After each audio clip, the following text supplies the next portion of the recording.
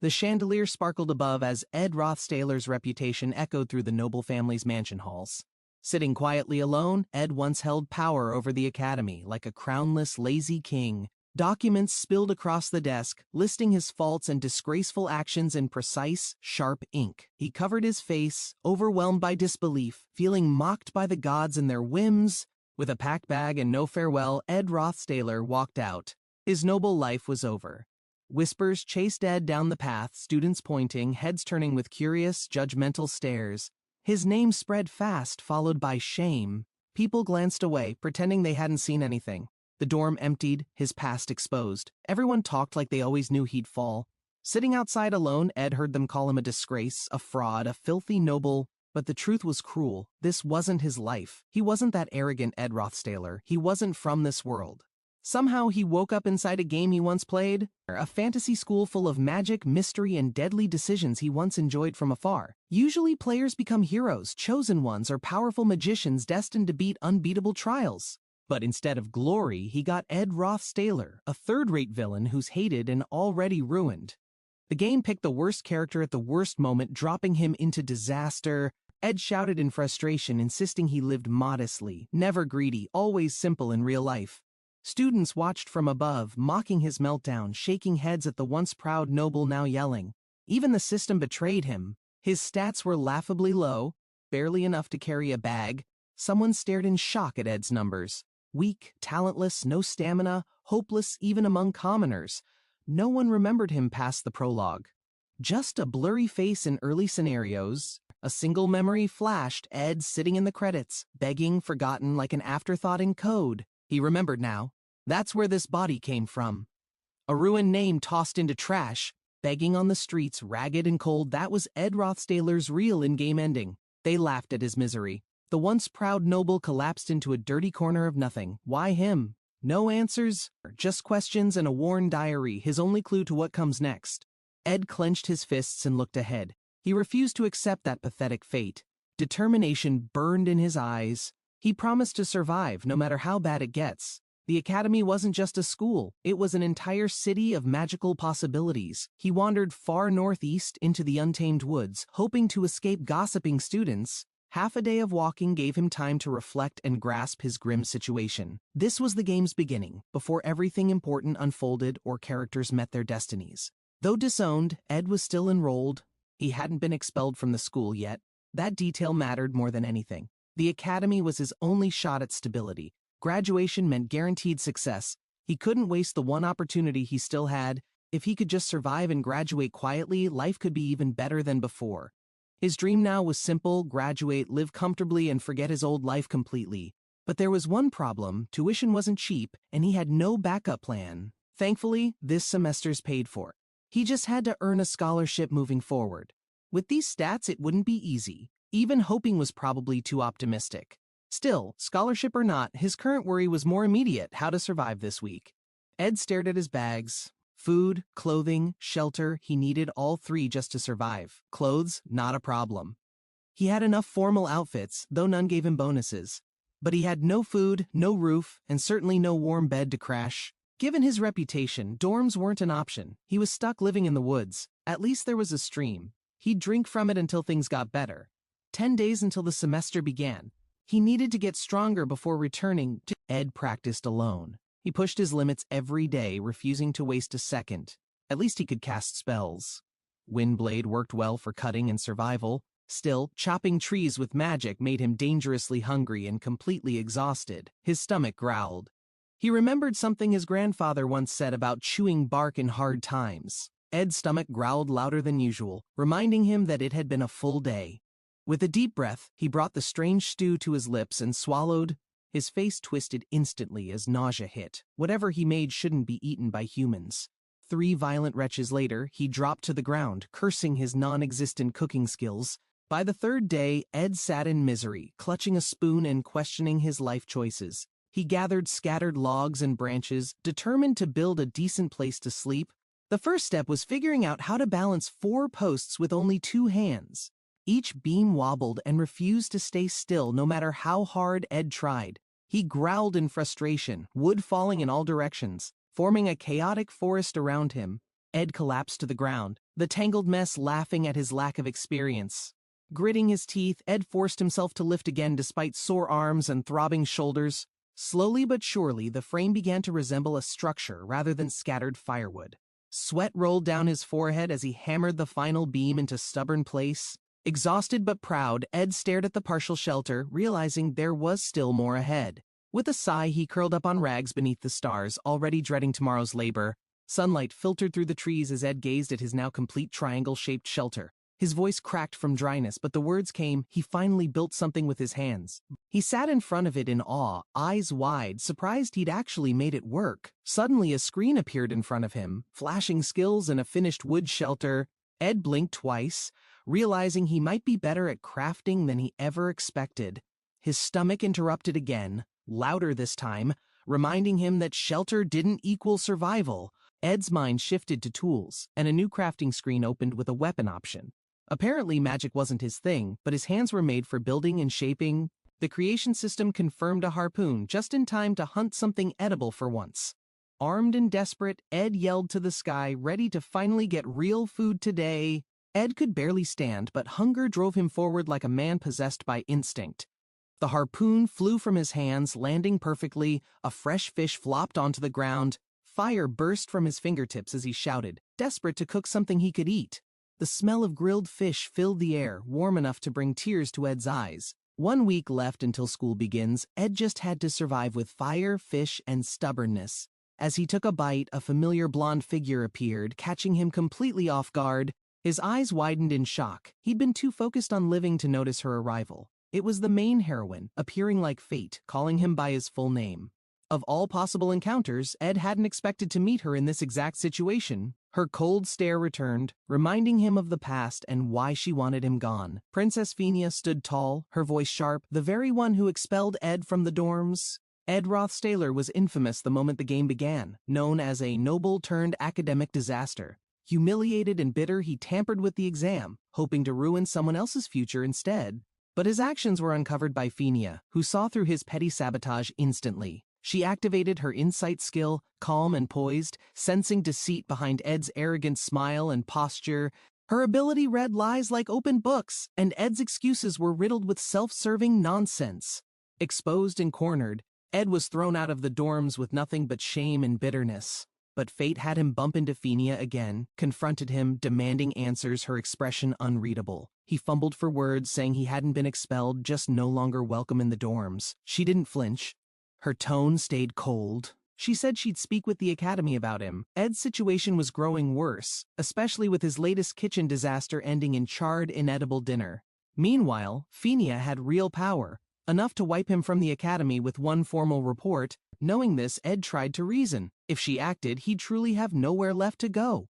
As the sun sank, he realized he might not survive another night without guards or support. Phinia raised her hand, energy flaring, making it clear she wasn't amused by Ed's attitude today.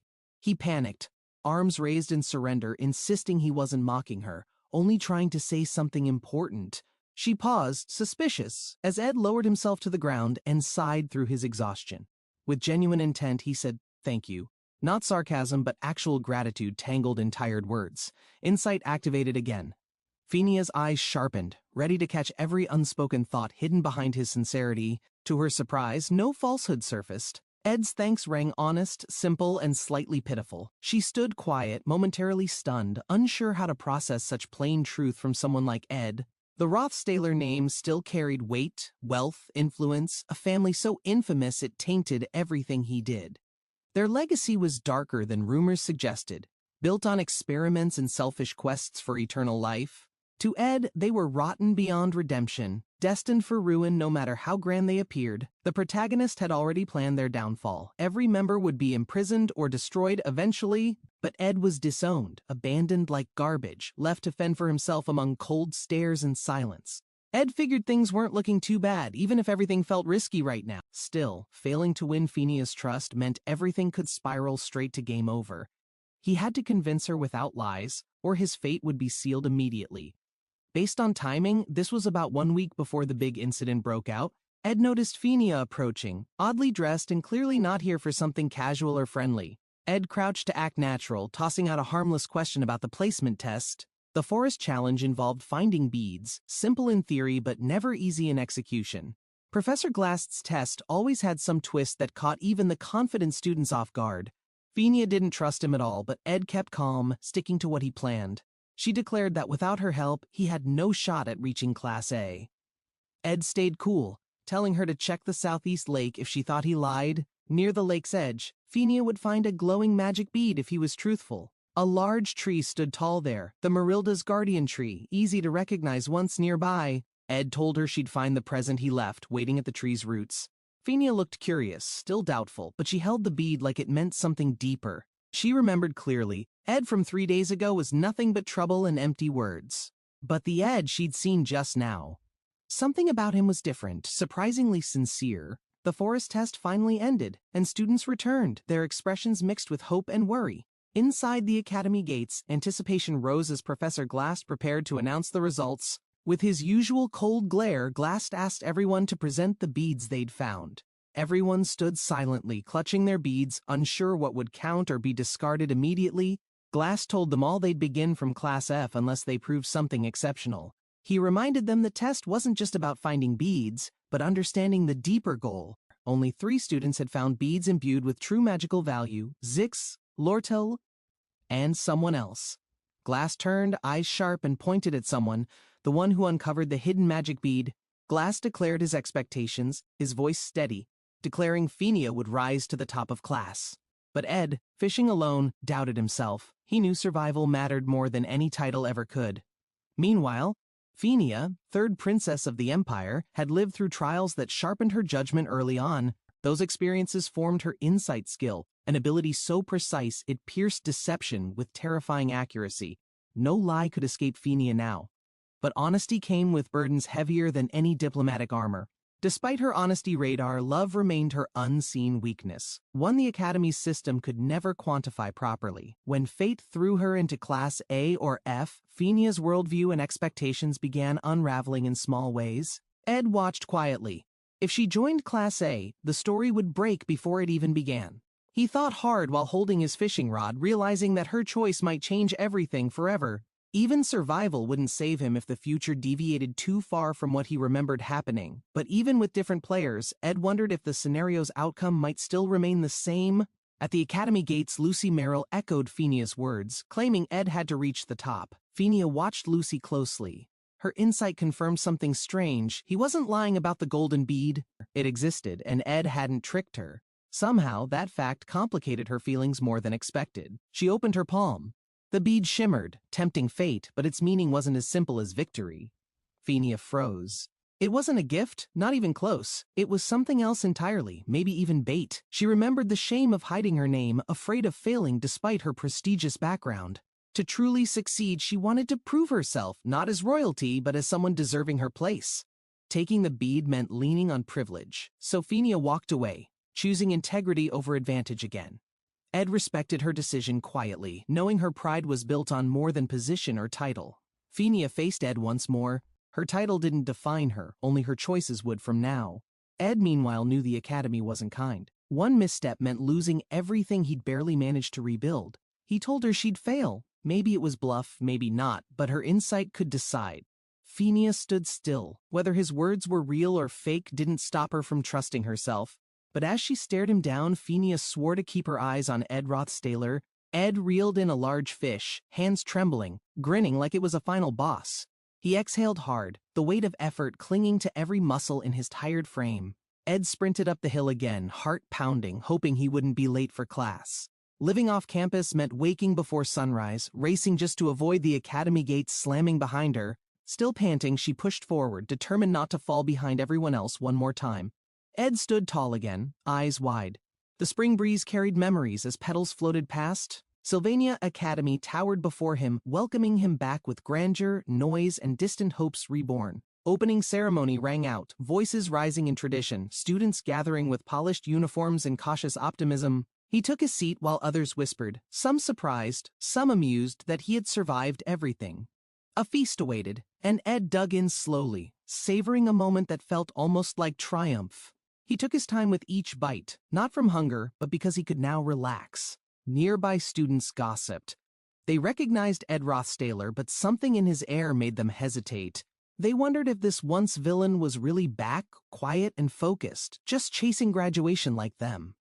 Ed didn't seek greatness. He simply wanted peace, a diploma, and enough food to keep going. From afar, a girl watched him closely. Something about Ed now felt unshakably and completely different. The campus of Sylvania looked peaceful, unaware of the chaos already brewing inside. Everyone gathered in the hall, eyes focused, hopeful energy buzzing through every single row. Ed, meanwhile, had already found trouble before the first announcement even ended properly. Standing before the dean's door, Ed wondered how he'd screwed up so quickly again. Turns out, Phineas spilled something to the dean, and Ed felt sweat crawl his back.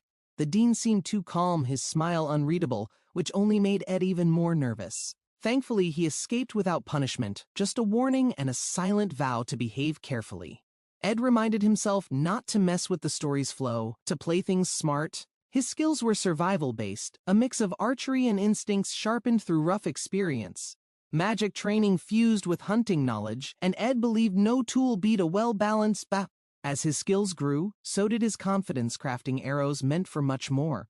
With focus, Ed began infusing spirit formulas into each shot, aiming for precision and depth. Though complex, he believed even spirit-based arrows would someday be within his grasp. A sudden movement caught his eye, a blur leaping from behind the trees. That girl again, Janica Faylower, always appearing like she belonged wherever she stepped. She watched him closely, book in hand, never missing a moment of his training. "So you're the guy Marilda mentioned, huh?" That piqued Janica's curiosity even more. Ed blinked. She was already standing beside him, like she'd been there all along. Janica smiled knowingly, saying she'd heard plenty about him through the forest's watchful guardian. Marilda, the forest spirit, clearly liked gossip, and Ed was now part of her latest story. Ed stood awkwardly, unsure if he should apologize for being labeled an unwanted guest. He admitted cutting trees and maybe overhunting a little more than necessary. Janica didn't seem bothered, brushing it off like it was the forest's natural cycle. Even Marilda seemed chill, apparently not fussing over a few missing branches or beasts. Unexpected, he thought, this confident girl, sharp-eyed and calm, laughing with genuine warmth beside him. Janica beamed brightly, holding out something tiny and glowing gently in her palms. She called it adorable, cradling it like a treasure she just couldn't wait to show. Ed blinked, reaching forward uncertainly as curiosity overtook caution for a brief moment. Wait, a contract? Was it some kind of spirit she'd bonded with already? If he really wanted to be friends with Janica, he'd have to respond casually. Timing was everything, but Ed struggled to find the right moment or right words. He admitted it simply, he didn't know how to see spirits at all. Not won't, can't. It just wasn't something his eyes or magic could grasp. Janica stared, surprised by his honesty and the calmness in his tone. Ed confirmed again, nodding like it was no big deal and brushing off the moment. He'd only come to gather food anyway, and was ready to head off. Following the original story was Ed's best shot at keeping an edge. Janica, a powerful figure in the narrative, was someone he needed to avoid. Getting too close would change things.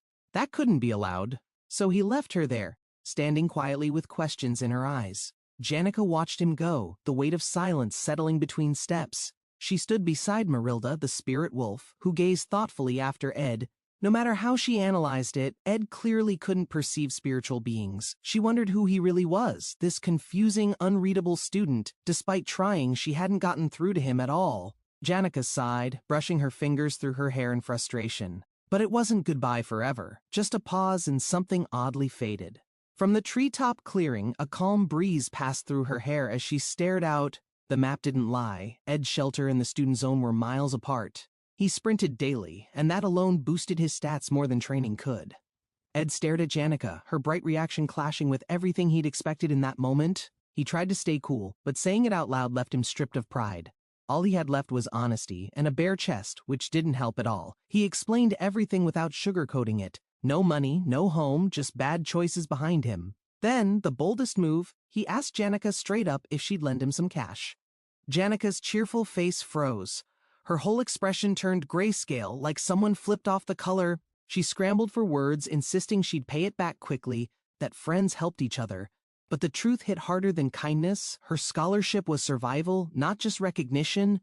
Without it, Janica would be out, no tuition, no robes, no second chance at anything. She wasn't privileged either, just a ranch girl clawing her way through school on sheer will. Janica smiled, hiding her desperation. She needed money, not sympathy, to survive another day. Scholarship was her lifeline. Without it, she'd be expelled and dreams would crumble into dust. She studied every night, candle burning low, fingers trembling as poverty breathed down her neck. A ranch girl's world wasn't meant for elite towers of Sylvania's privileged, but she fought.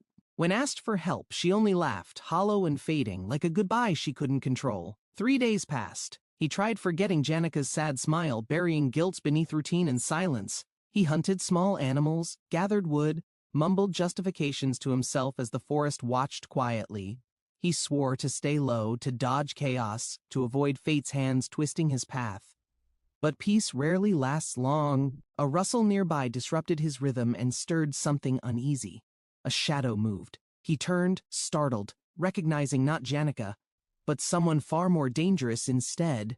Lucy Merrill, asleep on leaves, rested like a goddess untouched by worldly chaos or hunger. She stretched lazily, yawned with power. He stepped back, cursing fate's cruel sense of humor. Why was she here? The strongest student of Sylvania had no business in these woods. Before he could speak, she opened one eye and scowled, voice quiet but commanding. Not you, she whispered, her tone sharp. She hadn't meant to talk to him. Lucy pointed past Ed with a serious face, straight towards something he hadn't even noticed yet. A massive spectral wolf hovered midair, glowing and shifting, its gaze locked firmly onto Ed alone. The creature's mouth didn't move, but its presence whispered louder than anything else in the forest. Ed turned instinctively, as if answering a question he hadn't fully heard but already understood.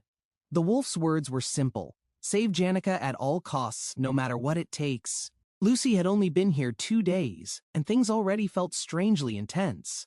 Ed stepped into the forest path, adjusting his gloves and muttering something to himself. He thought this wouldn't affect him, just routine training, nothing special on the schedule. But that assumption shattered fast as the notice for joint combat training appeared out of nowhere. The arena roared with noise, an overwhelming crowd gathering to watch the student battles begin. Combat training meant duels, one-on-one, intense but supposedly safe. Still, the tension never fully disappeared. To avoid serious injury, fake weapons were issued. But everyone still went all in anyway. The arena filled with names: Fenia, Lortel, Janica, Lucy, Clebius, all top students from different circles. Ed scanned the list, overwhelmed. So many strong personalities in one place felt exhausting already, but one name caught his attention: Taylor, the supposed main character of this unfolding story. Taylor's match was about to begin. Janica's eyes sparkled as he entered confidently. Ed already knew the outcomes. Most fights were predetermined, written out like a fated script. He watched calmly. Wind magic swirled on stage, announcing the next duel in a flash. These were all first-year students. Like Taylor, all destined to win, except for one odd case. Taylor called out cheerfully, waving at Ed like he hadn't just borrowed money from her yesterday. Ed blinked in disbelief. Why was she acting like nothing awkward had happened between them? The match list was out. Taylor clutched the papers, bouncing like an excited puppy.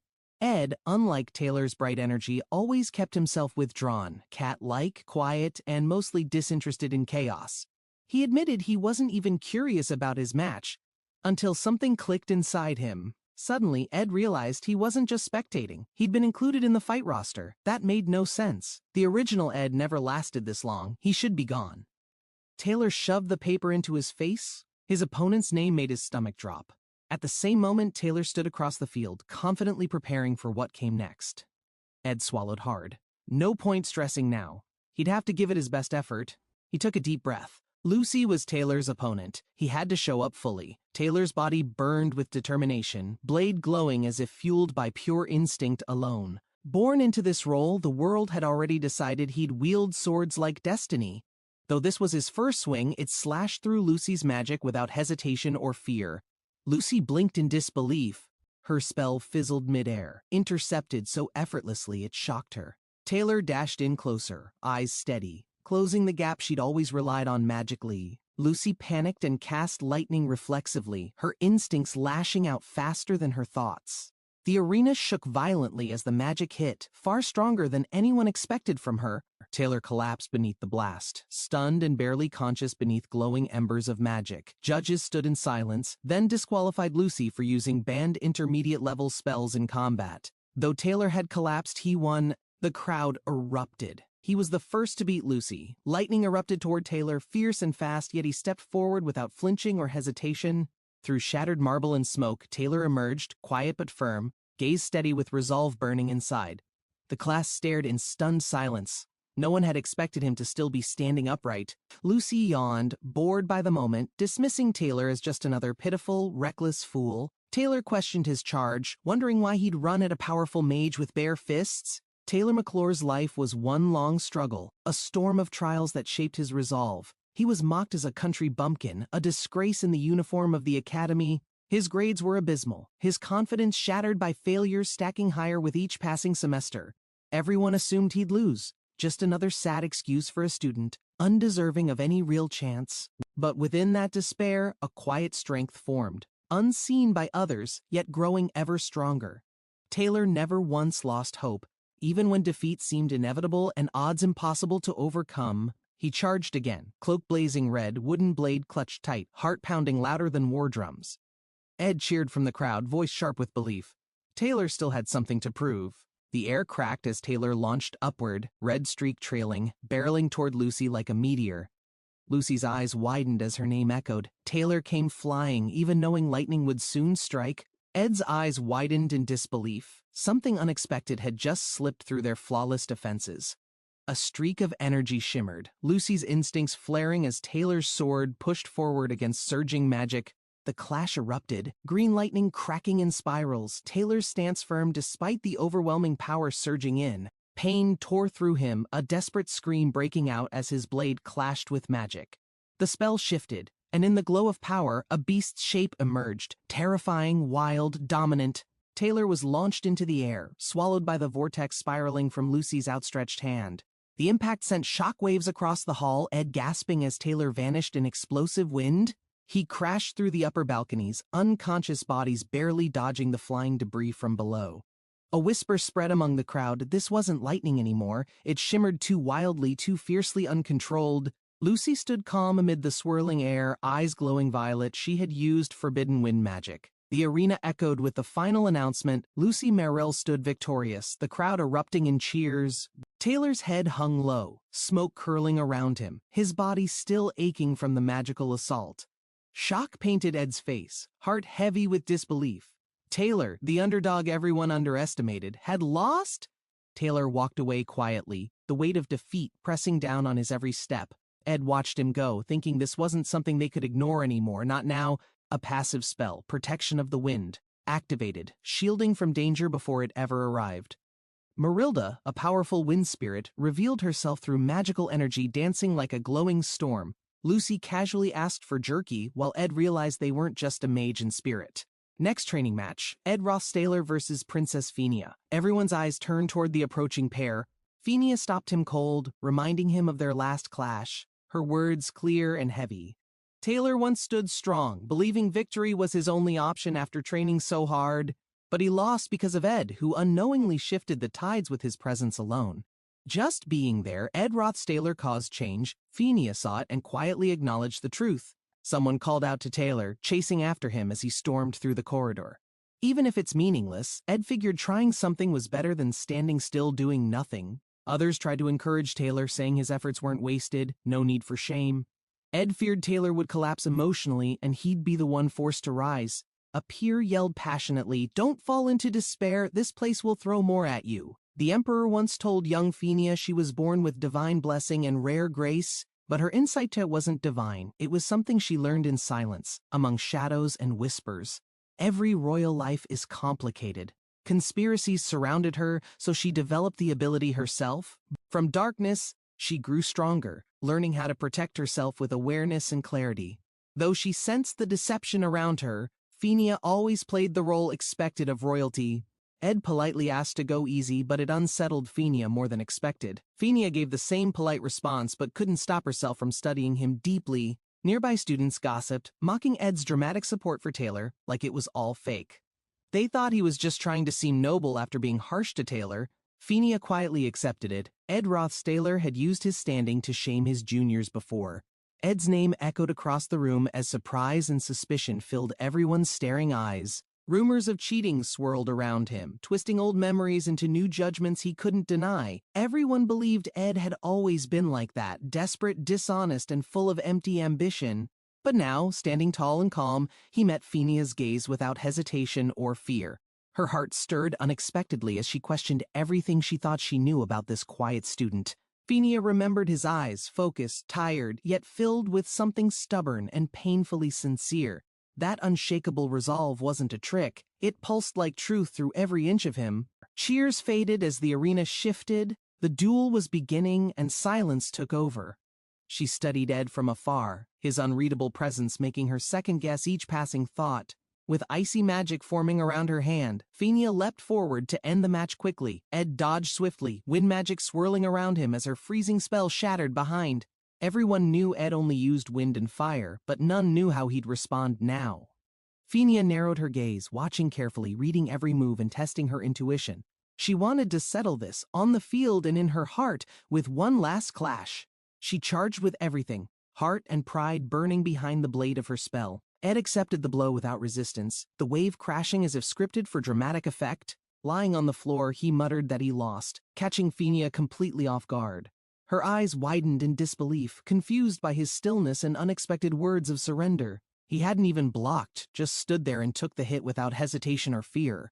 Around them, murmurs filled the air as students reacted to the duel's sudden and odd end. Ed bowed politely, admitting defeat while thanking her, leaving Fenia frozen with unanswered questions. She stared at him, heart stirring, wondering what kind of person he really was. Something clicked. He hadn't looked her in the eyes once since the duel began. The match ended with Fenia declared victor, but something about him lingered oddly in her thoughts. As Ed left the arena, he reminded himself to avoid disrupting the story's flow too much. Even more important than Fenia, Ed remembered, was the protagonist of this world. Taylor. That thought triggered urgency in Ed, who bolted off without a second of hesitation.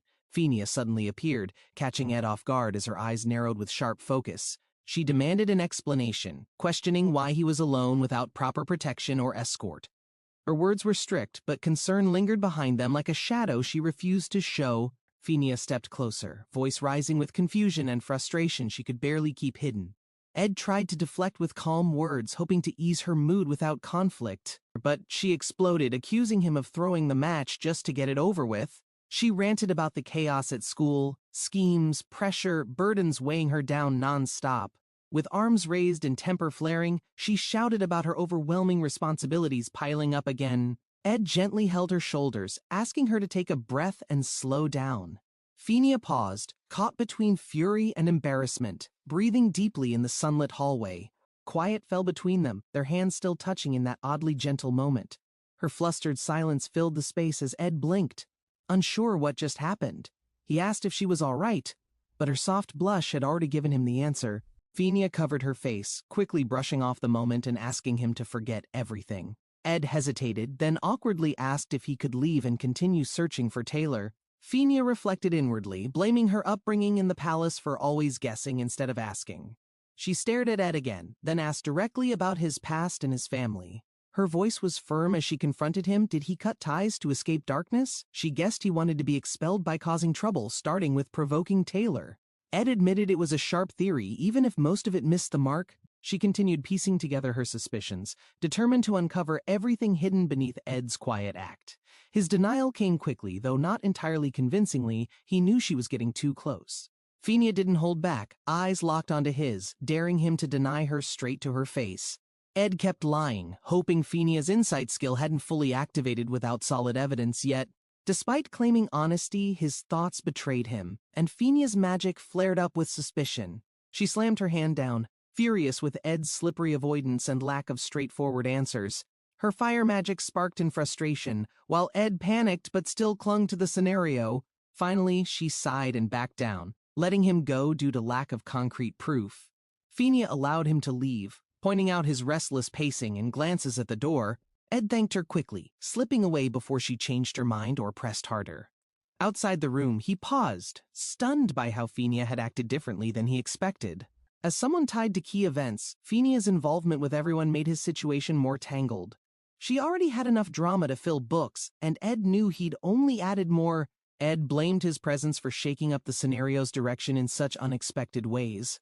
Phinia, standing alone now, wondered how Ed compared his burden to her royal responsibilities. Still, she softened a little, sensing something unspoken behind his tired yet calm demeanor. Ed reminded her not to carry everything. This wasn't the palace, and she could breathe. For once, someone saw through Phinia's armor, and that truth startled her more than she admitted. Ed ran through the halls, breath ragged, mind racing after losing time with Phinia. He feared if Taylor gave up now, everything, including his new life, could collapse entirely. Rushing into the field, he spotted Taylor, only to freeze when someone else appeared. A girl blocked him, shouting with fierce protectiveness, keeping herself between Ed and Taylor. Her name was Ayla Triss, the main heroine, standing tall, eyes bright, and completely ready to fight. Ed Rothstaler stood nearby, hearing voices filled with concern and tension rising across the room. Ayla confronted someone firmly, stepping in before things got worse, her determination flaring without hesitation. Ed observed from a distance, slowly stepping forward, quietly surprised he was still being acknowledged here. Standing under the lights again, Ed's presence struck differently, quietly strong, calmly focused, no longer wavering. He walked toward them, silent but resolute, eyes lit with steady will, a purpose burning anew. While Ed faced his own trials, Ayla moved with urgency, worry pushing her feet forward. She ran without looking back, knowing exactly where she needed to be by Taylor's side. Finding him slumped, she sat close without words, her presence giving him space to breathe. Taylor slowly looked up, confused but comforted, as Ayla stayed grounded like always beside him.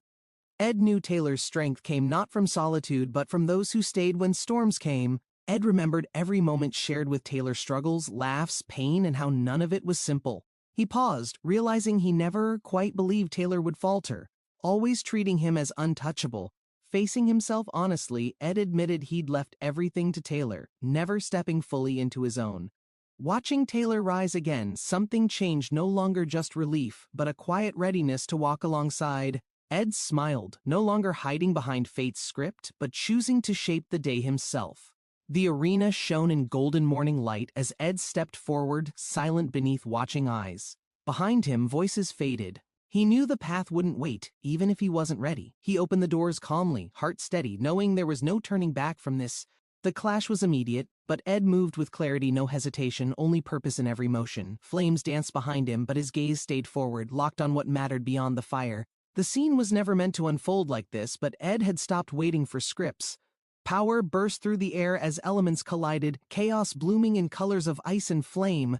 Amid the frozen spirals, Lortel darted forward, fierce and fluid as the storm tightened around her. Her steps never faltered, blade tracing arcs through chilling winds and splitting the cold wide open. The clash intensified, her will echoing Ed's own, refusing to break even when everything else threatened to. Flames erupted wildly as Janica clashed with a massive threat, her magic pushing back with power. Calmly focused, Janica controlled the battlefield, proving her strength in a fierce, fiery confrontation. Ayla and Taylor quietly watched, their expressions a mix of worry, awe, and growing realization. Taylor's gaze sharpened, trials weren't over yet, and Ed's words echoed clearly in his thoughts. Fire surged forward, unstoppable and blinding, the true challenge revealing itself as the final act began. Janica stood alone, bathed in light, her face calm but fierce in quiet triumph. The moment solidified her name, whispered with reverence among peers who recognized her strength. Students gathered, cheering and celebrating, surrounding her with admiration and noisy congratulations. She smiled faintly, eyes soft, accepting praise, though her thoughts wandered somewhere more personal. Back in the arena, her path opened wider, no longer just a sorcerer, but a leader. Janica's name rang out, a beacon among students who admired her growth and drive. She hadn't followed the same road as before, yet reached far beyond the original. With every step, she became a symbol of the underdogs who could rise by effort. Even Ed noticed her path split from his, and yet it lit something inside him. Time moved forward, and Ed realized their paths diverged, leaving only reflections under moonlight. With others ahead, Ed embraced his quiet life, diving into routines, reading stats like scripture. Watching his stamina tick upward gave comfort, proof his quiet grind was starting to show. He stretched, energy flowing better than before, body lighter with each disciplined morning. No reason to slack now, he stayed focused, pushing quietly forward even if no one noticed. Then, a familiar voice caught him off guard, Janica's timing, as usual, never predictable. Fire crackled beside them as Ed listened, unsure why this hidden place always drew her in. She spoke softly, almost nervous, wanting advice without saying so directly, her words careful and open. Ed blinked, caught off guard. Why him, of all people, for something personal and delicate? Janica revealed more, vulnerable yet composed, explaining how a mistake still echoed in her heart. Ed sat quietly, firelight flickering sometimes. Listening meant more than fixing anything at all. As the duel replayed in her mind, Janica questioned if she had gone too far. Sitting near Ed, her doubt quietly surfaced, thoughts circling the fairness of her past actions. Unsure but open, she wondered aloud whether making amends would be the right next step. Ed, calm as ever, gave a simple answer, clear advice that felt oddly grounding in silence. Even surrounded by praise, Janica still sought honesty, and Ed gave her just that, no more, no less. If Janica ever stumbled, the world would rush in to defend her bright and bubbly smile. But even with support, she knew when guilt lingered, it couldn't simply be excused away. Some truths needed facing alone quietly, firmly, even when others said she'd done nothing wrong. That's why Ed's words mattered, because he never picked sides just to make someone feel better. A small laugh escaped her, thankful that someone like Ed stood just outside the echo chamber. Janica didn't feel hurt, just understood something deeper about Ed by how he simply stayed present. Ed's reserved nature said more than words, boundaries clear but warmth still felt in his stillness. She noticed what others didn't, his posture, his quiet space, his unspoken decision to stay distant. That space wasn't rejection, it was just how Ed showed his truths without saying too much. Under soft starlight she smiled, comforted by his strange honesty, choosing to walk away at ease. Morning broke with bright skies, but Ed already sensed trouble rumbling beneath the academy's surface. Stepping through the halls, unease clung tight, something in the air felt heavy and out of place. A new trial loomed, one hidden within layers of decisions that could all go disastrously wrong. Ed recalled every hidden route and trap the game ever threw at early-stage players. One wrong move, and a secret could spiral into chaos. He'd seen the signs before. Bad endings came fast if you missed clues. Each choice led towards someone else's painful fall. Save one friend, another dies. Turn left instead of right, and flames erase progress. Every action felt like navigating a trap, memories of failure flashing in ominous red. But Ed knew the path, this time moving before disaster could right itself again. Even as someone followed closely behind, Ed pressed forward, determined not to fall into fate's loop again. Lortel Ketchuln appeared with roses and charm, casually offering business hours like favors. Ed stayed silently cautious. She smiles and looks straight with her green eyes. It looks so shining and brightly. Lortel offered time like a product, smiling, poised, confident in her purpose with polished grace. Known as the hidden heroine, her true nature always veiled beneath sharp instincts and strategy. Treated like a villain early on, her mask only dropped in the story's second half. Ed recognized the pattern and paused. He couldn't afford to dance to her rhythm yet. Staying alert, he dodged the charm. A single step could shift the entire balance again. Lortel pushed forward with cheerful insistence, trying to get even the smallest reaction from Ed. Ed remained unfazed, flanked by teasing twins, unsure what game was really at play here. She spoke sweetly, praised him openly, but Ed heard tactics behind every compliment given. Her words wrapped in flattery felt too smooth. Ed stayed grounded, wary of shifting tides. Gold coins glimmered in her palm. This wasn't charity, this was negotiation with subtle motives behind. The request was simple: help her make a connection, with charm wrapped in transactional shine. Ed examined the coin, its weight echoing deeper values others might abandon without pause. She offered more than gold, she offered alignment, understanding exactly how to gain from helping. But Ed, ever measured, declined the payment, knowing this was about more than simple favors.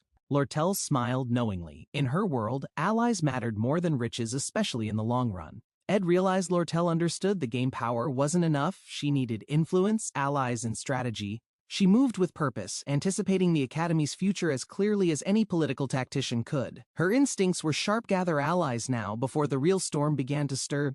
So when Ed offered his hand, it wasn't surrender, it was an equal understanding in motion, and Lortel, smiling with composure, knew exactly what that handshake symbolized for her coming rise.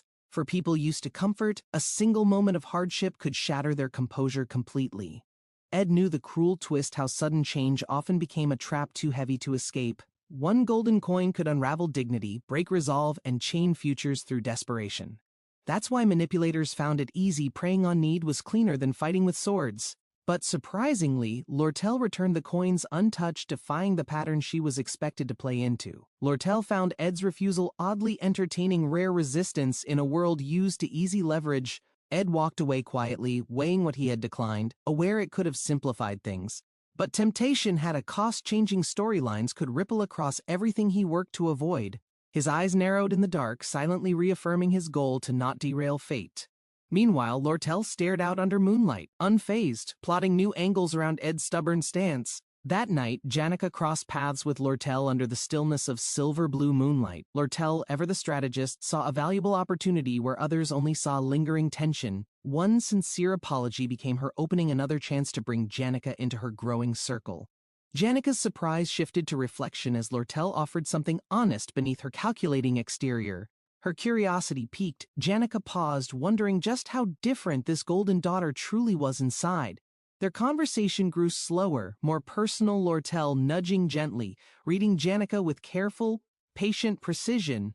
Janica admitted past guilt still lingered, heavy despite time and distance from that one mistake. Lortel's mind spun. Was guilt something to comfort or something to leverage for future gain? Her words turned a little too sharp, and Janica instantly sensed the shift beneath them.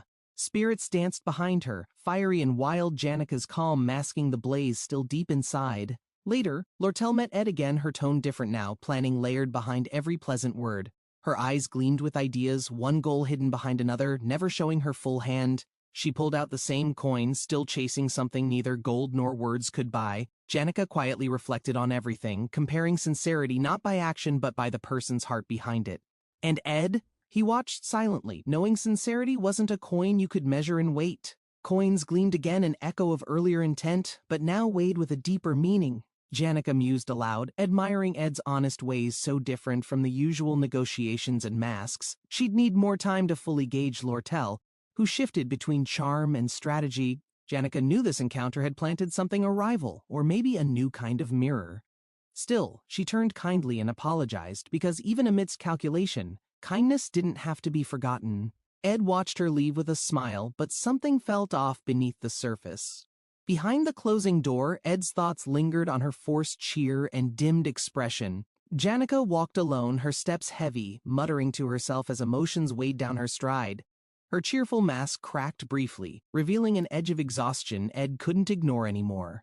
Determined to help, Ed clenched his fists. He couldn't let her carry this alone. Isla sat quietly, sighing, overwhelmed by expectations she never asked to carry. Her thoughts echoed with pressure, wondering if she'd meet the hopes people stacked on her. Outside, sunlight warmed the air, laundry swaying lazily under the clear morning sky. Ed paused mid-chore, sniffing the breeze. It carried something unfamiliar, sharp and unexpected. Rustling nearby, Ed turned swiftly, instinct sharp. Someone else was there, watching him closely. Belmaya stood firm, her basket steady, ever the composed maid of Alphalis Hall. Ed remembered the time she kicked him out, watching her with mixed emotions and curiosity. She greeted him with formal ease, casually revealing Janica had spoken about him often. Belle's tone was cool, noting Ed's rough living state with subtle judgment he couldn't deny. Ed forced a smile, unsure how to respond, heart tugged between embarrassment and gratitude. Ed barely listened, Belle's voice fading as his focus drifted toward the basket she held. Memories of Ophalis Hall resurfaced, its strict routines, the flawless maids, the endless polished duties. Belle's basket intrigued him. Its contents held secrets too practical to be just supplies. Mushrooms and herbs, freshly picked, sat neatly packed. This knowledge surpassed any textbook explanation. Ed realized these overlooked details might shape his story more than grand magic ever could. Ed flinched at her piercing stare, unsure whether to feel honored or intimidated. He straightened up, voice soft. He respected her too much to act superior in any way. Belle's words rang true. She never once altered the story, just lived with purpose. Smiling sheepishly, Ed reached for the basket this time, with sincere curiosity and budding friendship. As Belle listed edible finds, Ed's screen pinged. A new skill unlocked. One step forward, Ed gathered fish and meat, feeling proud his meals finally looked stable and nutritious. He lit the fire with confidence, controlling the flame with practiced magical precision. The pot roared to life, bubbling over sparks as warmth spread through the camp. Despite having only 2 spells, Ed unknowingly reached mastery just by constant practical use. herbal tea brewed gently, filling the air with comfort, aiding both health and survival rate. Sipping tea, Ed smiled. His progress felt real, and everything seemed under control. His work finished early, Ed relaxed under the evening sky, enjoying peace before sundown. For once, he admitted to himself it was actually kind of fun surviving alone. Something streaked across the sky suddenly, breaking the quiet and catching Ed completely off guard. A massive crash shattered the earth, smoke rising as Ed stared in disbelief. The shockwave launched Ed backward, tumbling through dirt and ash with stunned confusion. Coughing through smoke, he scrambled to understand what just destroyed his peaceful evening. Dust parted slowly, revealing wreckage where his neatly organized camp used to be.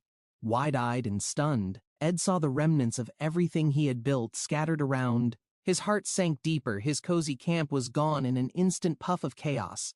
Ed sat in silence, staring at the crater that replaced his once thriving campsite. From the smoke, a figure emerged, barely conscious, wrapped in glowing blue energy. Lucy groaned from the crater, and Ed stood stunned, unsure how to process everything. She muttered complaints, but Ed gaped. How could someone like her almost be defeated? Lucy brought up Belmaya, triggering Ed's mixed memories of her fierce attitude. A tense flashback explained her panic. Belle's unexpected wrath had forced Lucy's hasty escape. Ed watched her quietly, trying to understand what just happened and how it all unraveled. Lucy sat beside Ed, still dazed, wondering why the landing wasn't more painful. Ed clenched his fists. His peaceful setup had crumbled in one dramatic arrival. He glared upward and yelled, frustration boiling over Belmaya's name on the tip of his tongue. Lucy casually asked for food, seemingly oblivious to the chaos she'd caused around them. Magic depleted, she explained herself, leaving Ed bewildered by her carefree approach to destruction. Lucy teased Ed, realizing she may have crushed more than just a basic shelter. Ed's eye twitched. His anger flared as he stepped forward, arms crossed and ready to lecture. His makeshift home in ruins, Ed vowed silently that next time he'd build stronger. With determination, Ed envisioned a proper house, made of real wood, not flimsy scraps. Still, his schedule was full, and he'd need to plan carefully before anything new began. Late at night in the library, Ed scoured blueprints, planning his sturdier wooden haven. A voice called out. It was closing time, but Ed hadn't even noticed the hours passing.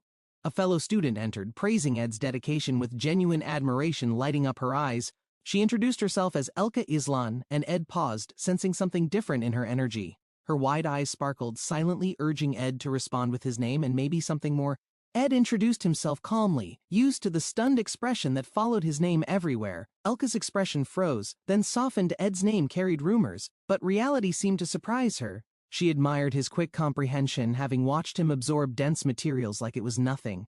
Her curiosity grew. How could someone known for being difficult master so much with ease? Smiling, she dismissed the rumors, realizing Ed Rothstaler might be far more than people claimed. Ed walked away with a confident stride, feeling encouraged by Elka's unexpected words of support. He thanked her quietly, surprised at how light his heart felt leaving the library. Elka smiled warmly. Waving, her words carried more meaning than she probably realized in that moment. As Ed left, Elka turned, her eyes narrowing. Something unusual had caught her attention. A strange light flickered between the shelves, and Elka's calm shifted into sudden unease. Elka's expression twisted into a sinister grin as magic swirled ominously in the library's air. A dark laugh escaped her lips, echoing through the quiet as books floated unnaturally. Runes activated, glowing beneath the floor, pulsating with raw magical energy across the academy. Above the spire, purple lightning split the sky. An ancient summoning ritual had begun. Across the city, alarms blared as a magic circle marked the return of forbidden power. Onlookers identified the spell, an advanced summoning rune only used by elite summoners with dark affinity. Panic spread as word confirmed it was summoning the dark spirit Glaskin, highest ranked in lore. The conclusion was swift. Only one student could pull this off with such power and ease. Janica Faylover appeared, shrouded in darkness, clearly the force behind this rising threat. Faculty remained tense. It wasn't the moment to act recklessly, even if danger loomed ever closer. Taylor McRae assessed the chaos, trying to remain calm while organizing a response team. Claire issued orders, coordinating student evacuations and calling for reinforcements from nearby dorms. Isla joined quickly, her instincts sharp. This wasn't an ordinary training exercise anymore. Jin, watching nearby, stayed oddly quiet, calculating the risks with narrowed, observant eyes. The magical beast sneered, eyes glowing. This wasn't just summoning, it was a full-scale assault. Two high-rank spirits materialized, a berserk flame demon and Velocipher. The darkness embodiment. Everyone stared in disbelief. This power was far beyond what any of them had trained for. Jin panicked, declaring the mission suicidal, refusing to throw himself at certain death. Isla kept calm, analyzing the situation. It wasn't all Janika's doing. Something darker fueled her. She suspected Janika was simply the vessel. Velosfer was the one truly manifesting destruction. Velosfer's dark energy grew unstable, its overwhelming power distorting the ritual's balance entirely. Janika stood beneath the spiraling magic, struggling to maintain control over what she had summoned. The summoned spirits resisted her commands, pushing her mental and magical limits near collapse. Meanwhile, confusion spread. No one understood how she achieved control over such chaotic spiritual forces. All eyes turned to Princess Pacencia, waiting for guidance as silence stretched between tense breaths. The group braced for battle, uncertain whether to engage or wait for the signal. Pacencia's gaze hardened. There were truths she couldn't yet reveal, secrets weighing on her deeply. In a flashback, Ed walked away calmly, unaware of how complicated things were becoming. Pacencia reflected on his words. How nice peace would be. Even if unrealistic for now, she issued orders calmly, giving them 1 hour to prepare mentally and physically for battle. With composure, Pacencia stepped forward and claimed responsibility for organizing the emergency response team. She reminded everyone that even top-tier students might hesitate under this high-stakes situation. The others doubted reinforcements would help, but Pacencia offered a rare glimmer of hope. She mentioned one potential asset, someone whose actions always defied logic but got results. Eyes widened as they realized who she meant. It was Ed, of course, quiet and unnoticed. Elka's name was shouted, jolting many into realization her life could be in danger too. Panic set in. She'd been near the library, right where dark magic first erupted. One student sprang up to act, desperate to reach and rescue Elka immediately. Yet the faculty insisted they prioritize Janika first, the root of this dangerous upheaval. One instructor suggested trusting Ed. His instincts were sharp, and his resolve often surprising. Suspicion spread through the group. Someone knew the missing student but hesitated to speak up. Pressed hard, one finally cracked, nervously whispering the name that stunned the crowd. Ed Rothstaler, she confessed, her voice trembling with mixed guilt and admiration. Her explanation followed. He'd been there all night, quietly preparing, bothering no one. Despite teasing him before, she defended Ed, now reminding everyone he wasn't ordinary, even if he acted like it. Doubts rose about Ed, but some students insisted Elka wouldn't care about baseless gossip. His name caused a stir. Many couldn't believe he was alone during all this chaos. Chicks panicked, realizing Elka and Ed were both still trapped near the summoning site. Pacencia tried stopping the rash move, raising her hand to plead for calm. Despite the tension, she whispered gently, even so, unsure if her voice would matter now. The massive ritual circle continued glowing, stretching above the academy like a second sun. Students stared, speechless, some frozen by fear, others by awe of its scale. Pacencia watched in silence, hoping her quiet belief would reach someone who could act. Slowly, all eyes turned to the building, wondering if Ed Rothstaler was already moving. Just then, a silhouette broke the light. Someone was dashing straight into danger without hesitation. A blood-curdling scream echoed. Summoned beasts surged forward, snarling with vicious intensity. Ed's silhouette tore through the air, aiming straight toward their path without slowing. One thought burned in his mind: no one touches Elka, not on his watch.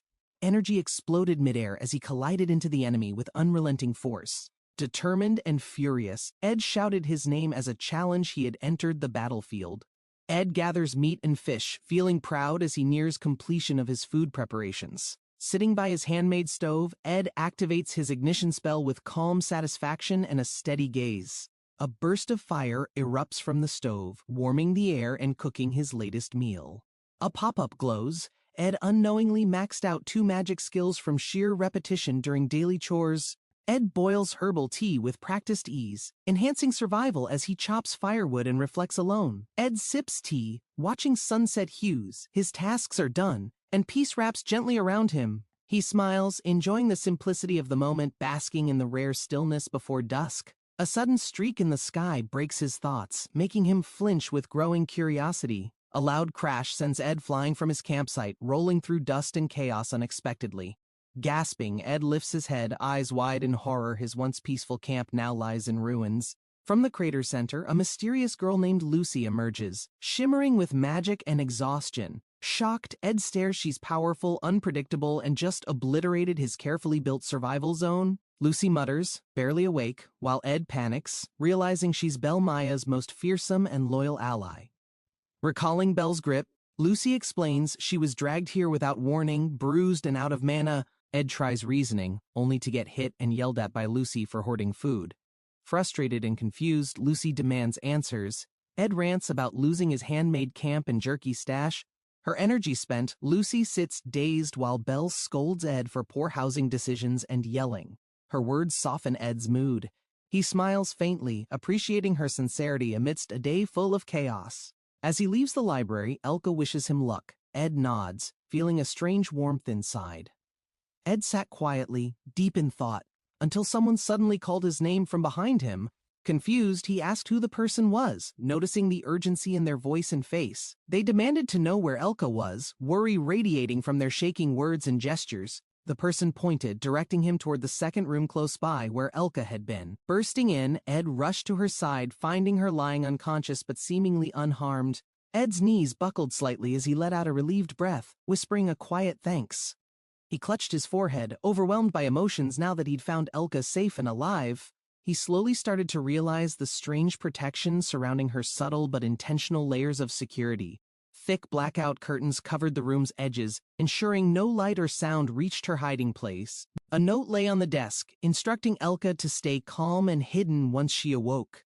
The note's firm, protective tone suggested someone had risked everything to keep Elka out of danger. A wave of questions filled Ed's mind as he stared at the written instructions' details. He looked around, thinking, who would go this far and then disappear without leaving any trace? That's when he noticed the dried blood on the floor. It wasn't Elka's, that much was certain. It trailed toward the library's exit, leading him to a painful realization that made him freeze. Someone had fought for Elka's safety and vanished silently before anyone else could find them. As he pieced it together, Ed's name echoed in his thoughts. Could it really be him?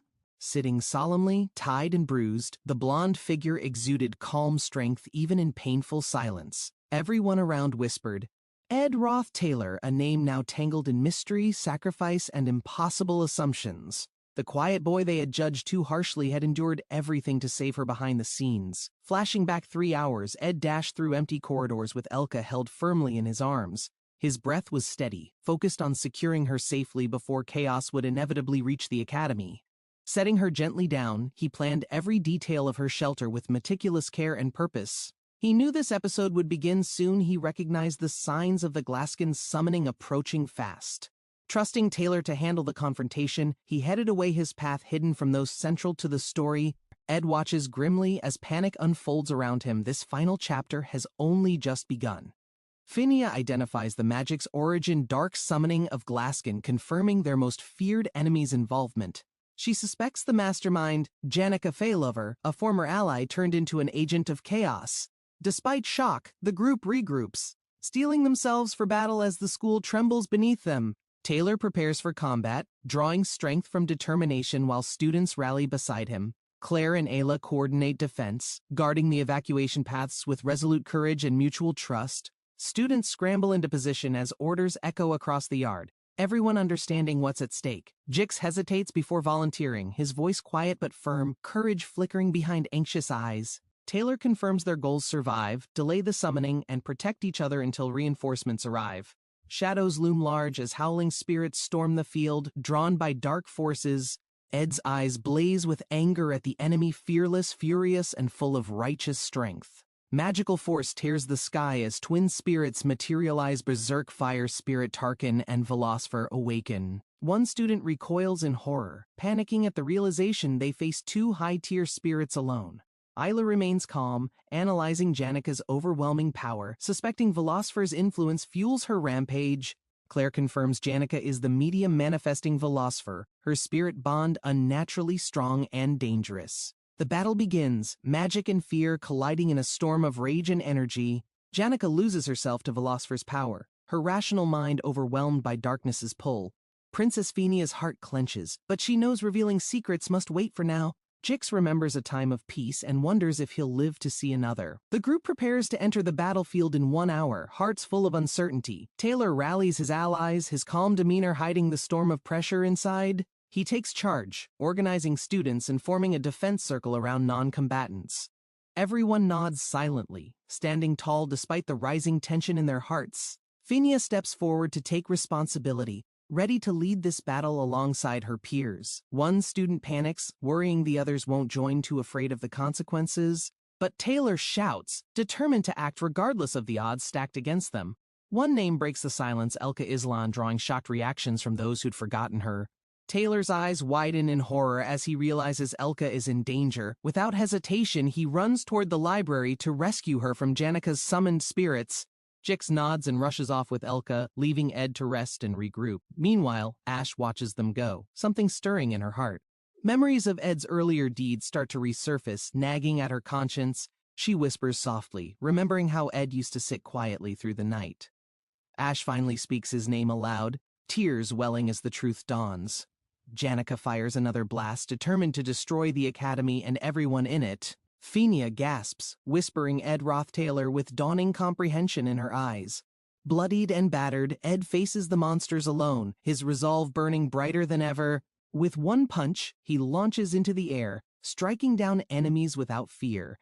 Every strike screams determination. He's fighting not for glory, but to protect what he values. Flashbacks reveal Jix's youth hunting mule deer across the vast empire, surviving on instincts. In the wild, he learned to kill fast and without remorse. Guided by necessity, he remembers the day he met Elka, comparing him to a wolf walking upright.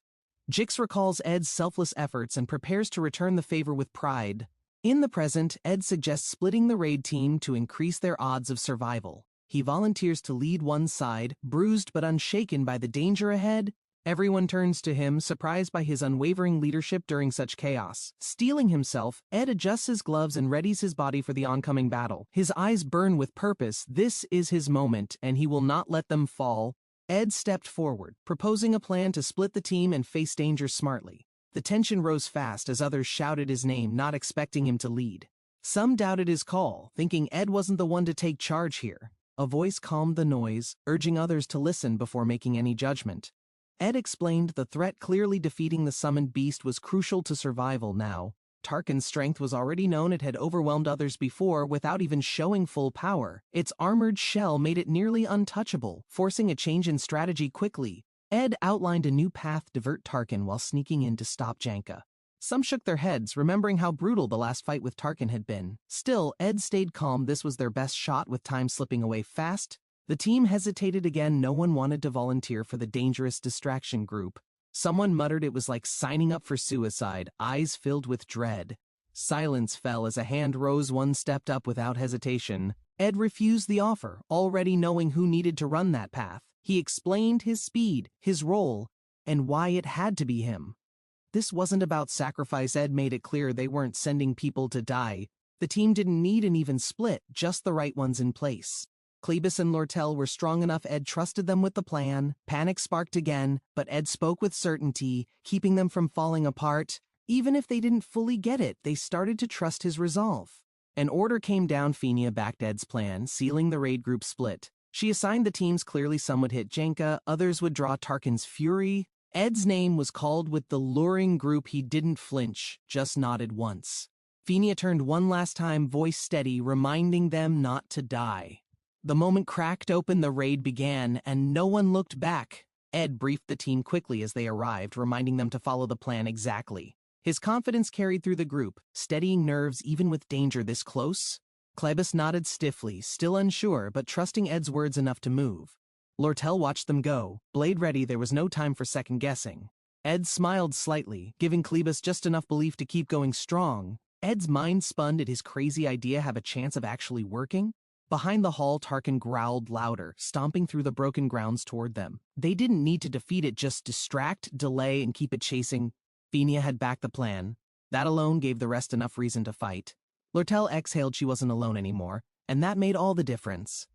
Cleebus charged in first, drawing attention before fear could return and freeze him again. Energy cracked. Tarkin's body sparked wildly as it turned toward the noise. Cleebus's heart raced. This was it, the real fight. No safety nets now. He panicked, wondering how to keep the monster focused on only him. Then something strange happened. It turned, as if drawn to something else behind him.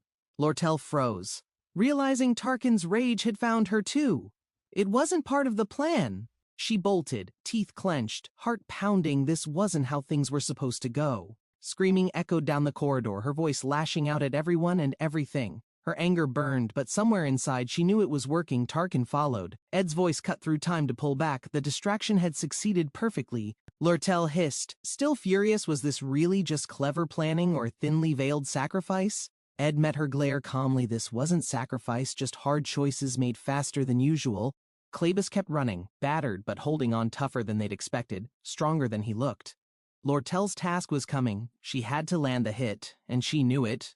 Outside, she steadied her breath. Everything now depended on getting this one strike right. Ed reassured Lortel with calm certainty. Everyone hesitates, but she knew how to handle this. Magic erupted above her. Power was raw, bright, and without hesitation this time. The ceiling shattered, releasing a force meant to clear the path ahead. Debris thundered down, the air shook, and silence followed like a held breath. Lortel stood tall as smoke rose. The path was open, just like Ed planned. The others shouted in shock, watching her step into the smoke without hesitation. She smiled at them. This was her part, and she wasn't backing out. Her memory flashed back. Ed trusted her because of one chaotic moment during training. That forbidden spell she used once had become their key to this entire mission. She laughed softly. Ed Rothstaler always had a way of making crazy plans feel solid. With the path cleared, her next job became even more dangerous, facing Tarkin alone again. Tarkin roared, surging forward as if it remembered every blow from earlier. She knew the risk. If the others succeeded, she'd still have to stall Tarkin. The plan didn't end here. If anything, her part had only just begun. Escape wasn't an option. Now they had to stop it, no matter what happened next. Ed remembered their earlier loss. They couldn't scratch Tarkin's shell even with the full team. The solution wasn't brute force, it was how they used the magic they already had. Lortel had seen something back then, something no one else noticed during the fight. Her theory clicked. For Ed, redirecting magic properly could break through the armor. Lortel ran ahead, charging a slash that could shatter even hardened mana. The impact hit with a crash. Tarkin flinched, its defense cracking for the first time. The team's regular spells hadn't worked, but this one left a mark. Ed watched it unfold. They needed more than precision. They needed pure magical force. It had to be overwhelming, non-stop, powerful enough to punch through anything. Ed stood ready, thinking fast. Now they just had to figure out who could deliver it. Ed reflected. Only a few aim for everything, but he's cleared these conditions many times. Still, today felt different. More pressure, more eyes, and a strange sense of something bigger. He blinked at Lucy, who had randomly passed out during the middle of chaos. Turns out she'd used too much magic again. Her usual nap spot got blown up. Meanwhile, Janica was unstable, and Belmay was definitely not in the mood. Lucy dreamed of beef jerky while others fought, her magic reserves absolutely spent. Right now, being picky wasn't an option. Whatever was left, she had to eat. Beef jerky in hand, she powered up like it was a full meal. They targeted the flame lizard. Every shot counted, every second shaved off the danger. The throw was tricky, but her old military skills kicked in just fine. The bolt landed with a flash. Lucy's spell roared down like a falling meteor. Her voice echoed furiously, blasting out power and complaining mid-attack like usual. The explosion hit square. Purple energy crackled and lit up the entire rooftop. Tarkin reeled, knocked back hard for the first time in this whole battle. Divine punishment wasn't subtle, but it definitely worked better than expected. The team braced behind a barrier, eyes wide as the magic storm settled. Ed leapt forward without hesitation. This was the moment that mattered the most. Tarkin, tough as ever, roared again, but its armor had started to crack. Lucy's hit was exactly what they needed. It turned the tide completely. Now Ed knew they could do real damage, and it was finally time. Adrenaline surged. Ed sprinted with everything he had, no more holding back now. Ed Rothstaler remembered Janica's kind smile, how everyone admired her strength without ever questioning it. Praise followed Janica like sunshine. Friends, teachers, even strangers treated her like the Academy's shining hope. But behind every kind word, Ed noticed the cracks forming beneath her perfect, practiced smile. Alone in the hallway, Janica stood silent, swallowed by a darkness no one else could see. She held everything together, Ed thought, but maybe that pressure finally shattered her from within. The explosion shook the ground, and Ed dashed forward before thinking. His instincts screamed something was wrong. Students regrouped, blades drawn, but Ed's eyes searched only for Janica in the thick smoke. She floated, surrounded by energy too dark to be hers, but her smile stayed calm. A monstrous form emerged behind her, twisted magic warping everything she used to be. Ed raised his sword, heart pounding. He'd stop her, not as a hero but as her friend. Her blast sent 2 students flying. Ed barely caught one before crashing into a marble pillar. "She's gone," someone muttered, but Ed gritted his teeth. He refused to believe that A student in shadows appeared just in time, matching Janika's energy with sharp purple spells. More rushed in behind, tired, hurt, scared but unwilling to let Janika destroy herself or anyone else. Ed clenched his fists. "We fight to save her, not to win," he thought, stepping forward. They debated plans, argued roles, but Ed knew only one person had the precision they needed. Everyone hesitated, stakes were too high. But Ed stepped up, his voice steady despite trembling hands. "I'll do it," he said. "I'll end this if no one else will—" Behind him, one classmate nodded silently. They understood it wasn't bravery, it was a desperate promise. Ed walked toward the chaos, hoping trust would be enough to reach what remained of her. "This isn't suicide," Ed muttered.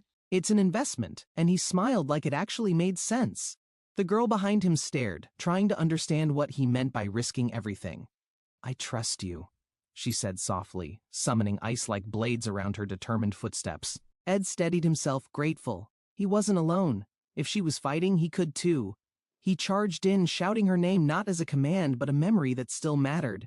Ed forced himself to move, even as fear gripped his chest like iron chains. He wasn't the only one struggling, others were falling, pushed back by the overwhelming magic. Everything felt heavier now, like the air itself didn't want anyone to get closer. Still, Ed stepped forward, heart pounding, refusing to forget the girl who once laughed. "I'm not done," he muttered, charging in even though his legs screamed to stop. Light exploded ahead. Ed's instincts screamed, but his eyes stayed locked on the swirling chaos. Everyone stared at the red vortex, unsure if it was friend, enemy, or something worse. "That's Rothstaler's right hand." Someone gasped. Ed had drawn attention without even realizing it. Memories of trials, stress, and sleepless nights flashed through Ed's mind like pieces of glass. His vision locked onto the monster. This fear? It can't be stronger than my reason. Blades of wind cut the edge of the chaos, carving a narrow path through magic. Ed dashed in, timing his steps between blasts of energy, trusting his gut completely.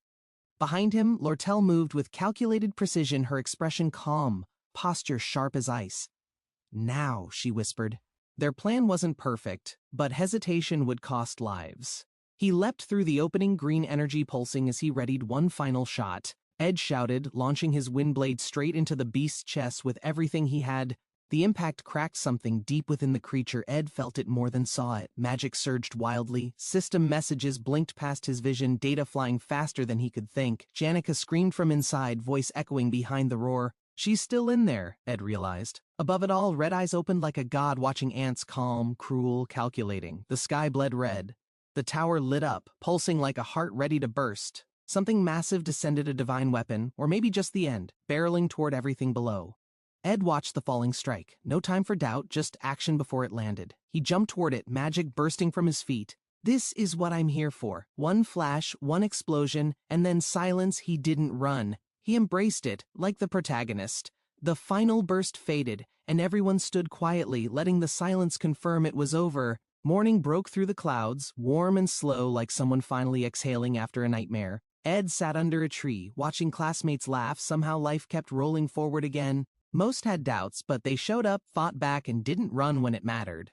Ed smiled, not proudly, just tired. He never expected this much weight when he started school. Lortel grinned, introducing herself like they'd never fought monsters or nearly died side by side. Ed nodded awkwardly. He wasn't great at moments like this, especially with people like her. She handed him a coin, her idea of victory, and maybe a weird kind of thanks. "See you again," she said. Ed didn't know if that was a promise or threat. He stared at the coin, unsure if he should feel honored, amused, or just confused. Another student walked by, muttering something about resentment. Ed just tilted his head, confused again. Turns out he'd accidentally stolen someone's spotlight, but not on purpose, not really. Even so, he nodded. "A debt is a debt," the guy had said. Respect felt strange now. Ed never aimed to earn it, only to help where he could. But those words stuck, and he replied the only way he knew how, so thank you. Not everyone was happy. Klebus exploded with anger, calling Ed a traitor, a mistake. Others defended him firmly, calmly. People who had every reason not to but still did. They listed what Ed had done, even when he tried to downplay it all. Lortel winked. "We're talking about everything, not just wins. Don't be embarrassed." Ed stayed quiet. Recognition made him uneasy, but he didn't walk away this time. The others teased Isla and Taylor, arguing about whether to keep respecting Ed like a senior. Ed stood back, watching from a distance, trying not to mess with the main cast. But now, seeing them all together, he felt something warm twist inside his chest. They'd all struggled, grown, and somehow stayed themselves through it all. And Ed? Maybe he was part of that now too, not just watching but living. Jix found peace in people and purpose, no longer lost between blades and books. Cleebus stood taller now, clearer about who he was and why he fought. Isla stopped chasing excitement blindly. She began asking what truly made a moment worth it. Lortel still smiled like a merchant, but Ed could see she was thinking deeper now. They were all main characters with arcs, battles, and endings that made sense. And knowing that, Ed quietly turned away, choosing not to stand among them this time. He wandered back alone, through cracked stones and silent halls filled with old memories. The academy was quiet now, but something still didn't sit right in his chest. No matter how much he tried to settle, the feeling never faded. So he returned not to fight again, but to find what he'd missed the first time. Maybe someone had to stay hidden, working behind the curtains so others could shine bright. Not all roles were heroic, some were just necessary, unnoticed, and still deeply meaningful. Ed glanced around, puzzled by Janika's sudden outburst. It wasn't like her at all. With a hint of concern, he remembered seeing something odd in Janika's room once.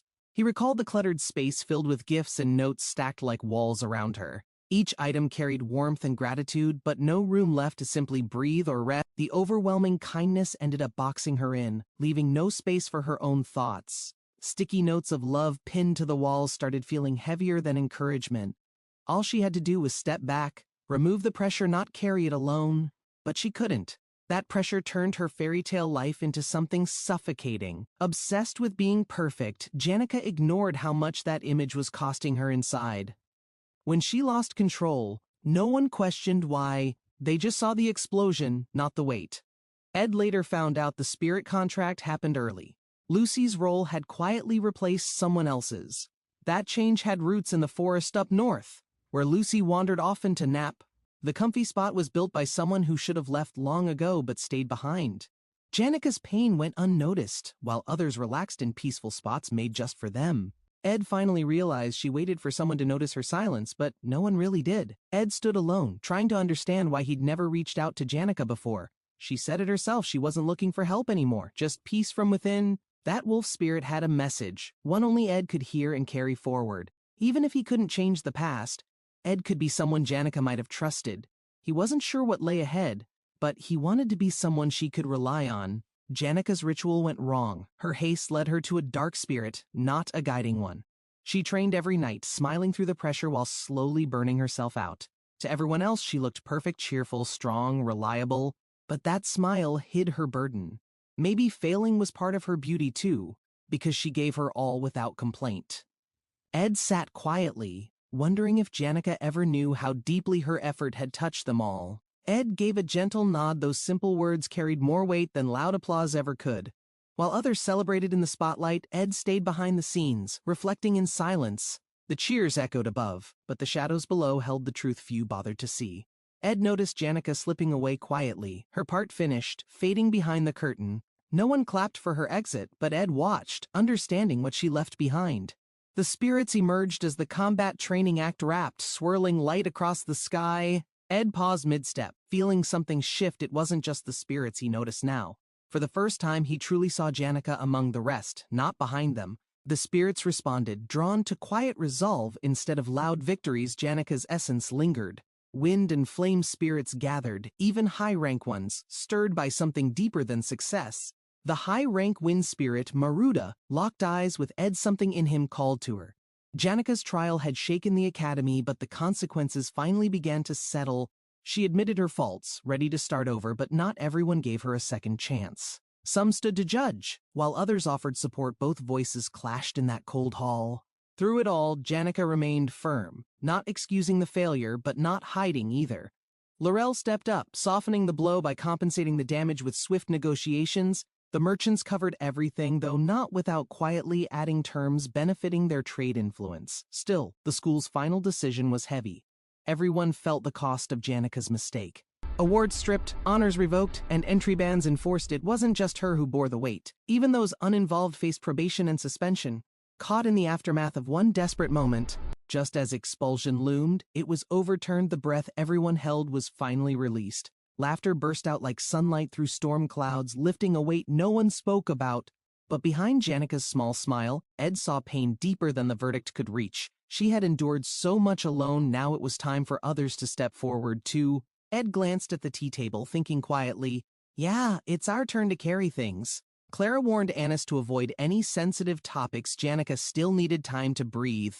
They prepared a practice run, acting casual, but their nerves peeked through their smiles. With a cheer, they welcomed Janika, carefully pretending everything felt perfectly normal. But Janika, smiling warmly, dropped a question that caught them completely off guard. "What really separates love from liking?" she asked, as if pondering something bigger than words. The girls blinked in surprise. Was she joking? Or was this something heavier underneath? Janika glanced away, voice low, pretending she spoke about a friend to ease the pressure. That friend had a dream, one too gentle to survive in a harsh world. She picked wildflowers in that dream, just sitting quietly where everything felt peaceful again. Ed's voice echoed in her memory, steady and warm, pulling her thoughts back gently. Janika looked up and there he was, Ed, smiling softly, calling her name. He offered her the flower crown, crafted carefully, like it mattered more than words. They laughed together, the kind of laugh that made things feel less complicated. Back in the moment, Janika smiled, still calling it her friend's story. "So, what happened to that friend?" Clara asked, nudging her curiosity a bit further.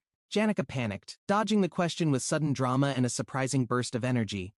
Clara braced herself, trying to approach Janika's feelings like a delicate mission. One misstep and everyone would know this wasn't just about a friend anymore, but Janika was one step ahead, eyes twinkling as she flipped the question back.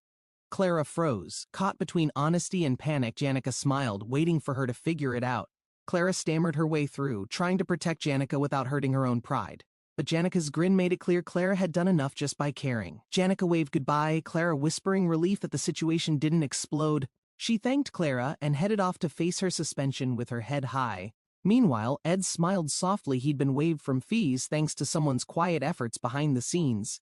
Ed used his coins to buy tools, determined to finally start on something meaningful. He spotted Janika nearby, walking alone, fiddling with her fingers like she was unsure. He'd avoided her during her spotlight, unsure what to say or how to begin. But now, maybe it was time to take the first step and just say hi. Her surprised reply made him smile. It wasn't perfect, but it was something new. Janika waved awkwardly, clearly unsure what to say next, but willing to try anyway. Ed told himself to be honest, but Janika rushed off with a weak excuse. For her, opening up was harder than most things. They both knew that truth quietly. Ed watched her go, still amazed by how she kept pushing herself forward. With a soft sigh, he picked up his tools and turned toward his own path. Day 1, Ed chose a peaceful, shaded spot where no one would stumble upon it easily. By day 3, he'd already gathered a neat pile of lumber with practiced ease. Day 6 brought exam results, so he paused to check his grades were surprisingly great. Even with everything going on, he had somehow stayed on track without falling behind. Still, Janika ignored him completely. No hello, no nod, just silence hanging in the air. Day 10. Her friends gave him a glare that said he wasn't welcome around. He got the message and kept his distance, focusing fully on the hut instead. Day 18, he nearly finished the lumber work, feeling a strange calm in the rhythm. Day 20, vacation started finally. Full days to put his hands and heart into building. He checked the trap nearby and found Lucy napping peacefully, bait clearly too tempting. Day 27, Belle Maya visited with herbs and mushrooms, curious about Janika's silence. When Ed mentioned Janika might hate him now, Belle simply tilted her head. Day 30, a support pillar cracked and the walls collapsed. He hadn't secured it right. That one moment undid all his work. It stung more than he expected. Later that day, he saw Janika again, and she ran before he could speak. Ed worked on the roof beside Taylor, pretending like he wasn't tracking everything carefully inside. He wiped sweat, marked progress in his head 45 days, and still hammering towards something real. Each scratch on wood counted time passed. Effort given, Ed made sure none of it went wasted. Day 45 brought sore feet, tougher hands, and an oddly comforting rhythm to his daily steps. Every creak underfoot reminded Ed, this wasn't just survival, it was the start of something truly his. Ed stood inside, eyes adjusting to darkness, still unsure if it counted as a home yet. There was nothing fancy, no floor polish, no decorations, just logs nailed together with steady, unshaking hands, basic walls, rough edges, empty corners. But all of it was made by Ed's own hands. With a proper door in place, the bugs finally lost their nightly war against Ed's ankles. A ding from the system confirmed it. Ed had built a log hut, 3 stars and all. As the sun dipped low, the hut caught gold light warmth layered over the tired wood. Ed stepped outside, looking up at trees, swaying quietly, finally feeling something like peace. I have a home now, he thought, not loud, not proud, just quietly sure of the fact. Ed looked around and thought a woodshed might be the next upgrade on deck. He rolled his eyes, seeing someone using his hut like a weekend nap zone. Janika's sudden entrance nearly made Ed trip, but he played it off cool like always. She waved with a grin, carefree as always, dragging her sunshine right into his space. Ed turned, half smiling, realizing visitors were becoming a regular thing. Now guess word really got out. Janika laughed nervously, probably realizing how sudden her visit actually looked from Ed's point of view. She remembered seeing the hut while wandering and got curious about what Ed had built. Even her maid seemed surprised at the build. Apparently Ed's skill level caught them totally off guard. The structure had charm, sure, but the fact Ed built it solo made it impressive. Now everyone wanted a peek, including even Rona, maybe just to inspect the foundation, of course. Janika defended herself fast. It was totally expected to be curious about a random forest hut. She called it natural, not suspicious, like she was just passing by and couldn't resist. Ed scratched his head, unsure how to respond to that energetic flurry of justification. She praised it again, lighthearted but honest, and Ed finally relaxed, rubbing the back of his neck. Spirits didn't give her the full update, just a whisper, apparently, not the whole blueprint. Janika clearly wasn't being honest. Spirits told her plenty, especially about Ed's strength these days. She remembered how his arms looked building the hut, sturdy enough to trust with foundations. While she blushed and over-explained, Ed just stared, pretending he didn't notice the flustered energy. She brushed it off, then suddenly asked if she could see the place for real. Ed shrugged casually and stepped aside. "It's just a log hut," he muttered, half proud, half shy. Janika lit up like sunrise, her excitement way louder than her earlier hesitation had been. She bounced ahead, already acting like the hut was some secret mansion hidden in the woods. The sunset threw color across the roof, making the place glow warmer than ever before. Ed sipped quietly, watching the fire, thinking about how he didn't do this all alone. He smiled softly, remembering Lortel's help, the unspoken bond that made this little home possible. Janika stared into the fire, realizing just how much Lortel had quietly done behind scenes. She wondered how she'd ever repay people who helped without asking for anything in return. Ed looked at her and simply said, "Then don't." Like it was that easy. That idea shook her. Help without payback? It wasn't how she usually thought about things, but Ed's honesty hit deeper than expected. Maybe because he actually lived like that already. Janika couldn't fully explain it, but she'd always felt the pressure to balance every favor. Back then, others covered her tuition and needs. That weight made her quietly downsize her life. She gave up comfort to owe less, moving from elite dorms to decks with the crowd. Dex Hall wasn't luxury, too many roommates, too little space, and too many eyes watching everything. Even with the shift, Janika still couldn't break the cycle of constantly repaying kindness with discomfort. Ed's invitation wasn't flashy, just a simple "come over if you need space," said kindly. She blinked, surprised. That offer stuck. Maybe no one had ever said it to her before. It wasn't a solution, but it was something warm, like sitting near the fire together. Janika smiled softly, feeling seen, maybe even a little understood under the stars and firelight. She promised to be there if Ed ever needed help without asking anything in return. Ed paused, thoughtful. Overwhelmed? He hadn't said it, but yeah, he knew the feeling too well. Second semester crept in fast, and with it the weight of another chaotic chapter ahead. Rain poured down, a quiet curtain for the start of something far bigger than expected. Somewhere else, a sealed book shimmered, about to turn into a trigger for wild changes. A simple artifact, old pages, hidden magic was quietly preparing to shake the academy from its roots. She held the book like it was nothing, unaware it'd soon change everything they knew. But Ed sat calm by the fire, confident chaos wouldn't catch him off guard again. He whispered a promise to himself this time. He'd be ready for whatever storm rolled in. Staring into the flames, he smiled faintly, hearing someone cheer him on without even being there. The storm was coming, but Ed Rothstaler had his hut, his people, and his resolve. Ed Rothstaler walked confidently, chosen student of Upholis Hall, basking in status and special perks. Heavy rain blocked the southern roads, messing up return plans just after school vacation ended.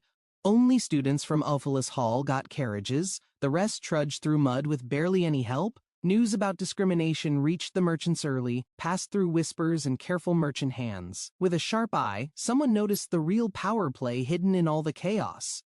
They had guessed it. Plans were already forming around the unrest bubbling across the school grounds. Merchants stirred the pot quietly, just waiting for a spark to set things fully ablaze. When flames rose again, Ed stood nearby. Words weren't needed. The fire spoke for everyone else. A sealed letter traveled quietly inside, a neat proposal suggesting rule changes for future returns. Ed had supporters. Even staff from Ophelis Hall secretly stood behind the reform idea. At this point, approval didn't matter. Even the mention of change stirred up deep resentment. The crowd took that frustration and aimed it straight at the heart of Ophelis Hall. Fancy walls, priceless art, none of it mattered now. All they saw were symbols of unfairness. Meanwhile, deep underground, the sage's sealed grimoire sat still untouched, still waiting for desperate hands. The storm outside didn't stop. Inside, someone wondered how long this cloudy mess would last. Watching raindrops slide down windows, she didn't notice the shadowy figure already moving through alleys. The academy looked magical from a distance, but not everyone lived in that bright illusion. She remembered her past muddy, cold, forgotten far more clearly than the school's glowing marble walls. The desk before her held papers, notes, and messy proof of manipulation stitched behind smiles. Nothing in her past taught her trust. Surviving meant doubting everyone. Every single time. Still, part of her hoped, even in dirty corners of Sylvania, maybe her mind could change. Beyond the fancy academy walls, Ed knew people like him weren't supposed to belong there. Still, he believed someone out there might understand how it felt growing up in filth. Even with no answers, he kept searching, hoping someone might reflect the same loneliness he carried. But the truth was harsh. People didn't change. Not the world, not himself, never. So Ed put on his mask again. They all called her the Black Veil now. Ed knew this wasn't how things played out before. The story had definitely changed paths.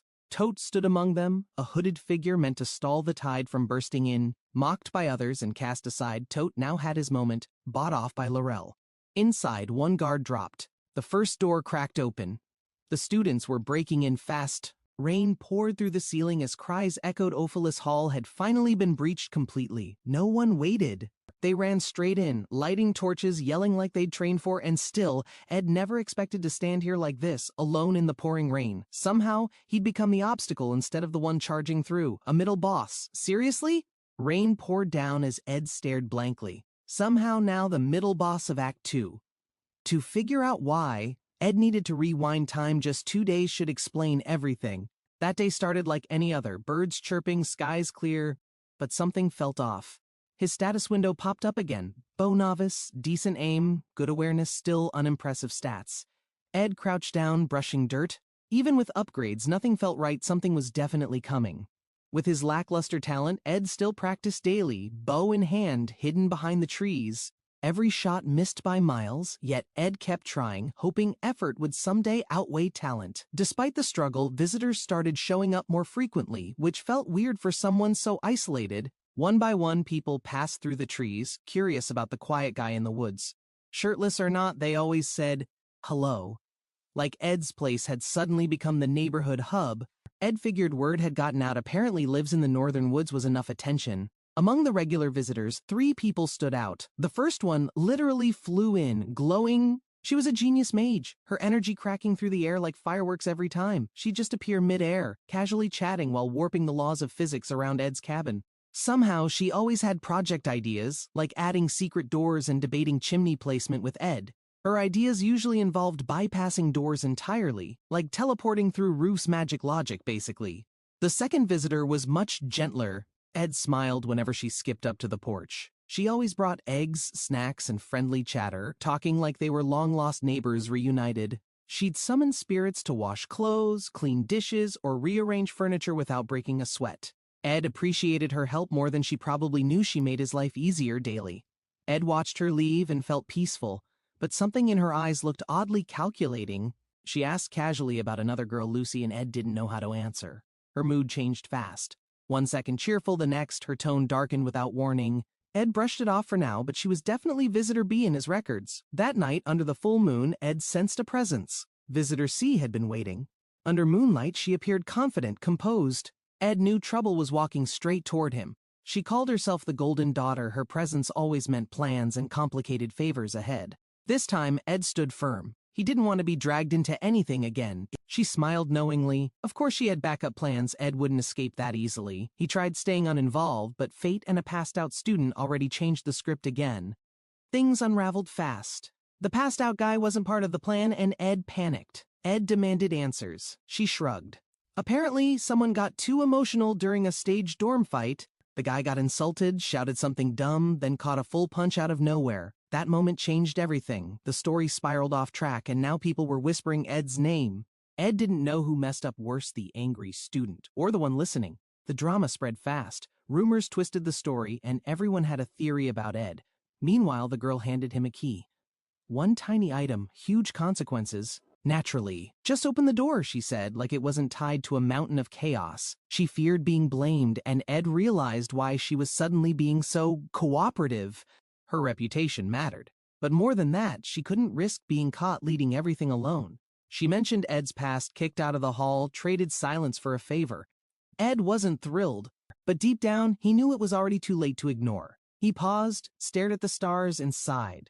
Fine, he thought, but I set boundaries. 20 gold coins sealed the deal. If he was involved, he might as well benefit. Ed agreed, but only to fix the timeline, not to join another pointless mess. The hall's chaos was about to begin.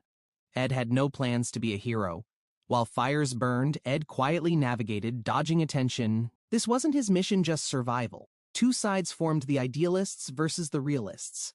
Ed didn't want to pick either. He figured as long as he stayed neutral, he could just wait things out peacefully, until someone showed up again, cheerful in the rain, as if nothing crazy was happening. Rain poured as Ed shared quiet company, warmth from the fire easing the day's tension. Talks drifted toward the future, cleaning, leaving, tossing things out before vacation fully ended. Supplies stacked up. Ed had no clue she'd prepared pillows, lamps, even clocks to spare. Ed thought it wasteful to dump furniture, though technically they weren't really his to keep. Still, something about her casual generosity made Ed smile. Maybe he could use the extra comfort. She offered again, joking about tossing it in a cart and calling it delivery service. Ed laughed. Her help felt less like kindness, more like someone used to fixing everything. The topic shifted. Lucy. Her powers came with weight, though she pretended they didn't. Lucy never talked about it. Rainy days made her look like she was running again. Ed watched quietly, no judgment. Just recognition. Sometimes retreating was just another way to cope. Ed mentioned Janica. She was still inside the hall, and that worried him slightly. When the scenario activated, students would be trapped. He needed her out before that happened. Though Janica could probably escape easily, Ed didn't want to risk it, not this time. So he asked her to come out to the garden the next day. Discreetly, a simple favor, vague location enough to ensure safety, without tipping off the whole plan. She nodded, but Ed knew she was curious. He promised an explanation, just not now. He couldn't explain everything, not yet. The situation needed control before truth spilled out. Better to have her somewhere safe before chaos swept in. Rain gave cover, at least. With a cheerful goodbye, she sprinted off, sparkles fading behind her in the rainy woods. Alone again, Ed exhaled slowly. Something heavy in his chest finally began to ease. The rain faded. For the first time, Ed felt the shift semester was beginning. He'd missed sunlight like this. Soon the scent of autumn would settle into the trees. The quiet was brief. Clock tower struck 9. Ophelis Hall scenario was about to start. Somewhere else, a student snapped, rage boiling over, feet stomping toward what was definitely trouble. Ed didn't expect this reaction. He had a feeling things were going sideways faster than planned. Ed heard footsteps while passing by, catching something odd out the corner of his eye. A cloaked figure sprinted silently through the rain, like they didn't want to be seen. Ed narrowed his gaze, curiosity now mixing with concern. There was purpose in that person's movement. Meanwhile, a maid questioned the whereabouts of others, tension clearly rising in the room. The staff prepared quietly, unaware someone had already slipped past them with a hidden agenda. The hallways echoed with quick steps. Someone had already placed something near the center. A polite thank you disguised the intent, a simple bucket masking a far bigger plan. Alone now, the figure stood ready, taking a deep breath before setting everything into motion. Outside, the crowd gathered in the rain, eyes fixed on the building's shadowed upper floor. Ed watched from afar, hoodie up, steadying himself. "Here it goes," he muttered internally. Firelight flickered as students stormed forward, voices raised, fists clenched, anger burning through the dark. "We won't be ignored!" someone shouted, frustration pouring out of each protester's soaked expression. Ed blended in, footsteps calm, watching the outcry unfold around the courtyard with precision. Cries echoed louder, led by Willian, now the voice of the crowd's building frustration. Then bang. The door blasted open, a signal that the operation had entered its next phase. Gasps erupted as lights spilled out. Students blinked, confused by the sudden break in routine. Someone shouted the hall's doors were open. Chaos turned to momentum as they surged inside. The bucket plan succeeded, just as Ed predicted. One student caught his breath in awe. "Ed Rothstaler?" he stammered, realizing who had orchestrated the break-in from behind the scenes. Ed kept quiet, his expression calm, silently confirming everything was unfolding exactly as planned. Another student nodded, flustered but thankful. "I always believed in what you stood for." Ed admitted the truth. His past silence was comfort, but now it was time to act. He stood up straight. "I am," he declared inwardly, "the one who made this happen." The student regretted misjudging Ed before, realizing this calm guy was behind the entire spark. "Willian's the one who'll take the heat," Ed thought. "I'm sorry, but this is necessary." The maid slipped through unnoticed. Ed didn't stop her. Her superiors were all preoccupied elsewhere. Chief Maid Alice held the protection runes, but Ed knew whose hands really held control. As expected, the runes activated not to guard students, but to contain and lock them inside. Everything aligned perfectly. Ed watched as chaos followed the exact rhythm he quietly orchestrated. Black veils smirked in the shadows. Ed's planning had gone smoother than even she had expected. Footsteps echoed down the hall, steady and confident, someone familiar walking toward the spotlight. Black veil stepped into view, no longer hidden, proud of what had been set in motion. Ed stepped into the hallway, socks soaked, regretting every step he took outside today. The rain felt like a curse lately, cold, relentless, always arriving at the worst time. He noticed Lortel standing under the light, hood up, eyes calm but calculating as ever. "We've got a window," she muttered. "Finish quick before the staff comes sniffing around again." As they moved, her voice cracked, asking a question that chilled Ed's spine completely still.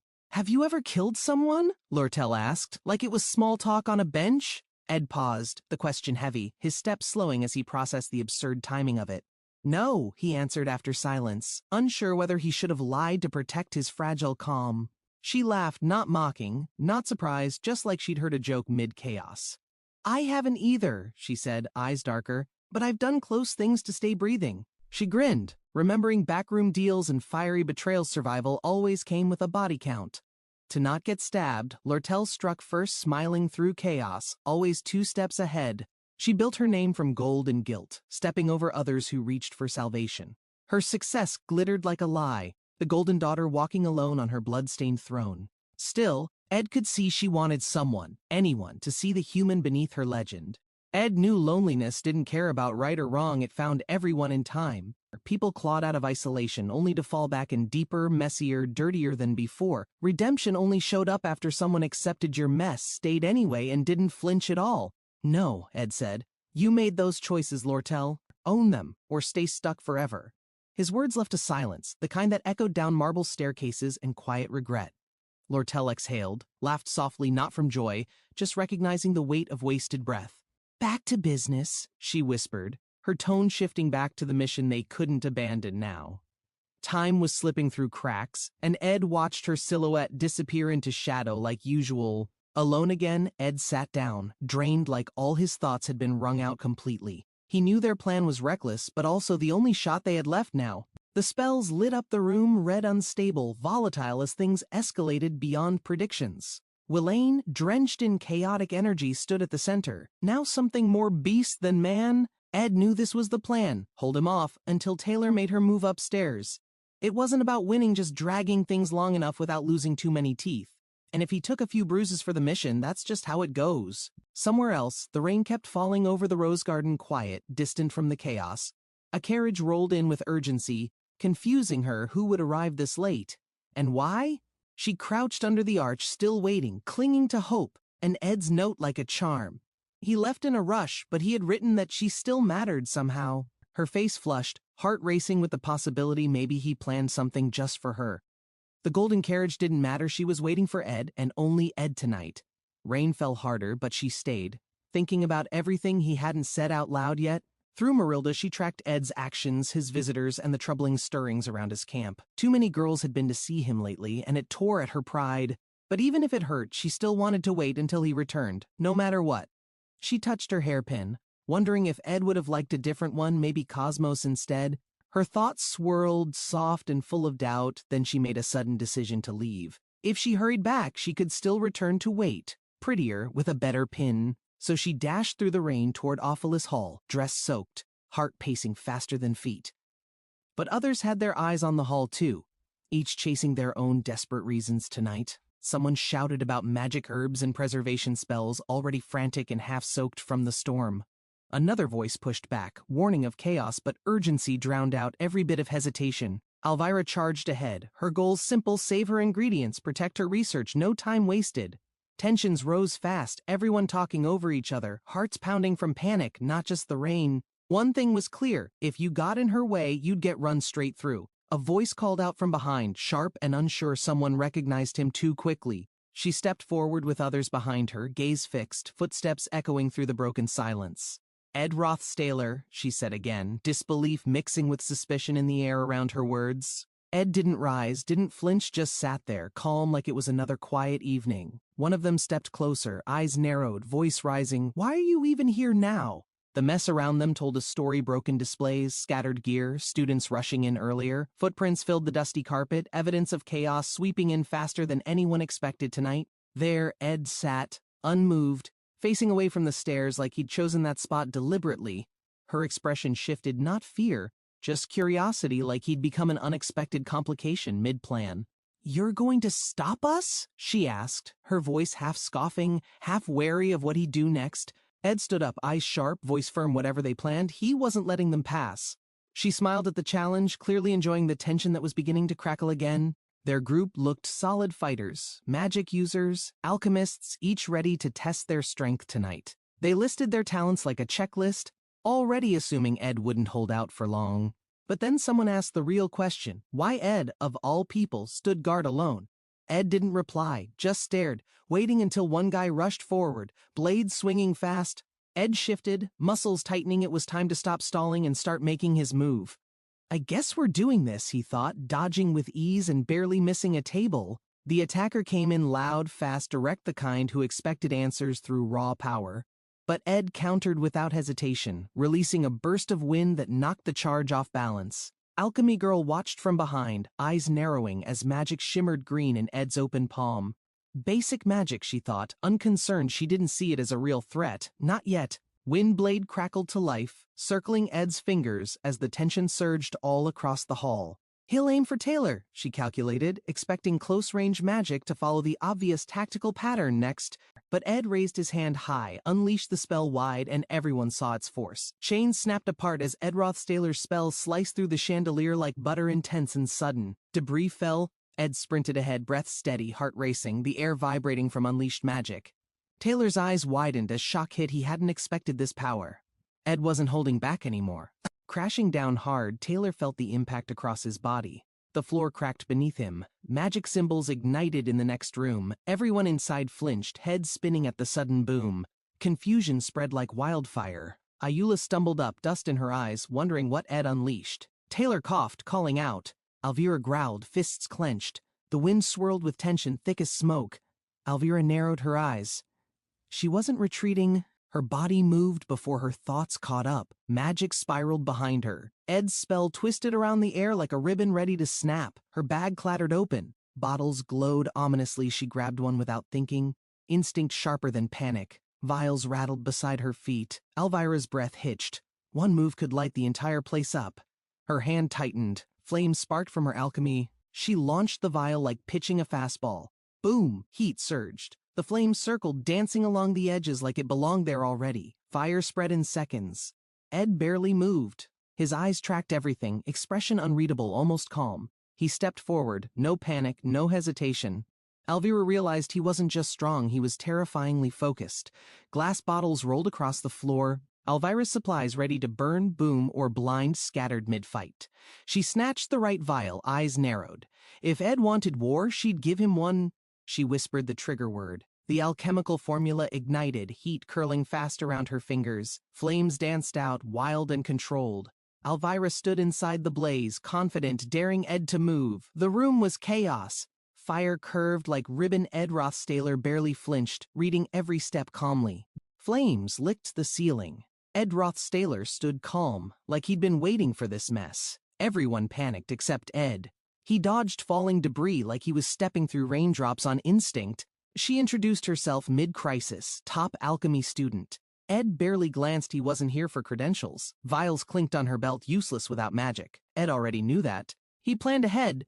As the fire raged, she realized Ed predicted every move. This wasn't chaos. It was set up. Earlier, Ed shattered the chandelier. It wasn't random. It gave him a window to strike. One small spell, one tiny cast. Ed used fire not for damage, but direction. The girl flinched. Her bag was in danger. Or maybe Ed was after something deeper? No, she thought. If he wanted the bag, he'd grab it, not just brush it. She growled, "He's just a nobody." But even saying it felt like a lie now. "Ed Rothstaler!" she yelled across the fire. He didn't flinch. He was already moving forward. Glowing green magic in hand, she activated her last resort. No room left for pride. "I'm not done yet," she snapped. From smoke and sparks, her summoned beast took shape. The plan? Buff it. Coat in fire-resistant mix. Let it go wild. No holding back. Her rabbit beast charged, feral and fast, as she poured everything into amplifying its strength. Another student stammered, "Fire. I need a spell to stop the fire. Something, anything." Their palm lit. Magic surged, trying to snuff flames with raw power and nervous hands. Too much power. The spell burst brighter than expected, less precision, more explosion. A second student cried out, caught in the flare, eyes wide from the blast's heat. The blast echoed. Light spiraled out. Not destruction, just desperate energy trying to do something right. The flash cleared. Ed dashed past, blade drawn, flames at his heels, purpose in motion. "Ayla!" someone shouted. Ed didn't turn. His focus was razor sharp, cutting through hesitation and smoke. Ayla knew magic, but when it came to fights, she barely ranked among the average. Ed kept charging. The guy he was targeting made it impossible for Ayla to approach. They couldn't move. Not until she shouted, "Then go!" And Ed finally sprang into strike. Screams echoed as the berserk beast lunged. Ayla froze, heart thumping too fast to think. Flames blurred the hallway. Ed dashed forward, weaving through fire like it obeyed him. Ed's mind raced. It's now or never. No room for fear, only instinct. Ayla moved too, expression wild. "Let's finish this." Her eyes gleamed through the smoke. Together they rushed the hallway, chaos behind them. But Ed's focus was still razor sharp. The beast's paw slammed down but missed. Ayla dodged, breathless, gripping her potion tight. The hallway opened up. Ed ducked low, momentum propelling him forward through fire and claws. Ayla grinned mid-battle. "Miss me?" Her potion clinked, dangerous, unstable, and perfectly timed. The flames parted slightly. Ed arrived just in time, green glow spiraling from his palm. She hurled the reagent. A reaction was coming. Ed's hand shimmered release magic already primed. "Windblade!" Ed roared. The beast staggered as magic sliced clean through the firestorm. The girl hesitated. "He's prepared, but—" She gripped her own bottle tight, determination catching fire. She whispered, "Apply release magic," and charged. Glass shimmered like starlight in her hand. She hurled the flask. It spun midair, glowing brighter. Aimed perfectly as if drawn by fate. The potion detonated green burst of energy. Night butterflowers and gall mushrooms never looked so dangerous. The potion ignited in blue brilliance. A chemical spark danced like stardust in the air. Ayla smiled faintly. It worked. Release magic synced perfectly, just as she'd envisioned in practice sessions. She controlled the effect. The chemical reaction subdued the mutated beast's raging magical influence. A temporary calm settled. Even the fire around them paused, unsure how to continue. The beast fell, dazed but breathing. Not dead, just stunned. Ed Rothstaler stepped between shadow and light. Bloodied but alive, the beast slumped. Ayla's potion worked. Ed didn't even look surprised. He stood quietly. Scorched shirt, steady eyes. Magicless, yet somehow more dangerous than anyone present. "Mr. Mage without magic," someone muttered. But Ed moved like that title meant nothing. "Now's your chance," they shouted. Adrenaline kicked in. Ed Rothstaler's name rang like a warning bell. But instead of attacking, Ed ran, not retreating, repositioning, calculating, and already 10 steps ahead. A barrel tipped, spilling something volatile. Ed's opponent didn't notice. Ed's eyes tracked everything. The container burst liquid fire. Flames flared unnaturally bright. Ed didn't flinch. This was part of the plan. The explosion followed instantly. Controlled chaos. Fire danced like it had been invited. The heat surged, walls trembling. Someone screamed, but Ed stood steady, sword gleaming orange in the light. He muttered, "This smell, oil?" Not fear, recognition. He knew exactly what this meant next. "This smell, oil?" he repeated louder. Ayla's eyes widened. This was the Ophelis Hall. If fire spreads here, people die, she warned, panic rising with the heat. Ed shook his head. I've got this. Oil or magic, I'll slash it away. The blade pulsed with magic. Chemical won't last long anyway, Ed said, confidence sharp as steel. With a roar, he charged. Before anyone gets hurt, I'll end this. Now. Isla shouted after him. Wait, T. Taylor!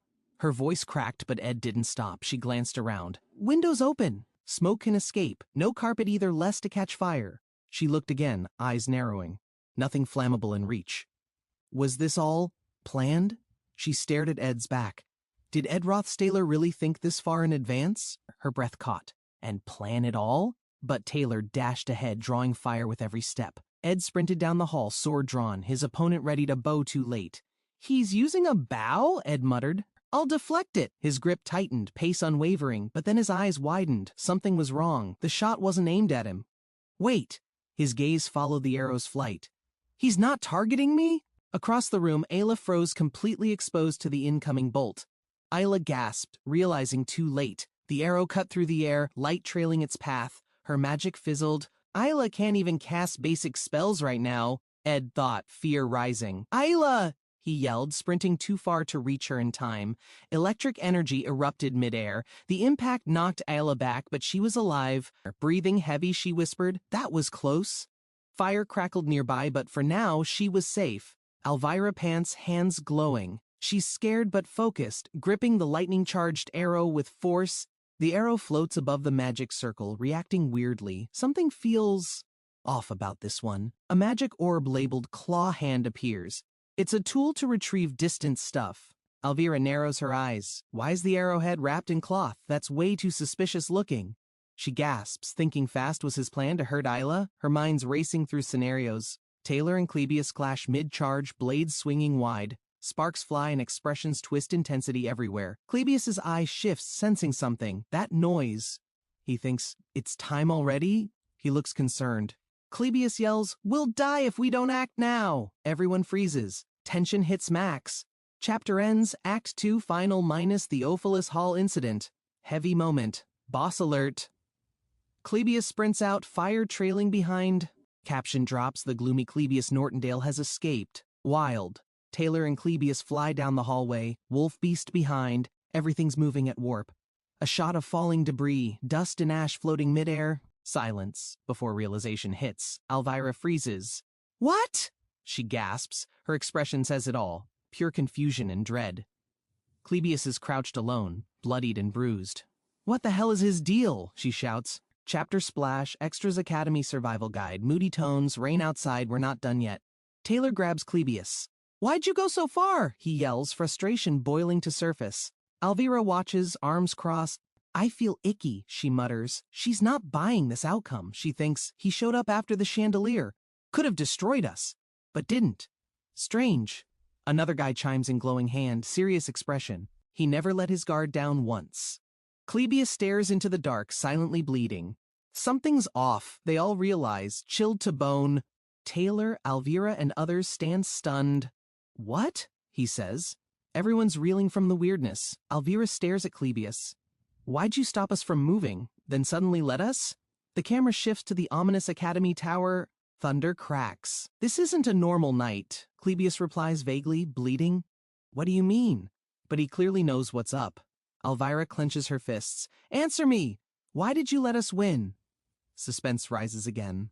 Clebius's eyes glow cold, serious. He's hiding something again, and Ed knows it too. Elvira grits her teeth, anger rising. She's done playing nice. This mystery's dragging too long. Footsteps echo down a dark hall. Someone's making a move, quiet, urgent, and probably secretive. The door creaks open slowly. Moonlight spills through. Tension builds again. Something's definitely up here. A flashback. A girl holds a flower pin. Her decision came after a restless night. Ed's sharp gaze cuts through silence. He knows something is about to begin. Her fury burns bright, baring teeth. She won't let this go unanswered. A hallway.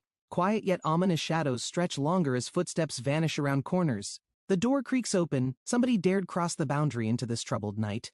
A pin on her uniform, a choice born of fear, love, and sleepless worries. She believed in her love, naive perhaps, but heartbreak doesn't ask for permission. Her steps tremble, imagination once warmed her, but reality shows no mercy. Seeing him bloodied shattered the sweet illusion he's no longer just the boy from class. She braces him tightly gripped strong, heart struggling to catch up. "Ah, all of you," he mutters, voice fading, confusion evident in his gaze. A letter he wrote rare, sincere, something about it didn't feel quite right. Could he have been dragged into something far beyond his peaceful student life? She thought he was always reliable, but now cracks start to form in belief. Seeing him battered, she realizes he always bore burdens alone, never asking for support. He wrote her out of character, just to protect her from the chaos ahead. Alone in battle, bloodied and bruised, he shielded Janica from punishment's reach. She remembers his eyes caring, calm, hiding turmoil behind calculated distance. "I don't know what happened," she whispers, fear mixing with guilt. While she focused on image and judgment, he fought quietly to spare her. "What are you doing?" Janica appears, eyes glowing, dark energy rising like a storm. "She's an enemy," her friend cries, hurling the potion with desperate resolve. Janica's expression shifts cold, distant. Something inside her has changed. "Honestly, I don't care what you're doing," she mutters, power crackling around her. Chaos erupts, floor shatters, students scatter. Ed screams her name through smoke and light. She grins. Crimson-eyed Ed, "Wait just 1 minute." Ed Rothstaler stood still, watching elemental spirits surge like a storm ready to explode. He scanned the chaos, knowing even together, their strength wouldn't pierce that burning magical barrier. With grit in his teeth, Ed braced, knowing retreat wasn't cowardice, it was survival right now. A flash of violet magic split the battlefield, spirits screamed, and shadows started closing in. Top student or not, she wasn't playing. Her elemental command left no room for mercy. Taylor hesitated, but Ed's calm focus pushed the reality into sharp, terrifying clarity. Students might die, Ed had thought earlier. This wasn't a game. Awfulus Hall was war. He charged forward, flame blade drawn. No hesitation, just instinct and a little anger. Spirits clashed with roars and Frost. Taylor was pinned. But Ed dove into the chaos. Battered, bleeding, but unshaken, Ed shouted, demanding Taylor retreat before this battle claimed both of them. A blast erupted. The floor trembled. Ed tightened his grip, forcing clarity into chaos. "Listen up," he said firmly. Eyes locked ahead, Janica had to be handled now. The hallway cracked around him as Janica's beast loomed, glowing with molten fury and dread. Even Taylor balked, surprised by Ed's sudden shift in plan. He'd told them to run. Now he ordered them to move upstairs, bloodied, burning, and still full of fight. Taylor protested, disbelief flashing. Ed was scarred, tired, but fire still lit his voice. Ed took a punch for his trouble. He didn't flinch, just kept giving orders. He smiled, apologizing for a torn bag like it was some casual misunderstanding. Despite everything, they listened. Maybe Ed's madness was just the kind of strength they needed. They bolted ahead, spirits chasing. Ed stayed behind, daring the chaos to catch him. Janica turned, eyes glowing, her power surged, then froze at the sight of someone familiar. "Ed?" Her voice cracked with shock. He'd arrived, shirt torn, bruised, steady like always. "Let me handle this," he said, brushing past like the fight hadn't touched him. Janica's scowl softened, but she hesitated. Ed was always reckless, but never reckless with people. He raised his hand, scars and all, saying what needed to be said, "I'm fine." Here's the next continuation. 5 story panels from each of the new images you uploaded, written in a relaxed, flowing tone with Ed Rothstaler as the center of the story. Ed gave a soft smile, ignoring the sting in his muscles and blood on his shirt. "Maybe calm down a little?" he joked, as Janica's magic pulsed dangerously with tension. Her expression cracked confusion, frustration, something else. The storm inside her broke with a blush. Spirits howled around them, wind sharp as knives. Yet Ed stood steady, hands on her shoulders. "Janica, can you ease the wind?" he asked, barely standing as magic whipped the floor. The wind began to die down slowly, taking the pressure in the room with it. Shards of glass hit the ground as if marking the end of that magical standoff. Taylor peeked around the corner, jaw dropping. Wait, did Ed seriously stop her? Janica looked dazed, but Ed just nodded, waving them to move up without delay. "Now go," he muttered, eyes flicking upward. "There's probably something worse waiting beyond this mess." Outside, thunder rolled. Ed collapsed beside Janica. The air felt heavier, time ticking fast. She grabbed his shoulder, desperate. He was fading fast. "Ed! Ed!" Lightning split the sky over Ophelis Hall, the whole academy tense and waiting. "Why do you keep getting hurt like this?" she whispered, barely holding him upright. Still, Ed managed a weak smile. "Yeah, thanks for worrying. I'm just doing my job." He leaned on her, breath ragged. "Now I can rest. My camp's covered." Janica turned. "By the way, Ed, I saw something strange in the garden earlier. A huge carriage flew past. Couldn't see clearly, but it looked Like a golden crown. That single phrase hit Ed like a jolt. Merchant association, politics, and shadows. Danger was still lurking. A golden crest, a fake boss, and the past Ed hoped wouldn't surface again. Golden King Elite. Ed remembered the name. A power player no one wanted involved. His arrival was too early. Plans were unraveling, and this wasn't part of the script. Rain poured harder, washing secrets into the Academy's halls like whispers no one wanted heard. The carriage rolled beneath dark clouds. Someone watched from a high window, waiting, maybe listening. Inside Ophelis Hall, someone sighed and pressed their hands together. Also, did you know I was dumped? Ed overheard whispers in the hallway, his name mentioned with suspicion and curiosity alike. Lortel raised an eyebrow, clearly intrigued by how others perceived Ed's quiet, sharp presence. Even Belle couldn't hide the unease his demeanor brought, thinking deeper about their last encounter. Ed walked away from the voices, feeling the weight of misjudgment pressing against his chest. Alone again, Ed processed every word, every expression more familiar with heartbreak than he cared to admit. At Ophelis Hall, Alice ruled with quiet strength, her posture unshaken by passing years. She had started young, working hard to climb the ranks, never asking for shortcuts. Lortel had invested deeply in Alice, both financially and emotionally, despite Alice's rigid values. For Lortel, it wasn't wasteful. Alice was a rare anchor in her chaotic, shifting world. Bonds formed not through warmth, but through survival instincts wrapped in shared ambition and compromise. Lortel often found her comfort among coins, not people. Money never lied or left. Memories of scrambling through alleyways shaped her, trusting gold over hands and words. In that world, kindness could get you killed. Survival always came with a price. Now, cold plans formed: take over, strike first, and never reveal the scars underneath. The plan was precise, cruel even, but necessary to keep Ophelis from collapsing again.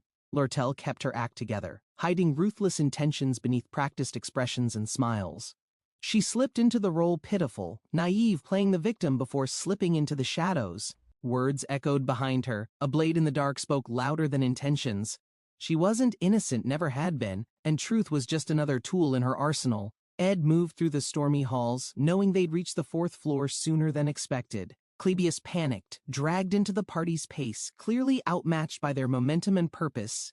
Kelly stepped in, but without backup, she couldn't stop what had already been set in motion. The group didn't pause to question. It was too easy, which made Ed more suspicious. Ed sensed the danger wasn't behind them, but waiting above, quiet and burning like fire. Panic erupted. Something went wrong, horribly wrong, forcing Ed's group to retreat without second guesses. A trap activated, their formation shattered under sudden bursts of defensive spells spiraling around them. Fear overtook one of them, begging for help amidst the magical barrage they couldn't contain. Willan, twisted by the crystal's power, became the volatile force they were meant to stop. The defensive spells once meant to protect were now hunting everyone like blind, reckless sentries. Explosions rattled the building, magic spiraling unchecked while students scrambled across every floor and hallway. Outside, windows blew open with light inside. Tension cracked louder than thunder between crumbling walls. Screams echoed in chaos. Even calm students now feared everything would collapse under pressure.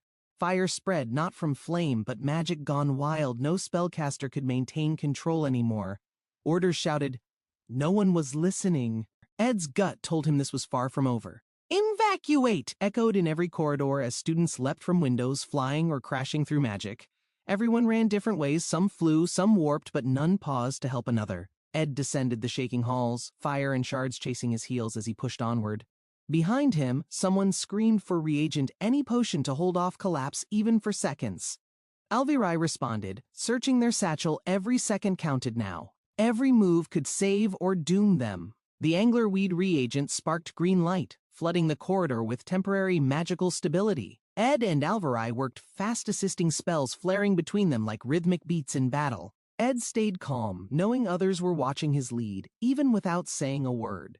As protection expanded, he passed the offensive role to another, trusting they'd strike precisely. Ed charged through the chaos, focused, fierce, but deep down wishing he wasn't always the one. Flames erupted violently as magic clashed, Ed's group barely dodging the deadly spellstorm around them. One student grinned madly, thrilled by chaos, whispering relief as the explosion drew near. Finally, he sighed. His moment arrived, even if it meant everything else burned around him. Fire burst outward, swallowing hallways whole. This wasn't a battle anymore, it was pure destruction unleashed. Ulphalis Hall's windows shattered as the inferno barreled across floors, lighting up the night sky. Outside, the building blazed while Ed emerged, drenched in blood and rain, breath catching hard. A friend called out Ed's wounds weren't healing right, concern rising beneath his calm exterior. Ed shook it off. Others needed saving more than his bruised body and aching ribs did. Lightning flickered over a grand carriage, ominous and out of place amidst the storm's fury. Whoever waited inside that carriage had deeper reasons for arriving just now, not before. Golden King Elti, a name as heavy as gold and equally capable of destruction, had arrived. His presence was too quiet, too strategic for someone meant to lead with grand flair. Lortel's adoptive father, yet soon to be betrayed by her, Ed knew the story's shape. As Elti lit a cigar, Ed wondered, had he planned this whole disaster from the shadows? A familiar maid stepped forward. Shenny, once trained under Alice, now standing beside Elti silently. Shenny's presence with Elti twisted the situation. Loyalty and betrayal danced behind the rain-soaked tension. Could Alice be the one who crossed lines? Was Lortel truly alone in this game? Ed sensed the future chaos, politics, betrayal, and saw only one conclusion: Lortel's inevitable downfall. She had been an ally once. Soon she'd stand against Ed in battles yet to come. Ed hated political roles, but fate kept pushing him into them, one step at a time. Janica listened as Ed asked a favor, rain soaking his battered figure and fading strength. Without hesitation, she agreed, not even knowing the weight of what she'd just accepted. Ed hesitated. How could he explain the tangled web without unraveling everything she believed in? "What do I need to do?" she asked, her calm steadiness a rare comfort in chaos.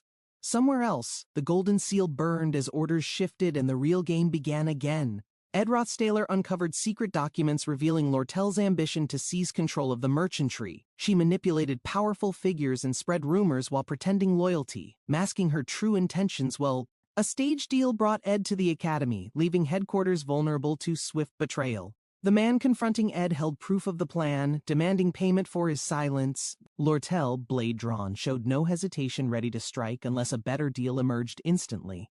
A loyal maid, aging and worn, shared her fading senses and final loyal intentions. With power slipping away, she stood torn between duty and vengeance, judgment clouded by pain. Her next move would ripple through institutions she secretly nurtured with hidden funds and care. Future donations would decide her path, allegiance swayed by the weight of gold offered. In the stormy silence, she left her trust behind as others closed in.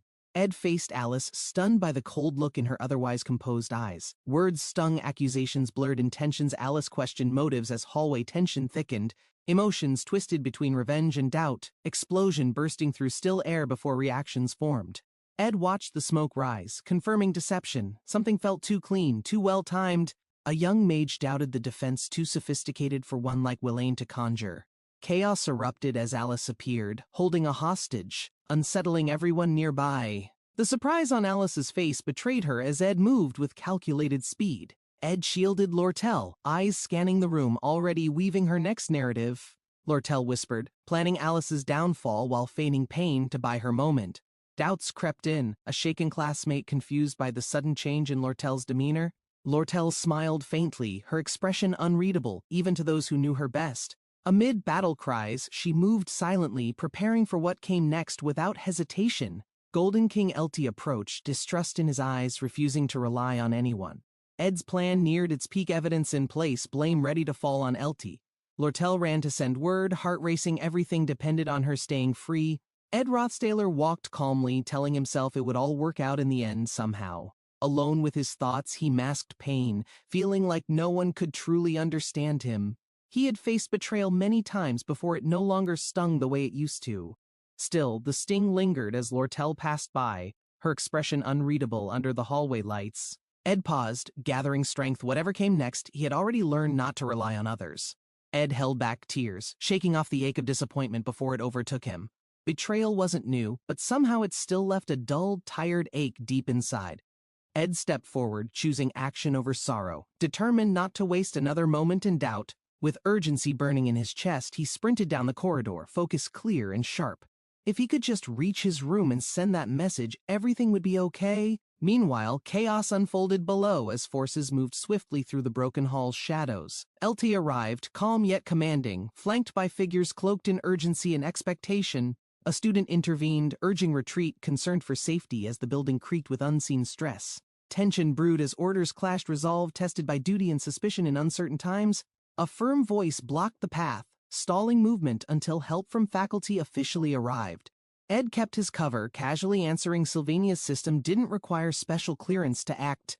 He quietly observed, piecing together the tangled web spun by 3 key players. Lortel, driven by vengeance, wanted to remove Elty and claim her own place. Elty resisted with everything he had, desperate to stop her and fulfill his mission. Between them stood Alice, her choices balancing both sides, this chaos shaped by her presence. Ed recalled Alice's betrayal, her presence beside Lortel, a sharp twist he hadn't expected.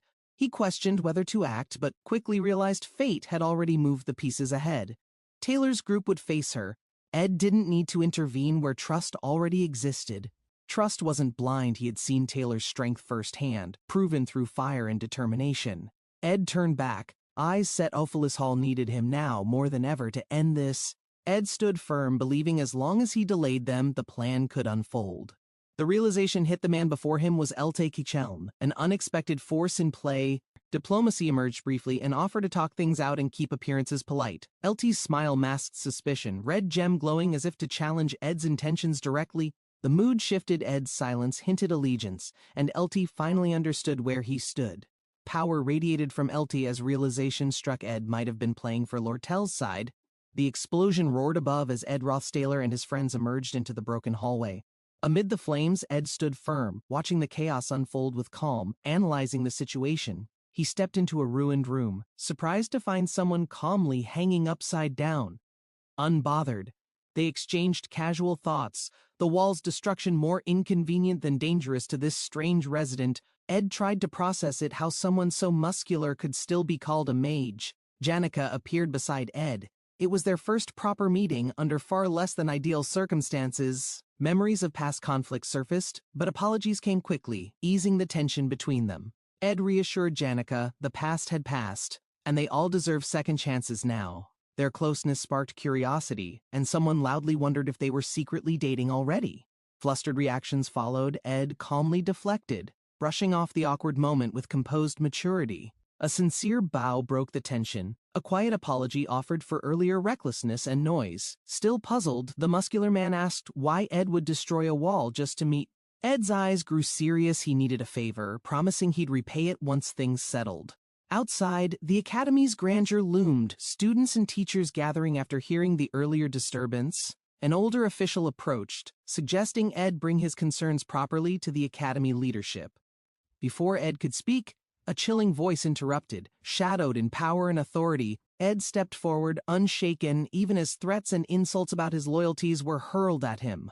The man questioned Ed's support for Lortel, offering bribes and calling her appearance dull. He claimed to know her deeply, offering double rewards, trying to buy Ed's allegiance. Unmoved, Ed stood his ground, dismissing the offer without hesitation, unwilling to betray his beliefs. With bloodied shirt and calm resolve, Ed stated he never asked for gold from anyone. The offer meant nothing. There was nothing to double if no deal was ever made. Frustration brewed in the opponent's voice, realizing words wouldn't sway Ed's unwavering decision. Suddenly, magical forces moved. Soldiers surrounded them, blades drawn, summoned to silence the disagreement. Ed's eyes narrowed. Battle was inevitable. He prepared quietly to handle what came next. Ed Rothstaler charged through the chaos, dodging attackers as the hall filled with shadowed figures. Chasing him down, enemies surrounded from both sides, blades flashing, determined to trap him inside. But just as blades clashed, green energy surged forward, someone shielding Ed with radiant force. Allies arrived in time, brave, confident, standing firm as their magic lit up the corridor. Promising to return, one turned away, leaving Ed with a quiet nod and clear purpose. Janica and the others launched into battle, fire swirling around them in a glowing spiral. They reminded Ed of old debts, now gladly paid back through flame and sheer grit. Warnings echoed they weren't fighting amateurs, but skilled foes hardened by experience and confidence. The room blazed as attackers charged, heat and noise flooding every corner with roaring tension. Meanwhile, Ed slipped away, intent on finding Lortel to uncover the full story himself. Ed ran through the corridor but paused, startled to find someone already waiting there. Lortel stood firm, her calm eyes meeting Ed's as tension settled between them quietly.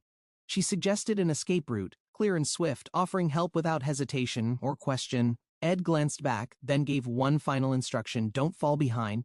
just keep running forward fast. In the chaos, even survival needed strategy, and she matched his pace with silent trust. Even in friendly smiles, there lingered motives, profit, secrets, or hopes of something useful slipping through. Everyone around Lortel expected something from her: tips, advice, maybe a hint of market gain. Even the bird clung to her, not for love, but for her perfect feed quality. In Lortel's world, every kindness had a cost, every gesture weighed for benefit or return.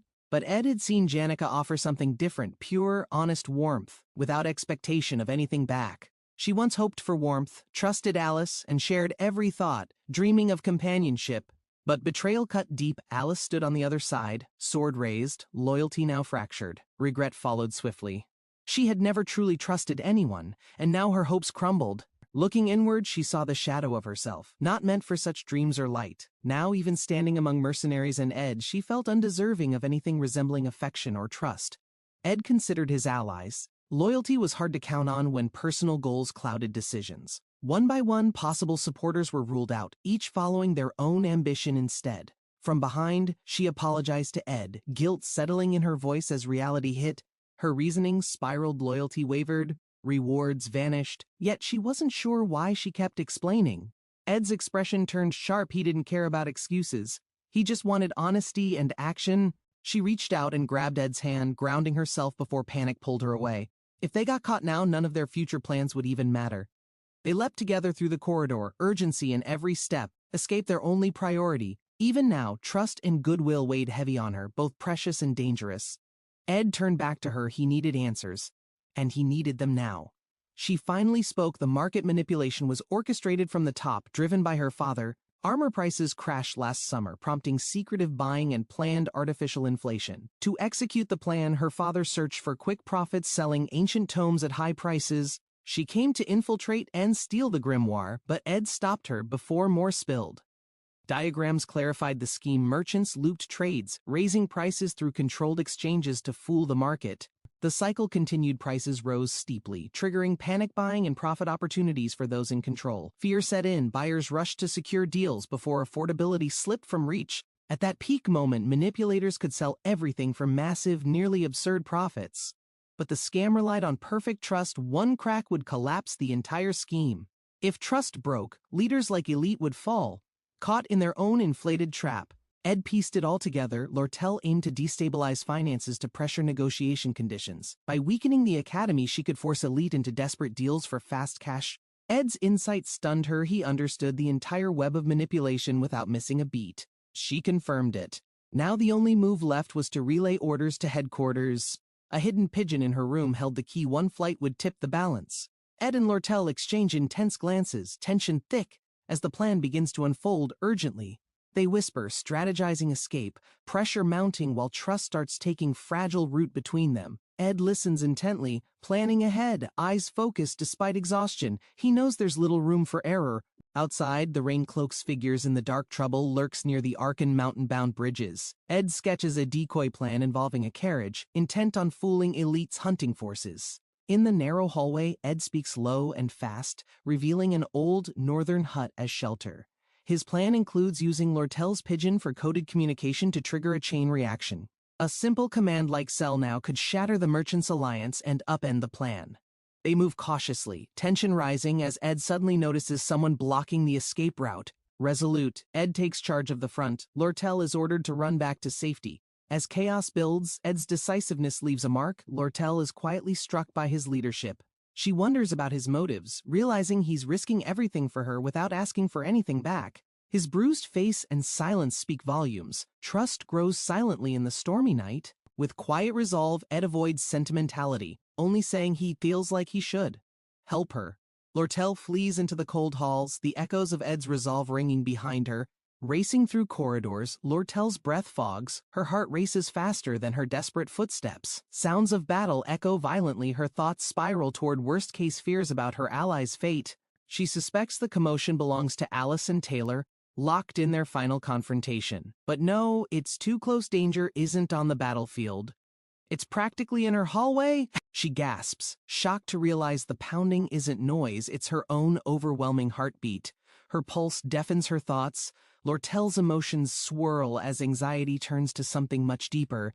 The hall flickers red. This feeling isn't fear or panic. It's a sharp, unfamiliar warmth. Her gaze softens. It wasn't the sound of battle, just her growing feelings for Ed. In a moment of clarity, she recognizes something new blooming amidst the tension. She clasps her chest, whispering a truth only her heart knows. It's my heartbeat.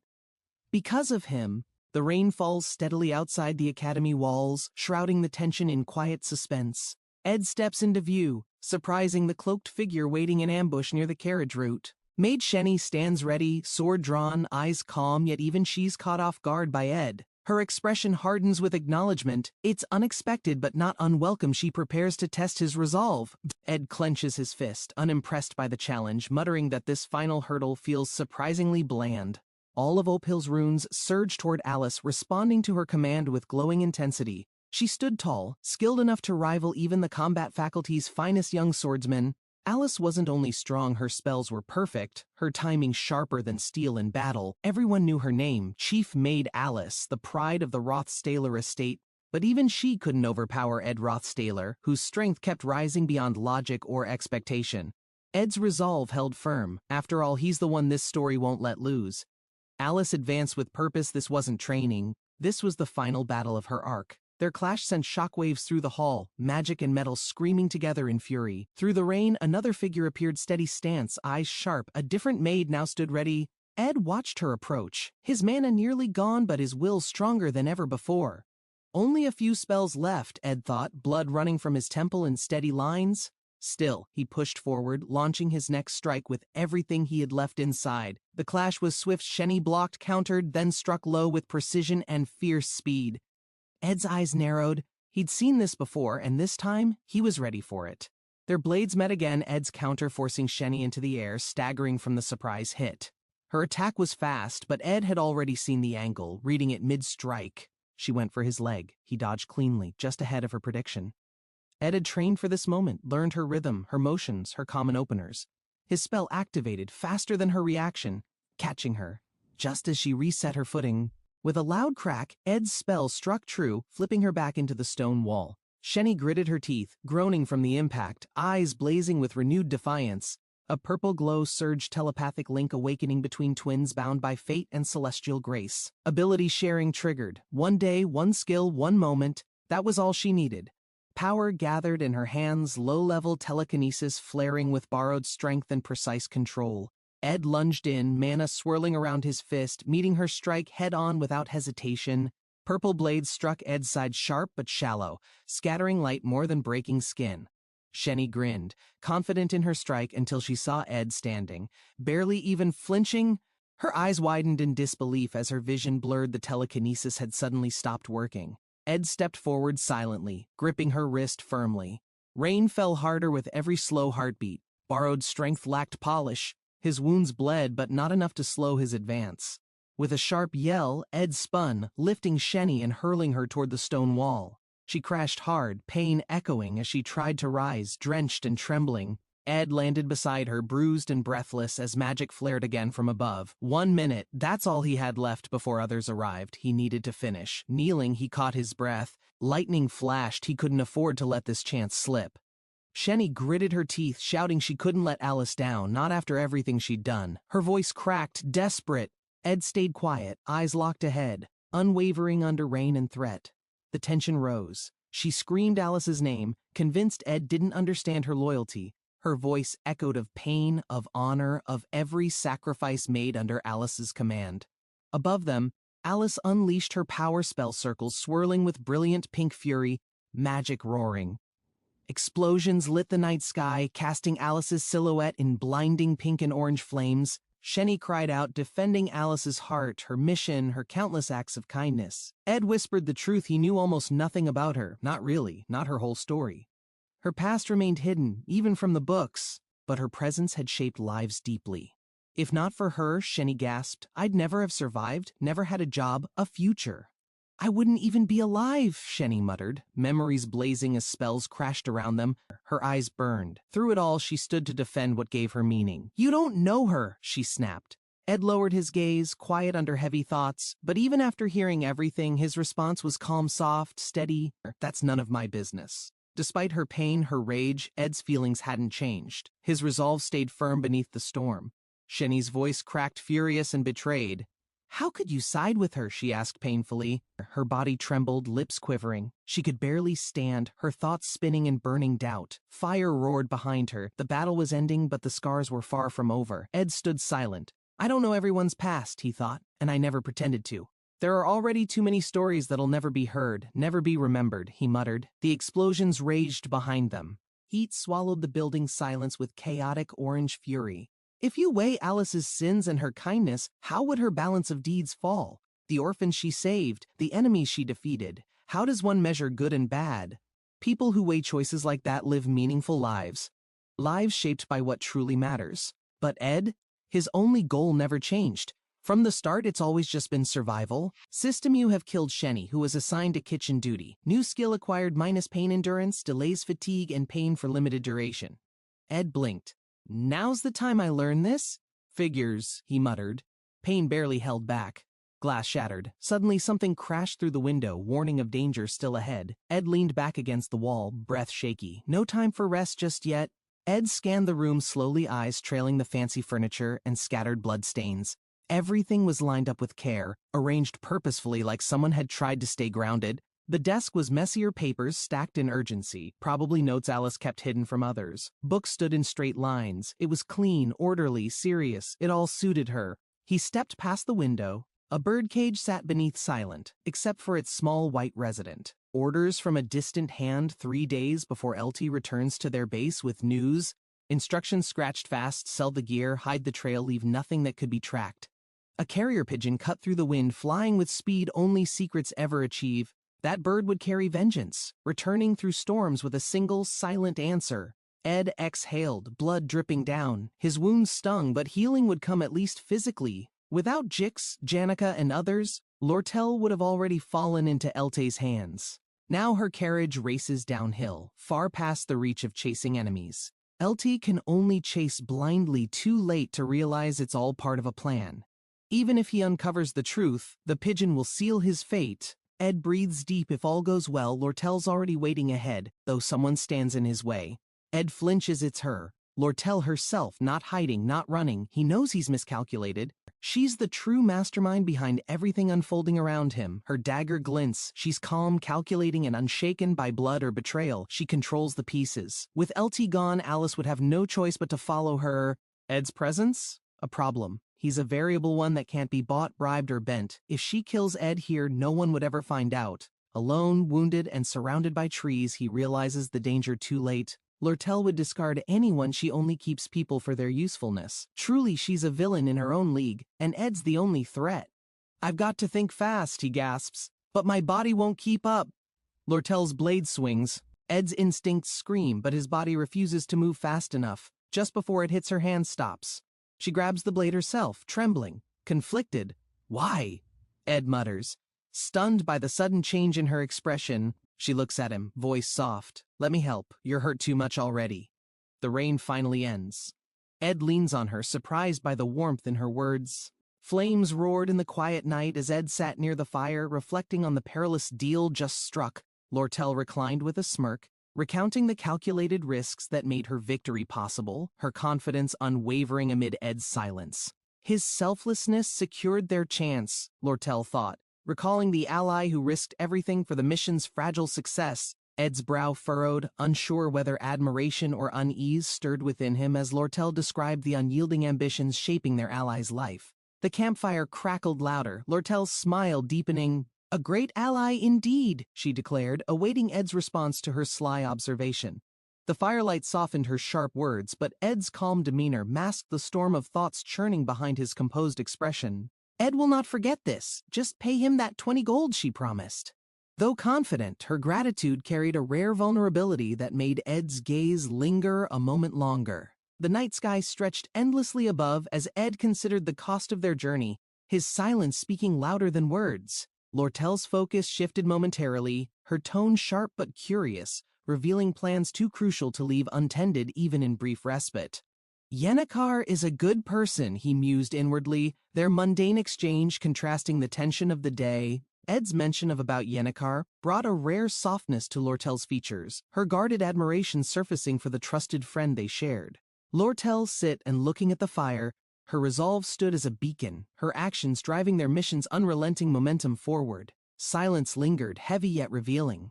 Lortel's thoughts turned inward, conflicted by her roles of ally. She said that she is not that nice. Meanwhile, in the shadowed halls of Ophelis, a new danger emerged, shattering tranquility as cloaked figures began their ominous descent. Cloaked figures gathered on Ophelis Hall. Elty received a report midway through the fight and suddenly hurried off.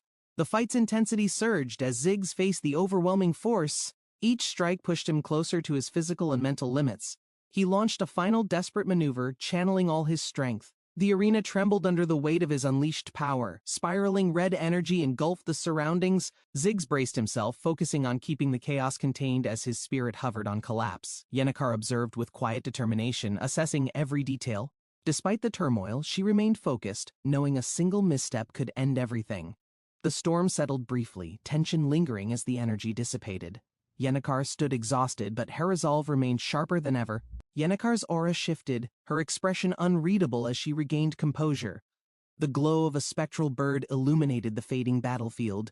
She glanced at Ziggs, who returned her gaze. She is not angry, words passed between them, but understanding hung thick in the air. In the aftermath, a sense of calm returned.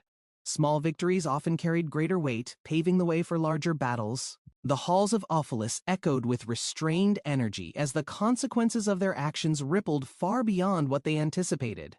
Meanwhile, Willain had to take most of the responsibility for destroying Ophelis Hall, and Eldris the headmaid had not said a word. Exhaustion gnawed at Ed's body as he surveyed the aftermath.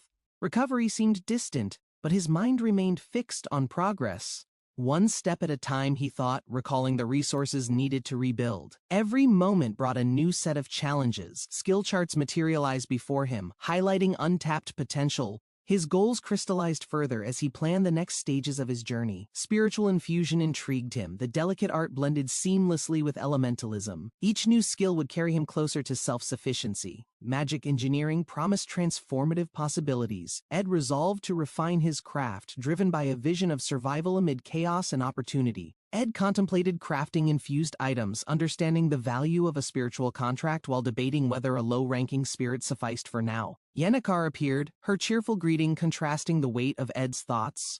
Her presence added warmth to the chilly morning air. Ed admitted his exhaustion, choosing rest over lectures. Yennecar's concern, though subtle, reflected her growing attachment to their companionship. Her glance toward the cabin hinted at quiet worry. Yennecar's unspoken thoughts centered on her head hurts and she feel weak. Her glance toward the cabin hinted at quiet worry. Yennecar's unspoken thoughts centered on Lortel and her current fragile state. The cabin's stillness enveloped Yennecar as sunlight streamed in. Her mind raced with unfinished tasks despite the brief reprieve she allowed. Days passed as Lortel awaited news. The weight of her responsibilities kept her restless, yet her spirit refused to falter. She envisioned appeasing Elris, the stern headmaid, knowing the success of negotiations relied on her careful management and patience. The cabin, though confining, became a temporary sanctuary. Lortel found solace in fleeting moments of peace amidst her relentless schedule. Her gaze softened as memories of Ed lingered. Somehow his quiet reliability eased her restlessness, though she'd never admit it aloud. Ed's steady presence resonated deeply with Lortel, her heartbeat quickening whenever he was near, though she kept her feelings guarded. His unwavering kindness gave her strength, a warmth she cherished, despite the cold, detached image she often maintained for survival. Lortel valued Ed's sincerity, recognizing its rarity in a world rife with manipulation. For her, it became an irreplaceable anchor. Yennecar's friendship added a layer of complexity. While Lortel trusted her, a quiet rivalry over Ed's affection simmered beneath the surface. Lost in thought, Lortel resolved to protect the rare connection she shared with Ed, knowing its worth exceeded all material gains. Lortel reclined, analyzing the chaos unfolding in her mind. Her strength was turning unpredictability into a controlled, profitable opportunity. She reflected on how to piece together seemingly random events. This knack for strategy was both her power and her curse. 3 days of living together is a prefect advantage, Lortel mused, visualizing gold filling the cabin. Yet practicality held her back from such an impulsive display. Lost in thought, Lortel chuckled at the absurdity. Dreams of grandeur collided with the stark reality of her current situation. She could pay for his tuition, she will be casual about it, she concluded, brushing aside wild fantasies. Focused resolve returned as she mapped out her next deliberate moves. Lortel practiced composed confidence. Though her heart raced, her meticulous plans anchored her emotions. She wouldn't let ambition blind her judgment. A fleeting blush betrayed her composure as her thoughts lingered on moments she dared not overanalyze. "That's so embarrassing," she groaned. Her retreat to calm was interrupted by a playful distraction, pushing her to refocus and guard her carefully constructed demeanor. Lucy's sudden presence startled Lortel. Her quiet steadiness always grounded her, even when her inner thoughts threatened to spiral unchecked. A subtle rivalry flickered in Lortel's mind. She cherished Lucy's calm influence, realizing how it balanced her restless determination. The cabin stirred as Lucy barreled in unannounced. Lortel bristled at the intrusion, her space disrupted by Lucy's boundless energy. Ed maintained his usual calm, reassuring Lortel with a glance. "She's here again," Ed said to her, masking her irritation with quiet resolve. Ed handled Lucy with practiced ease, leaving Lortel to observe. She marveled at his patience, contrasting sharply with her growing frustration. Lortel sighed, considering Lucy a force of nature. Despite her exasperation, she envied Lucy's carefree approach to the chaos around them. There's always one more, Lortel thought, resigning herself to coexist. Her ambitions remained intact, undeterred by the lively distractions surrounding her. Lortel's thoughts lingered on the ticking clock. Her confidence surged, vowing to conquer all challenges within the next 3 days. The second morning greeted her with tranquility. Yet, the cabin's stillness belied the unyielding determination fueling Lortel's plans. A cheerful greeting shattered Lortel's solitude. Despite the interruption, she mustered a polite smile, concealing her frustration at the intrusion. Yennekar's bubbly demeanor clashed with Lortel's calm, revealing how rare moments with Ed seemed impossible amid their ever-complicated dynamics. With a sigh, Lortel resigned herself to sharing the day. Her focus shifted back to managing priorities amid distractions. Lortel sought clarity in quiet moments, her mind tracing the delicate balance between strategy and execution, always recalibrating her ambitions. Ed, meanwhile, completed another crafted item. His steady progress demonstrated a practical resilience Lortel couldn't help but silently admire. The handmade brick marked another achievement, small but significant. Each creation reflected Ed's resourcefulness and his unwavering focus on rebuilding. A crafted fireplace now stood as a testament to Ed's efforts.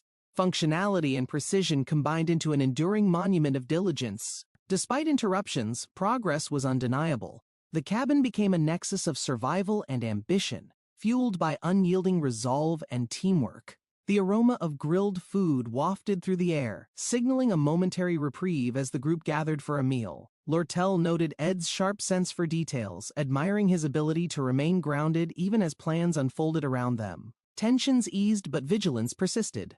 Lortel reminded herself that their achievements required constant adaptation to an ever-shifting landscape of challenges. Ed's straightforward request for materials highlighted his practicality. Lortel appreciated his clarity, valuing efficiency over needless complications as they outlined next steps.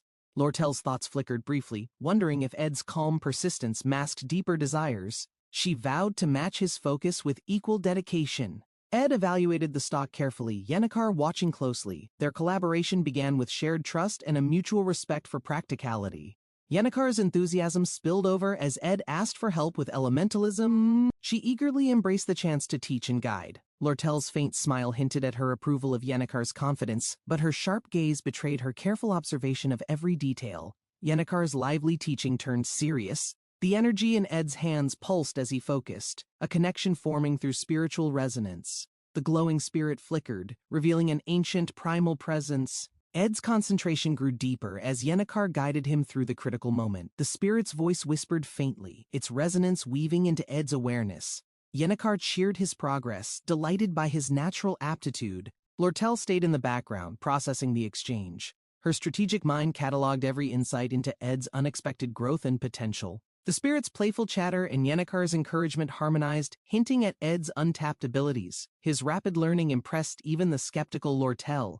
A sudden surge of energy startled everyone. The room crackled with life as the spirit fully revealed its luminous presence. Amid the commotion, Ed remained focused, adapting swiftly to the demands of elementalism. His calm steadied the room's shifting atmosphere. Lortel approached Ed after the session, her sharp wit masking admiration. "Is she done here?" she teased, concealing her genuine curiosity. Lortel discussed the stocked items casually, his practical tone amusing Lortel. She saw opportunity in their banter, sharpening her strategy. Lortel's proposal hinted at underlying intentions. Her smile carried confidence, an invitation to a game of clever exchanges and subtle bargains. Ed weighed her words carefully. Her charm and candor masked a deeper ambition that kept him cautiously intrigued yet willing to engage. As plans formed, Lortel's gaze softened. Their partnership, built on mutual respect, promised more than simple transactions. It was a quiet alliance. Lortel teased Ed over his frugality, her words playful but deliberate. She admired his restraint yet sought to challenge his practicality. Ed's response, calm and composed, shifted the mood. Lortel's smirk faded slightly, her mind analyzing his every subtle reaction. Yennecar chimed in cheerfully, lightening the atmosphere. The group found unexpected harmony, each presence balancing the other's quirks and motivations. Belle's arrival introduced a formal edge. Her composed demeanor hinted at urgent news, shifting their dynamic towards something more serious. Lortel's sharp eyes met Belle's. The mention of the former headmaid's message carried weight, leaving Lortel cautiously intrigued.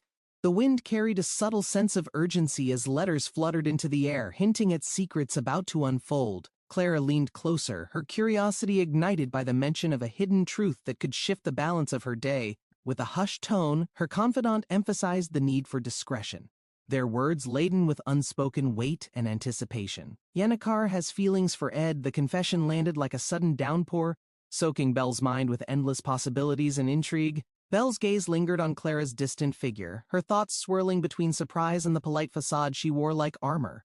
Belle took a deep breath, her posture straightening as the calm facade cracked slightly under the weight of news. Ed's reputation isn't stellar, she mused, her mind wandering to Yennecar's quiet strength and how opposites often collided.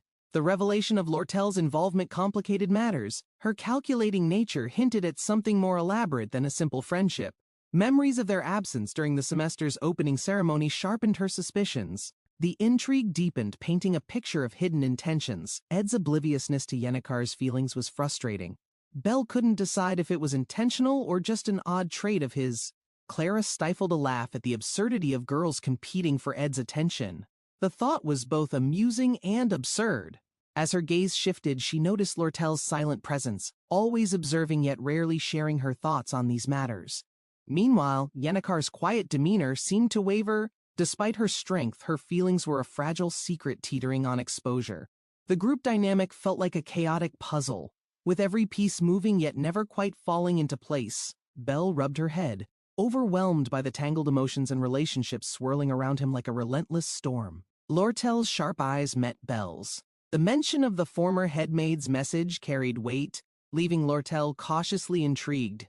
A sharp bow accompanied a gesture of respect, the letter seal identifying its sender as the former headmaid Elris. Memories of a blazing fire resurfaced, revealing the extent of the destruction caused during a critical moment in the academy. The survivors huddled together under the moonlit sky, the tension palpable as decisions about the future had to be made. Considering Lortel's calculated actions, Ed couldn't help but wonder what strategic move awaited next in this intricate web of alliances. A carrier pigeon soared into the sky, bearing news of Lortel's latest victory, its urgency unmistakable to its intended recipients. Lortel's thoughts shifted to her father's tireless fights. With the academy at peace, her attention could finally return to Lortel. Trusting Slog to oversee future operations was a gamble Lortel's reluctantly accepted, knowing her concerns with Elris were unresolved. The Inferno marked an end to this chapter. Lortel mused that sometimes fate had a way of resolving lingering problems. The flicker of flames illuminated her face, determination steady as she clutched a document hinting at a bigger confrontation ahead. Lortel unfolded the letter, the elegant script revealing plans she suspected would force a decision she'd long dreaded to make. Delivered through discreet channels, the letter listed maintenance fees and sponsorship options, a plea to keep the academy afloat. Elris's worsening health and workload fueled the desperate appeal, yet the academy's leadership turned a blind eye to her plight.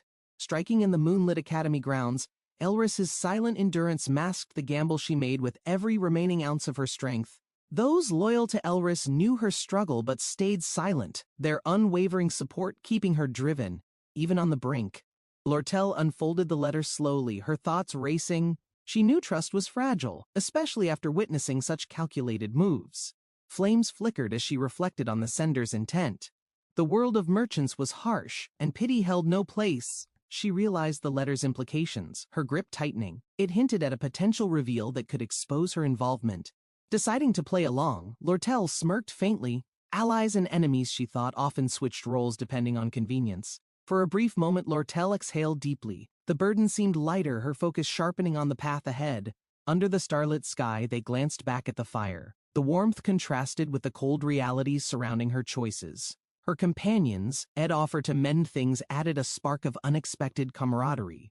A simple gesture, but it meant something. Looking at the offered light, Lortel didn't give any reaction to it. The flickering fire between them reflected the unspoken understanding they now shared. Lortel hesitated at his sudden insight. "Too fast," he said, unsure how to navigate the awkward yet growing connection between them. She sighed, brushing the thought aside. "Catch up later," she murmured, suppressing the urge to rush into uncertain territory. Lortel paused mid-step, her voice quieter. She didn't often confide, but moments like these demanded subtle vulnerability. Her fingers lightly adjusted his tie, feigning casualness. The motion concealed the swirling thoughts she couldn't entirely suppress. The crooked tie served as a metaphor, perhaps, for the misaligned paths they both seemed to walk separately yet together. His puzzled expression softened her guarded demeanor. Perhaps the academy, with all its chaos, left room for genuine connections. With a final tug on the tie, Lortel stepped forward, her heart steadying. She'd find her answers in time. The fire cast long shadows as the two stood silently, their thoughts drifting to the paths they had chosen. Lortel reflected on the small victories she had gained, weighing the steps she'd need to take to maintain her composure. A flicker of warmth crossed her face as the firelight mirrored her resolve, strengthening her focus for what lay ahead. The subtle dance of the flames reminded her of the delicate balance between actions and consequences in this turbulent academy. Lortel turned her gaze upward, the night sky offering a quiet moment of clarity before she prepared for the unknown. The firelight faded as Ed watched her leave, his thoughts shifting to the challenges that awaited him the next day. The narrow forest trail seemed endless, a fitting metaphor for the complexity of her situation at the academy. The distant sounds of the forest reminded him to stay vigilant, her role in the unfolding events becoming increasingly precarious. Stars shone brightly above, offering an unwavering reminder of the constant passage of time, indifferent to the struggles below. Ed stepped forward, determined to navigate the chaos, his focus unwavering despite the unpredictable paths that lay ahead. The cool night air carried a stillness that Ed found comforting, a rare moment to gather her thoughts before moving on. His priorities remained steadfast: survive, adapt, and finish what he had started. Simplicity was her strategy in this intricate environment. The academy loomed in the distance, a place of trials and opportunities that would shape his next steps. Ed paused briefly, his gaze settling on the autumn leaves, a quiet symbol of change he could not avoid. The seasons turned as they always did, carrying with them new challenges. Ed knew he'd need to remain vigilant. A single leaf floated from the sky, carried by a soft breeze over the vast, serene landscape. The leaf gently landed near the edge of a calm lake, where a dragon rested beneath a tall tree. A glowing blue creature approached cautiously, its shimmering body contrasting with the fiery presence of the watchful dragon. Nearby, a young woman stood still, observing the strange scene unfold as tension filled the air. Her focus sharpened as the dragon shifted slightly, its movements deliberate, while the blue creature remained silently attentive. Seated near the dragon, the young woman's expression showed concern as she reflected on the unusual events surrounding them. The blue creature moved closer to the water, its calm demeanor unbroken despite the overwhelming presence of the fiery dragon. The dragon exhaled softly, its massive form radiating heat, while the woman's thoughts lingered on the unfolding situation. Her gaze shifted as she contemplated the dynamics between the creatures, her mind seeking clarity amidst the growing tension. Despite the uncertainty, the woman's resolve strengthened, knowing she couldn't leave things unresolved with the stakes so high. The blue creature stepped forward, its glow illuminating the surrounding area, creating a stark contrast against the dragon's fiery aura. The woman adjusted her stance, carefully considering her next move, aware of the delicate balance between the opposing forces. A subtle blush crept onto her cheeks as a thought crossed her mind, her resolve firming with newfound determination. The dragon's fiery breath flickered briefly, as if sensing the shift in her demeanor, its attention never wavering. With steady hands, he gave a spoon, offering a gesture of calm amidst the chaos, bridging the distance between them. In the wooden cabin, the young woman leaned forward, inspecting something while her companion, Ed, kept a careful watch nearby. Her gaze suddenly shifted, purple energy glowing ominously, as the atmosphere in the room became charged with an unsettling presence. Outside, the cabin stood in quiet isolation beneath the vast sky, as a frustrated cry echoed from within its walls. A notebook was thrust into use, the man furiously scribbling down observations to improve his efforts despite his apparent annoyance. The glowing screen displayed his skill levels, revealing modest progress in various crafts, with room for significant growth over time. The screen highlighted dexterity, a key stat influenced by skill proficiencies, emphasizing the importance of balanced growth across multiple abilities. The tower loomed under the midday sun, marking the academy's sprawling campus as a place brimming with bustling activity. With the semester in full swing, the packed schedule left little time to focus on personal survival or broader preparations. His time for strategic planning had dwindled to a few hours each day, often stolen from much-needed sleep and rest. Glancing toward his companions, he monitored their interactions, ensuring the main events progressed smoothly without unnecessary complications arising. At the combat training grounds, Taylor sparred with classmates, honing his skills with impressive precision under his best friend's intense supervision. Nearby, another group watched as a sparring match unfolded, each participant bringing their best techniques to every calculated move. The Lortel observed silently, her composed demeanor masking her internal thoughts as she weighed the dynamics of the unfolding scene. Ed's sharp focus reflected his determination, though the challenges presented by others required constant vigilance to maintain his place. Beyond individual efforts, the Academy's competitive structure demanded teamwork, precision, and an unyielding commitment to constant improvement and success. The towering windows of the Grand Hall reflected the light, casting long shadows that hinted at an ominous revelation ahead. A faint voice echoed through the still room, as realization dawned on the figure holding a collection of vital documents. The truth became clear. Professor Glass, shrouded in mystery and power, stood at the center of the unfolding conflict. Professor Glass stood in the dimly lit study, deciphering cryptic notes as a faint glow illuminated his expression. The page revealed a hidden message about the mysterious events tied to Awfulous Hall, stirring a sense of foreboding. Professor Cleo Elpin, seated across the room, examined Glass's findings, her intuition confirming their growing suspicion of deeper conspiracies. Glass, urged by Cleo's warning, gripped the papers tightly, ensuring every detail of the celestial thesis remained intact. The professor's stern glare radiated a cold aura, his energy manifesting, pushing Cleo to promise swift completion by morning. Awfulous Hall gleamed under the midday sun, its serene facade masking the secrets unfolding within its hallowed walls. Professor Cleo lounged in her office, reflecting on Narumi's findings while her assistant, Anise, diligently handed her new reports. Cleo adjusted her glasses, analyzing the report thoroughly, her mind racing with connections to the recent disturbances at Awfulous Hall. She pondered over whether such relentless investigation was necessary, given the tangled web of motives driving each actor involved. Exhaustion weighed heavily on her, the notes before her blurred as she struggled to stay awake amidst the chaos. Cleo's mind fixated on a name, Ed Rothstaler. There was something undeniably peculiar about his involvement in recent events. A sharp realization hit Cleo as she prepared documents, guilt flashing momentarily for having forgotten an earlier promise. Ed was an LT company, his composed demeanor a stark contrast to Lortel rushed apologies, their conversation teetering on forgotten details of their contract. Outside the LT company headquarters, sunlight bathed the streets, masking the storm of strategic discussions brewing within its walls. Lortel offered refreshments as a token of apology, her voice steady, masking the weight of unresolved mysteries surrounding Ed. Lortel adjusted her hair, her formal attire reflecting her intent to handle a significant matter in the bustling office. Ed observed her transformation, surprised by her unusual effort. Wondering about the critical tasks awaiting her that day, Lortel mentioned his unfinished cabin project, hinting at furniture needs and lamenting the unaffordable prices of high-quality company products. She noticed a flawed product, her abilities surging to dismantle it entirely, resolving its uselessness with a decisive crash. Ed sipped his tea, appreciating her gesture, as her silent gratitude lingered in her warm and steady gaze. The atmosphere thickened as Lortel questioned his calm demeanor, the slight tension between them hinting at unspoken thoughts and emotions.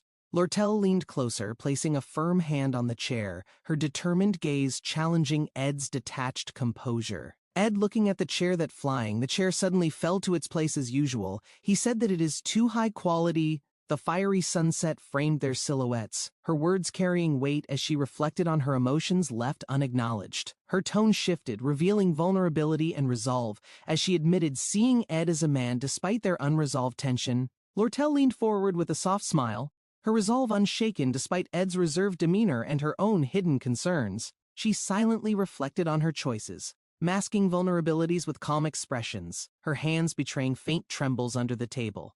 Ed's quiet acknowledgement hinted at a deeper understanding, though his words remained elusive, leaving Lortel's thoughts in restless circles.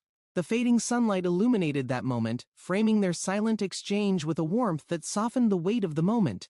Lortel, ever composed, resumed her tasks with newfound determination, concealing emotions behind her professionalism as she moved forward decisively. Lortel smiled to him. She pointed her index finger to Ed's chest. She smiled. She is only helping him like this out of her own selfish reason too.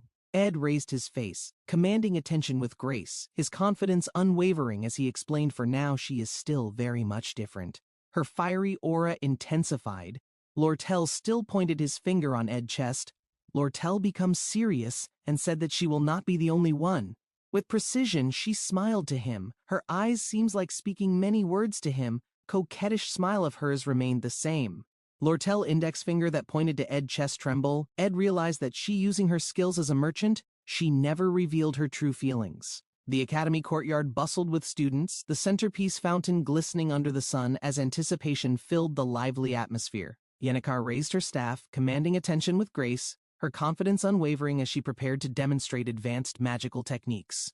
Her fiery aura intensified, magic surging through her staff, a brilliant display of flames igniting the awe of onlookers. With precision, she summoned a controlled burst of fire, its mesmerizing glow casting a golden hue over the gathered crowd. Yennecar encouraged focus and discipline, her demonstrations serving as inspiration for those striving to reach her level of mastery. Ed nodded quietly, absorbing the instructions, his determination evident as he prepared to follow Anisa's lead in mastering fire magic. The fiery sphere in Ed's hand crackled, its unstable form threatening to burst, yet he maintained calm and focus. A brilliant explosion of flames erupted, revealing a fiery spirit emerging from the chaos, its form glowing with vibrant energy. The spirit saluted Ed with fiery enthusiasm, introducing itself as Mug, a low-ranking fire spirit eager to serve. Mug proudly detailed its selection process, emphasizing its capabilities while expressing excitement about forming a bond with Ed's magic. Mug proudly boasted about its training achievements, detailing its mastery of fire magic deep in the northern forest. Ed admired Mug's fiery enthusiasm, realizing its dedication and how it would push him to new levels of mastery. Their dynamic quickly proved unique. Mug's boundless energy and Ed's focus created an inspiring partnership that brightened the atmosphere. Reflecting on his past attempts, Ed felt a new appreciation for spirit contracts, seeing Mug as more than a tool. Amid training, Mug's intensity reminded Ed of a drill sergeant, its passion pushing him to keep up despite exhaustion. Mug's fiery aura intensified as it explained its rigorous selection process, emphasizing the effort involved in earning Ed's companionship.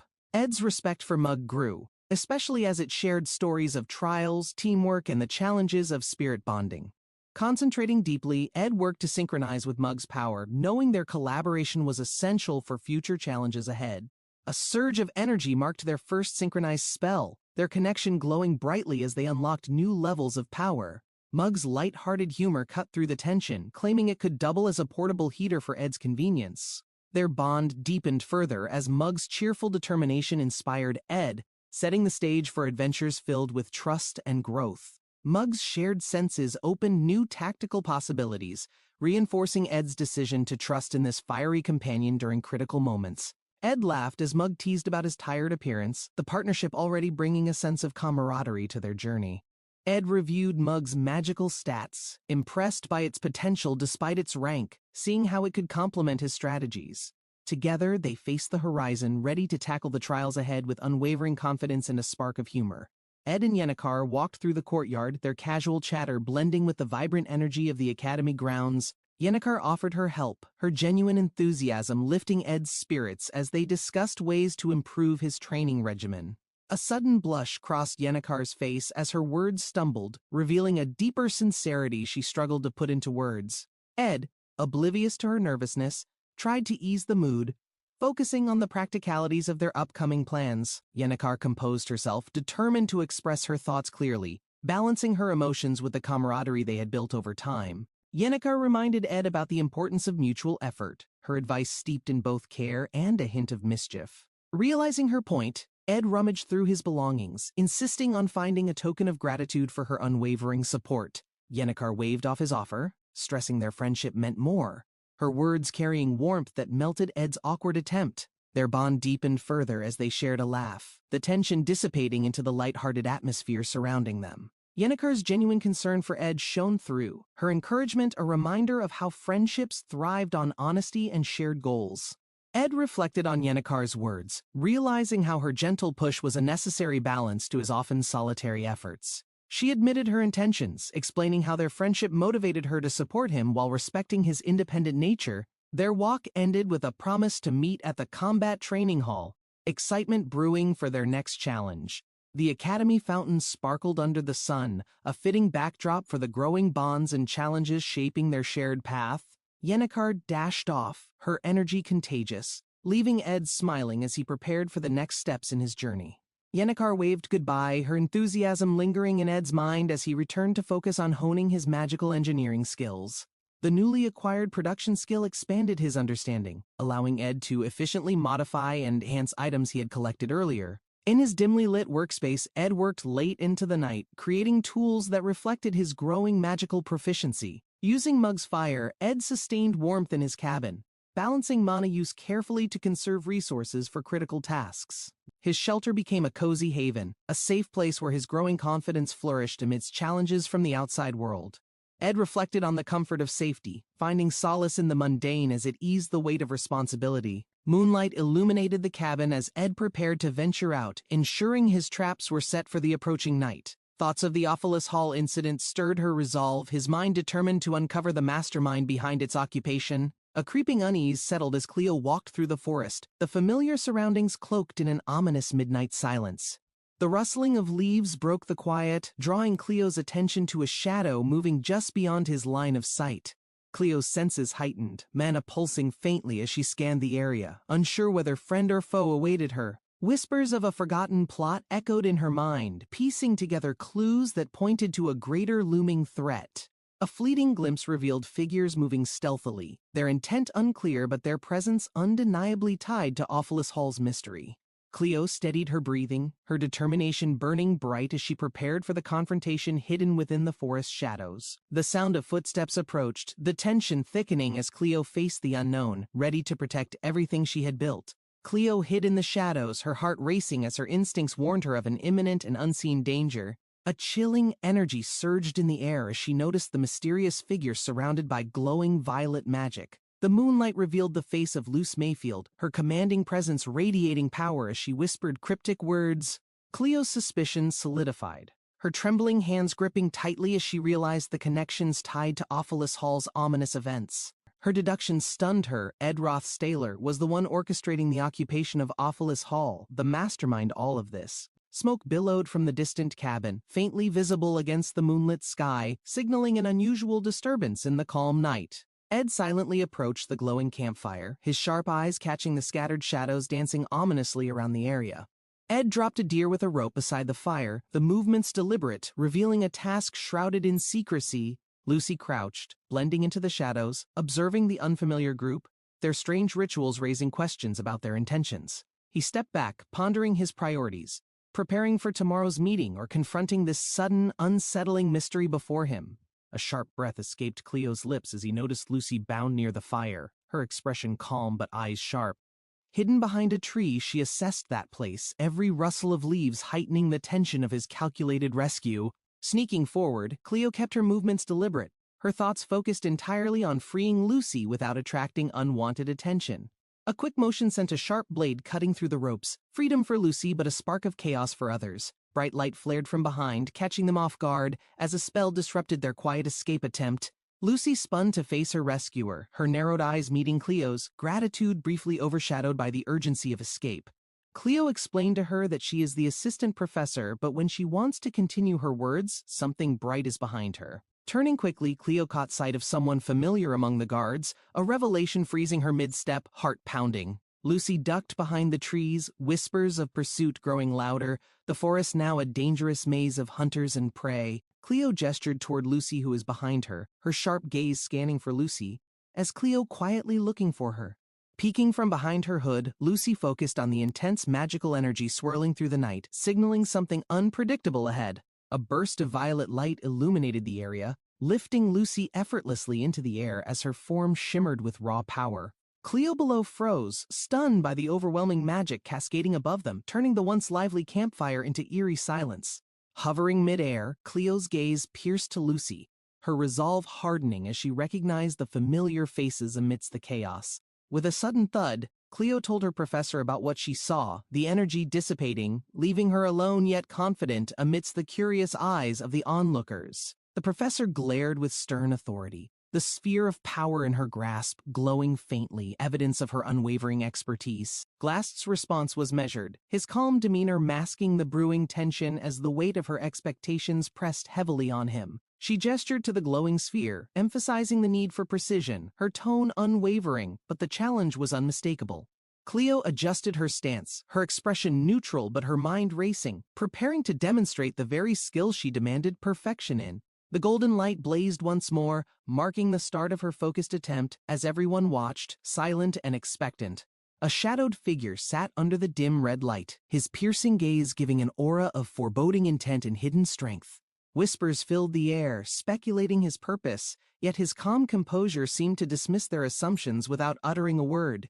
A tense conversation followed in the office, documents scattered on the table as conflicting priorities collided with unresolved past events. Glast looking at her silently, taking the parchment with a determined expression, his resolve stealing with every passing moment of their interaction. The slam of the door echoed as Cleo stepped out, focused on his task, the weight of responsibility clear in his stride. The shadowed figure, Glast observed the scene with sharp eyes, analyzing every movement below with calm, calculated precision. The mission details aligned as expected. Taylor and his team were right on time, their actions deliberate and coordinated. With fluid movements, they engaged their targets, their teamwork and precision standing out amidst the tension in the dim light. The gifted swordsman, Ed, led the charge, his confident stance commanding the respect of his peers in the high-stakes moment. As the radiant magic flared, a surge of determination coursed through Glast's mind, his resolve shining against the odds. The orb of magic pulsed brighter in front of Glast, channeling energy into a powerful spell aimed at shifting the battlefield. A sudden explosion rocked the surroundings, sending debris flying as the fiery impact left a glowing crater in its wake. The weapon gleamed in the light, its intricate design symbolizing the skill and precision poured into its creation. The completed construction marked a pivotal achievement, further bolstering the strength of the group in the challenging confrontation. With renewed confidence, Ed charged forward, the fiery aftermath behind him igniting the resolve in his every movement. Ed grinned as the infusion worked flawlessly, the fiery companion beside him chirping with delight at the successful enchantment. He explained the intricacies of the infusion process, his tone confident, reflecting his growing mastery over the advanced technique. The spirited creature beside Ed burst into song, celebrating the moment with an impromptu melody that left him slightly flustered. Apologizing profusely, the fiery companion hovered nervously, its bright glow dimming slightly as it sought Ed's forgiveness for its misstep. Ed waved it off with a small smile, redirecting focus to the task ahead as the journey pressed forward. Ed dismissed the formalities, his tone firm, focusing on the unusual dynamics between spirits and their pursuit of acknowledgement. The fiery spirit eagerly explained its reasons, glancing nervously at Ed, trying to justify its ambitious attempts for recognition. Ed's expression remained neutral, his silence compelling the spirit to reveal more, its anxiety bubbling over into a comical outburst. Walking along the forest path, Ed listened patiently, balancing his firm demeanor with a quiet understanding of the spirit's struggles. The spirit, overcome with emotion, expressed gratitude and loyalty, its bright flames glowing warmly, reflecting its unwavering admiration for Ed. The spirit confessed its calculated decision to seek Ed, believing the partnership would accelerate its growth and abilities significantly. Ed sighed, his calm acceptance putting the spirit at ease, though its emotions still spilled over in exaggerated expressions. Walking ahead, Ed encouraged the spirit to adapt to the realities of survival, his words practical but not unkind. The fiery companion, reluctant but inspired, resolved to learn from Ed's guidance, its antics fading into focused determination. Their journey continued, the forest enveloping them in peaceful silence, as Ed reflected on the surprising complexities of the spirit's world. With a solid swing, the axe split the wood cleanly, Ed's practiced movements showcasing his self-reliant and disciplined routine. He surveyed his progress, his strength honed enough to handle physical tasks with ease, a testament to his disciplined lifestyle. The stocked shelves in his cabin reflected his hard work. No longer starving or desperate, he had secured a stable life.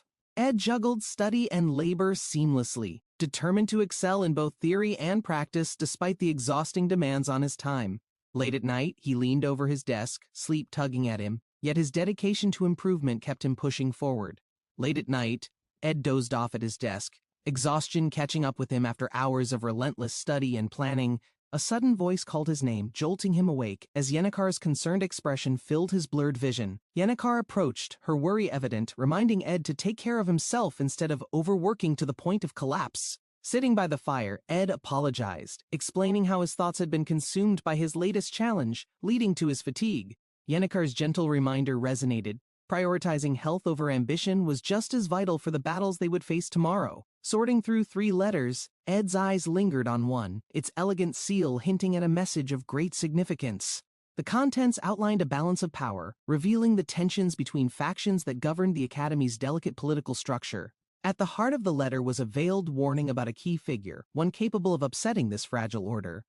Ed contemplated the significance of the sealed tome, its importance to both allies and enemies making his role even more critical. As dawn broke, he resolved to uncover the truth behind the faction's intentions, ready to act decisively when the time came.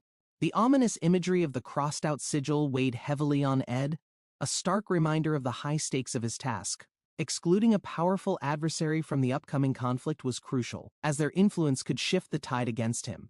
Ed mulled over the challenge of securing the sage's sealed tome, knowing its possession could determine the outcome of the ordeal. The letter revealed key insights, urging decisive action while extending an invitation to play a pivotal role in the brewing conflict. Standing by the fountain, someone talked to the woman that he has returned from the northern forest, his resolve hardening as he prepared to step into the unfolding events. Someone greeted an old acquaintance in the courtyard, their casual conversation masking the weight of the secrets they both carried. The conversation shifted to a tome of immense value, its significance tied to the Academy's delicate political and magical balance. The stranger explained the risks of keeping the tome, its aura attracting those who sought its power for their own gain. That woman listened carefully, pondering how such a relic could fall into the wrong hands and disrupt the fragile peace. The encounter ended with a cryptic remark, leaving her with more questions than answers about her next steps. A figure clad in red approached, Lortel, her formal demeanor suggesting a request of importance, though her presence carried a hint of tension.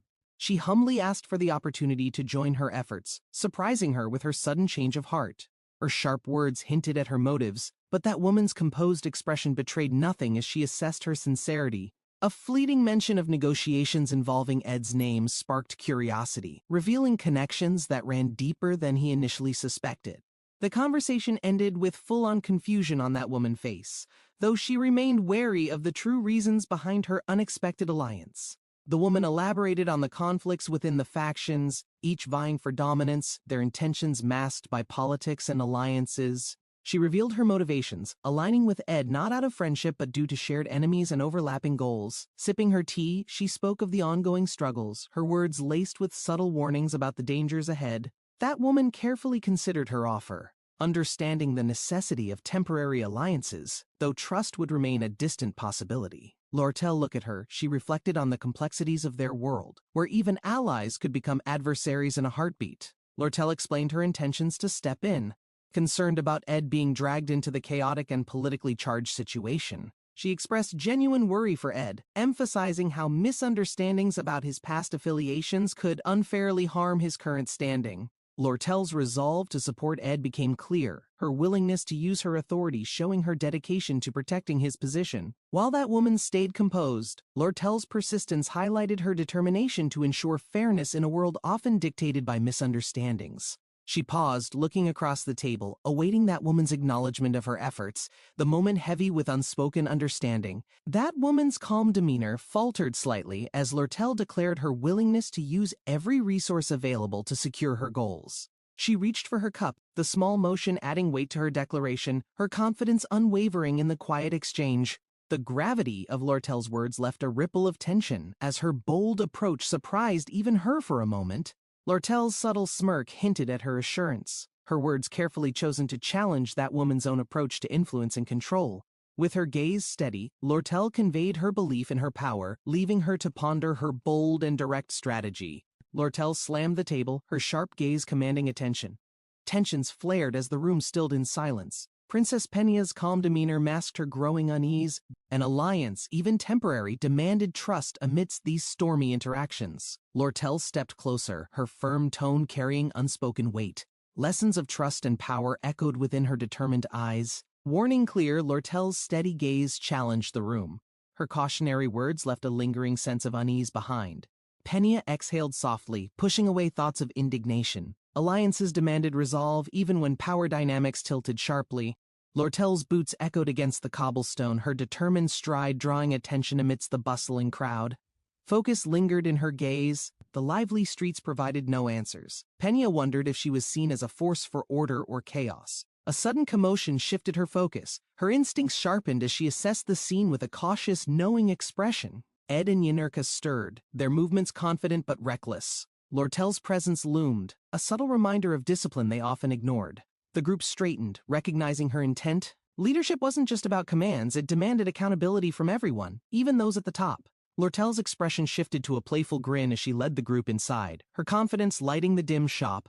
A glimmering display of enchanted trinkets captured everyone's attention. Each item seemed to hum with untapped energy and potential. The group's excitement grew as Lortel revealed her find. Rare artifacts gleamed brightly, promising power to those daring enough to use them. Yahello fumbled an item, its intricate craftsmanship almost wasted. Lortel's amused smirk hinted at a deeper understanding of their value.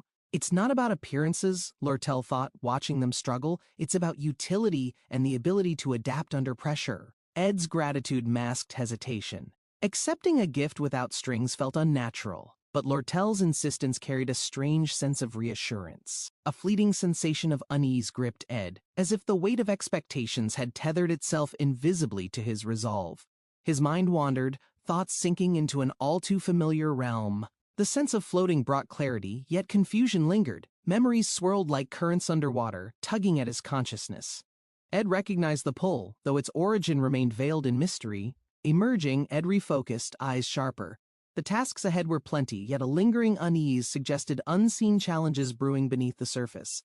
The dimly lit cabin offered quiet reprieve. Ed considered his to-do list, crafting, cleaning, and preparing for days ahead. His thoughts drifted to resourcefulness. Every small improvement to his surroundings brought tangible relief, reminding him of survival's constant demands. The sight of a half-prepared deer carcass evoked determination. Each task, no matter how mundane, was vital for endurance. Ed's focus was sharp, yet a faint tug at his consciousness reminded him of deeper, unresolved mysteries lurking in the past.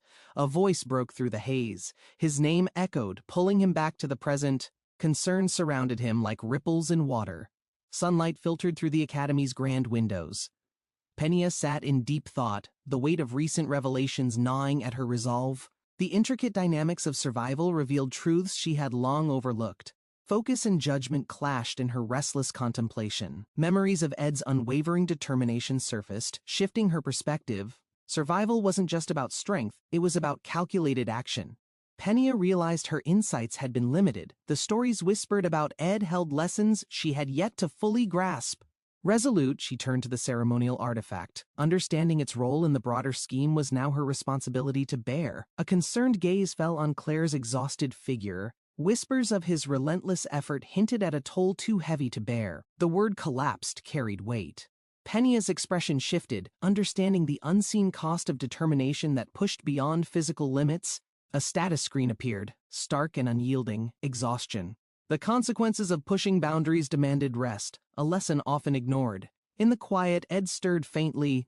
The fragile balance between willpower and body's limits had been stretched dangerously thin. Rest wasn't optional anymore. The battle against his own limitations began, challenging Ed to prioritize survival over relentless ambition. Breathing felt labored as Ed awoke, body heavy and movements sluggish. The toll of overwork left undeniable traces on him. Sunlight spilled into the room, a faint warmth contrasting the cold fatigue gripping him. Rest remained elusive even in slumber. A soft murmur escaped him as dreams melded with reality. The line between exhaustion and recovery blurred into a surreal haze. Nearby, his companions exchanged worried glances. Even in rest, Ed's struggle was apparent, a reminder of their shared vulnerabilities. The memories about Lucy, the serene morning masked the silent battles waging within. Recovery required patience, a resource as rare as strength. Ed lay motionless, his body unresponsive. The stillness weighed heavily on him, a stark reminder of his depleted strength.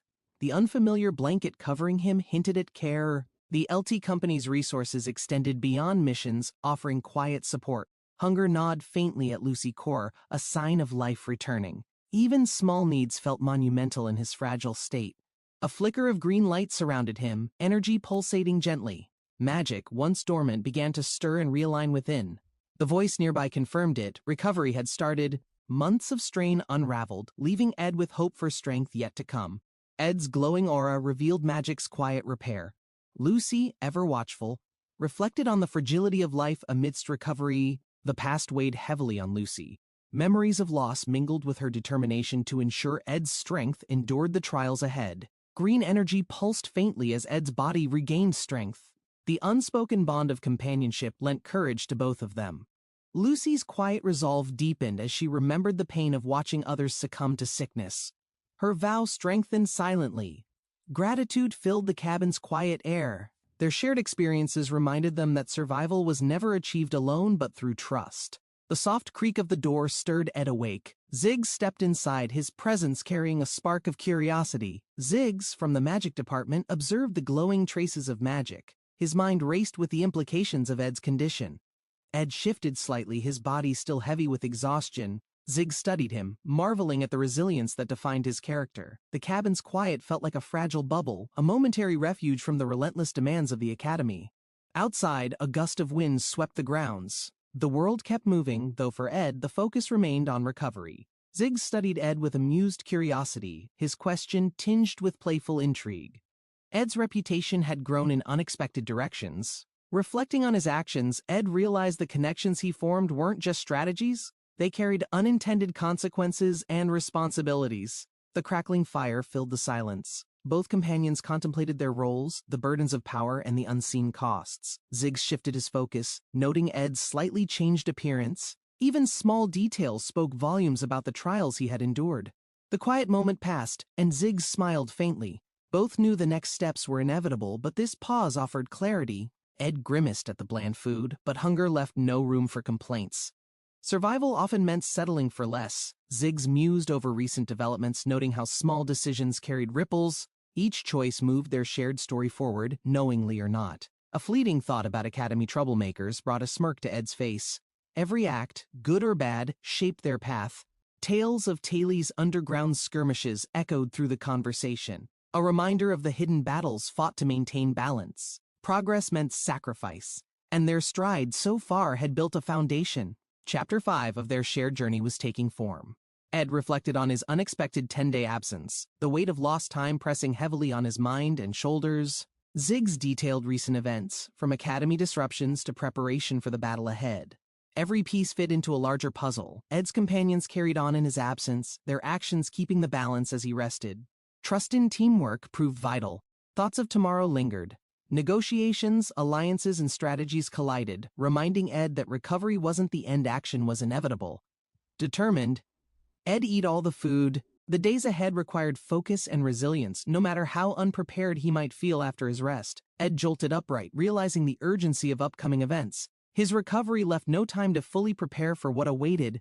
The academy bustled with activity as news of the battle spread. The atmosphere grew charged with anticipation and unspoken tension. The LT Company's role became clear: protect their stake in the chaos to ensure their survival amidst powerful factions. Lortel's commanding presence was a stark contrast to the mounting uncertainty. Her leadership held the group together during pivotal moments. Steps echoed in the hall as the battle for the sage's sealed tome loomed closer.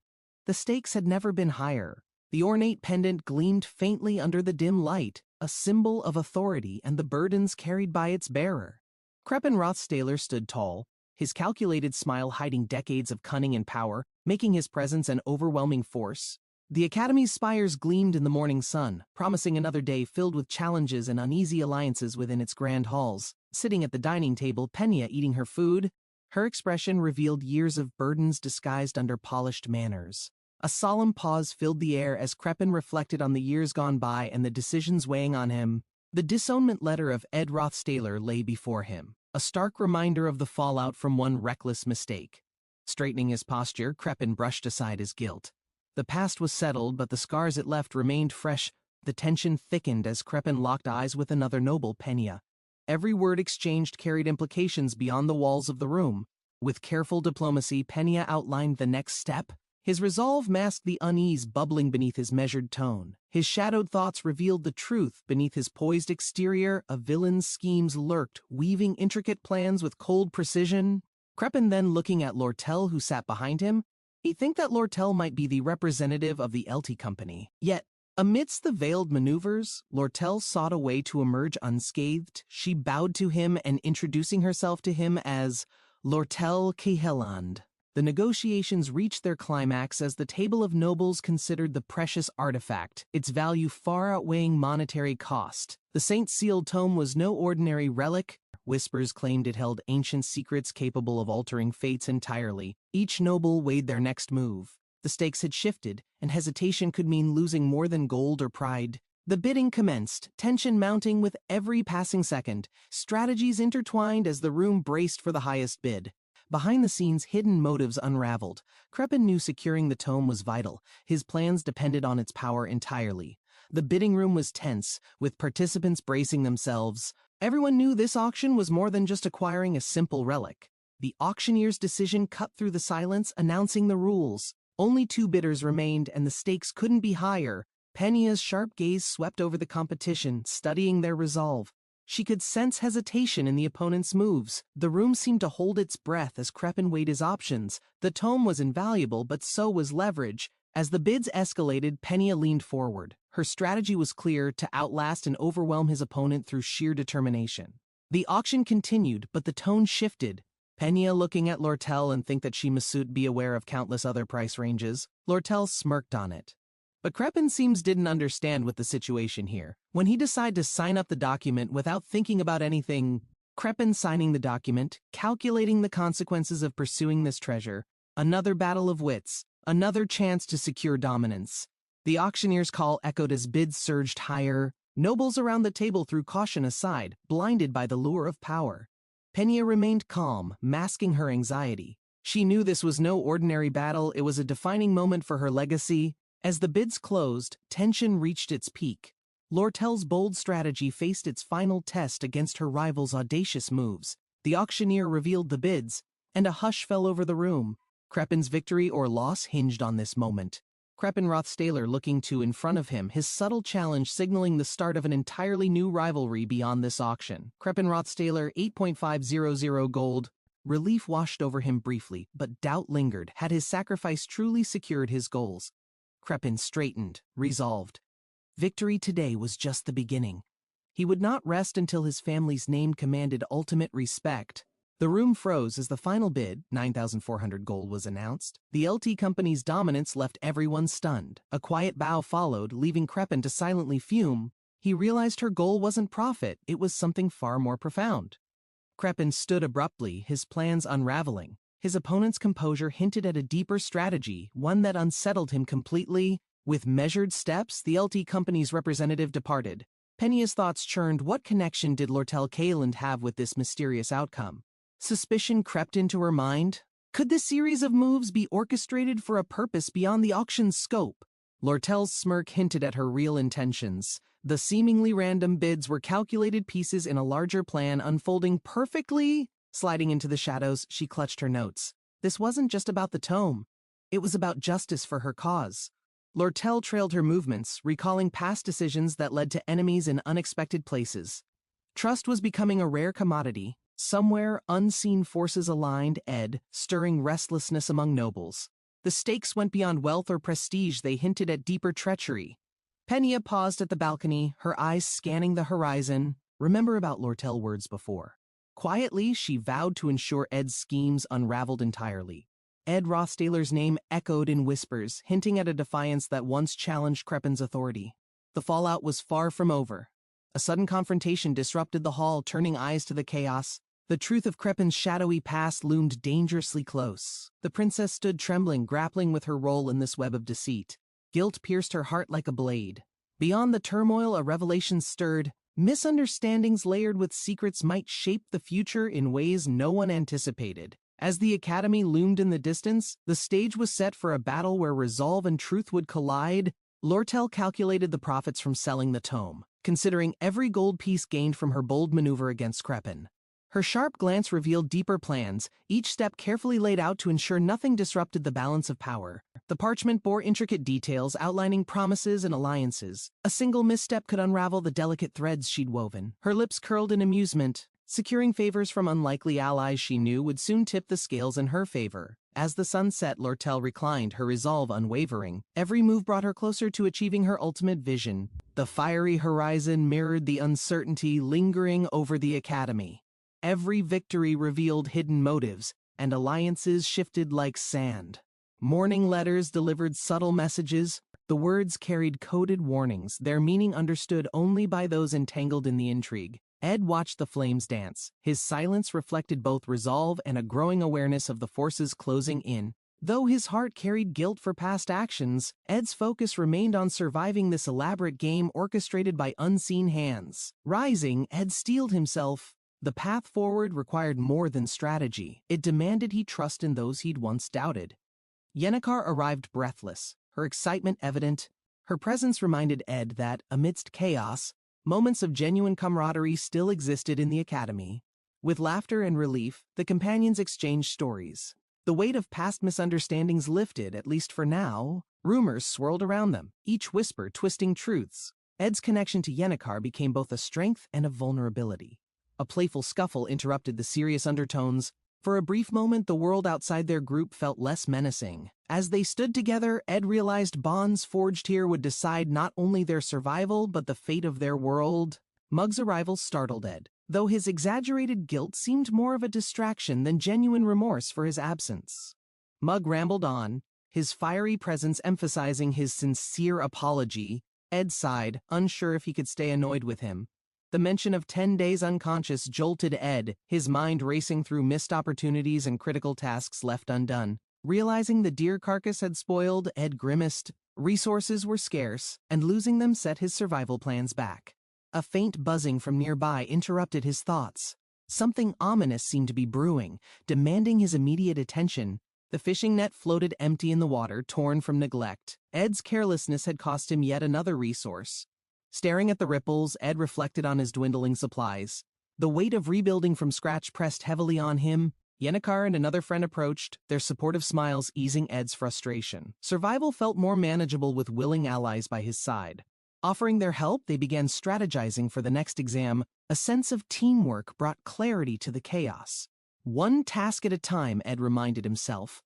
With their encouragement, his resolve to overcome challenges strengthened. Ed stood before the ramshackle shelter from his past. Its fragile frame reminded him how far he'd come since then.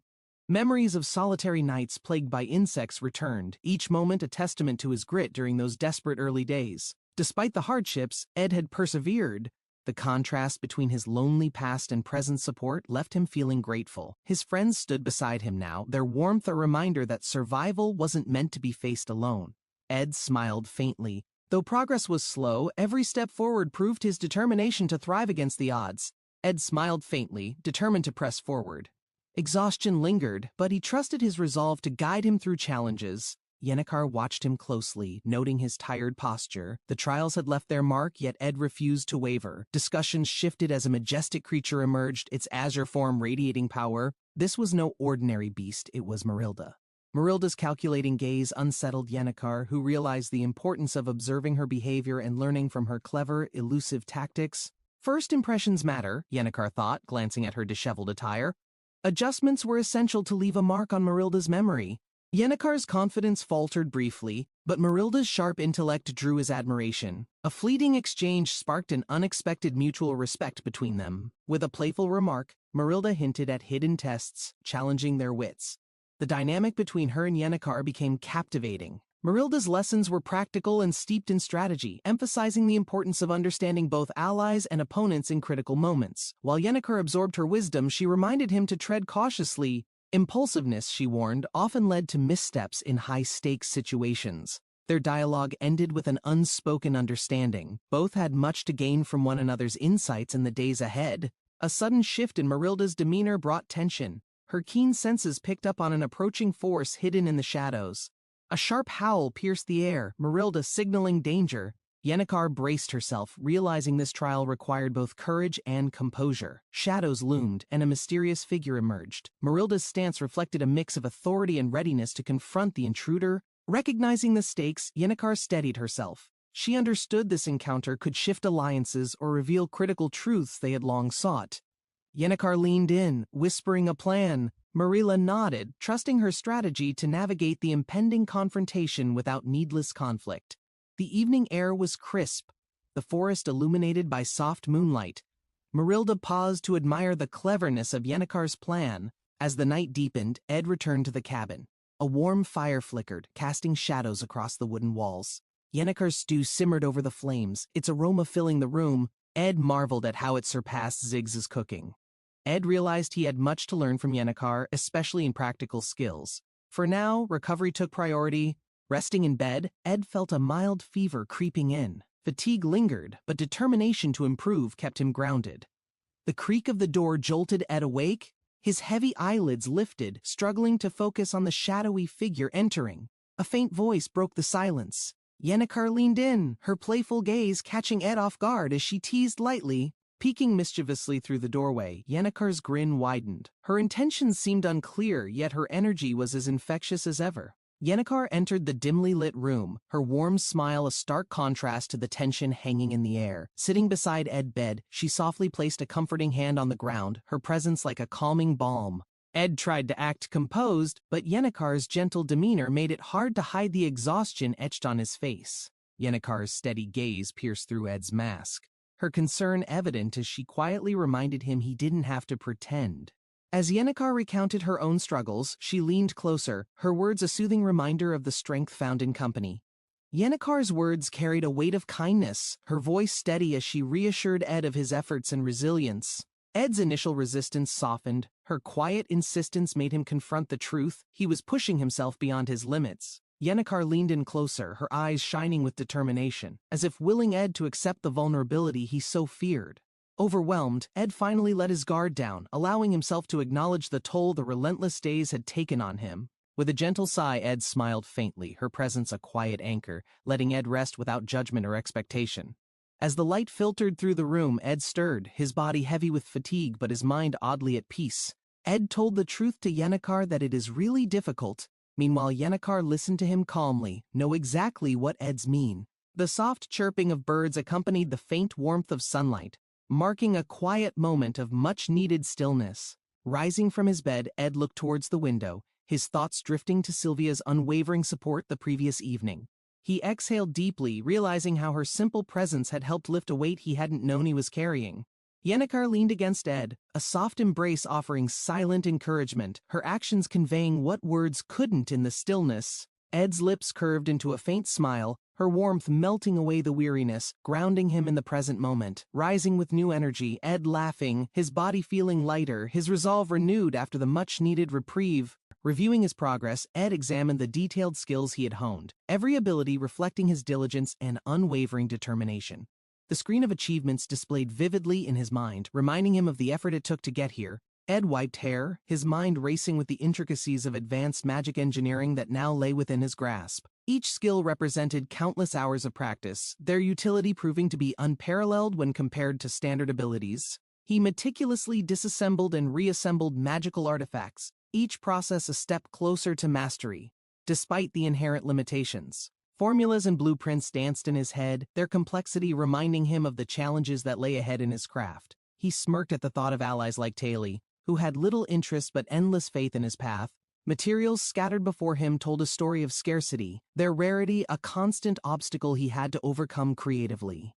The scroll before him glowed faintly, an incomplete recipe, waiting for the rare components required to bring it to life. Ed's mind wandered briefly. His reliance on a resourceful ally was invaluable, bridging the gap between theory and practice. Sitting under the open sky, Lortel's light-hearted presence contrasted his intense focus, grounding him in moments of shared camaraderie. Her playful remark about her appearance drew a chuckle, her humor breaking through the monotony of Ed's focused endeavors. Ed and Lortel sat in the quiet forest, their surroundings offering a serene break from the Academy's relentless challenges. Lortel mentioned her plans, her voice carrying determination as she spoke of opportunities and responsibilities she hoped to take on. Ed listened intently, impressed by her vision, realizing how much she valued collaboration and the balance required for leadership. Lortel's boldness made her plans sound enticing, her energy contagious as she outlined her vision for managing a successful group. She smiled confidently, her face glowing with excitement, as if daring Ed to imagine their potential future partnership. Lortel leaned back, her expression shifting to one of mock concern, teasing Ed about his own dedication to their shared efforts. Ed kept calm, shaking his head at her playfulness. He asked to her that going so far with him is going to be a little strange. Lortel tugged her hood forward, her expression softening, a reminder of the trust and respect that underscored their growing bond. She whispered her commitment to their cause, her confidence in Ed evident as she vowed to remain a steadfast partner.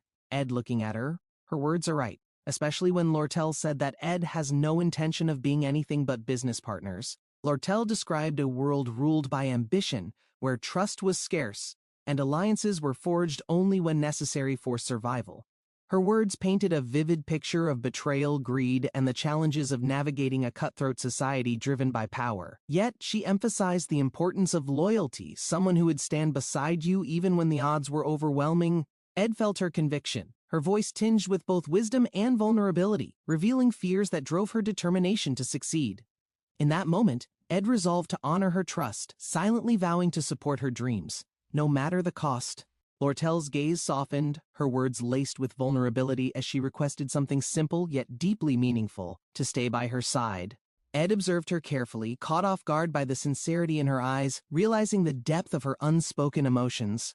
Lortel chuckled, her attempt at lightening the mood almost working, though Ed's subtle smile betrayed his growing understanding of her thoughts. She teased Ed further, her confident demeanor hiding the earnestness of her request, leaving him contemplative yet silently amused. Her green eyes sparkled with mischief as she explained her tactics, knowing full well she had caught Ed off guard. Lortel's words lingered as they sat by the water, the steady trickle of the stream blending with the quiet moment.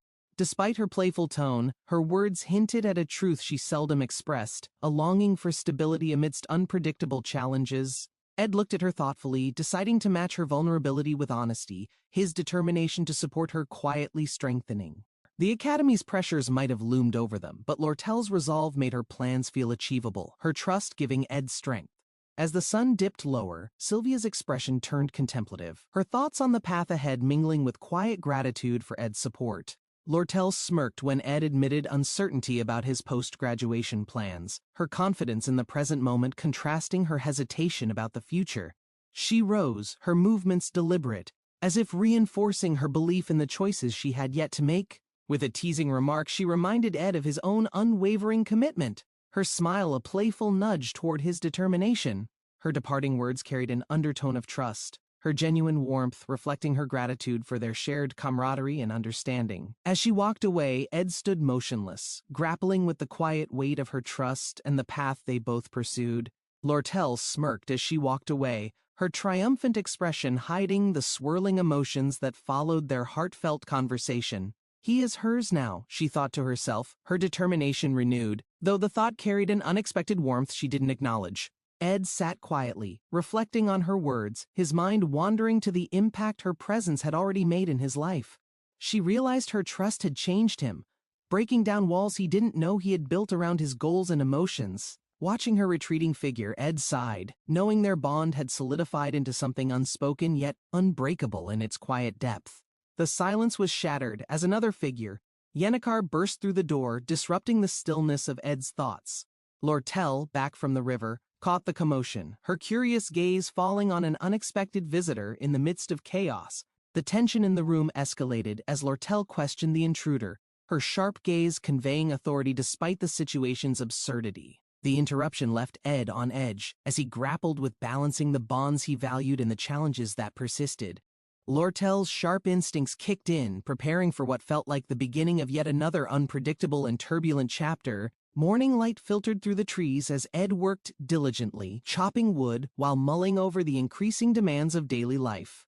The voice in his mind nagged him to maintain balance, reminding him that overworking would only weaken his already strained body. A golden aura, mugs flickered nearby, as if the forest itself held secrets waiting for Ed to uncover and utilize. Reflecting on recent days, Ed felt gratitude for Lortel's unwavering presence, knowing her support had made his burdens lighter to bear. As Ed glanced at the letters in his hand, he sighed deeply, anticipating the challenges still waiting to be addressed.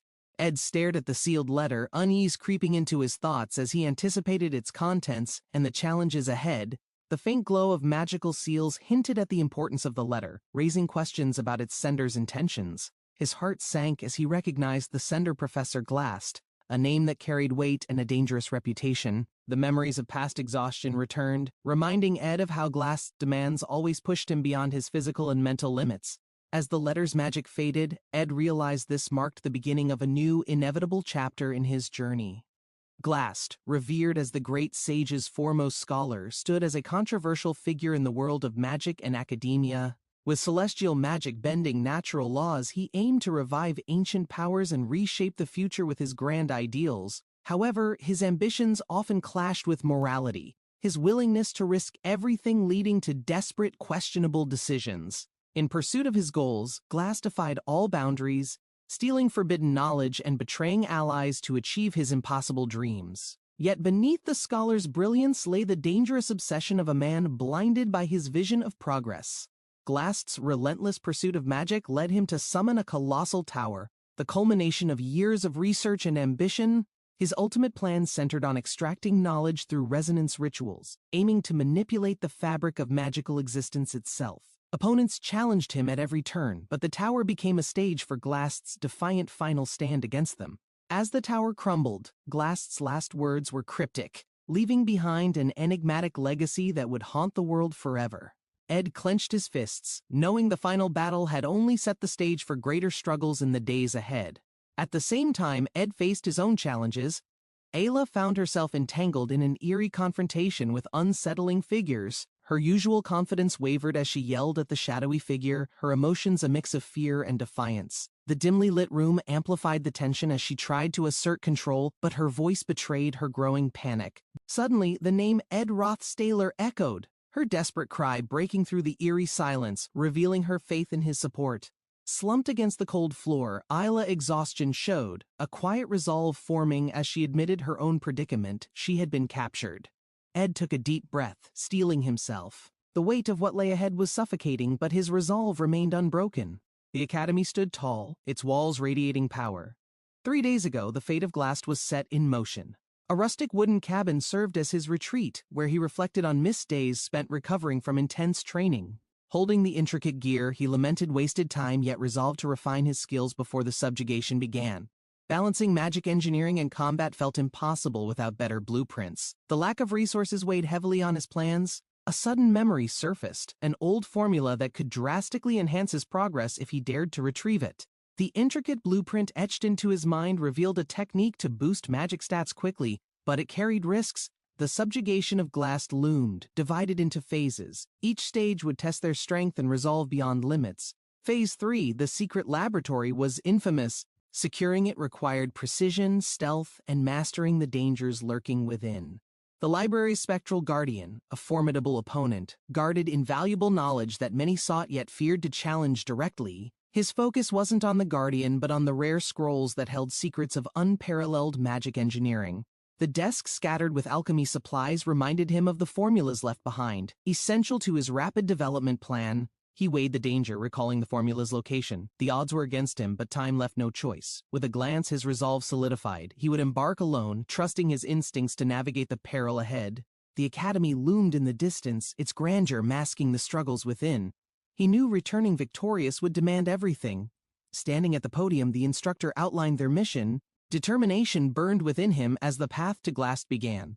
The Academy's LT class was filled with talent, each student excelling in unique ways, shaping an intense atmosphere of competition. Zig suddenly raised his hand. It feels like he wanted to ask about something to that class. He supposed he heard something about Ayla being very susceptible to celestial magic. Glancing at his peers, he wondered if pure talent alone dictated their future, or if effort could truly surpass limitations. A question lingered: was it fair to value only natural talent, dismissing those who worked tirelessly to overcome their inherent weaknesses? The weight of decisions hung heavy on his mind, reflecting on the burdens placed on students who sought to prove themselves. The lecture hall quieted as the instructor emphasized the dangers of misplaced encouragement, warning against pushing unprepared students toward unreachable goals. Lortel sighed, remembering stories of students who collapsed under pressure, their failures haunting both themselves and the mentors who guided them. Details about Glast's daughter surfaced. Though ordinary, her father's belief in her talent propelled her into challenges beyond her ability. As a parent, Glast's faith was understandable, but his misplaced expectations led to decisions that ultimately put her in peril. Believing in her potential, she joined a raid too early, her lack of preparation becoming a catalyst for devastating consequences. The raid became a grim reminder of recklessness born from ambition. Her loss left Glast consumed by guilt and regret. The tragedy shifted Glast's focus, driving him to research celestial magic, an enigmatic field that promised answers to unspeakable losses. His obsession with talent became evident, a reflection of his desperation to avoid repeating the pain of his past mistakes. Celestial magic, though mysterious, seemed less about power and more about redemption, a tool to rewrite the rules of fate. In the quiet of his studies, Glast sought not power but absolution, chasing the elusive dream of undoing the irreversible. The great sage, Sylvania, was a legendary figure, hailed as history's most brilliant genius in the realm of magic. Her groundbreaking research on celestial magic relied heavily on dragon-fed mana, a resource both rare and fiercely guarded. Lortel reminded the class of Sylvania's unmatched achievements, stressing the importance of their own pursuit of magical understanding. Until Glast calling her name. Lortel listened, determined to secure his role in the ritual. The looming responsibility weighed on him heavily. Through the resonance ritual, the tome's ownership would transfer. Lortel knew her preparation had to be flawless for success. The day ended with a sharp reminder: the resonance ritual was imminent, and every moment of preparation was crucial. Ed, thinking about something, formulating a risky plan. Tailing Taylor closely would provide insights and possibly rewards to enhance his strategy.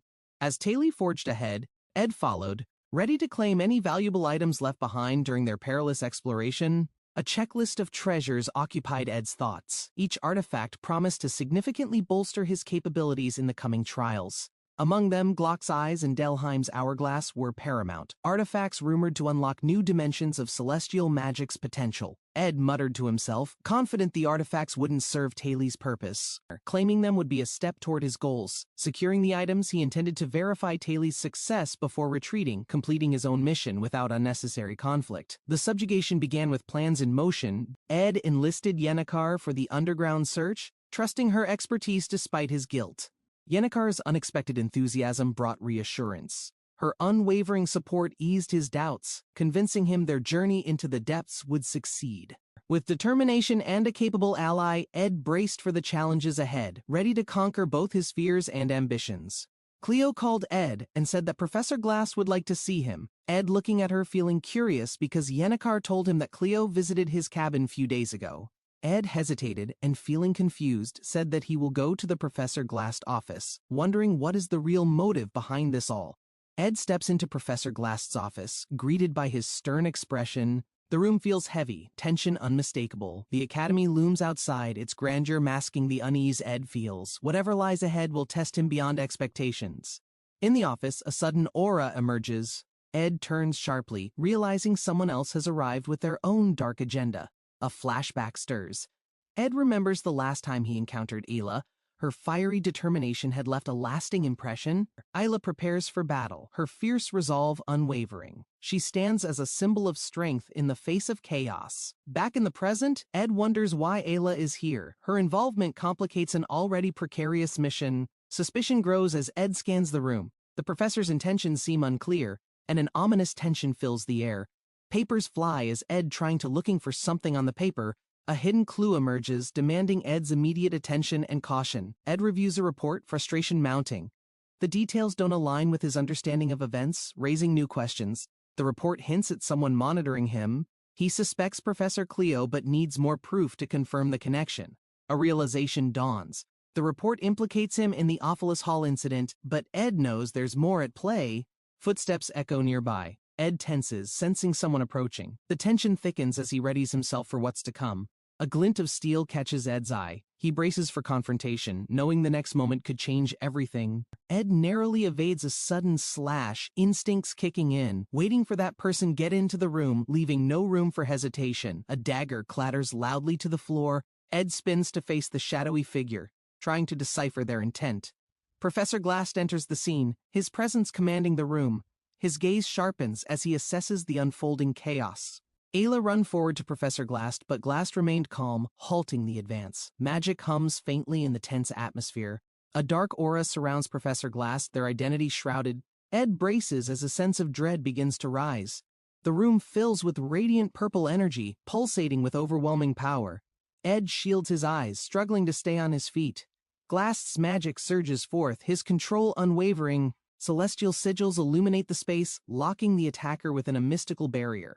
The time prison spell traps to the Ayla. Ed marvels at the complexity of Glast's magic, which feels ancient and unyielding. The dagger slips from the Ed's grasp as their movements are bound. Glast's eyes gleam with determination and hidden intent. A strange object descends into the room, bathed in golden light. Glast senses its significance, though its purpose remains unclear. A sudden flash engulfs the room, forcing everyone to pause. The artifact begins to activate, its patterns glowing fiercely. A powerful explosion tears through the air, sending Ed flying backward. He lands, dazed but instinctively preparing for another attack. Flames and light swirl, forming a chaotic vortex. Ed steadies himself, realizing the situation is more dangerous than it first seemed. Ed remains calm, his magic holding firm. Ed wonders just how much preparation went into this moment and its deeper purpose. The glowing artifact emits a final surge of energy. Ed understands this isn't over, it's only the beginning of something larger. Ed's thoughts race as he pieces together Glast's cryptic remarks. He realizes there's a deeper, concealed plan at play. Glast's focus shifts to Ayla. Ed begins to suspect her sensitivity to celestial magic holds the key to everything happening. Ed questions the professor's intentions, but Glast remains vague, offering little explanation.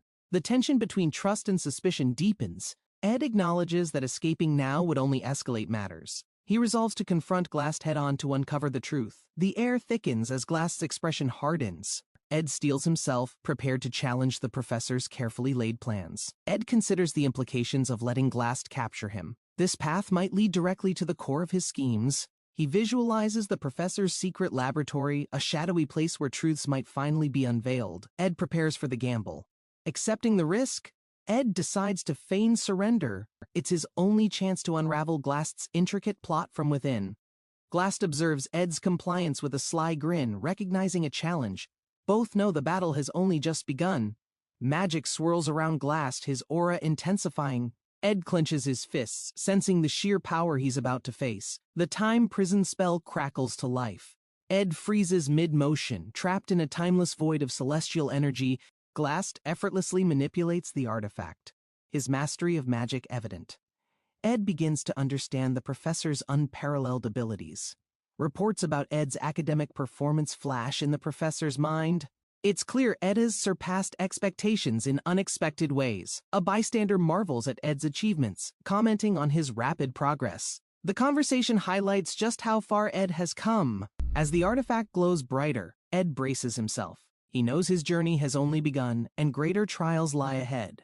Ed's calculated combat instincts are praised, though criticized for relying on strategy over raw talent, showcasing his unique approach to battles. His careful analysis and resourcefulness draw admiration, but also a reminder of what Glast once valued and ultimately lost. Glast reminisces about his daughter, her determination to make him proud, and the parallels he sees in Ed's confidence. The memory stirs deeply within Glast, leaving him conflicted as he observes Ed's resilience and relentless pursuit of his goals. Haunted by the past, Glast's hardened expression falters. Ed's presence seems to challenge not only his plans but his regrets. A sudden flash of light disrupts the tension. Ed quickly reacts, sensing an opportunity amidst the chaos to gain advantage. The energy streaks across the sky, cutting through the peaceful academy grounds, heading toward an unknown but critical target. The magical projectile pierces the air with unmatched speed, leaving a glowing trail as students below marvel at its intensity. The impact shakes a distant structure, hinting at the spell's power. Ed wonders who or what was the intended target. A quiet determination fills Ed as he watches from afar, knowing this event could shift the Academy's balance forever. Yennecar stirs the bubbling pot, her thoughts lingering on Ed's absence. The flames flicker, reflecting her quiet anticipation and concern. As that person wrote in his journal, he reflected on how much he still needed to understand about magic. His thoughts drifted to Sylvania, the wise mentor who once guided him with patience, teaching him the foundations of magic. The image of Sylvania in her youth lingered in that man's mind, reminding him of fleeting moments lost to time. That man thought of the grief he once carried. Its sharpness had dulled, leaving only a faint ache in his heart. Even now, occasional longing resurfaced, stirring a deep desire to remember the great sage and those unforgettable years. Lucy clenched her hand, the weight of her resolve pressing her forward. She needed to become stronger, no matter what. In the quiet of her room, Glock dedicated every moment to preserving Sylvania's teachings, immortalizing them within his journals. Her name, Lucy, echoed in his thoughts, a reminder of the bond they shared, unbroken despite the years. The Lucy swing her legs, she really miss Glock. She sleep on the roof tiles and looking at the sky, remember their past memories together. Outside, a gust of wind shifted the air. Lucy wondered whether the grief of his loss, determined to face the challenges ahead.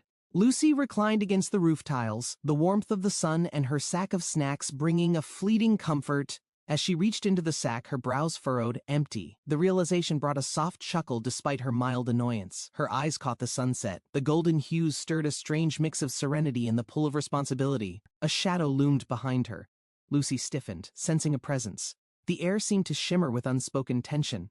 A dark figure emerged, whispering words only Lucy could hear. Power surged around her as she readied herself for confrontation. Lucy tilted her head, puzzled by the sudden change in the air, her instincts sensing something unusual approaching. Inside Trix Hall, the atmosphere grew heavy. The main meeting room was illuminated by the golden glow of afternoon light. Documents covered the central table, detailing the complex agreements under discussion. Everyone's focus sharpened on the stakes of this meeting. Lortel observed silently from the corner, her gaze scanning the room. Her role as an observer carried weight and responsibility. Obel sat nearby, his steady presence a reminder of order amidst the tension. His calm demeanor kept the meeting balanced. The conversation flowed cautiously, veiled beneath formality. Lortel listened closely, her sharp intuition deciphering the motives behind Crepin Rothstaler's words. Crepin's cold expression revealed little, but Lariel knew his request for the sealed tome carried significant consequences beyond its worth. After the meeting, Lortel agreed to the exchange. Negotiations required skill, and she demanded proper compensation to protect Princess Penia's interests. Crepin agreed immediately, surprising Lariel. His nonchalance suggested deeper plans, but her focus remained on securing the princess's benefit above all. As Lortel talking to him, her mind raced. Trusting Crepin was risky, but the sealed tome's value justified her calculated decision. Crepin's smirk lingered in her thoughts. Something about his ease unsettled her, but Lortel brushed it aside for now.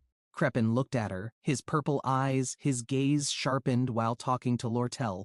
He rubbed her the wrong way, but that didn't matter. The information from Crepin proved useful. Lortel found a willing buyer for the sealed tome, ensuring the deal brought her profit. Rumors of mercenaries watching Sylvania grew louder. Obel's presence reassured Lariel, though the situation hinted at a growing conspiracy. To her surprise, her hand froze mid-motion. She think about that she would gain a profit and finally obtain the sales certificate. Lortel smirked, determination shining in her eyes. She needed to act fast and rely on Ed to retrieve the tome. A burst of violet energy erupted, swirling around her. The power felt unstable, shaking the ground beneath her feet. Rocks crumbled as the magic intensified. Lortel braced herself, ready to fight against the overwhelming force trying to overpower her. The sealed tome appeared in the chaos. Lortel reached for it, but the explosive surge of magic pushed her back.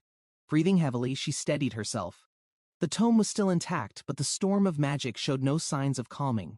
The tome floated mid-air, glowing faintly, Violet tendrils of light shielded it as if protecting its mysterious contents from intruders. A flash of light blinded Lortel momentarily. She sensed someone else nearby, their presence wrapped in ominous magical energy. The intruder's figure emerged through the haze. Their smirk sent a chill down her spine, but Lariel held her ground. Despite the overwhelming pressure, Ayla's mind raced. At Professor Glass's secret laboratory, the book fell on the ground, while the name of Ed Rothstaler echoed in that place. On that place, Ayla tried to protect herself and asked what happened to Ed. She really hates this. Meanwhile, Ed listened to her, didn't give any reaction. In the underground chamber, Ed observed the sealed tome's absence. His frustration grew as he realized Glass's involvement in its theft. The dim light flickered as Coombe, the crystal magic researcher, entered. His imposing figure radiated a cold and calculating presence. Coombe addressed Ed, his voice measured. Glass's plans were progressing, and their group needed to move cautiously to avoid failure. Ed, seated in the corner, stayed silent. The weight of the situation pressed on him, though his resolve remained unshaken. As Coombe left, Ed glanced at his surroundings. There was no time to waste. He had to act swiftly and decisively.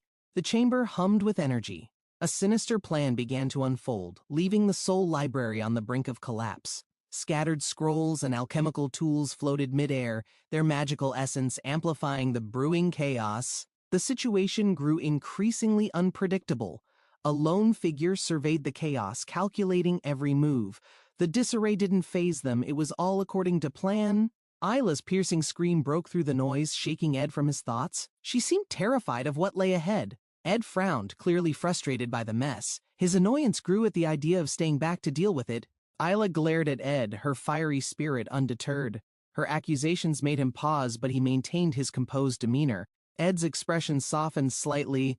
Despite the tension, he tried to explain his actions, hoping to ease Ayla's rising frustration. Ayla's disbelief lingered as Ed reminded her of his past aid during critical moments. Trust remained fragile, but necessary. The room's energy shifted. Ed encouraged Ayla to stay calm, promising that reinforcements would arrive before the situation spiraled further. Despite their differences, Ed's confidence reassured Ayla. She reluctantly listened, choosing to believe his words, though doubt still clouded her mind. Ayla's shock turned to confusion. Ed's unexpected apology caught her off guard, leaving her questioning his sudden change in tone. Before she could respond, Mug popped up, his excited ramblings filling the room. The familiar presence brought an unexpected calm. Mug rambled about his delay, guilt evident in his voice. He apologized repeatedly, relieved to finally reunite with Ed. Ed patted Mug, the tension momentarily lifted. The chaotic events still loomed, but the small reunion was a welcome relief. A faint smile appeared on Ed's face as he whispered praise for Nug. The moment reminded him of old bonds. Ed glanced at Mug, his expression a mix of skepticism and mild amusement, unsure how to handle Mug's exuberance. Ayla, frustrated, argued they should act instead of waiting. Her resolve clashed with Ed's calm yet pragmatic demeanor.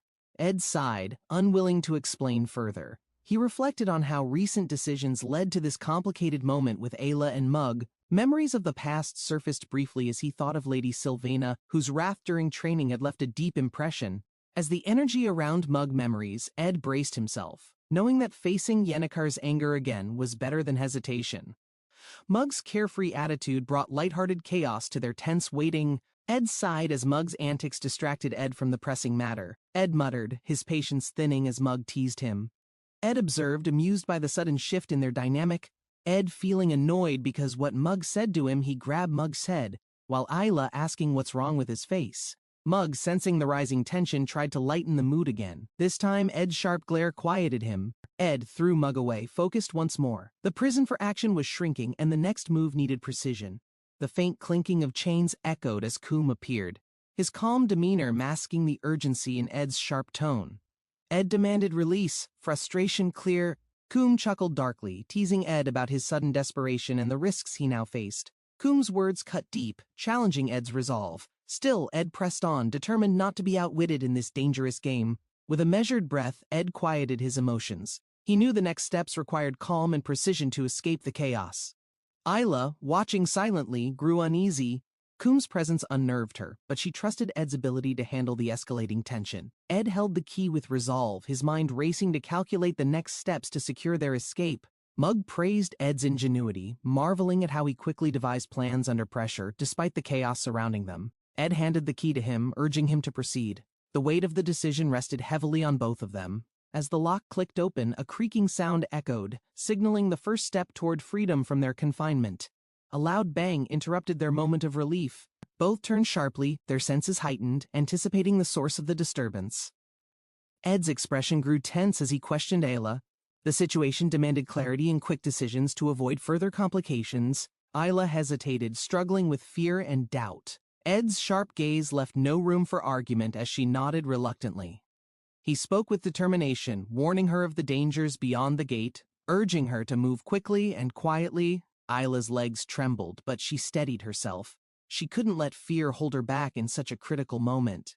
With a deep breath, Ayla agreed to follow Ed's instructions, her trust in him finally outweighing her hesitation. Ed sprinted through the corridor, his mind focused on the plan. Each step brought him closer to the unknown. He recalled strategies from past experiences, piecing together tactics to navigate the labyrinth ahead without losing his composure. The walkthrough information resurfaced in his thoughts, a reminder of the calculated risks he'd taken to reach this point. Ed paused briefly, feeling the weight of the task ahead.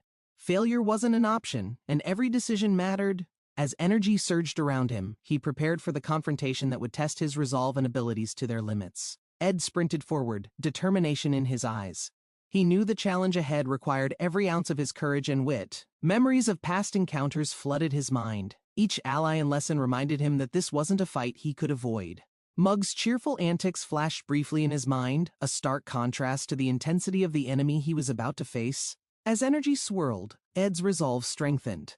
He recalled the tales of the unbeatable foe, a test of ultimate patience and skill. Facing Lucy, engulfed in violet power, Ed braced himself. Her overwhelming aura was the epitome of his deepest fears. Ed's jaw tightened as determination filled his gaze. No matter the odds, he knew this was a mission he couldn't fail. With every step, Ed's focus sharpened.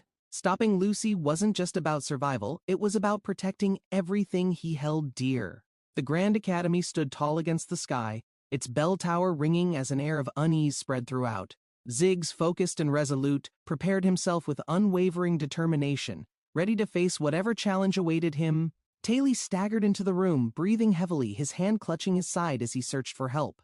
Urgency filled the air as Taylor revealed Ayla's peril, his voice trembling with desperation and determination. Together, Taylor and Ziggs set out on their perilous mission, stepping into the unknown with a shared resolve. Ed recalled every step of the route through Trix Hall, his memory guiding their path in the labyrinthine academy. The underground waterways stretched ahead, dark and foreboding, with echoes of water splashing beneath their cautious steps. The Soul Library radiated a haunting glow, its endless shelves hiding knowledge both precious and perilous. The Monster Research Lab felt like a tomb of forgotten experiments, its chilling silence broken only by their footsteps. The heart of the laboratory shimmered, filled with mysterious energy, signaling the final stage of their dangerous journey. In the dim light of the lab, two figures stood locked behind bars, their presence unsettling despite their confinement. Ed let out a sigh of relief, realizing the creatures remained securely contained, giving them a moment to regroup. A sudden surge of energy illuminated the room, purple light crackling as an ominous presence made itself known. The guardian of the Soul Library emerged, its glowing form radiating power, prepared to defend its domain. Ed braced himself, locking eyes with the Guardian, aware that this battle would test both his strength and courage. The lab's shimmering aura intensified, casting eerie shadows that hinted at the unseen dangers lurking just out of sight. A sudden revelation struck as the Soul Library's protective enchantments began to activate, glowing with an ominous, unyielding power. The shimmering Guardian loomed, its movements elegant yet foreboding, each step a reminder of the challenge standing before them. Taylor gripped his weapon tightly, the glowing blade pulsing with energy, ready to confront the unrelenting test ahead. Through the thick shadows, figures emerged, adding another layer of dread as the stakes continued to rise relentlessly. The Guardian's ethereal melody filled the air, echoing through the labyrinth as Taylor carefully studied his next move. A fleeting glance at a shelf filled with treasures left behind stirred a moment of regret, but urgency pulled him forward. Ed couldn't help but mourn the lost opportunity to secure the artifacts, knowing survival was now the ultimate priority. With newfound resolve, he braced himself for the coming storm, the ground quaking beneath his feet as tension escalated. An explosion shattered the silence, throwing Ed off balance as the Guardian unleashed its wrath with overwhelming force. The rumbling earth sent shockwaves through the labyrinth, each tremor threatening to crumble the fragile path they desperately navigated.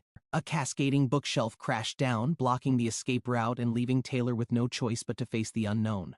The Guardian's glowing figure re-emerged, its power surging as it prepared a devastating strike that shook the entire library. Ed's breath quickened as he readied his counterattack, his eyes glowing fiercely, reflecting the resolve burning within him. As light and energy collided, the fate of the labyrinth seemed uncertain, hanging in the balance of their next moves. The air grew heavy with tension as a sharp screech echoed, the fiery familiar warning of imminent danger ahead. Ed darted forward, his heart racing, as the once quiet hallways erupted in chaos with resounding explosions. The academy trembled violently as a magical surge disrupted the tranquil skies, signaling the unfolding of a catastrophic event. A swirling mass of purple energy formed, shaking the ground as dark magic began to spread through the corridors. Cracks spread rapidly across the barrier, shattering in a brilliant burst of energy, leaving devastation in its wake. Debris fell from above as Lortel assessed the destruction, desperately searching for answers amidst the chaos. A moment of clarity struck as she realized the path forward demanded sacrifices and leaving treasures untouched. The memory of Lortel's plight pushed her forward, her resolve firm as she vowed to survive for her sake. A hidden chamber revealed ancient artifacts, their allure tempting but time too short to indulge in their secrets. Just as hope flickered, a loud boom echoed, signaling the beginning of a dangerous confrontation with an unknown foe. A commanding figure stepped forward, the energy around them pulsating with unmatched intensity, their gaze piercing through the chaos. Obel readied himself for a battle unlike any other, the stakes higher than ever with lives hanging in the balance. Sylvania's voice echoed in his mind, her teachings guiding his actions as he faced the terrifying challenge ahead. The confrontation reached a critical point, energy colliding in a vivid burst, illuminating the room with a blinding flash. With everything at stake, they knew this was the decisive moment that would determine the fate of the academy. The room buzzed with urgency as the gathered individuals debated the best course of action to handle the unfolding chaos. Discussions grew heated, tensions rising as names and plans were tossed into the mix with little resolution in sight. Amid the chaos, a calm yet firm voice cut through, commanding attention and presenting a plan to restore order. Lortel stepped forward, her fiery determination unwavering, declaring her intent to lead the mission and rally those willing to act. A resounding roar interrupted, shaking the walls and signaling that time was running out to act decisively. Lortel seized the binoculars, her sharp eyes scanning the horizon for any sign of an entry point into the waterways. The ground trembled beneath them as a massive fiery creature emerged, its presence a grim reminder of the stakes. She locked eyes with the beast, calculating the best path forward as others watched in awe and unease. Yennecar stood nearby, her gaze focused yet calm, her presence a reassuring constant amid the growing uncertainty. The determination in their group solidified, every member preparing themselves for the battle and rescue mission ahead.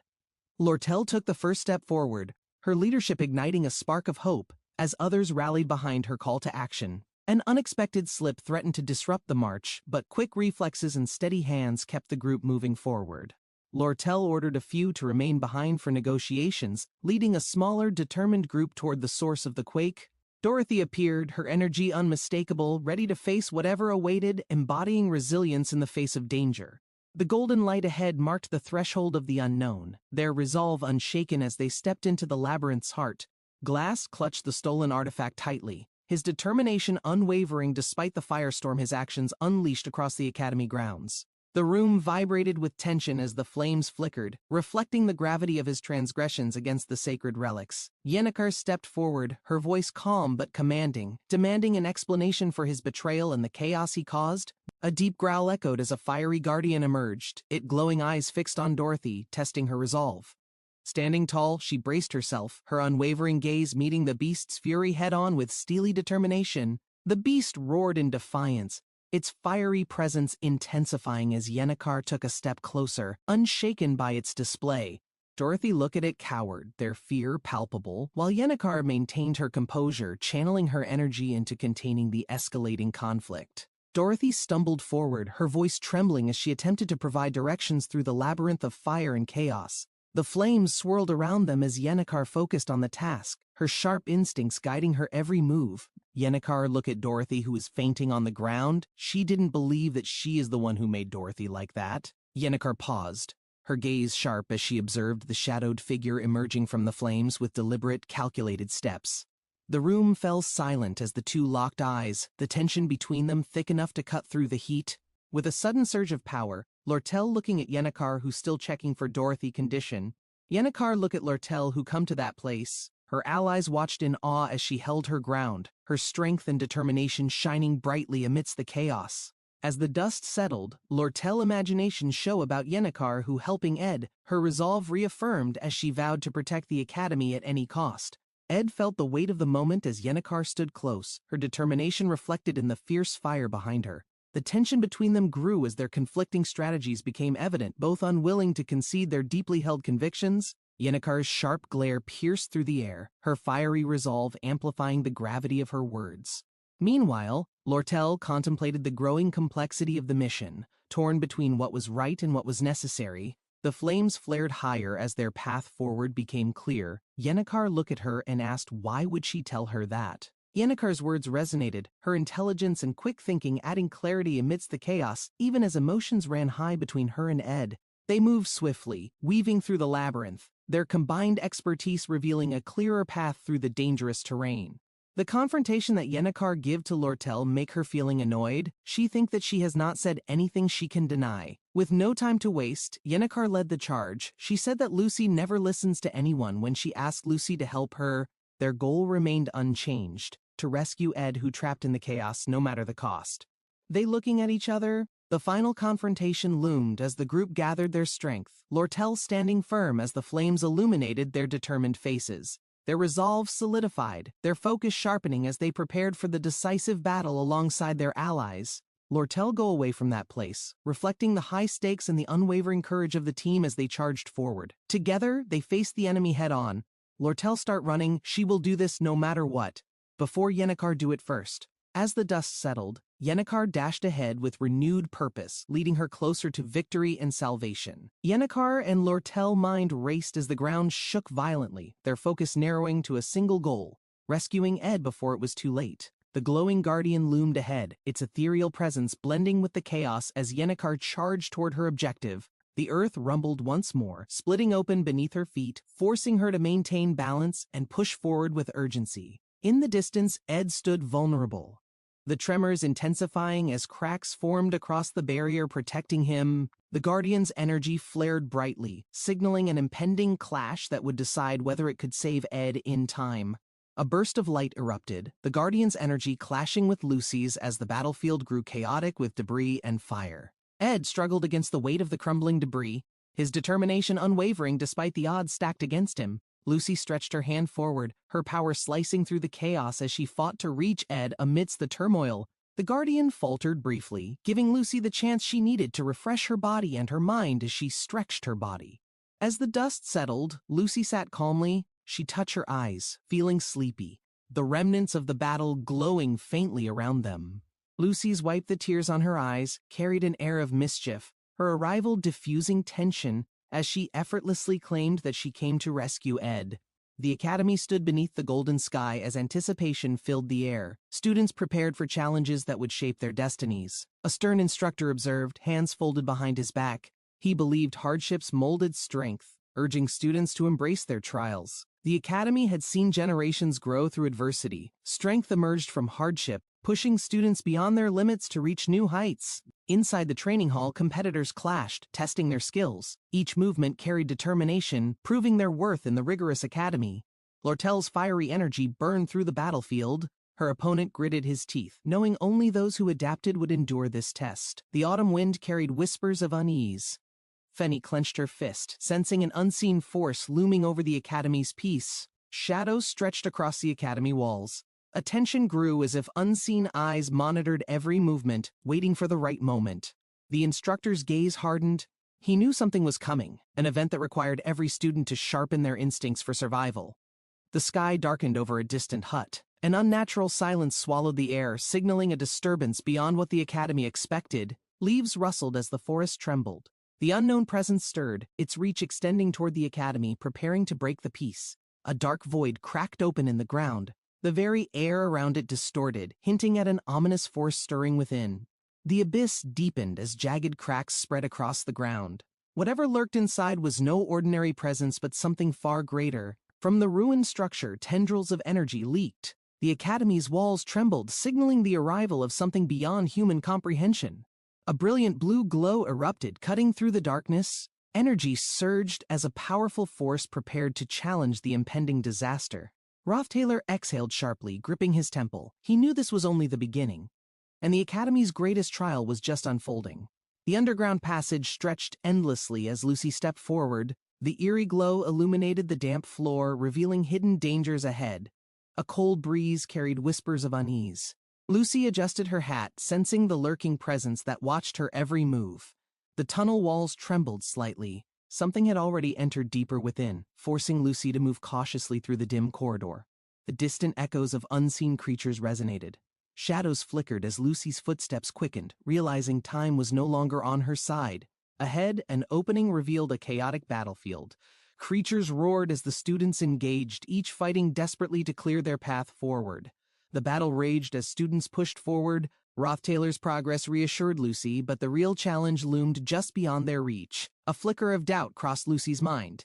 She hesitated, knowing her next move could change the course of this trial. She exhaled slowly, recalling past mistakes. If things unfolded poorly, the consequences would be irreversible for everyone involved in this mission. The weight of responsibility settled in. She needed to decide whether to charge forward or hold her ground for better positioning. Ahead, a new set of adversaries emerged. Their menacing figures blocked the path, forcing Lucy to prepare for the next confrontation. The enemy's presence intensified. Taylor readied himself, gripping his weapon tightly, knowing hesitation would only make the situation more dangerous. The underground space trembled. A surge of energy erupted from below, signaling that something much larger was about to awaken. Lucy steadied her breath, scanning the battlefield. Their only chance of survival relied on pushing through before the next disaster unfolded. A sudden movement caught her eye. Without warning, Taylor dashed forward, forcing Lucy to follow closely behind without hesitation. The path narrowed, and the escape became clear. With one final sprint, they raced against time, leaving destruction in their wake. Taylor moved swiftly through the dark passage, his mind racing. He had no time to hesitate with danger looming nearby. He clenched his fists, determined to retrieve what was necessary before facing the next challenge. He could not afford mistakes now. Lucy adjusted her stance, scanning the dim surroundings. Something felt off, as if unseen creatures lurked beyond the shadows watching them. A swarm of winged beasts emerged, their piercing shrieks echoing. Taylor reacted immediately, summoning fire to counter their rapid assault. Flames erupted from his fingertips, engulfing the creatures in an intense blaze. The heat illuminated the dark corridor with fiery brilliance. The raging fire spread, consuming the creatures entirely. Taylor exhaled, steadying himself as the heat crackled through the cavernous underground. His magical resonance surged, amplifying the flames further. He could feel the power coursing through him, stronger than ever before. The glowing embers faded as Taylor assessed his surroundings. The enemy forces were thinning, but something even greater was approaching soon. A powerful aura emerged from the depths. Glast recognized the overwhelming energy, sensing the shift in magic surging toward the battlefield. Lucy remained cautious as she observed. The unfolding chaos meant their mission had become even more complicated than originally expected. Lortel moved through the passageway, her thoughts scattered. She was never one to hesitate, yet something different stirred inside her. Her instincts told her to leave, but a strange feeling rooted her in place, compelling her to stay and watch. The realization struck suddenly. She had acted not for personal gain, but because something deep inside told her it was right. Lortel's heart pounded as she grasped her emotions. This moment felt unfamiliar, unlike any transaction or calculated move she had planned. For the first time, she felt close to something meaningful, something beyond her usual schemes, something real in this fleeting moment. Lortel's heart pounded as the energy explosion sent shockwaves through the underground. The battlefield was shifting faster than she expected. A bright surge of energy crackled in the distance. Lortel turned, her instincts sharpening as an approaching presence filled the air. A familiar figure emerged from the light. She blinked, surprised by the sudden encounter, realizing things had changed drastically. The presence of Taylor was unexpected. His expression remained unreadable, but his tattered appearance hinted at an ordeal he had faced. Lortel felt a strange unease. Something about Taylor's situation did not sit right, and she braced herself for the next challenge. Taylor rummaged through his belongings, quickly handing supplies to Lortel. The urgency in his actions showed the seriousness of their situation. Lortel hesitated as she examined the high-grade formulas. They were powerful, yet their purpose remained unclear in the current predicament. The realization hit her. Something had changed in Rothtailor, a shift that made her wonder how he had managed to escape. Lucy's presence added to the tension. Lortel noticed her expression darken, sensing an unpredictable reaction brewing within the chaotic moment. The underground trembled slightly. Lortel had no time to hesitate. Every second counted as the events unfolded in ways she never anticipated. The weight of recent battles sank into Lortel's thoughts. Her choices had been calculated, yet now emotions complicated every decision. She thought back to past negotiations, where power and influence dictated every outcome. This situation, however, demanded something entirely different. The sunset cast a long shadow behind them. Lortel's eyes lingered on Rothtailor, uncertain whether to trust what came next. Her grip tightened around the formulas. This mission required survival instincts, but something else was pulling her toward an unfamiliar path.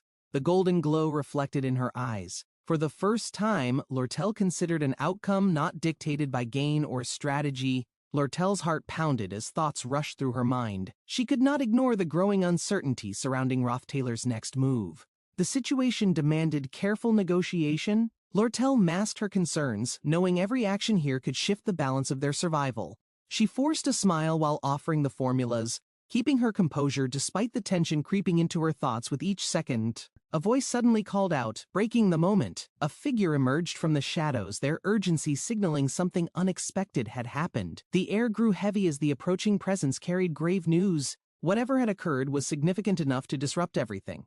Heavy footsteps echoed as the group pressed forward. The dark corridors stretched endlessly, each turn revealing more uncertainty than before. The warning lingered in their minds. There was no room for complacency, not with the stakes growing higher with each step.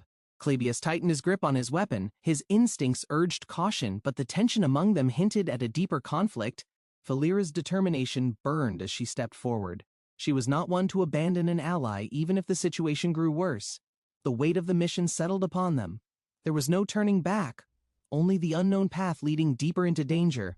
Zig maintained a calm expression, but the intensity in his stance spoke volumes. The confrontation ahead would test more than strength. The dim passage revealed new obstacles. Adele's presence alone signified that the unfolding events would lead to something truly unpredictable. Her insights were never wrong. Predictions often blurred reality, yet her words carried undeniable weight when it came to survival. A strange presence loomed ahead. The warning signs were clear, and hesitation now would only invite disaster into their uncertain path. Shadows stretched beyond the corridor. Each step forward brought them closer to a revelation that none of them were prepared for. Flames erupted as the explosion shook the chamber. The heat crackled through the air, signaling an unexpected turn in their mission. Chaos spread as fire consumed the surroundings. The strategy had shifted, forcing everyone to rethink their next move immediately. The inferno illuminated a silhouette amidst the destruction. A figure emerged through the blazing corridor, their presence altering the battlefield completely. A heavy impact sent Rothtailor tumbling. He struggled to regain his footing, realizing the situation had escalated beyond his expectations. The flickering flames revealed an unknown entity standing ahead. Its gaze locked onto the group, exuding an aura of overwhelming power. The tension thickened as the group braced themselves. Klebius held his weapon tighter, sensing the sheer intensity radiating from their foe. A memory flashed in their minds. Fear had once dictated their actions, leading to disastrous misunderstandings and costly consequences. Lortel's expression darkened, her instincts flaring. She had seen this type of situation before, knowing hesitation would only invite disaster. Determination surged through their veins. Each of them knew this was their defining moment, the choice that would alter everything ahead. A cry rang out as they charged forward. There was no turning back now, only the battle that awaited them. Heavy footsteps echoed as the tension reached its peak. Zig remained composed, his sharp gaze assessing the unfolding chaos ahead. The battle shifted as the flames flickered. Rothtailor clenched his fists, readying himself for what was about to happen next. The corridors trembled as reinforcements arrived. The once desperate fight now carried a chance of victory, but only if they acted fast. A familiar voice called out through the dimly lit chamber. Rothtailor turned, realizing this fight was far from over. The group stood together, their resolve solidified. No matter the outcome, they would push forward, determined to face whatever awaited them. Rothtailor tightened his grip, his mind racing. The battlefield had changed, and every decision would determine the outcome of this fight. Flames danced wildly around them. The heat pressed in, but retreat was not an option with everything hanging in the balance. The burning glow illuminated the determined figures standing together. Their combined strength would be tested against an opponent far beyond expectation. The enemy's presence loomed over them. Rothtailor knew that hesitation meant failure, and only precise coordination could lead them forward. Clybius readied himself, sensing the pressure in the air. Their battle would determine who walked away victorious and who fell here. Shadows stretched across the battlefield as Rothtailor's gaze sharpened. He could not afford to let doubt cloud his next decision. His mind calculated every possibility. There were no second chances, no guarantees, only the sheer determination to see this through. Zig's presence added a layer of reassurance. With each ally standing strong, the chances of survival seemed far greater than before. The weight of responsibility settled in. Rothtailor exhaled sharply, realizing that all their efforts had led to this defining moment. Their paths were set. With unwavering resolve, they surged forward, ready to bring everything to a close in this final confrontation.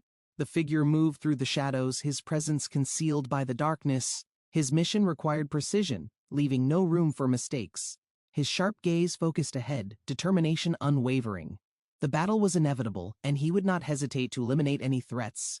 Lortel already knew Taylor was heading back, yet something held her attention. Her instincts told her there was more to uncover. The crowded underground passage was filled with whispers. She moved forward carefully, knowing that hesitation could expose her presence to enemies. The old merchant revealed the existence of protective enchantments. Many were already using them, proving their immense value in this situation. He held out a glowing potion, explaining how survival depended on knowledge. Lortel considered his words, understanding the deeper meaning. The unfolding events confirmed her suspicions. The second act was nearly over, yet the looming battle would determine the real outcome. The battle's momentum shifted as Elte emerged, standing at the midpoint of the conflict. His presence signaled the turning point ahead.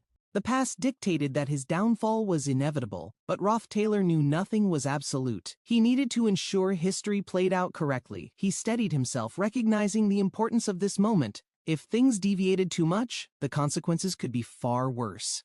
Clybius turned to Rothtailor, sensing his resolve. The group understood that their actions now would determine the battle's true outcome. Lortel saw the approaching conflict and tightened her grip. If they played their roles right, victory could be secured in time. Energy surged through the battlefield as crimson light illuminated the darkness. The confrontation with Elte was now fully underway. Crackling energy distorted the air as the enemy unleashed a massive force. The group braced for impact, knowing retreat was impossible. Lortel stood ready, scanning for an opening. Every action needed to be precise, as even a moment of hesitation could be fatal. Clybius clenched his jaw, realizing how close they were to failure. The enemy's overwhelming power threatened to crush their strategy completely. Rothtailor charged forward, flames trailing behind him. His determination burned brighter than the enemy's attacks, signaling the decisive clash that would follow. Janica rushed forward, her breath unsteady as she struggled to keep up. The dim tunnel stretched ahead, shadows shifting ominously around them. Rothtailor pressed forward, his focus unwavering despite the exhaustion weighing on him. Janica hesitated, gripping her sleeve tightly as doubt clouded her thoughts. Her heart pounded as she clenched her fist, watching Rothtailor continue. Memories of past struggles surfaced, reminding her of the dangers ahead. The air thickened as she chased after him, fearing his reckless determination. The tunnel seemed endless, each step echoing through the narrow passage. Ahead, Lortel stood firm, determination burning in her gaze. Janica hesitated, recalling Rothtailor's previous collapse. Concern gripped her as she stepped forward. Janica lowered her gaze, knowing her worries were justified. Rothtailor had always taken burdens alone, pushing himself beyond limits no one else dared. His expression remained unreadable, but hesitation flickered in his eyes. He understood the risks, yet refused to step away from the unfolding crisis. Despite exhaustion, he stood firm. Lortel observed quietly, recognizing his resolve. Janica sighed, knowing neither of them would back down so easily. She clenched her fists, deciding to stand beside them. Whether they wanted it or not, she would not let them face danger alone. Lortel gave a small nod, acknowledging Janica's determination. Though unspoken, an agreement was reached. The three of them would move forward together. Glancing between them, he knew the stakes, but retreating was never an option. Every step forward carried a heavy price. Janica shifted, sensing his internal battle. She understood his reluctance, but walking away was impossible now. The weight of responsibility bound them together. Lortel remained silent, observing the exchange. Her sharp gaze flickered with something unspoken, acknowledging the burden Rothtailor carried without complaint. Suddenly, distant voices echoed through the tunnel. Urgency sparked in their movements as footsteps approached. The enemy was closing in fast. Rothtailor exhaled, stepping forward. Lortel and Janica followed without hesitation. There was no time for doubts. The battle ahead would decide everything. Janica twirled her braid, her thoughts racing as she assessed the situation. Lortel's position in the company was more complicated now. Rothtailor remained silent, his expression unreadable. He knew how crucial this agreement was, but doubts still lingered deep within his mind. Lortel glanced between them, her mind sharp as ever. She understood how difficult this situation had become, but there was no choice. The tunnel stretched ahead as the group moved forward. The air grew colder, and distant echoes hinted at approaching figures lurking nearby. Loose stones tumbled from the walls as the passageway trembled. The unstable tunnel threatened to collapse, urging them to move quickly. A deep rumble filled the air as Rothtailor moved ahead. He knew they had to leave before the tunnel became completely unstable. Janica hesitated, recalling past encounters. She never expected things to escalate this far, but retreating was not an option anymore. Lortel kept her pace steady, her expression unwavering. The situation demanded immediate action, but the weight of responsibility had never felt heavier. The exit was close, but danger still loomed. The group's urgency increased as the tunnel walls groaned under immense pressure from within. Beyond the tunnel, a dim glow revealed a waiting carriage. Relief washed over them, but they knew the danger had not passed. Bodies lay scattered across the ground as the group stepped outside. The scene before them was worse than they had expected. Rothtailor's eyes narrowed as he scanned the battlefield. The air was thick with tension, and a familiar presence loomed in the distance. Lortel clenched her fists, stepping forward with determination. She knew this confrontation was inevitable, but she had prepared for this moment. A tall figure emerged from the shadows, his gaze sharp. Rothtailor exhaled slowly, recognizing the man who had shaped his past. The tension thickened as Rothtailor met his father's gaze. The long-awaited confrontation was no longer avoidable, and neither could afford hesitation. Lortel smirked, masking her unease. She had spent years perfecting that expression, knowing appearances could be just as powerful as words. The older man observed her carefully, his voice steady. His influence loomed over everything, leaving no room for hesitation in his decisions. A faint glint reflected in the darkness as crimson eyes emerged. Silent figures lay motionless, their presence a reminder of unseen dangers. A swift motion cut through the still air as energies surged. The overwhelming force carried an undeniable weight, forcing immediate reactions. The impact resonated, sending waves of power outward. Lortel braced herself, feeling the intensity behind the strike as the battle escalated. Blades clashed, sparks igniting between opposing forces. Lortel stepped back, adjusting her stance. The pressure of combat intensified with every calculated movement. Rothtailor surged forward, defending against the relentless attack. Despite exhaustion, his grip remained firm. He refused to yield against overwhelming odds. Janica watched intently, energy gathering in her hands. She knew this battle demanded more than strength. Timing and precision would decide victory. A sudden realization dawned as shadows shifted around them. They were no longer alone. Unfamiliar figures emerged, altering the course unexpectedly. The hooded figures raised their weapons, their presence radiating danger. Unlike before, the situation had spiraled beyond their previous encounters, changing everything. The strongest mercenaries stood against them. Unwavering, each movement carried lethal intent, honed through years of experience that few could counter. Lortel's eyes flickered with recognition. The man before her orchestrated every step, pulling unseen strings that controlled the chaos around them. Rothtailor's expression hardened as arrows soared. He instinctively moved, barely avoiding the onslaught. The opposition had planned this confrontation long before their arrival. A barrage of energy surged forward, tearing through the battlefield. Each force clashed, intertwining like an intricate dance of survival and dominance. The night sky reflected the chaos below. Shadows wove between streaks of light as the battle's outcome remained uncertain for all. Rothtailor deflected the incoming arrows with a swift motion, his sword glowing with energy. Each attack grew fiercer, pushing him backward. Janica channeled defensive magic, forming a shimmering barrier. The impact sent ripples across its surface as more arrows struck with force. Lortel moved swiftly, assessing the battlefield. Every action had a consequence, and hesitation now could mean the difference between survival and failure. The ground trembled as energy surged through the air. Their opponents maintained precision, adapting their attacks to test every possible weakness. Yennecar reinforced the barrier, her expression focused. She understood their tactics, but countering them required precise execution and perfect coordination between everyone. Rothtailor exhaled, nodding slightly. He had fought many battles, But elementalist magic always proved to be a complicated obstacle to counter. Janica noticed something unusual. The enemy's movements had shifted subtly, suggesting an unseen strategy unfolding beyond their current comprehension. Lortel's instincts flared as she caught a glimpse of a concealed object. The battle was not just about physical strength anymore. A scroll shimmered under the moonlight, radiating immense power. It was not an ordinary tool, but something far beyond their expectations. Valorous Prejudice, a rare scroll. Activated. The battlefield's energy twisted as magic began to fade, signaling a drastic shift in advantage.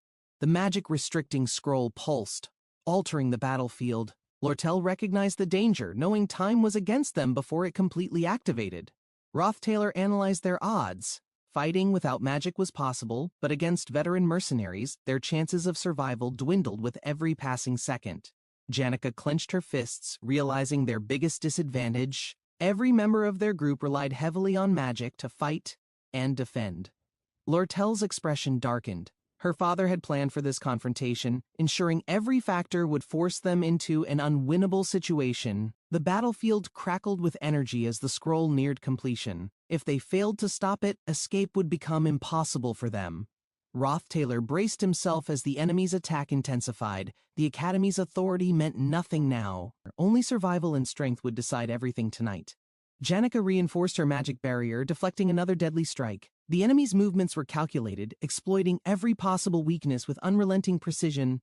Lortel watched carefully, understanding the stakes. Her father's influence extended far beyond this battle, ensuring that their resistance would not last long.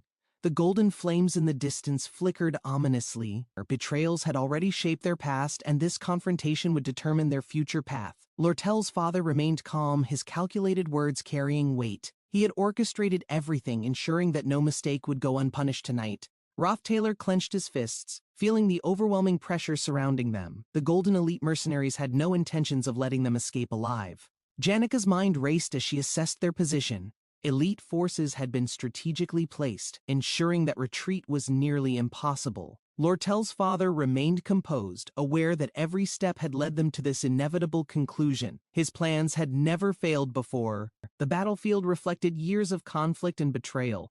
Rothtailor understood his enemy's motives, but he refused to submit to the predetermined outcome. A surge of magic coursed through the air as the mercenaries prepared to strike.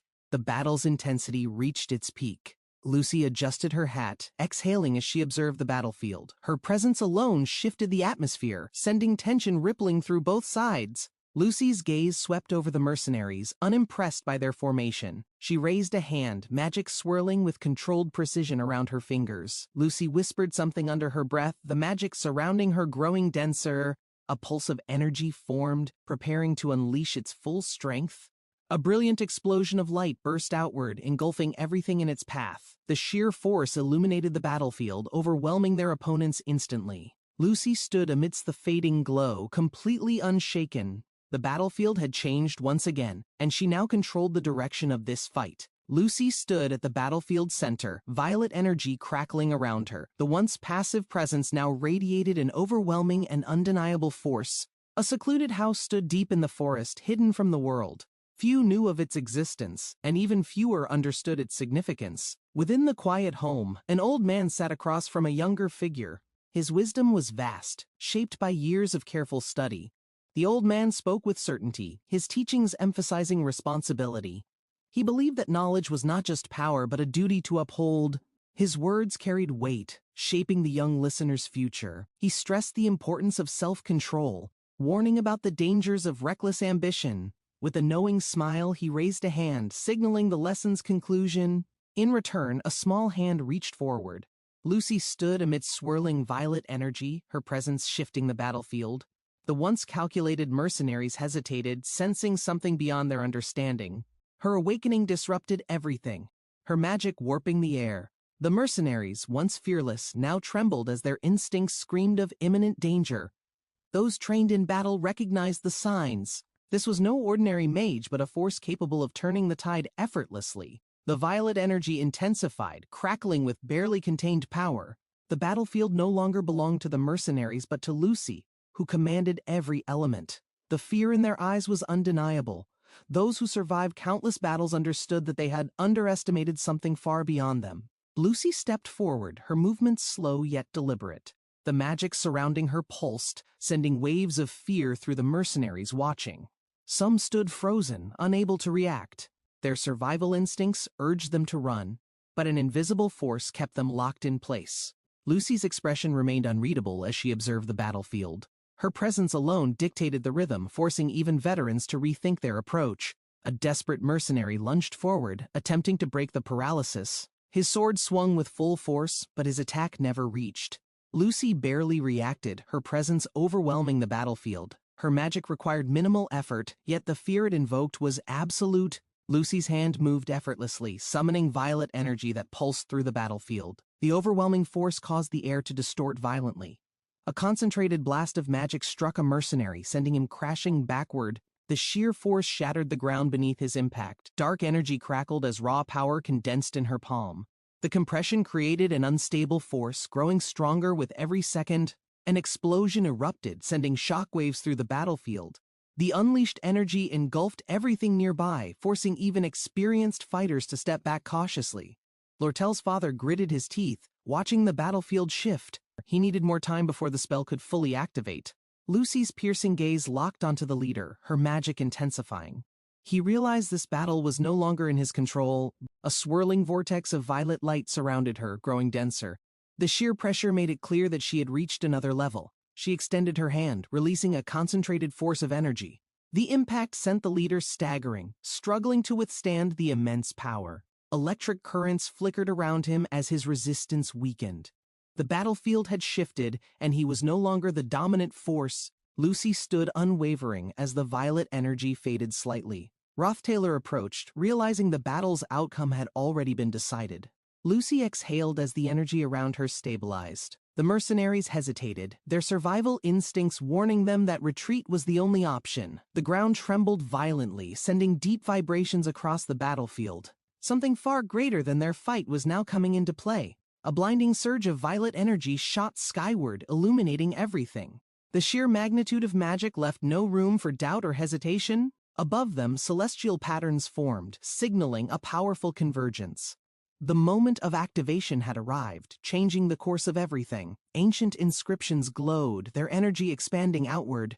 The professor's high-level spell had triggered, twisting reality itself with an unimaginable force.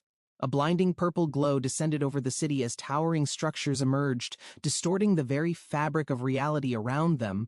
The air trembled as the magic towers solidified, their presence signaling a shift in the balance of magical forces. Rothtailor observed the unfolding chaos, recognizing the perfect moment to advance toward the core of the phenomenon. Deep underground, Taylor had already eliminated the lurking creatures, ensuring that nothing would interfere with his next decisive move. With allies gathered and preparations complete, the path forward remained uncertain, but Taylor was determined to stop Glast's plans. The sudden appearance of the towers confirmed the unfolding events were progressing as intended, ensuring nothing deviated from the planned course. The pulsating energy surrounding the towers carried a strange resonance, distinct from conventional magic, surpassing the understanding of most onlookers. Even the Academy's brightest minds failed to fully grasp the nature of this power, leaving them uncertain of their next steps. Rothtailor narrowed his eyes as he studied the towers, realizing the ominous significance behind their strange magical properties. Above the towers, Lucy floated effortlessly, her magic hat barely shifting as she radiated an overwhelming aura of forbidden power. The scene shifted to Lucy, who stirred from her slumber, indifferent to the unfolding chaos surrounding her arrival. In the original sequence, Lucy should have remained asleep atop the Academy Hall, unnoticed until later in the conflict. However, awakening her early introduced unforeseen changes, drawing her into the conflict much sooner than originally anticipated. As the battle escalated, Professor Glast, faced with no alternative, presented Lucy with a tempting proposition that could alter everything. Instead of pursuing celestial magic to restore an ancient legend, he offered an alternative, resurrecting his most cherished pupil instead. Lucy's presence shifted the balance, altering the expected course of events as unseen forces moved to influence the unfolding catastrophe. In an instant, reality collapsed, leaving behind only remnants of magical energy lingering in the underground waterways where everything had begun. The only evidence left of Lucy's intervention was a single faint glow, a reminder of what had transpired beneath. Despite countless efforts to prevent disaster, no method had succeeded in countering the overwhelming power reshaping Destiny's original path. Unexpected turns had created a new possibility, one that diverged from previous failures and introduced an uncertain chance at survival. A legendary relic activated, sending shockwaves through the battlefield as its power suppressed all surrounding magic for the next moments. Lucy stood at the center, her presence undeniable, as Professor Glast recognized the shift in control slipping from his grasp. Rothtailor prepared himself, knowing this was the best opportunity to strike while magic remained restricted, forcing a decisive confrontation. A figure descended swiftly, moving with precision through the suppressed field, exploiting the moment to eliminate any remaining threats. The disruption left an opening that had to be seized before the magic restriction lifted and balance shifted again. A powerful wind blade tore through the battlefield, disrupting the remaining defenses while forcing retreat from those still resisting. Rothtailor stood firm, recognizing that his intervention alone was not enough to stop everything set in motion. Even as the battle shifted, an undeniable truth remained that some events could not be entirely prevented. Professor Glast's expression faltered, unable to comprehend how the situation had reached this breaking point beyond his calculations. Despite wielding a legendary artifact, uncertainty clouded his actions as the unpredictable forces continued shaping an unforeseen resolution. A surge of energy erupted as Lucy channeled her magic, pushing beyond known limits while reality struggled to contain her power. Rothtailor watched, realizing the strain on the artifact, its cracks forming as the immense force threatened to spiral beyond control. The artifact released a final pulse before shattering completely, sending shockwaves through the battlefield while the surrounding magic grew unstable. A figure emerged from the explosion, her silhouette outlined by crackling energy as the overwhelming force converged into a single entity. Lucy stood with unwavering presence, her glowing eyes reflecting absolute dominance while others barely grasped the extent of her transformation. Rothtailor's instincts screamed at him, warning of an impending disaster as Lucy's aura grew denser, warping the space around her. Suspended in midair, she radiated power beyond comprehension, an unstoppable force unchained from previous constraints, leaving devastation in its wake. Professor Glast's trained senses confirmed the inevitable outcome, a chilling realization settling in that survival against her might be impossible. The overwhelming force gathered at her fingertips, crackling violently, preparing to unleash destruction capable of reshaping everything caught in its path. Rothtailor remained motionless, fully aware of the impending outcome, his mind racing through every possible escape while reality twisted around them. Lucy's transformation had exceeded expectations, but a lingering hesitation remained, as if something unseen restrained her from complete annihilation. Rothtailor noticed this hesitation, recognizing an unexpected flicker of restraint within her gaze, suggesting that control had not been entirely lost. Despite the chaos unfolding, a strange thought crossed his mind, questioning why she had yet to finish what had been started. Memories surfaced, fragmented recollections of moments before everything spiraled out of control, hinting at an unseen factor influencing her decisions. Rothtailor clenched his fists, knowing that something deeper lay beneath the destruction, an answer buried within the storm Lucy had become. Lucy turned away, her steps deliberate as if the outcome had already been decided before the battle had even begun. Rothtailor watched her go, uncertain whether to chase after her or accept that their paths had finally diverged completely. Lucy's expression remained unreadable, her gaze fixed ahead while the remnants of energy crackled softly in the fading aftermath. A lingering silence settled between them, filled with unspoken words neither had the strength nor the will to say. As she disappeared into the distance, Rothtailor clenched his fists, feeling an unfamiliar weight settle deep within his chest. Lucy found herself before a familiar book, its pages filled with the wisdom and regrets of those who came before. The final words of the text resonated deeply, urging strength for those who remained, despite everything that had been lost. Memories surfaced as she traced the worn pages, recalling the lessons imparted by a figure whose presence still lingered. The book's dedication carried a weight beyond its words, marking the culmination of a journey shaped by sacrifice and resolve. Under the golden light, Lucy stood alone, the book now a part of her as she prepared for what remained. The battlefield lay silent as Rothtailor lifted his head, watching the space where Lucy once stood before fading from sight. A sharp gust of wind carried away the remnants of magical energy, leaving only the aftermath of everything that transpired. The towers stood tall, their ominous glow dimming as the world slowly adjusted to the absence left behind. With Lucy gone, uncertainty filled the air, yet something deeper lingered, a shift not even Rothtailor could fully understand. He turned his back to the ruins, deciding to leave the questions unanswered for now, letting time reveal its truths. The elite company maintained their watch, ensuring everything proceeded as planned while unseen forces continued shaping the course ahead. Lortel assumed responsibility, handling matters with calculated precision, understanding the weight of decisions that shaped the unfolding circumstances. Rothtailor pushed forward despite fatigue, his body strained from the relentless pace, yet his determination left no room for hesitation. Trix Hall stood tall, a silent witness to past conflicts, its structure holding secrets buried beneath years of forgotten history. Within its walls, Glast's theft of the sealed tome had set everything into motion, leading to inevitable consequences awaiting resolution. Taylor's pursuit began within these halls, a desperate attempt to recover what had been taken before everything spiraled beyond control. The wounded found solace in the Academy's care, their struggles momentarily eased while the larger battle loomed beyond their reach. Returning here had never been part of the plan, yet fate pulled him back to the place where everything started. From the secret laboratory to this final destination, the journey had come full circle, drawing all loose ends into place. The towering magic structures loomed ahead, their glow illuminating the night as an unspoken promise of an impending conclusion. Among the Academy's grand structures, one building remained untouched, an unspoken testament to its former owner's lingering influence. Glack's contribution ensured uninterrupted education, a legacy left behind despite the turmoil that followed his past decisions and actions.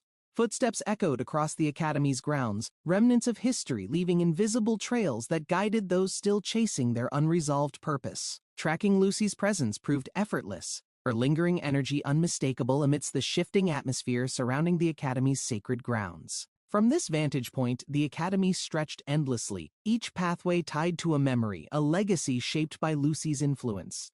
Lucy walked forward as the swirling energy surrounded the towers, her presence steady despite the overwhelming force distorting the space. Rothtailor followed closely, their exchanges feeling unchanged despite everything shifting around them, as if the past still clung to them. The tension in the air remained unbroken, memories resurfacing in Lucy's mind as she traced steps from long-forgotten moments. The edge of the structure stretched before her, the drop below vast, a place where past sorrows had once taken hold. Rothtailor glanced down, realizing the sheer height, a place where falling meant the end. Yet for Lucy, it held meaning. Lucy's voice remained calm as she recalled past hardships, emotions that once overwhelmed her now feeling distant and unfamiliar. Time had dulled the pain, though the memories remained vivid, a reminder that even sorrow eventually faded into acceptance. Glack's words echoed within her thoughts, wisdom imparted not to dwell on loss but to move forward despite the weight. Even if magic could return what was lost, the cycle would only repeat, leaving the same wounds to reopen. Lucy gazed at the towering structures, realization dawning that resurrection was never a solution but a burden best left untouched. Rothtailor observed in silence, understanding that Lucy had reached the answer she sought, her conviction now steady and unwavering. The realization settled in that she had no intention of turning back, the weight of choice firmly in her hands. The final decision had already been made, yet uncertainty lingered, an unspoken question left hanging between the two of them. Rothtailor tried to find the right words, but hesitation held him back. Knowing nothing would change the outcome, Lucy stepped forward, breaking the moment of silence, moving toward the conclusion only she could reach on her own. Lucy leaned against Rothtailor's shoulder, her exhaustion evident as the magical towers pulsed with an eerie, mesmerizing glow around them. Rothtailor hesitated but complied, realizing she needed the support, though he still wondered what had led her to this moment. The glowing pillars of celestial magic surged, their energy converging at the center, signaling the end of something long in motion. Professor Glast had dedicated his life to celestial magic, obsessed with uncovering its secrets no matter the cost or consequences. Resurrection magic had been sealed forever, ensuring the dead could not return, solidifying the finality of loss in this world. Lucy was well aware of this, her expression solemn as she accepted the truth that magic could not reverse everything. Rothtailor watched her, understanding the unspoken emotions that lay beneath her composed exterior, knowing she carried burdens few could comprehend. The two of them sat in silence, gazing at the towering structures as the night stretched endlessly before them. The sky above seemed more distant than ever, as if the world itself had shifted, changed by everything that transpired. Despite everything that had happened, there was an undeniable beauty in the moment, something neither of them would forget. The ground trembled as an ancient mechanism awakened, long-dormant power responding to the remnants of celestial energy within the towers. A weapon created by glass using celestial magic had been hidden, waiting for the moment it would be unleashed again. A figure emerged, commanding the towering construct, its energy pulsing in response, preparing for the battle that was about to unfold. The first strike of the awakened magic golem sent shockwaves through the area, shaking the very foundation of the academy. In the depths of the tower, unseen forces stirred, their presence looming as the final confrontation began to take shape. Taylor charged forward. The final phase of the battle beginning as the towering construct emitted a deep, ominous glow around him. The golem's energy surged, releasing a violent explosion that shook the entire battlefield, signaling the challenge that awaited at its core. Isla remained trapped within the golem's heart, her presence barely visible beneath the swirling layers of celestial magic and ancient power. A burst of light illuminated the battlefield as allies emerged, their combined forces pushing through the barriers keeping Ayla imprisoned. A green aura surged as support arrived, a final push needed to reach the core before the golem's power fully activated. Taylor leaped into the air, dodging the golem's massive attacks, his focus entirely on reaching the imprisoned Ayla before it was late. Sprinting forward, he weaved through falling debris, his every movement precise as he prepared for the decisive moment that would decide everything. His determination never wavered as he closed the distance, his mind focused only on freeing Ayla from the golem's grasp. A final strike was delivered, energy clashing as Taylor pushed through, ensuring the last barrier between them was completely shattered. At some point in the chaos, his vision blurred, his glasses lost amidst the battle, yet his resolve remained unshaken. The quiet routine of a professor unfolds, surrounded by books and symbols, a life dedicated to studying celestial magic and knowledge. Sitting alone at a desk, pages filled with meticulous notes pile up, forming the foundation for lessons that shape young minds. The process repeats endlessly, reviewing magical principles, analyzing celestial formations, and refining theories to ensure students receive the most accurate knowledge. Seasons change beyond the window, but inside, the academic world remains the same, built on principles of logic and structured learning. As the snow falls outside, a determined student frequently appears, eager to learn beyond the standard curriculum, driven by insatiable curiosity. The young student insists on studying advanced magic before her time, motivated by an inner ambition that refuses to be ignored. Time passes and the snow turns to rain, yet she persists, her dedication unwavering despite the challenges of mastering magic. A nervous assistant professor arrives, her presence marked by constant mistakes and repeated apologies, struggling to keep up with demanding expectations. The cycle of seasons continues, rain giving way to spring, a soft breeze carrying the scent of blooming flowers through campus. The headmaster, a figure of experience and wisdom, visits often, continuing his routine of tea before addressing administrative responsibilities.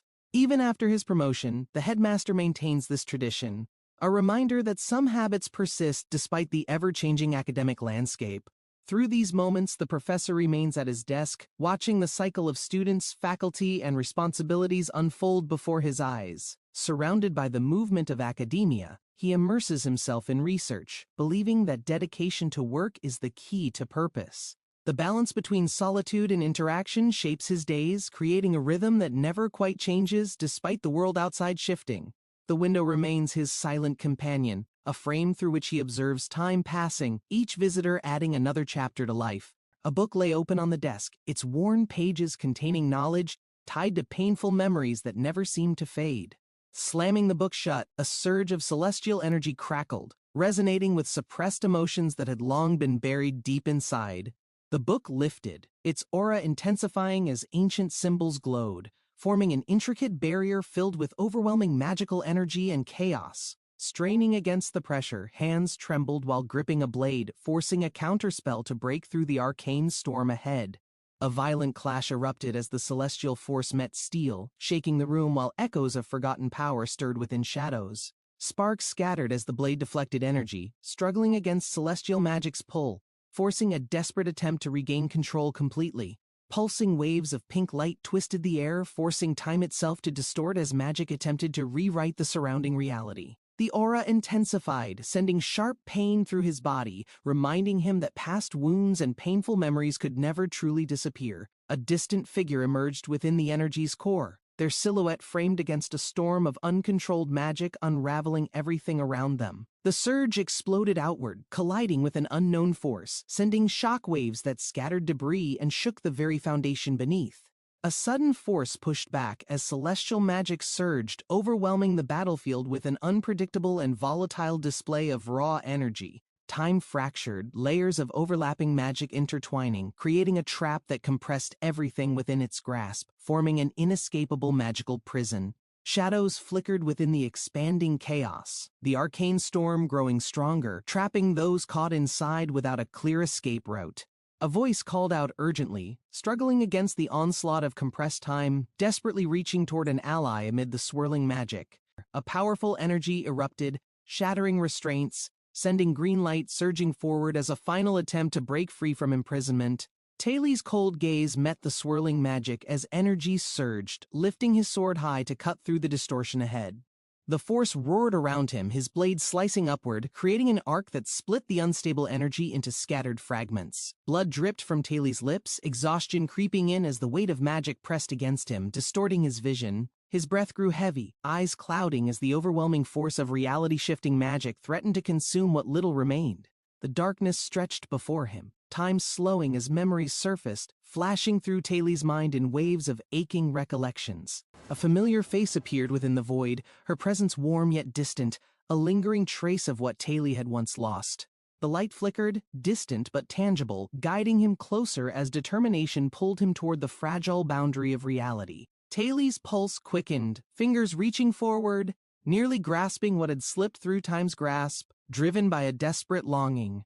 The energy surged violently, forcing Taylor to move, pushing past the chaos while gripping his sword tighter against the storm. Each strike shattered the forces against him, the clash of steel and magic echoing as he fought to reshape destiny. Sparks ignited as Taylor's blade met the glowing core, power colliding, sending waves of burning golden light across the battlefield. Shadows twisted and lashed out, desperate to contain him, their form collapsing under the relentless force of his sweeping blade. The golden storm expanded, consuming the dark mass, breaking through the barrier that had held time frozen within its grasp. Heat rushed through the air as the battlefield illuminated, the last remnants of resistance fading beneath the overwhelming surge. Standing amidst the fading light, Taylor steadied his breath, eyes locked forward as reality settled, the battle finally reaching its end. Flames surged around the swordmaster as his blade crackled with energy, unleashing a skill powerful enough to shake the battlefield. Taylor's blade clashed against celestial magic, sending sparks flying as time itself trembled under the overwhelming force of reversal magic.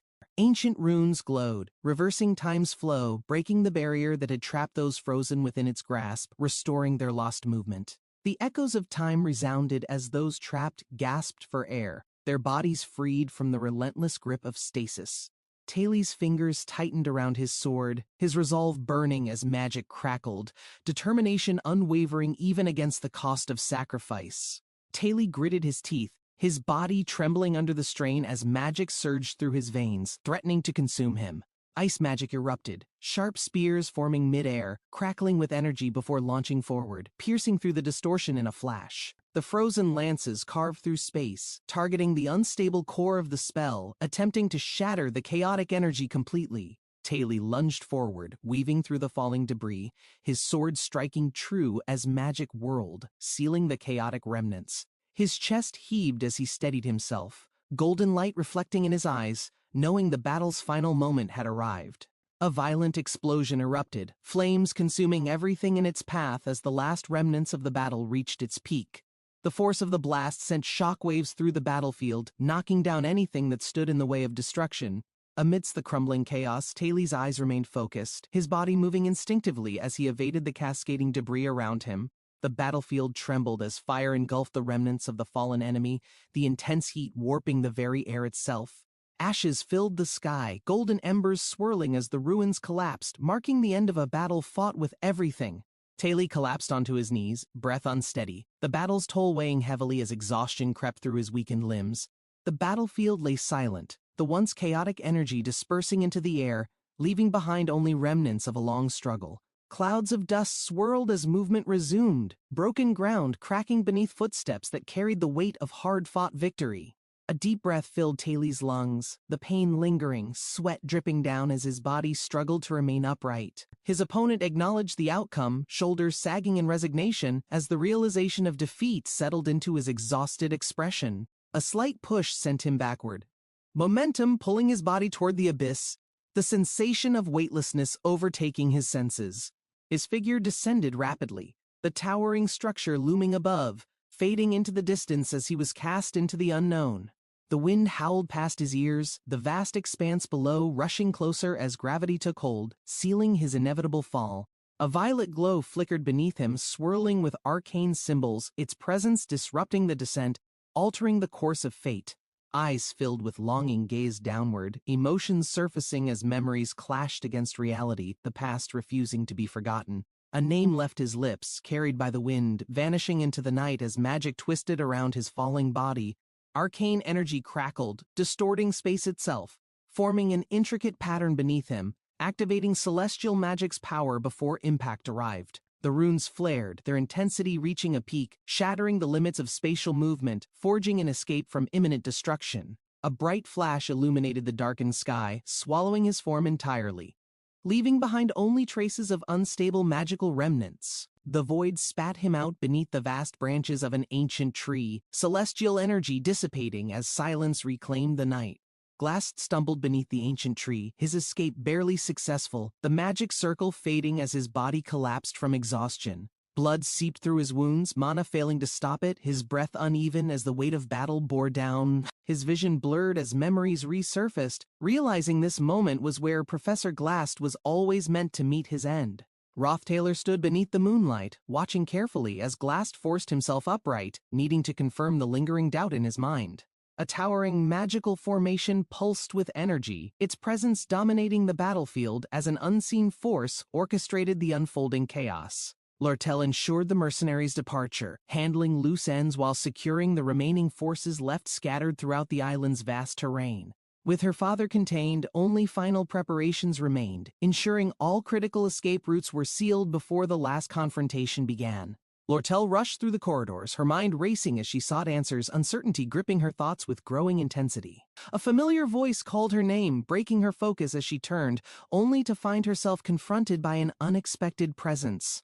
Taylor watched as tension filled the air, his gaze sharp while analyzing the situation unfolding before him with quiet calculation. Dorothy and Claire moved with urgency, their presence a sign that something deeper lurked beneath the surface of this battle. The underground waterways had been secured, their mission completed, yet an unsettling feeling remained, lingering beneath the surface of certainty. Tears streamed down Dorothy's face as uncertainty gripped the moment, emotions colliding against the stark reality of what lay ahead. Flames roared behind Ed, his arrival shifting the atmosphere, signaling the final confrontation that would decide the fate of all. Janica questioned the existence of the towering structures, her curiosity driven by past encounters and the deeper mystery surrounding them. The settlements had adapted, merging celestial magic into everyday life, redefining the way people thrived within their evolving world. Reports surfaced detailing unusual activity deep within the northern forest, sparking concerns about the origins of the unexplained celestial disturbances. If celestial forces were involved, there was only one possible culprit, someone whose presence had long been intertwined with forbidden knowledge. Taylor's mind raced, uncertainty clouding his thoughts as the events no longer aligned with the expected course of the unfolding battle. The aftermath of battle remained evident, scars left across the land, a reminder of how close everything came to complete destruction. If Glass decided to leave, the balance of events would shift, altering everything in ways impossible to predict or control. The thought weighed heavily, pushing the need to confirm his fate before it became another unknown that disrupted the fragile timeline. Under the moonlit sky, Taylor approached cautiously, his gaze locked onto Glass, whose presence still lingered despite the overwhelming odds. A quiet moment passed between them, unspoken questions hanging in the air, as tension settled into the night's uncertain stillness.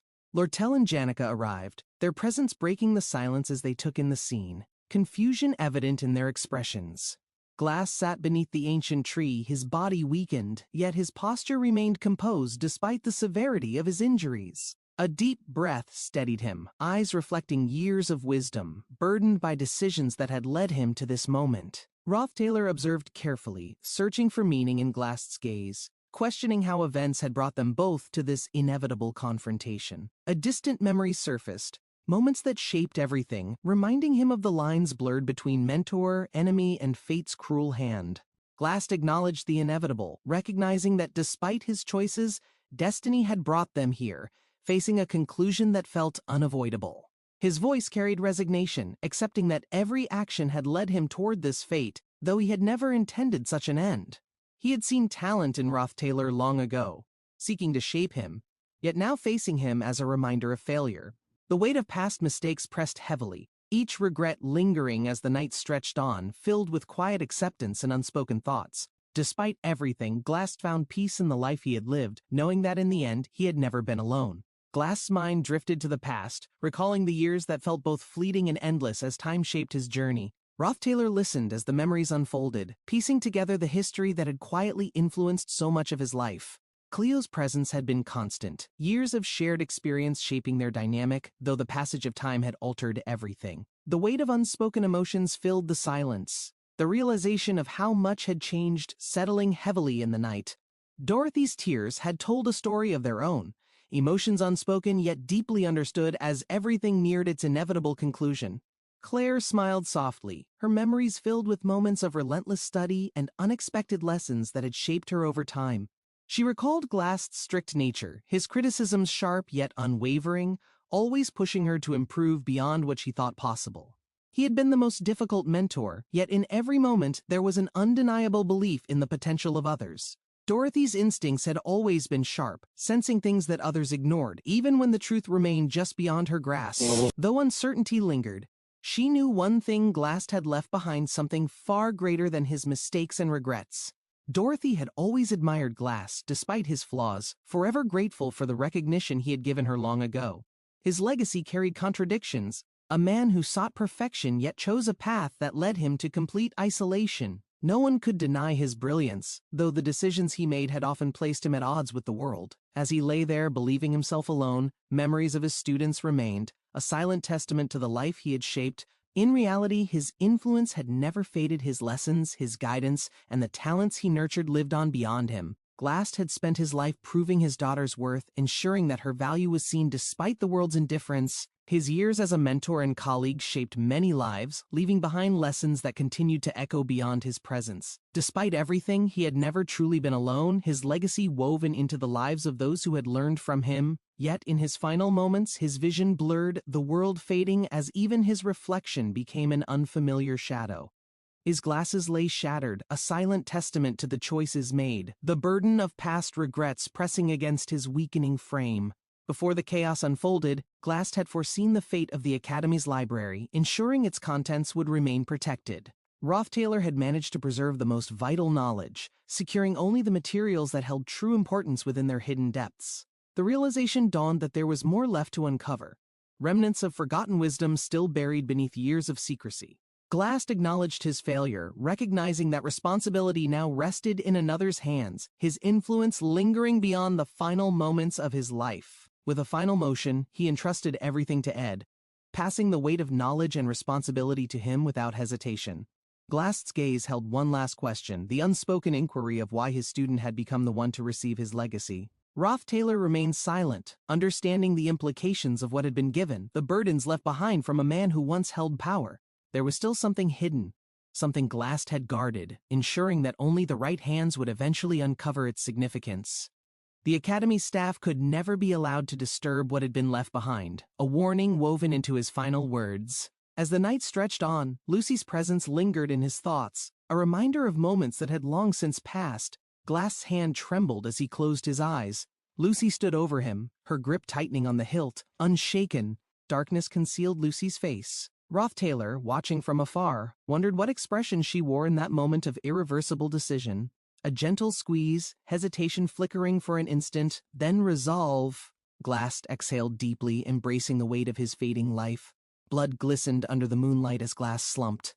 Lucy's heart pounded, uncertain if she felt relief or lingering regret. Against the old tree, Glass's lifeless body rested. Bathed in silver light, he looked eerily peaceful despite the grim reality. Taylor stood on the rooftop, gazing at the Academy. The dawn rose, yet the past clung stubbornly to his mind. From a distance, the academy remained unchanged, but inside, tensions brewed, and Lucy knew the weight of her next step. Sunlight stretched across the grand halls, masking unseen turmoil. Glass's absence cast long shadows, though few knew its significance. The headmaster's sharp gaze surveyed the entrance, instincts flaring. A deception lurked nearby, hidden behind practiced expressions and measured steps. Papers rustled as names were read aloud. Evaluations began, yet beneath official procedures, something far more dangerous took root. Isla watched Rothtailor closely, sensing the weight of his thoughts. Suspicion lingered, forming walls neither words nor reason could break. Trust scattered like fallen leaves. Glass's final moments haunted Lucy, each step forward burdened by decisions she could not erase. A firm hand slammed the table, breaking the silence. Accusations circled, yet truth remained elusive, buried beneath unspoken intentions. The Academy's watchful eyes narrowed, their patience fading. Threads of past and present tangled together, forming an inescapable web. Rothtailor met the piercing gaze before him. What seemed like an outsider's ignorance concealed depths even he struggled to understand. Rothtailor straightened his uniform, holding a document. His expression hardened as he processed the Academy's decision regarding his recent performance. His eyes narrowed at the report. Something felt off, like an unnoticed flaw that distorted the reality of his efforts. The diary's words did not match his expectations. Confusion clouded his thoughts as he questioned the truth behind his assessment.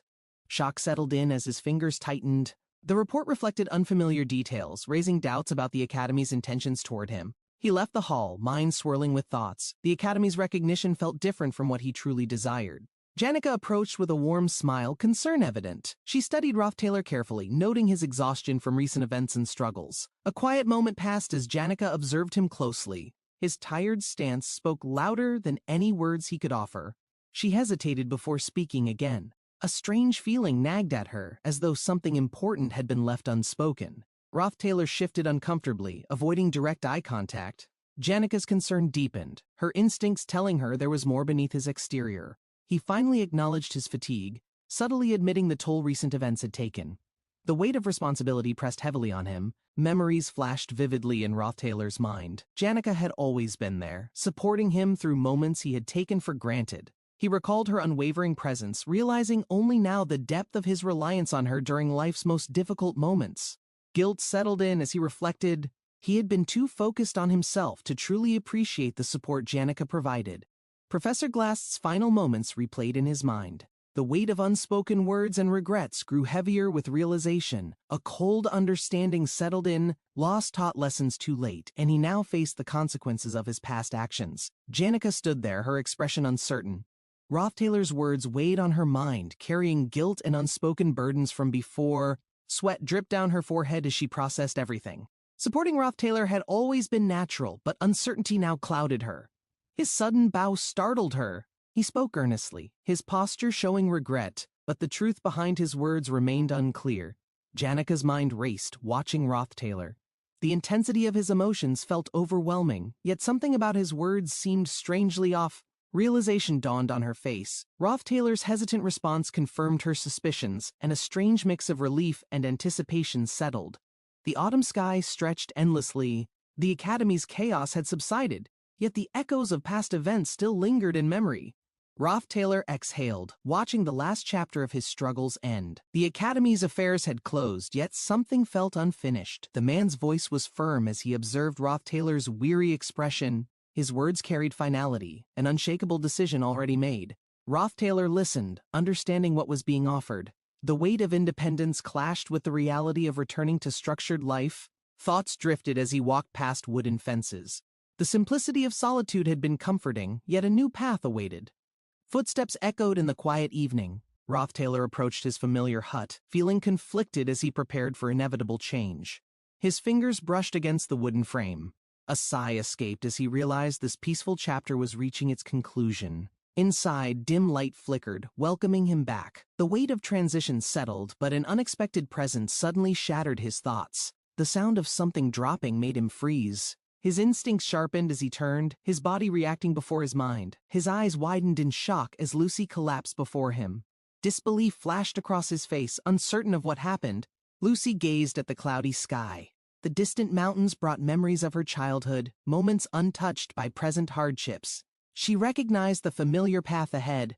This was not the academy, but the northern mountains where her past remained hidden. Lucy's mind drifted to forgotten days. Childhood echoes stirred within her, though uncertainty clouded the reason behind this dream. Her steps felt weightless as she approached the old cottage. Familiar walls whispered memories she thought she had abandoned. The sight of the old man's room brought comfort. She decided to seek him, hoping for answers to lingering questions. Lucy's eyes widened as she stood frozen. The warmth she expected was absent, replaced by an eerie, unsettling silence. Darkness consumed the room as shadows loomed. Fear crept in as memories distorted into something far more terrifying than before. Glowing red eyes stared through her. The skeletal figure questioned her decisions, demanding answers Lucy struggled to give herself. The figure's rage echoed loudly, questioning her choices. Lucy's heart pounded as guilt clawed at her fragile, wavering thoughts. Lucy trembled, realizing this was no ordinary dream. It was a nightmare shaped by fears she dared not confront. Lucy's eyes fluttered open, the dream's weight still heavy. She sat in silence, unsure if it had truly ended. The maid's voice interrupted her thoughts. Morning light seeped in, pulling Lucy back to reality despite lingering unease within. Silence lingered between them as Lucy gathered herself. The dream's impact left her questioning what awaited her that day. A surge of magic pulsed through her veins. Advanced spatial magic activated, fueled by instinct rather than conscious choice or will. She felt an unexplainable pull toward the northern forest. Something awaited her there, and Lucy knew she couldn't ignore it. Lucy's bare feet touched the wooden floor. Rothtailor approached quickly, his steps determined, carrying unresolved emotions and unspoken thoughts. Rothtailor's arrival brought an unexpected sense of calm. Lucy's eyes softened, the tension from past events momentarily easing away. Her gaze shifted as she smiled gently. Relief washed over her, knowing familiar company was near after difficult days. Lucy's soft whisper acknowledged the weather. Clouds gathered, mirroring the quiet storm within her mind as uncertainty lingered. She acknowledged the end of an era. The peaceful solitude she once knew would now be left behind. Lucy's sudden fall startled Rothtailor. He moved instinctively, catching her just in time, realizing something troubled her deeply. She thought about cats, their independence. Like her, they resisted control, always unpredictable, slipping through expectations whenever least expected. Lucy recalled how cats feigned indifference but craved attention when ignored. Her thoughts mirrored her own complex feelings inside. Rothtailor's gaze remained steady, processing her words. He recognized the irony, realizing how emotions often resembled fleeting feline behaviors. He pondered her final thought. Sometimes control wasn't about force, but knowing when to step back and observe quietly. Professor Rubian's lecture captivated the class. His charm and wit turned complex subjects into engaging lessons that students easily absorbed. The students admired his charisma, even comparing relationships to taming elusive cats. Laughter filled the room at unexpected comparisons. Rothtailor noticed how Rubian's popularity guaranteed good grades. Initially overwhelmed, he worked tirelessly to match his peers' progress. Now confident, Rothtailor surpassed expectations. His meticulous notes and dedication made him stand out, even in challenging subjects and lessons. As the day ended, Rothtailor felt accomplished. Yet, an unexpected invitation made him pause, leaving questions lingering in his mind. The Academy's scholarship program promised opportunities. Its towering halls symbolized endless responsibilities for students seeking financial support and stability. Rothtailor listened intently as Rubian explained. Balancing tuition with academy contributions seemed logical, but uncertainty clouded his thoughts about involvement. Rubian's confident stride reflected his certainty. Rothtailor's hesitation was evident, unsure of the demands this opportunity would place upon him. The mention of administrative work surfaced. Assisting Professor Glynn felt manageable, but deeper responsibilities lurked beneath the surface of expectations. Anissa's efforts were acknowledged, but the workload remained overwhelming. Rothtailor realized accepting would mean embracing relentless tasks and constant demands. Rothtailor contemplated the arrival of new students. He understood the challenges, remembering his own journey and obstacles faced when starting. His expression hardened as thoughts settled. He sensed someone significant among them, an individual who could change everything unexpectedly.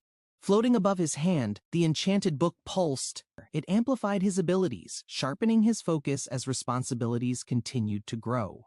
Rothtailor recalled past struggles and newfound strength. Determination fueled his ambition, realizing success demanded more than talent. It required relentless effort. Thoughts lingered on future battles. Every choice now shaped what awaited, especially with potential rivals among the incoming students. Rubian's favor weighed heavily on Rothtailor's mind. Trusting him meant navigating complexities, where every favor concealed hidden expectations and risks. Rothtailor sensed Rubian's motives. His mind raced, realizing the favor wasn't merely assistance but entangled in unseen personal ambitions. Lortel's hand brushed her hair. Calculations filled her mind, weighing options, knowing decisions now would shape her future greatly. Ruthlessness wasn't new to Lortel. Her determination stemmed from survival instincts, pushing her to secure advantages without unnecessary delays. The signed document glimmered faintly. Lortel's eyes steadied, accepting any price necessary to secure her ambitions without hesitation or regret. Lortel leaned forward, scribbling notes. Her mind raced, calculating the benefits of the upcoming winter classes without Glast's presence. The pen danced across the paper. Lortel's thoughts wandered to new opportunities now that roles at the academy had shifted. Her eyes narrowed, considering responsibilities. Without Glast, someone had to step up. Lortel wondered if she could fill that space. She sighed softly, acknowledging the burdens. Others like Rothtailor and Janica would also be preoccupied with their growing responsibilities soon. Lortel's pen cracked under pressure. Uncertainty lingered, but her determination remained steady despite the challenges approaching from every direction. An ominous feeling settled in Lortel's chest. The weight of upcoming decisions felt heavier than expected, gnawing at her thoughts. Rothtailor's familiar voice echoed as he approached. His concerns about supplies for winter reminded Lucy of unfinished preparations for survival. Lucy processed his words, realizing shortages loomed. Rothtailor's question lingered, highlighting her lack of focus on essential preparations recently. His curiosity unsettled her. She wondered why Rothtailor suddenly paid attention to her habits, making her feel unexpectedly vulnerable. Questions swirled in her mind. Why now? Lucy rarely felt cornered, but Rothtailor's presence stirred unexpected thoughts she couldn't ignore. The worn axe rested near the stump. Rothtailor considered leaving the campsite behind, knowing changes would reshape familiar routines soon.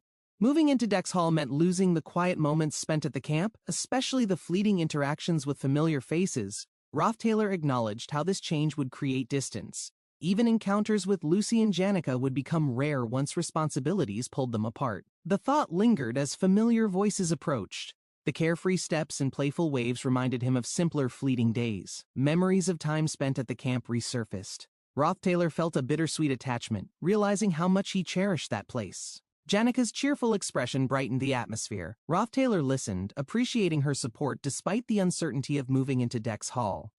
The lively chatter around them filled the air. Rothtailor's mind drifted to unfinished tasks, particularly the hidden safe in the library. Holding the key, Rothtailor knew responsibilities awaited. He realized the decision to move could alter his future significantly. The application in his hands felt heavy. Rothtailor contemplated the shift, aware that every choice carried unforeseen consequences ahead. Gratitude flickered in his eyes. He acknowledged Janica's thoughtfulness, realizing the complexity of decisions they all faced together. Janica's words lingered as she turned. A sudden surge of magic caught everyone's attention, breaking the calm atmosphere instantly. Lucy's panicked expression revealed her thoughts. She rushed forward, urgency in her steps, as if to prevent something irreversible. Rothtailor's confusion deepened at Lucy's sudden reaction. Her determination made him reconsider the weight of his pending decision immediately. Lucy's bare feet shuffled quickly. She moved with haste, fearing the impact of choices made without full understanding or foresight. She reached out desperately. Her presence radiated urgency, as though stopping Rothtailor was the only thing that truly mattered now. Rothtailor's confusion grew. That moment marked the beginning of events that would challenge everything he once believed certain.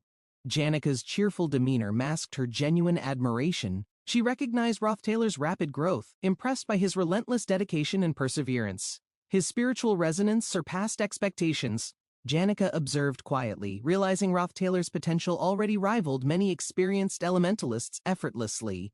Her sharp gaze noticed every detail. She acknowledged the improvement in Rothtailor's mana reserves, impressed by his swift progress overall. Lucy's silent glare didn't go unnoticed. Janica wondered if her presence had upset Lucy, sensing unspoken tension between them. Lucy's usual morning routine was absent. She escaped the dormitory early, lost in thought, still wearing her simple pajamas. Rothtailor felt his magic surging. The power increase urged him to push boundaries, aiming to master intermediate spells with focus. The book's pages glowed. Roth Taylor absorbed its knowledge, determined to improve, knowing magic mastery required relentless dedication and unwavering resolve. Frustration settled in as spells fizzled. Roth Taylor's efforts felt insufficient despite the day's commitment to perfecting his magical abilities. Lucy's presence unsettled Roth Taylor. Her silence and focused stare hinted at unspoken concerns, leaving him puzzled by her behavior. Janika's nervous apology lingered. Lucy's reactions felt intense, almost hostile, especially when Janika was involved in conversations around Roth Taylor. Roth Taylor noticed Lucy's unease. Her tension suggested fear rather than aggression, making him question her intentions and unspoken worries.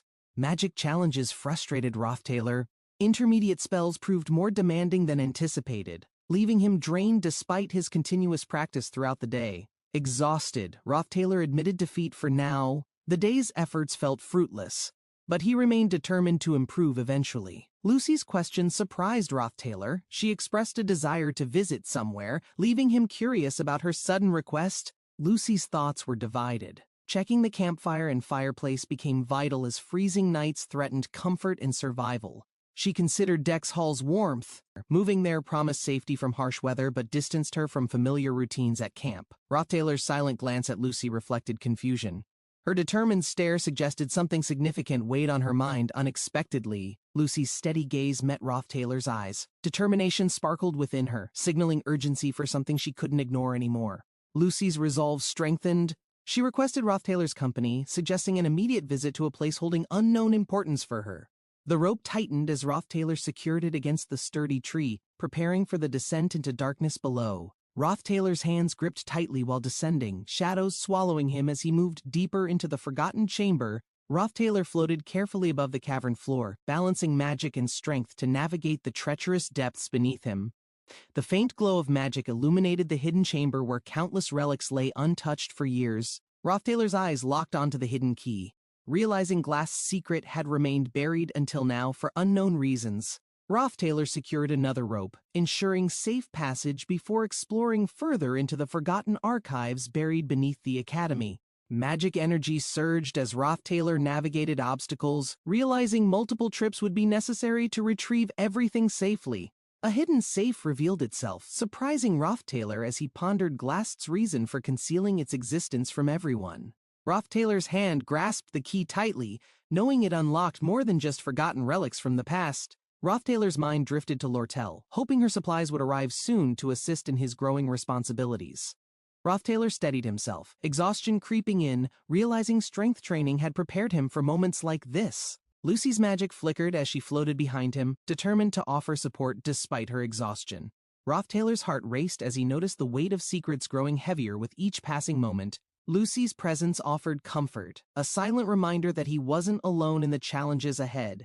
Roth Taylor's mind settled on asking Lortel for assistance, realizing he couldn't face everything alone anymore. Lucy's eyes widened as Roth Taylor revealed the ring, glowing with untapped power capable of bending time itself for magic. The legendary ring promised future magic drawn into the present, offering limitless potential but with a cost too dangerous. Roth Taylor's fingers trembled holding the artifact, realizing its ability to channel advanced magic from future efforts back into now. Memories of battles fought and magic wielded flashed before him, showing the devastating strength possible through this newfound tool. Yet Roth Taylor knew its price, risking his consciousness depending on how much magic he dared to unleash instantly. As flames flickered around him, Roth Taylor envisioned using the ring's power only in moments of absolute desperation and peril. Outside battle, Roth Taylor imagined overcoming magical barriers, forming contracts with high-ranking spirits despite his previously limited magical capacity. Years of training with low-ranking spirits lingered in Roth Taylor's mind, emphasizing his insufficient power compared to other elementalists. If this ring could temporarily amplify magic, Roth Taylor believed he could summon beings far beyond his current capabilities. Lucy's cautious gaze followed Roth Taylor's resolve, knowing that using this power would invite immense danger alongside fleeting greatness. Roth Taylor clenched his fist, recalling Professor Clast's disappointment, his own determination now fueled by the ring's overwhelming potential. Memories of the professor's harsh judgments echoed, labeling untalented students like Roth Taylor as hopeless investments in a magical academy. Roth Taylor stared at the ring, convinced it could shatter barriers holding him back from achieving mastery and recognition. Professor Clast's obsession with researching magic tools became clear to Roth Taylor. Now every hidden secret revealed through this discovery. Roth Taylor stood beneath the shattered ceiling, realizing the professor's final gift was this ring, hidden until Roth Taylor's greatest need. Professor Glass's research into forbidden magic was all because he wanted to protect someone precious to him. The ring wasn't created for power, but as a heartfelt gift for his beloved daughter's safety. Roth Taylor exhaled sharply, recalling how he once lost focus chasing dreams that seemed forever beyond his reach. He realized that the ring's true significance came from love, not ambition or selfish desires for power. Roth Taylor gripped the rope tightly, determined to endure every challenge, knowing survival demanded sacrifices beyond imagination. Lucy's steady gaze lingered on Roth Taylor, making him question the weight of decisions waiting ahead of him. Roth Taylor's mind raced, torn between moving into Dex Hall or remaining isolated within his familiar makeshift camp. Lucy's silent question echoed louder than words, her expression revealing concern and curiosity about his uncertain path. Roth Taylor understood the ring's power was immense, but every benefit carried unseen risks waiting to unfold. Being around Lucy often forced Roth Taylor to confront difficult choices he wished he could ignore forever. The rustic camp reminded Roth Taylor of solitude's harsh reality, contrasting with the structured environment inside Dex Hall. Winter's cold bite gnawed at him, making the comfort of Dex Hall an undeniably tempting thought. Lucy's keen sense detected rain approaching, proving once again how attuned she was to her surroundings. As drops fell, Roth Taylor acknowledged that even Lucy's sharp instincts couldn't always predict everything perfectly. Roth Taylor opened the wooden door, realizing uncertainty would always shadow his path, regardless of his final choice. Roth Taylor realized the unexpected rainfall didn't match the season, questioning whether this moment signaled something unusual approaching soon. Lucy's calm presence reminded him that certainty was fleeting, especially when unpredictable events defied logical expectations without warning. Her sharp gaze remained steady, watching the sky as uncertainty filled the air, blending curiosity with growing concern.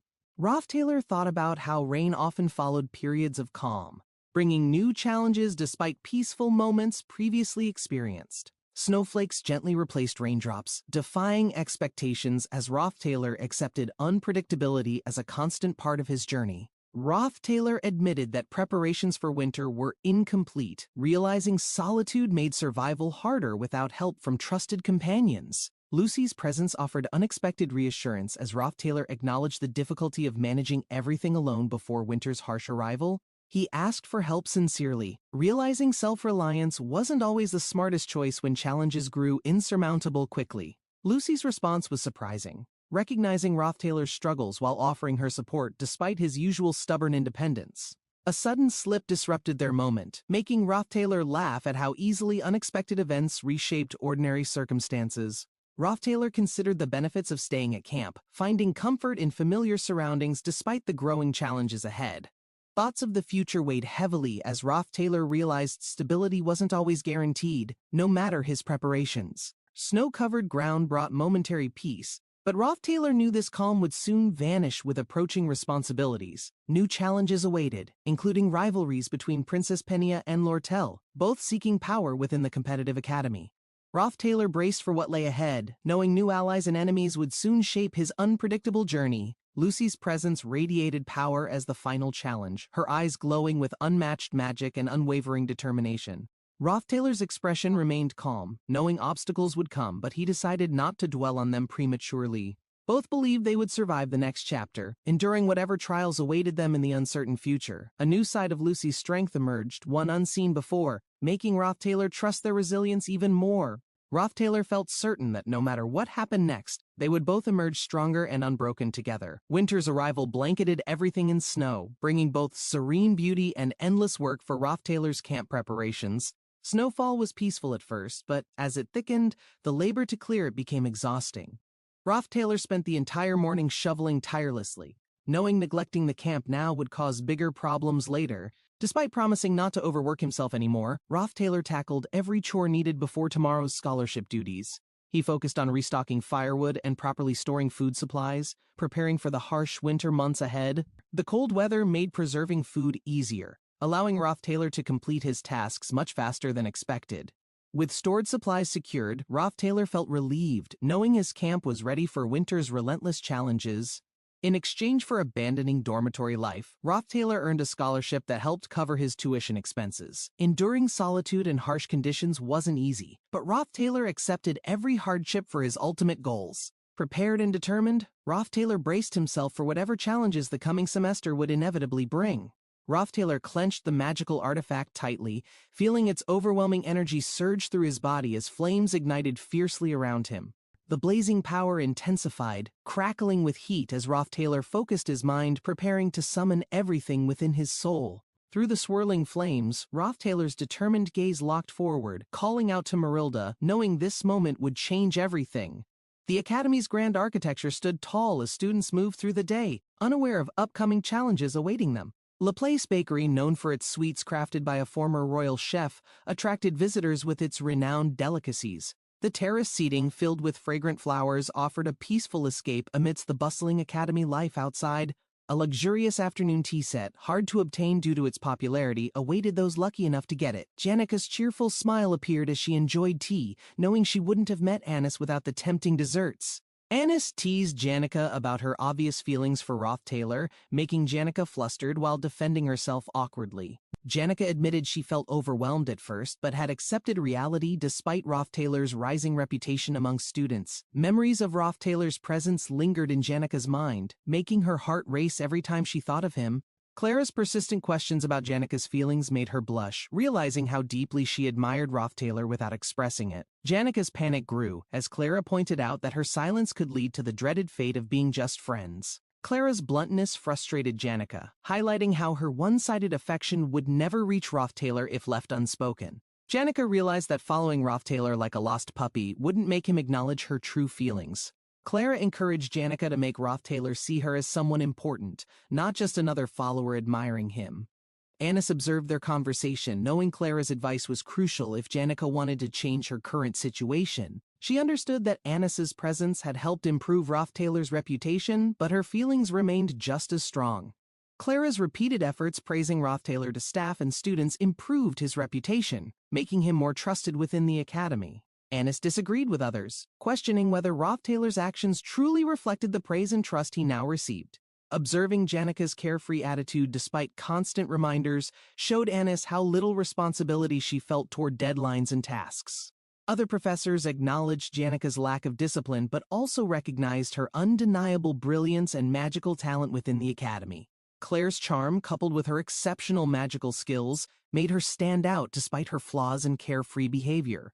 Claire's network of connections granted her opportunities others could only dream of, securing her place among elite students. Somehow, Claire earned the favor of key figures like Professor Glast and Administrator Talaria through her charming demeanor. Handling numerous responsibilities, including supporting professors, highlighted Claire's strategic efforts to maintain her influential position. Anis Halen's reputation as the top senior magic student reflected her unmatched talent, earning respect from everyone. Anis's close relationship with Professor Glast ensured her knowledge and skills remained unmatched within the academy's walls. Anis gathered personal information by moving between the library, dorms, and office almost like a meticulous stalker. Her ability to avoid suspicion while collecting data showcased Anis's strategic mind and cunning approach to relationships. To Anis, maintaining alliances meant wearing different masks depending on the situation and the people involved. Analyzing Taylor's background, Anis noted his noble birth, siblings, and early selection as family successor. Despite his prestigious upbringing, Taylor's unimpressive grades during his first year questioned his true capabilities and potential. Anis struggled to adjust to the academy, working tirelessly to secure her scholarship while managing daily responsibilities with determination. Her admiration for Lortel drove her forward, pushing her to survive despite the hardships she faced at every turn. Though financial instincts were not her strength, Anis relied on her unique skills to navigate the academy's competitive environment. She researched Taylor, uncovering details about his upbringing and the powerful influence of his noble family. His privileged background stood in stark contrast to her struggles, but his lack of academic success left her intrigued. Anis studied his history further, piecing together the puzzle of his personality and his reputation within the academy. His oppressive childhood and expectations had shaped him into someone she needed to understand in order to move forward. Despite his noble status, he lacked remarkable achievements, making him a curious anomaly among the students. She considered his personality, analyzing his potential connections and preferences, trying to anticipate his behavior. As she processed her thoughts, the sudden appearance of Claire shattered her concentration, throwing her off balance. Annis reacted too late, realizing she had miscalculated her surroundings. As the sudden impact sent her stumbling backward, the unexpected encounter left her momentarily disoriented, struggling to regain her composure amidst the confusion. A sharp pain shot through her as she caught herself, barely managing to prevent a complete fall.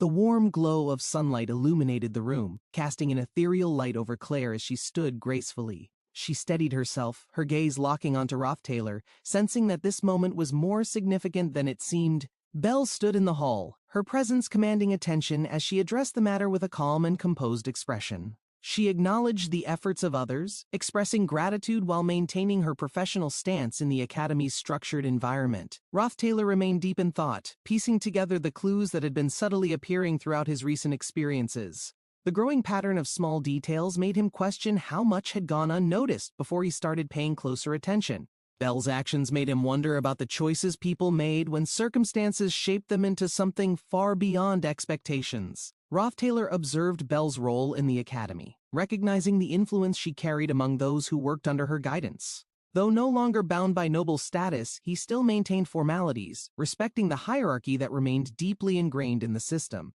The Academy's structure ensured responsibilities were clearly defined, leaving little room for deviation from the expectations placed upon them. Belle remained firm in her stance, unwilling to let others dictate her decisions despite the pressures she faced from different sides. The lingering weight of unspoken thoughts remained between them as they continued forward, each carrying their own burdens in silence. The Academy continued its daily routines, with new students preparing to enter, marking another shift in the ever-changing atmosphere. Rothtailor turned his attention to upcoming arrivals, noting the presence of someone whose reputation had already begun to spread.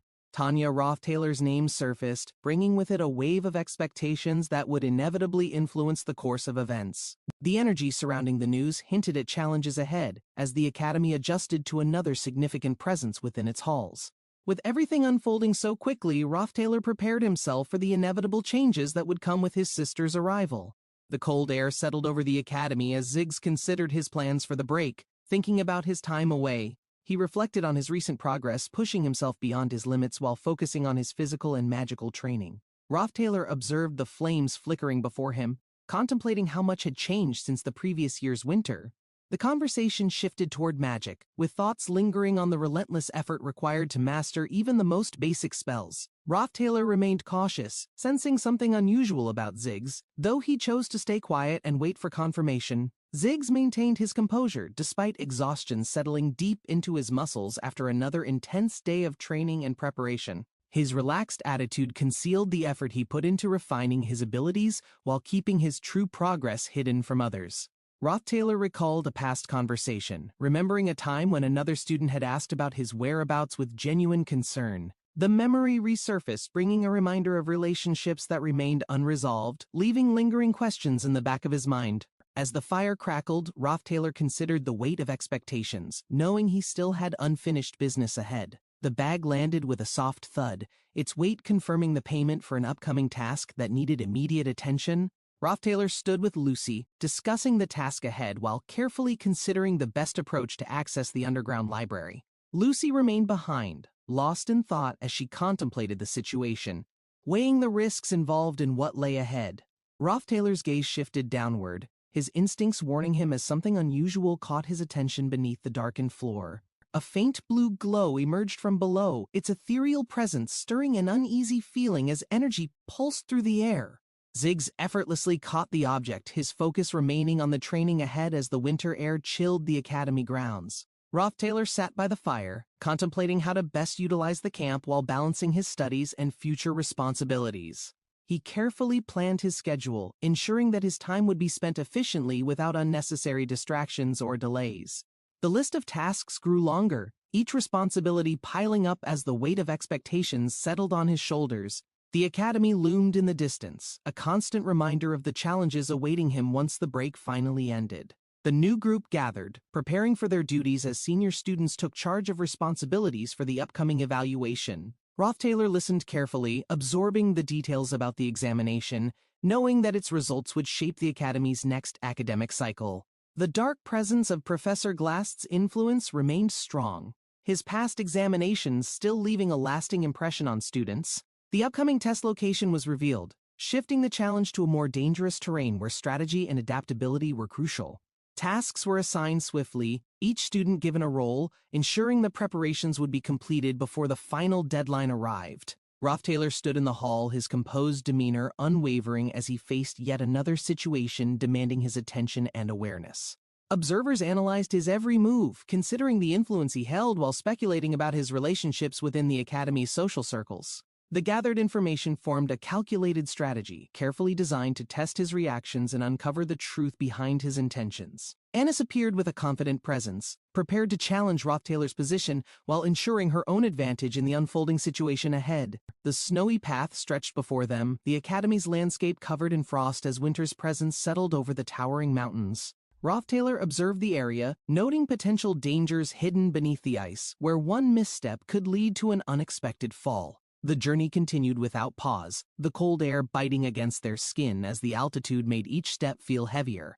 Annis took a moment to relax, her expression softening as she found comfort in the brief pause from walking. Roth Taylor sensed a shift in the conversation, realizing Annis had something more to say beyond the surface of her words.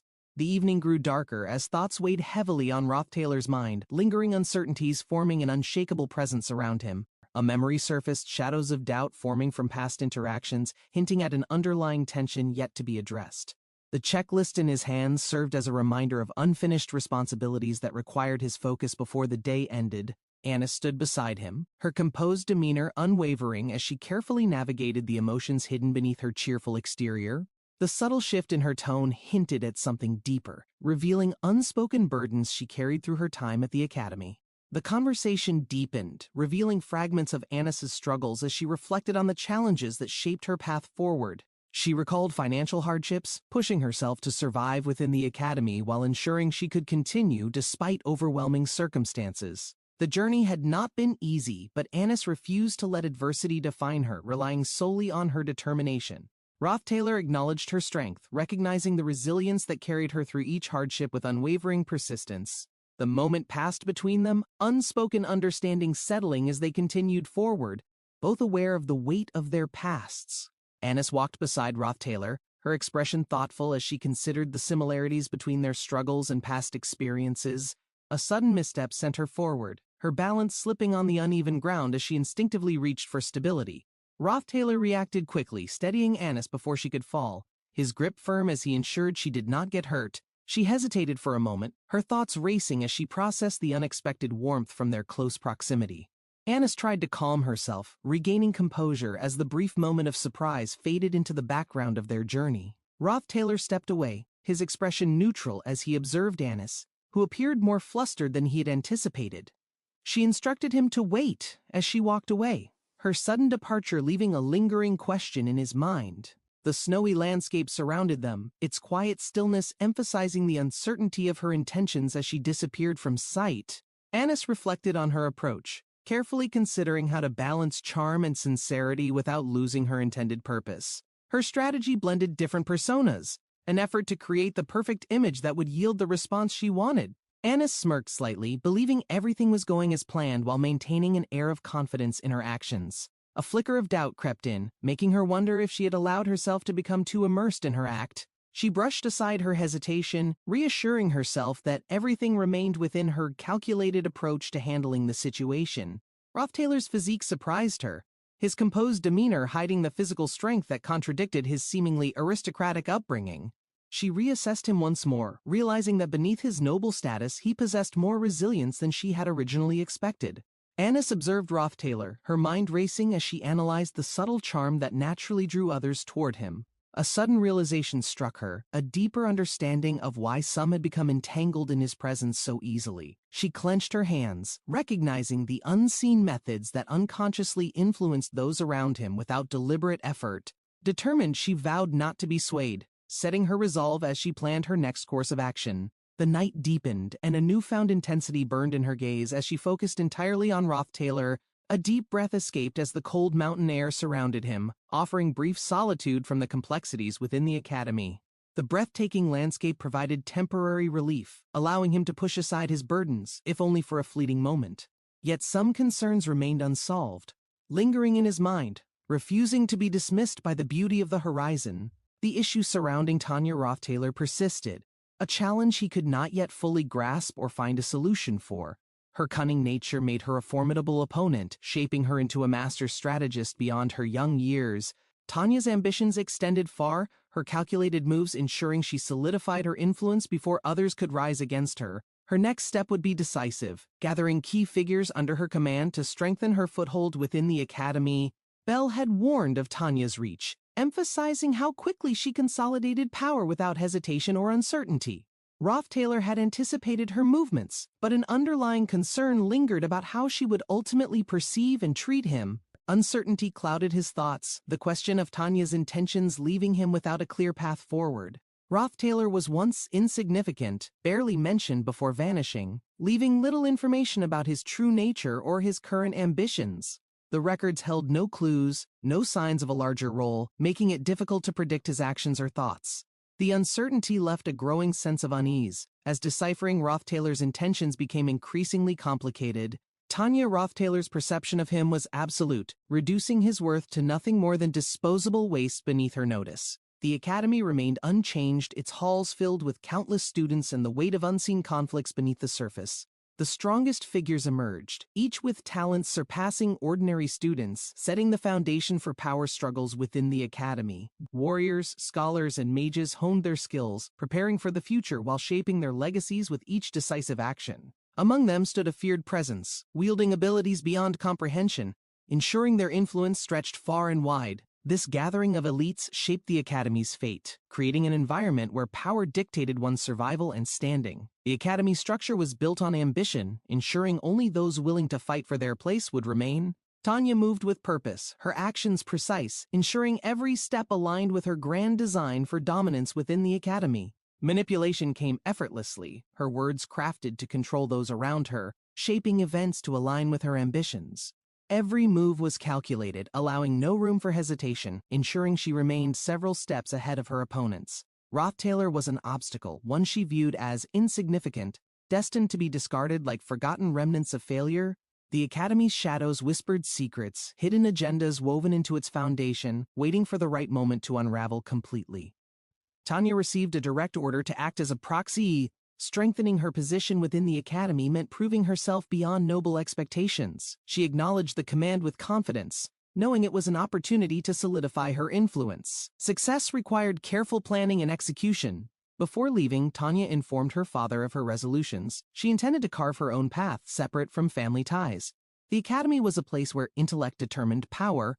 Even nobles sought knowledge, proving that birthright alone was never enough. Tanya reminded herself not to rely solely on her background. True recognition required proving her worth through effort and strategy. Tanya sipped her tea, prepared for a formal discussion. Every interaction had underlying motives, and she needed to remain composed. A familiar name was mentioned, stirring old memories. She had known him since childhood and understood the burden his presence carried.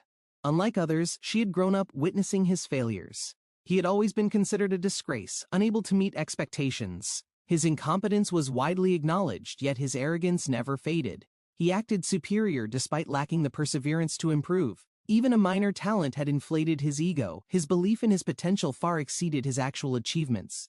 Tanya recalled how he barely managed to use mana. Watching him struggle had once left her speechless at the absurdity. Time had passed, but the results remained unchanged. Witnessing his continued failures brought a strange sense of vindication. She realized the conversation had become one-sided.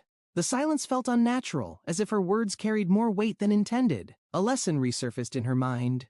Understanding the importance of etiquette and balance in discussions was a necessity among nobles. She reminded herself to remain composed. Careful judgment was essential when dealing with those who held influence despite their incompetence. Tanya and the man had unfinished business, tied to the hidden dealings of commerce. The weight of expectations pressed down heavily. The farewell carried a cryptic warning. Tanya sensed something ominous beneath the surface, a challenge she had no choice but to face. A chilling sensation surrounded her as an intense gaze locked onto her. The overwhelming aura made it difficult to remain composed.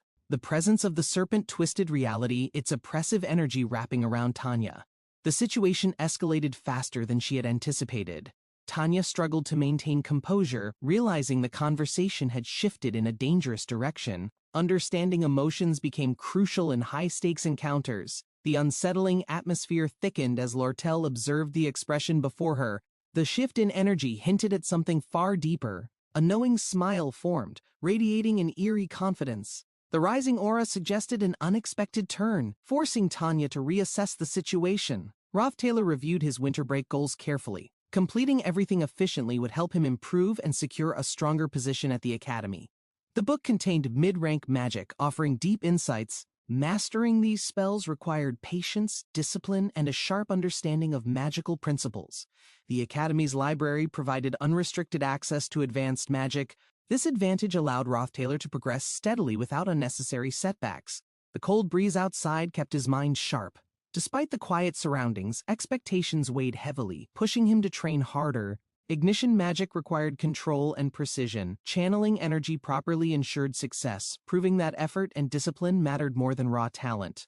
Taylor understood that mastering magic theory compensated for his limitations. Even without practical experience, knowledge allowed him to stay ahead. His calculations were precise, ensuring consistent progress. Recognizing patterns in spell structures became second nature through careful study and repeated exposure. Lucy always appeared in unexpected places. Her presence was unpredictable, making it necessary to remain aware of his surroundings. Over time, Taylor had become accustomed to her sudden appearances. Anticipating movements required adaptability and a sharp sense of awareness. Lifting Lucy required little effort. She was incredibly light, making it easy for Taylor to move her without any difficulty. Flames ignited with controlled precision, responding smoothly. Managing fire magic required steady adjustments to prevent reckless destruction from minor miscalculations. Taylor and Lucy agreed to stay outside. The open air allowed them to focus better without unnecessary distractions breaking concentration. Scents carried subtle traces of memories. The lingering flower fragrance from earlier interactions remained noticeable, creating an unexpected familiarity. Prolonged exposure to mana affected perception. Small changes in the environment became easier to detect through heightened magical sensitivity. Lucy quickly noticed a shift in Taylor's condition. Even the slightest differences in behavior revealed underlying physical effects from magic use. Lucy observed Taylor's condition, sensing an imbalance in his mana flow. His exhaustion hinted at something beyond simple physical strain. With careful movements, Lucy extended her hand.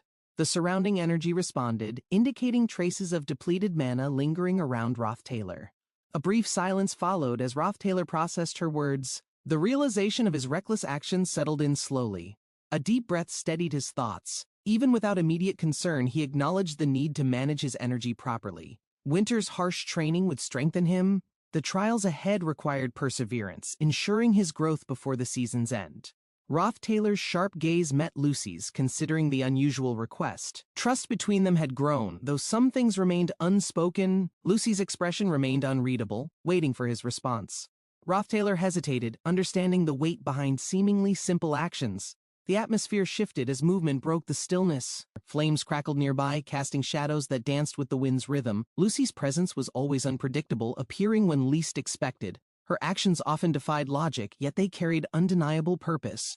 Taylor observed her closely, recognizing the familiarity in her demeanor. Their connection had strengthened through countless encounters over time. Lortel approached, her presence breaking the moment. Her confidence suggested she had something important to discuss, shifting the mood instantly. The conversation moved toward pressing matters. Lortel had a way of steering discussions toward topics that carried significant weight. The Academy loomed in the background, a silent reminder of their obligations. Every decision had consequences that extended beyond personal choices. The objectives remained clear, demanding strict adherence to expectations. Taylor's role in the unfolding events had yet to be solidified. Tanya stood waiting, exuding an air of authority. Her expectations were unwavering, ensuring discipline remained a priority moving forward. Elka eagerly shared details about noble family secrets, her excitement clear. Some hidden truths within the Taylor lineage intrigued her deeply. The discussion expanded as Zig joined in, adding his perspective. His presence shifted the atmosphere, making the conversation more intense. Tanya remained silent, carefully processing the information. Her awareness of the family's history made her cautious about what was revealed. Tanya's expression hardened as she sensed the weight of the moment. The implications of this knowledge could not be taken lightly. Zig stood firm, dark energy pulsing around him. His well-trained body carried powerful mana, signaling his readiness for any confrontation. The realization dawned quickly. Zig had recognized Tanya's identity, immediately linking her to Roth Taylor, revealing awareness of family relations.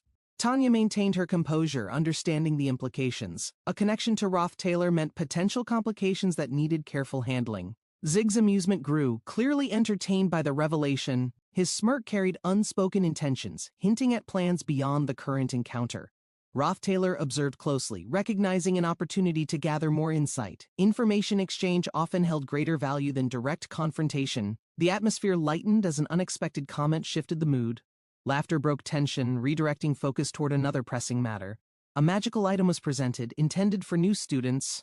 Its purpose remained uncertain, yet its presence suggested hidden significance. Tanya hesitated before accepting it, unsure of its true value. Her instincts warned against blindly trusting unfamiliar artifacts. The Academy's environment encouraged strategic thinking. Items like these often held deeper meanings, requiring careful analysis before use. Another casual remark redirected attention, shifting priorities toward an upcoming event. Lortel's expression hinted at concealed motives beneath her words. Tanya carried the artifact with uncertainty. The weight of responsibility lingered, reminding her of the many decisions still left unresolved. Zig smirked, acknowledging the situation. Managing relations within the Academy required skill, especially with noble families involved in conflicts.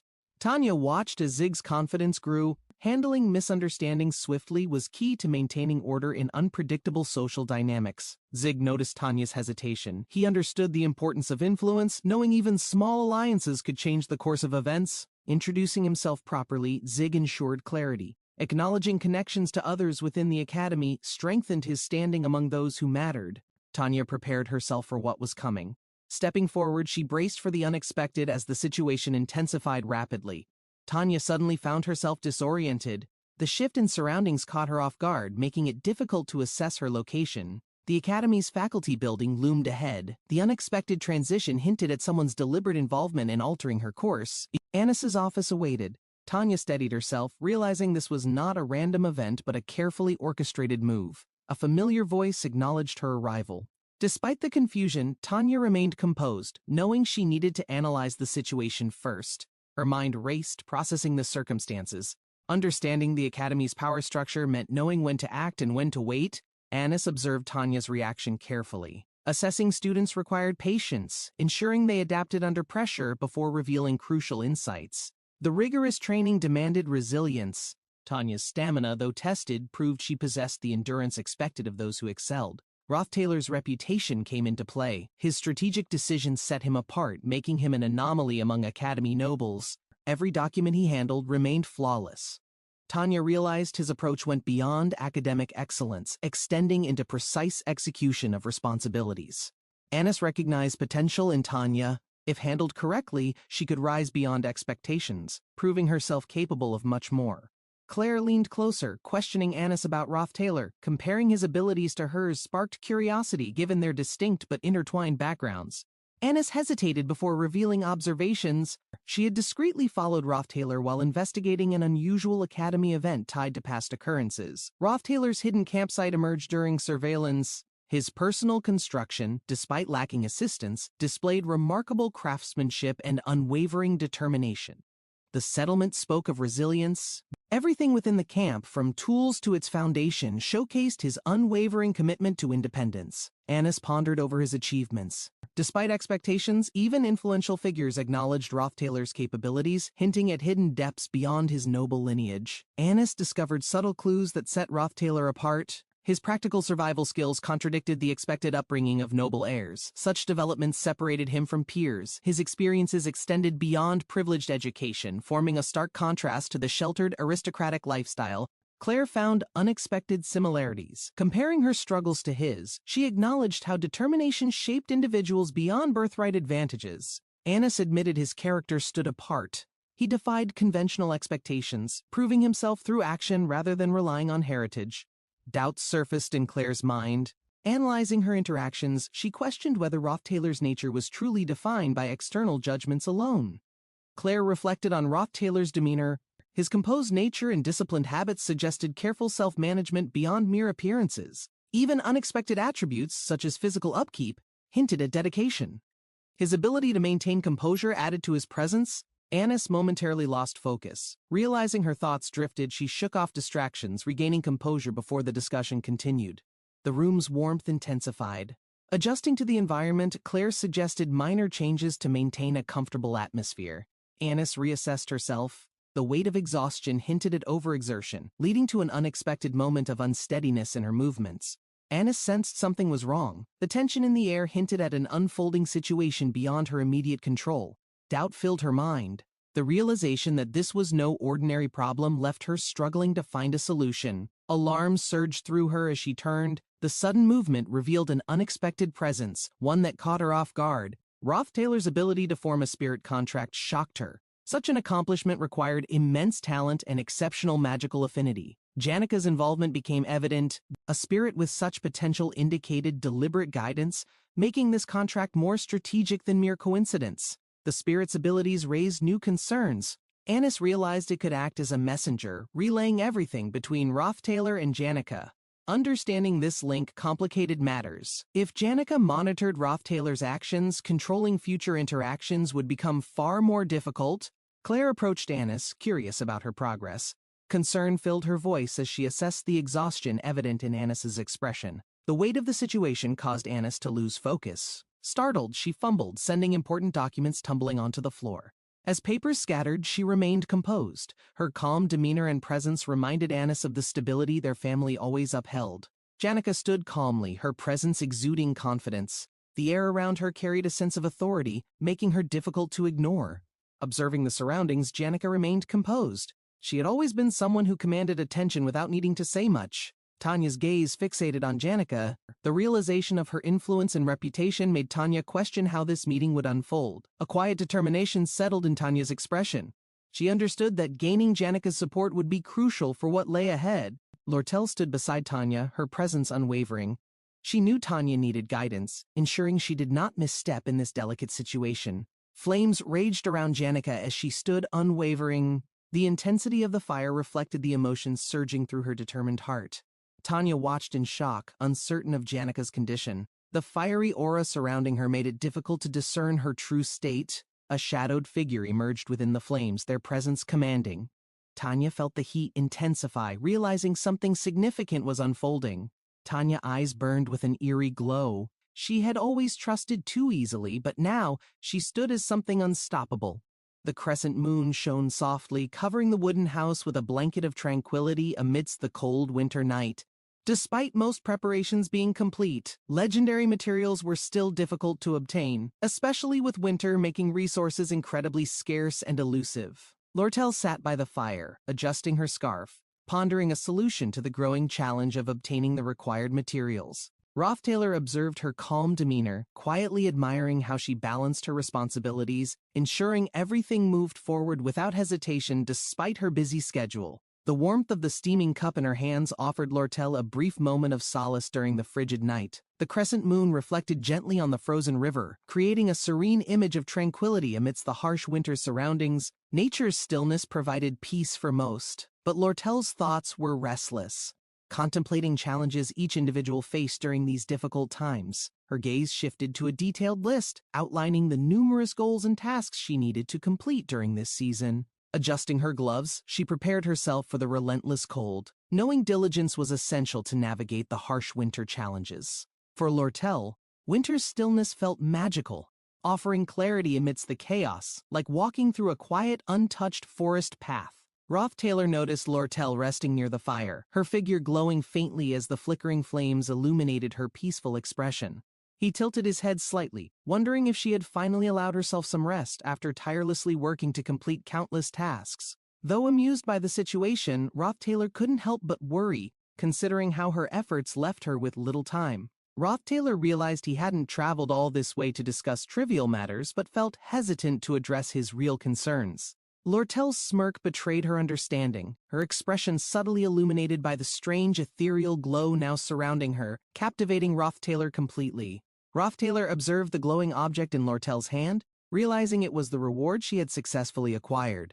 Lortel gracefully held the glowing prize, her confidence radiating as the object's aura pulsed, casting an ethereal light around her. As the object materialized fully, its sharp edges gleamed, representing both power and the effort required to obtain it. Lortel smirked with satisfaction, the warmth of her success evident as she leaned back to savor the moment. Rothtailor glanced at her, realizing she sought more than power, her determination masking a deeper purpose behind her calculated actions. Memories of Lortel's past flashed before her as she reflected on the value of perseverance and the cost of ambition.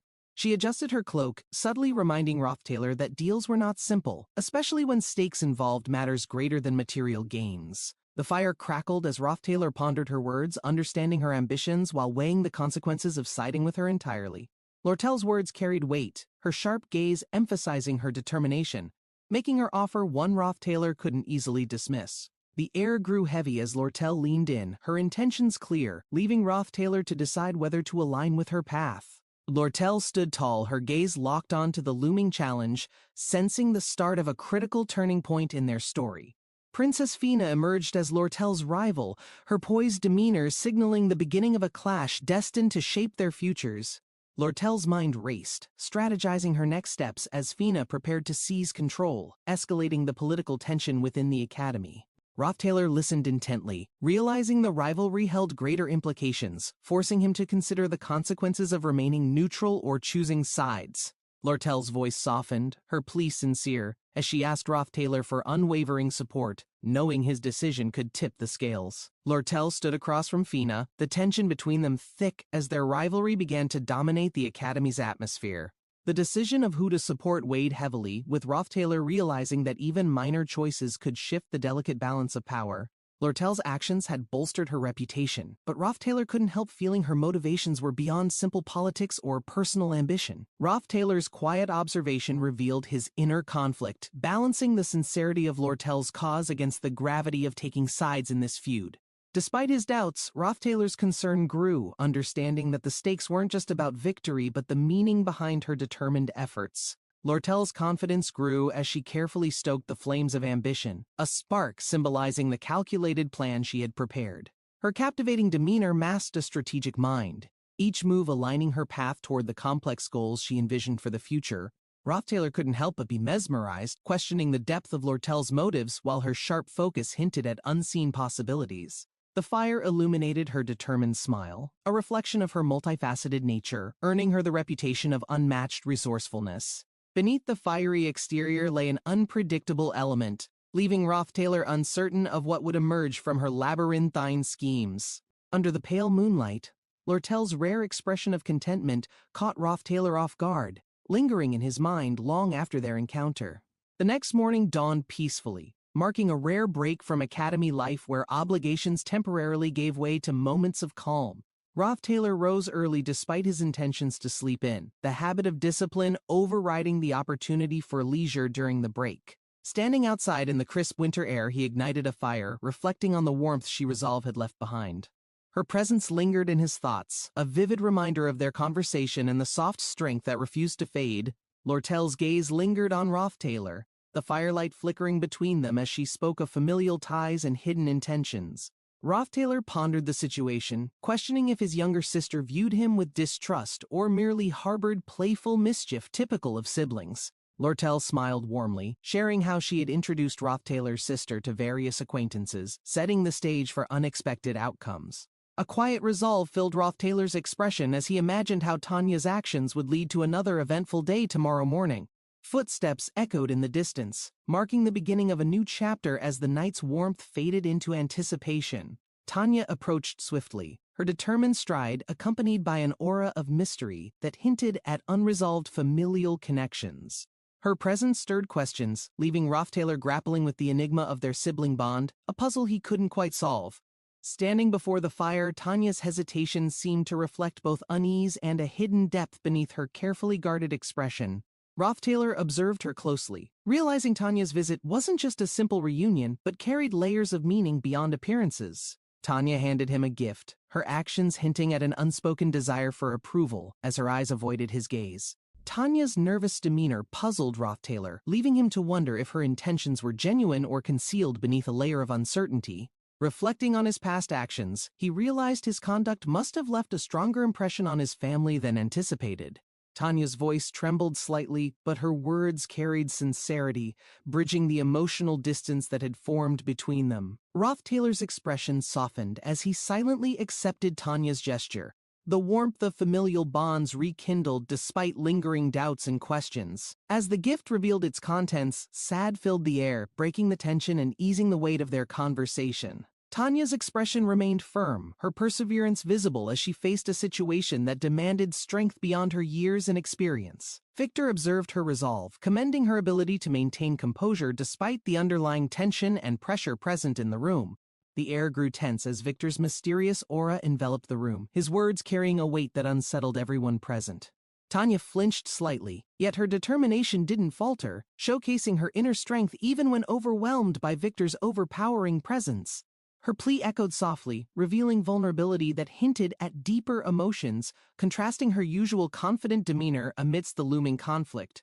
Tanya's quiet determination stood firm, but Victor's imposing words caused a ripple of doubt to creep into her guarded mind. The tension between them escalated, highlighting a stark contrast between their convictions, as Victor's authority pushed Tanya to her limits. Victor's chilling smile conveyed his unshaken belief in his superiority, a stark reminder of Tanya's ongoing struggle to prove herself. Roth Taylor's reassuring presence eased Tanya's nerves, his acknowledgement of her efforts offering comfort amidst the storm emotions within her.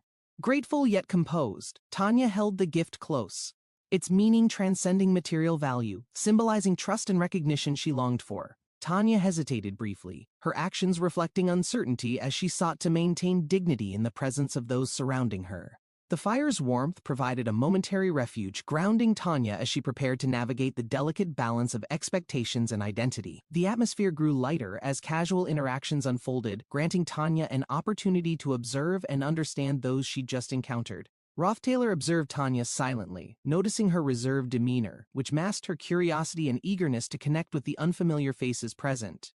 Tanya's gaze shifted toward the group, her determination to strengthen her bonds solidifying, a quiet resolve shaping her next steps. Roth Taylor reflected on Tanya's kind demeanor, marveling at her ability to connect with people despite the complexities of her role. Tanya's spirit shone brightly as she handled a high-level fire spirit, demonstrating her remarkable strength and commanding presence. The fiery display mesmerized onlookers, her control over the flames leaving no doubt about the depth of her magical abilities. Tanya's actions, though elegant, held a firm authority that commanded respect, even as she dealt with the challenges of school life. Roth Taylor sensed an underlying narrative, pondering whether Tanya's tales were an embellishment or rooted in a mysterious truth she concealed. Roth Taylor maintained his resolve, determined to navigate his circumstances while balancing the weight of familial expectations with personal aspirations. Tanya's quiet determination revealed her struggles, her vulnerability adding layers to the complex relationship between her and Roth Taylor's past. Reflecting on his shortcomings, Roth Taylor expressed his sincere support, wishing Tanya well as she pursued her ambitious goals within the academy. Tanya's conflicting role as a villain for Fina lingered in Roth Taylor's thoughts, highlighting the complicated dynamic of her character and loyalty. Despite her actions, Roth Taylor's attachment to Tanya grew stronger, appreciating her as the only blood relative he'd encountered since arriving. Tanya's uncertain gaze left Roth Taylor pondering the future of their bond, unsure how their relationship would evolve under such circumstances. Her momentary fear emphasized the daunting challenges she faced, though her resolve strengthened as she prepared for what lay ahead. An overwhelming sense of danger consumed Tanya as she recalled a moment when she nearly lost control while speaking ill of Janica. The flames symbolized her realization of Janica's unwavering loyalty, a reminder of the strength behind the mysterious bond they shared. Tanya emerged with newfound clarity, determined to approach her next steps with caution, understanding the depth of true fury and allegiance. Sylvania Academy's top elites displayed their extraordinary skills, making the academy a place where only the most talented could thrive. Among the brightest students, the legendary genius Mage Muriel stood as a testament to the academy's unparalleled reputation for excellence. Roth Taylor recognized that no matter how well he acted, his true nature would eventually surface in such an environment. Tanya hesitated in the hallway, her curiosity piqued as she wondered about the unfamiliar presence she sensed from the next room. Despite being in Ophilus Hall, the most prestigious dormitory, an unsophisticated presence seemed to contrast starkly with its refined atmosphere. Tanya's thoughts lingered on the imperfections she noticed, understanding that even the best places were not immune to such disparities. The unexpected meeting left Tanya momentarily off balance as she realized she was speaking to someone closely related to Rothtailor. As they exchanged a few words, Tanya's guarded demeanor softened slightly, acknowledging the mutual challenges they both silently endured. Tanya offered a parting gesture, reminding the other to seek help if needed, her quiet kindness subtly breaking the tension. Despite Ophelis Hall's reputation, Tanya felt uneasy, her gaze reflecting the complexity of emotions stirred by her surroundings and encounters. Tanya wandered through the prestigious halls of Ophelis Hall, her eyes drawn to the golden nameplates reserved for only top students. Stopping in front of room 302, Tanya's heart raced as she read the name Lucy Muriel, the Academy's legendary mage. Standing before the door, Tanya marveled at the weight of the title, feeling both awe and uncertainty in its presence. The grand architecture of Sylvania loomed over Tanya, symbolizing her struggle to adjust to its expectations and the mysteries within. The vibrant rose garden bathed in golden sunlight set the stage for an intriguing conversation about introductions to potential acquaintances. Lady Annis suggested meeting someone distinguished, her confidence reflecting her expectations for a proper introduction befitting their refined social circle.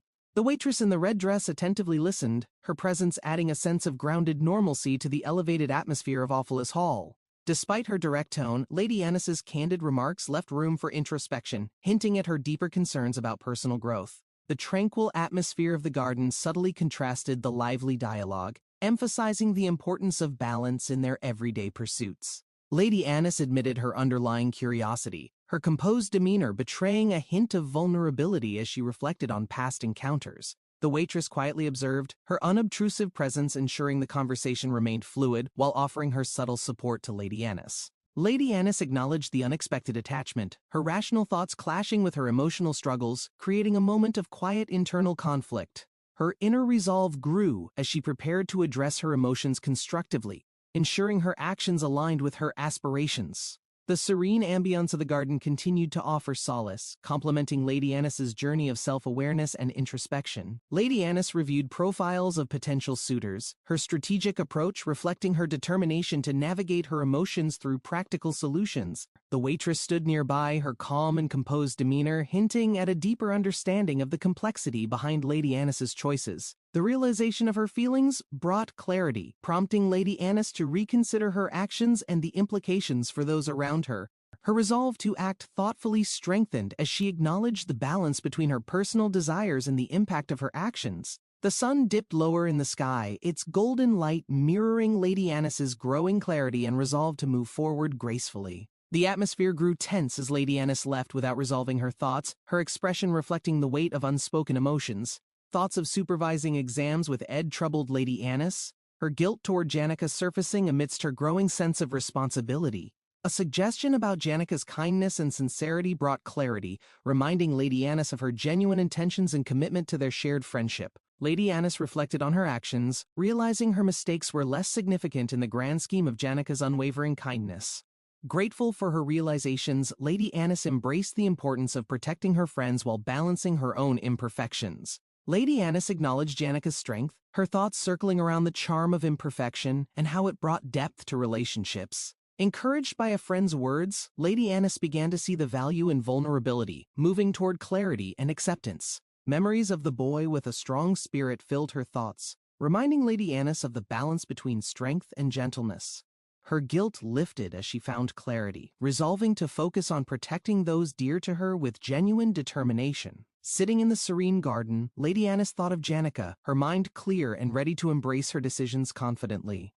Lady Annis reflected under the firelight, her thoughts wandering as she considered the challenges ahead with a calm demeanor. The tranquil night blanketed the surroundings, its stillness a stark contrast to the emotions stirring within those preparing for winter. Rothtailor crossed paths with Janica, their meeting marked by an unspoken tension as mutual understanding began to subtly emerge. Rothtailor's gaze held a quiet resolve, his thoughts lingering on the delicate balance between duty and personal reflection in the moment. Janica sat alone, her pensive posture illuminated by the faint firelight as she sought clarity amidst her swirling emotions. Rothtailor sits silently by the fire, reflecting on his thoughts while holding a steaming cup of warm tea for comfort. The cold air and flickering fire set a serene backdrop as he pours himself another serving, savoring the moment. Snow begins falling once again, covering the grounds with a white blanket, signaling the deepening winter season surrounding their camp. Janica, hesitant, sits by the fire next to Roth Taylor, her silence filled with unspoken thoughts that she struggles to articulate. They both stare into the flames, their words unspoken, but the warmth of their companionship fights off the winter's chill. Roth Taylor reassures Janica with his calm presence, quietly allowing her space to breathe and process without needing to explain herself. A flicker of warmth appears in Janica's eyes as she realizes her struggles are met with understanding and not judgment. Roth Taylor notices Janica's vulnerable yet determined spirit, comparing her to a small animal bravely facing the harshness of her challenges. Together, they brace against the cold, finding a fragile solace in the firelight while winter's unrelenting presence surrounds them completely. The fire burns brightly as Roth Taylor contemplates the passage of time and the eventual return of spring to their lives. Spring slowly approaches, but for now, Roth Taylor and Janica continue facing the trials of the lingering winter season. Memories of their past fill the peaceful dormitory, revealing moments of strength and growth after overcoming their personal struggles together. Janica recalls Roth Taylor's transformation from a figure of power to someone shaped by humility, as he became the person she admires. Roth Taylor's journey was marked by countless challenges, yet his perseverance allowed him to rise and find strength within his purpose. Their shared connection reinforces the bond between them, built on respect and understanding as they prepare to face what comes next. Tanya's glowing energy weapon illuminated the room as tension built, making everyone brace for an unforeseen consequence. Tanya's magical force pulsed, creating an intimidating aura, causing onlookers to gasp at the magnitude of the power displayed. Tanya steps forward, her silhouette shrouded by a glowing purple mist, commanding an ominous and unsettling presence. Tanya challenges another, locking eyes with an intensity that filled the room, brimming with unspoken determination and anger. Chaos erupted as Tanya and her opponent clashed, their opposing energies sending shockwaves, breaking furniture and leaving the audience in utter dismay. A haunting memory lingers as Tanya recalls an overbearing presence, the burden making her breath shallow with fear.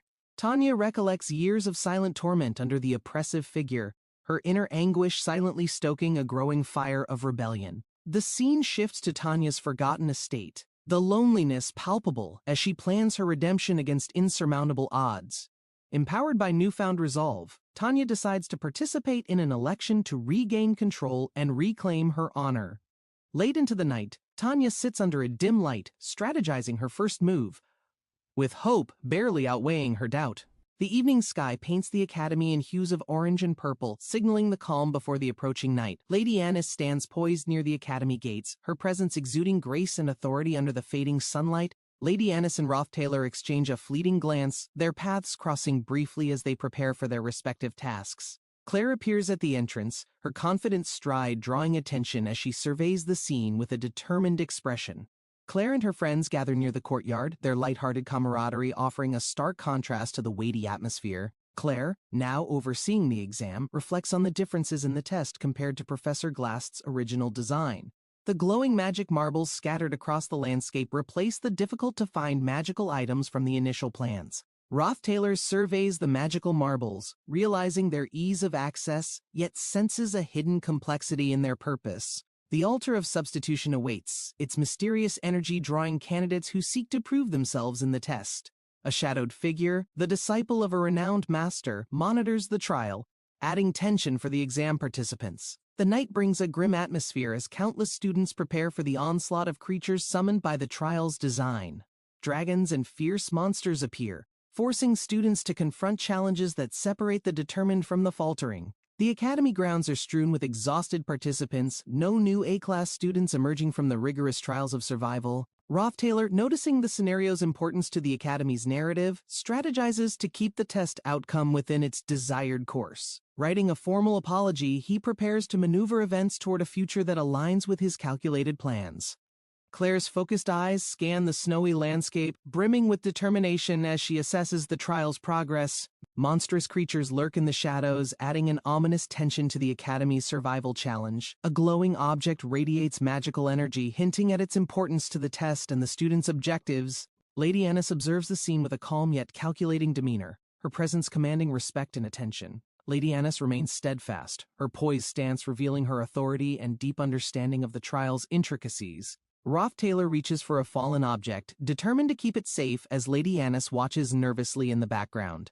Lady Annis nervously smiles as she glances at Roth Taylor, feeling uneasy about the situation unfolding around them. A tense moment ensues as Lady Annis tries to keep up, but a sudden movement catches her attention. Roth Taylor's quick reflexes come into play as he steps forward to shield Lady Annis from imminent danger. Lady Annis steadies herself, realizing the gravity of the moment as Roth Taylor takes charge of the unfolding scenario. A sudden clash sends Lady Annis stumbling, but Roth Taylor supports her, keeping her safe from the dangerous chaos around them. Roth Taylor warns Lady Annis about the danger ahead as she catches her breath, realizing the stakes of their task. The purple disc becomes the center of attention, glowing ominously as the situation grows more complicated. Another student steps forward, mocking the tension, but Roth Taylor's focus remains sharp on the task at hand. Roth Taylor and Lady Annis regroup, assessing the situation as they prepare for what seems like an unavoidable confrontation. Clebius steps forward confidently, his imposing presence casting a shadow as he surveys the area with an air of authority. Roth Taylor and Lady Annis exchange a cautious glance, bracing themselves for the encounter with Clebius as tension rises. A mysterious object emits a faint glow, catching the attention of everyone present and adding to the air of suspense. Another object, intricately designed, begins to resonate, hinting at its significance as the group tries to comprehend its purpose. Clebius approaches Roth Taylor and Lady Annis, his piercing gaze meeting theirs as the atmosphere becomes charged with anticipation. Clebius stands before Roth Taylor and Lady Annis, his presence creating tension as they try to read his unreadable intentions. Roth Taylor feels a sudden energy shift as the surroundings grow darker, hinting at a deeper threat Clebius might unleash. Taylor swings his sword for the first time, surprising everyone in the combat training arena with his unexpected strength. Lucy stands frozen, realizing Taylor's skills exceed her expectations as the crowd cheers in awe of his performance. Taylor's victory against Lucy changes the trajectory of their dynamic, sparking a shift in how everyone perceives his potential. Janica watches intently, her ambition ignited by the intense combat scene, paving her path toward a new and fiery determination. The combat training hall erupts with anticipation, marking the start of another year filled with rigorous challenges for all students. The elite first-year students clash fiercely in the combat arena, showcasing their powerful magical abilities and impressive tactical skills. Each combat match becomes an intense display of raw talent, with Taylor standing out as the strongest among his peers. The crowd gasps as Taylor's energy intensifies, his movements driven by unparalleled determination and a mysterious, fiery aura. Despite the competition's intensity, Taylor's focus sharpens, proving his unmatched abilities against the seemingly invincible elite students. The matches conclude with Taylor emerging victorious, solidifying his place as the top combatant of the year's training program. Taylor stands confidently, having become a symbol of growth and resilience for his classmates after a year of hard work. She, the enigmatic figure, observes Taylor's transformation, her veiled identity hinting at a deeper connection to his journey. The bond between Taylor and Clarice becomes critical, shaping the story's future as their intertwined destinies unfold dramatically. A celestial event sparks an awe-inspiring display of power as Taylor and she prepare for the battles that lie ahead. The elite students face another challenge, their motivations driven by the chaos and frenzy brought by their intense competitive environment. The assistant professor Claire Elfin's determined gaze intimidated students as the results of the class placement exam were revealed to everyone. Purple discs, glowing with strange energy, were used during the exams to assess and rank the participants' capabilities. A malfunction during the exam left students frustrated as the discs' circuits broke, rendering the entire process chaotic and unreliable. The group gathered, lamenting their wasted effort. Their confusion grew as the situation became increasingly unclear and tensions began to rise. Lady Annis sighed, taking responsibility for the oversight. She regretted her mistake and reflected on the impact it had on students. Lady Annis stood with composure, observing the aftermath of the exam as uncertainty loomed over the group's next steps. Roth Taylor examined the broken devices, his mind racing with possible solutions to prevent the situation from escalating further. Clebius Nortondale hesitated but stepped forward, offering his knowledge in an attempt to assist in resolving the technical failures. Roth Taylor and Clebius joined forces, combining their efforts to find a way to restore order amidst the growing tension. Snow blanketed the surroundings, a serene yet ominous backdrop to the group's struggles as they prepared for the next challenge. Finica Peña Clol reflected quietly, her thoughts filled with the growing responsibilities she had undertaken as part of her journey. A student approached the group cautiously, bringing news that added urgency to their already pressing challenges. A butterfly sign appeared, glowing faintly, symbolizing a deeper connection to an unseen power that would soon play a pivotal role. Janica Faylover observed the group, her presence bringing both reassurance and an unspoken promise of guidance through the unfolding crisis. The students looked down at the ground, their expressions a mixture of determination and uncertainty as they faced the unknown together. Janica observed Tanya's confident posture, intrigued by the boldness radiating from the young woman introducing herself to the Saintess. Tanya adjusted her ribbon, presenting herself as the next head of the Rothtailor family, her determination evident in her voice. Janica's eyes softened, recalling the family's lineage. She noted how Tanya's predecessor, Crepin, was baptized under her guidance years ago. Tanya stood firmly, her thoughts fixated on her own baptism as a rite of passage awaiting her future responsibilities. Janica smiled faintly, sensing Tanya's ambition. She silently acknowledged the girl's potential, eager to witness her growth into leadership. The announcement of the day's main event echoed through the academy grounds, causing students to focus their attention immediately. The instructors raised their hands, signaling the start of the trial, their voices stern as the first challenge officially began. A brilliant flash of magic illuminated the sky, fireworks marking the commencement of the competitive exam for the incoming class. Students scrambled toward their designated locations. Each faculty's challenge varied, but the goal remained the same, proving their worth through skill. Tanya charged forward, her heart racing as she outmaneuvered opponents. Her focus sharpened as she sought to secure a position. The academy insignia gleamed brightly, reminding all participants of the privileges awaiting those who passed the trials with distinction. He glanced around, analyzing the chaotic scramble. His strategy formed quickly as she identified a clear path to advance. With determination, he sprinted past a distracted student. He knew reaching the summit before others would solidify her position. The tension heightened as Joseph, another participant, broke into a heated rush, disrupting others and attracting unwanted attention to their race. Tanya clutched a glowing artifact tightly. She felt overwhelmed by the number of competitors ahead, each as driven as herself. Tanya studied the glowing artifact carefully, suspecting the altar required a hidden mechanism to activate, making the challenge trickier. She piercing scream echoed, drawing Tanya's attention. Tanya realized something unusual had occurred, interrupting her calculated strategy. Tanya dashed toward Kylie, carefully keeping her footing steady, knowing the icy terrain could sabotage her efforts at any moment. Tanya discarded her shoes to navigate the slippery ground better, ignoring the biting cold as she refocused on her goal. Kylie observed Tanya with curiosity, wondering about her peculiar actions and admiring her determination despite the unorthodox method. Tanya balanced herself barefoot, feeling the icy ground beneath her feet, her focus unwavering despite the challenging environment. Kylie noticed Tanya's unusual decision, puzzled by her reasoning but impressed by her adaptability under pressure. Tanya smirked, determined to outpace her competitors. She approached the task with a mix of practicality and a bold streak. Kylie felt both admiration and confusion, interpreting Tanya's actions as unpredictable yet oddly inspiring in their sheer audacity. Tanya finally introduced herself formally, asserting her presence with confidence, ready to establish her standing among the Academy's fiercest competitors. Kylie's mind wandered as she reflected on the challenges that came with her family's reputation, now carried by Tanya's boldness. Janica recalled a past encounter with someone whose intimidating presence had left an indelible mark on her confidence. The shadow of an ominous figure haunted her memory, a powerful reminder of the expectations she sought to overcome. Tanya steeled herself against doubt, knowing that strength came from persistence, not status, as she advanced steadily toward her goal. With the snowy landscape stretching before them, Tanya and Kylie moved forward, finding an unspoken camaraderie amid their shared determination. Tanya exhaled softly, taking a moment to gather her thoughts as the snow crunched faintly under her feet. Kylie introduced herself, explaining she came from a remote town and lacked experience with such formal and competitive environments. Kylie apologized politely, acknowledging her nervousness and inexperience. Tanya listened with a neutral expression, trying to understand Kylie's humble demeanor. Tanya suggested they work together and asked for informal communication. Kylie agreed cautiously.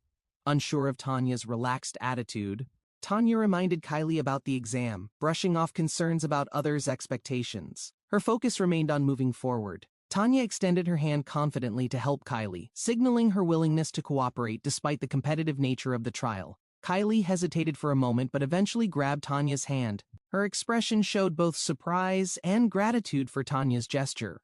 Tanya smiled excitedly, admitting this was her first chance to form a bond in such a stressful and competitive setting. Kylie looked concerned, wondering if Tanya's bold actions might create unnecessary risks during the trial. Her doubts lingered quietly. The two moved through the snow together, with Tanya's energetic steps leading the way while Kylie tried to keep up.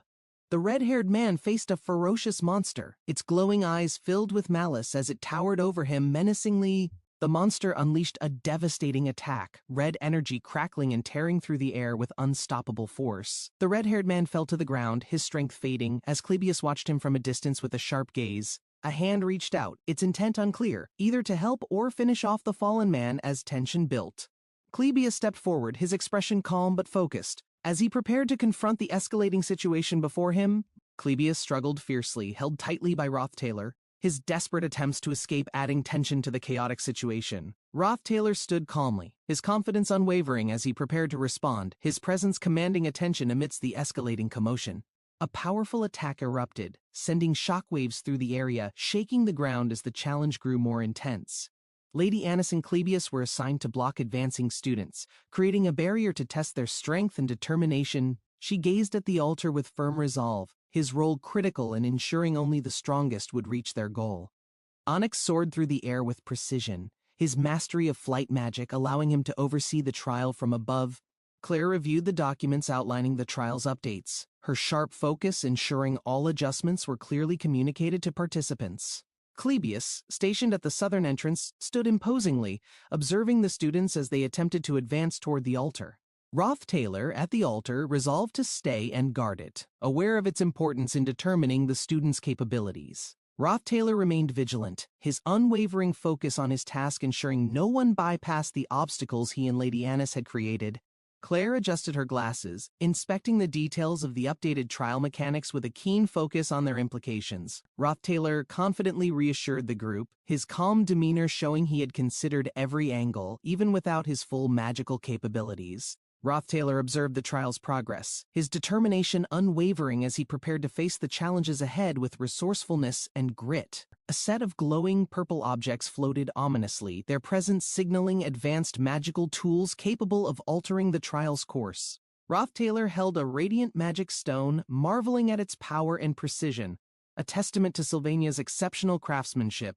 Rothtailor activated the Altar of Substitution, a glowing magical platform designed to extract and recharge energy from enchanted items efficiently. Examining the altar, Rothtailor noted its ability to continuously replenish his magic reserves, making it a critical resource for survival. Rothtailor reflected on the time past, his concentration unwavering, while preparing for the prolonged battle against advancing opponents. Lady Annis and Clebius strategically delayed others, while Rothtailor relied on his ample supply of magic stones to maintain the upper hand. Encased in a glowing aura, Rothtailor resolved to hold the line firmly, determined not to let a single opponent succeed. Rothtailor's aura glowed brilliantly, his eyes filled with resolve as he declared his readiness, the culmination of precise and careful preparation. A defeated student collapsed on the snowy battlefield, gasping for air, urging others to escape the escalating danger ahead. Another group of students hesitated, catching their breath while preparing for the next challenge, their focus shifting to survival instincts. A powerful red aura enveloped a monster-like figure, its menacing presence signaling the start of an intense and deadly confrontation. A scream pierced the air as the terrifying figure attacked, its destructive energy overwhelming those too slow to react. Clebius observed from afar, recognizing the attack's magic as unfamiliar. He pondered its origin, ruling out Lady Annis as the source. Clebius urged his group to run as the danger escalated, attempting to keep them safe despite the rapidly worsening situation. Lady Annis pursued the fleeing students, her determination to enforce the trial evident as she displayed her combat abilities. A detailed assessment highlighted Lady Annis's excellence in academics, but described her as only slightly above average in practical combat abilities. Despite her limits, Lady Annis remained a challenging opponent for first-year students, her experience making her formidable in their eyes. Another student, Joseph Whitefelt, appeared, his confident demeanor reflecting his exceptional skills that set him apart from other participants. Joseph Whitefelt, known as a prodigy, effortlessly displayed his genius by mastering advanced magic at an astonishingly young age. Lady Annis allowed Joseph to proceed, her understanding of his potential reinforcing her decision to prioritize her efforts elsewhere. Joseph continued upward confidently, while Lady Annis reflected on her own shortcomings, feeling burdened by her earlier missteps in the trial. Lady Annis clenched her fists, realizing her failure to maintain control of the trial while others advanced despite her efforts. Her thoughts lingered on the broken magic reinforcing item, lamenting her inability to devise a proper alternative plan amidst the chaos. Roth Taylor stood near the altar, calmly explaining the purpose of the exam and the process for completing the trial successfully. Joseph Whitefelt, unimpressed, questioned the trial structure and the difficulty of defending the altar while opposing advancing competitors. Joseph's demeanor shifted as he analyzed the glowing vision disc, noting its subtle differences and potential use in the exam. Roth Taylor observed Joseph warily, sensing his growing confidence as Joseph's analysis of the trial mechanics became clearer. Joseph examined the vision disc closely, realizing it was an improved model and deciding to proceed with heightened awareness and caution. Roth Taylor observed his opponent closely, noting their low magical energy but remaining cautious of their strategies and potential resourcefulness. Joseph identified traces of magic stone use on the altar, deducing his opponent's reliance on external sources for power. Frustrated by the lack of challenge, Joseph decided to unleash a mid-rank magic spell to create a more engaging scenario. A fiery explosion erupted, illuminating the battlefield as Joseph's magic displayed its intensity, forcing others to react swiftly or face consequences. Joseph warned that his spell, Particle Explosion, required precise dodging, challenging his opponents to react quickly or risk being overwhelmed. A determined student raced forward, avoiding obstacles as they focused on reaching the altar despite the treacherous path ahead. Roth Taylor observed the chaos from a distance, his composed demeanor contrasting with the student's frantic attempts to advance. Lady Annis stood firm, her gaze sharp and resolute as she evaluated the situation and prepared to take action. Frustrated by the unfolding events, Lady Annis reflected on her inability to control the northern entrance, feeling the weight of failure. Roth Taylor maintained his calm stance, his sharp mind analyzing the situation and preparing for the next phase of the trial. Roth Taylor evaded the fiery blast with swift precision, demonstrating his combat experience and sharp reflexes in the heat of battle. Joseph prepared his next attack, summoning flames in his hand, ready to unleash the destructive power of fire magic. The intensity of the fire revealed Joseph's use of ignition, a high-level technique known for its devastating precision and power.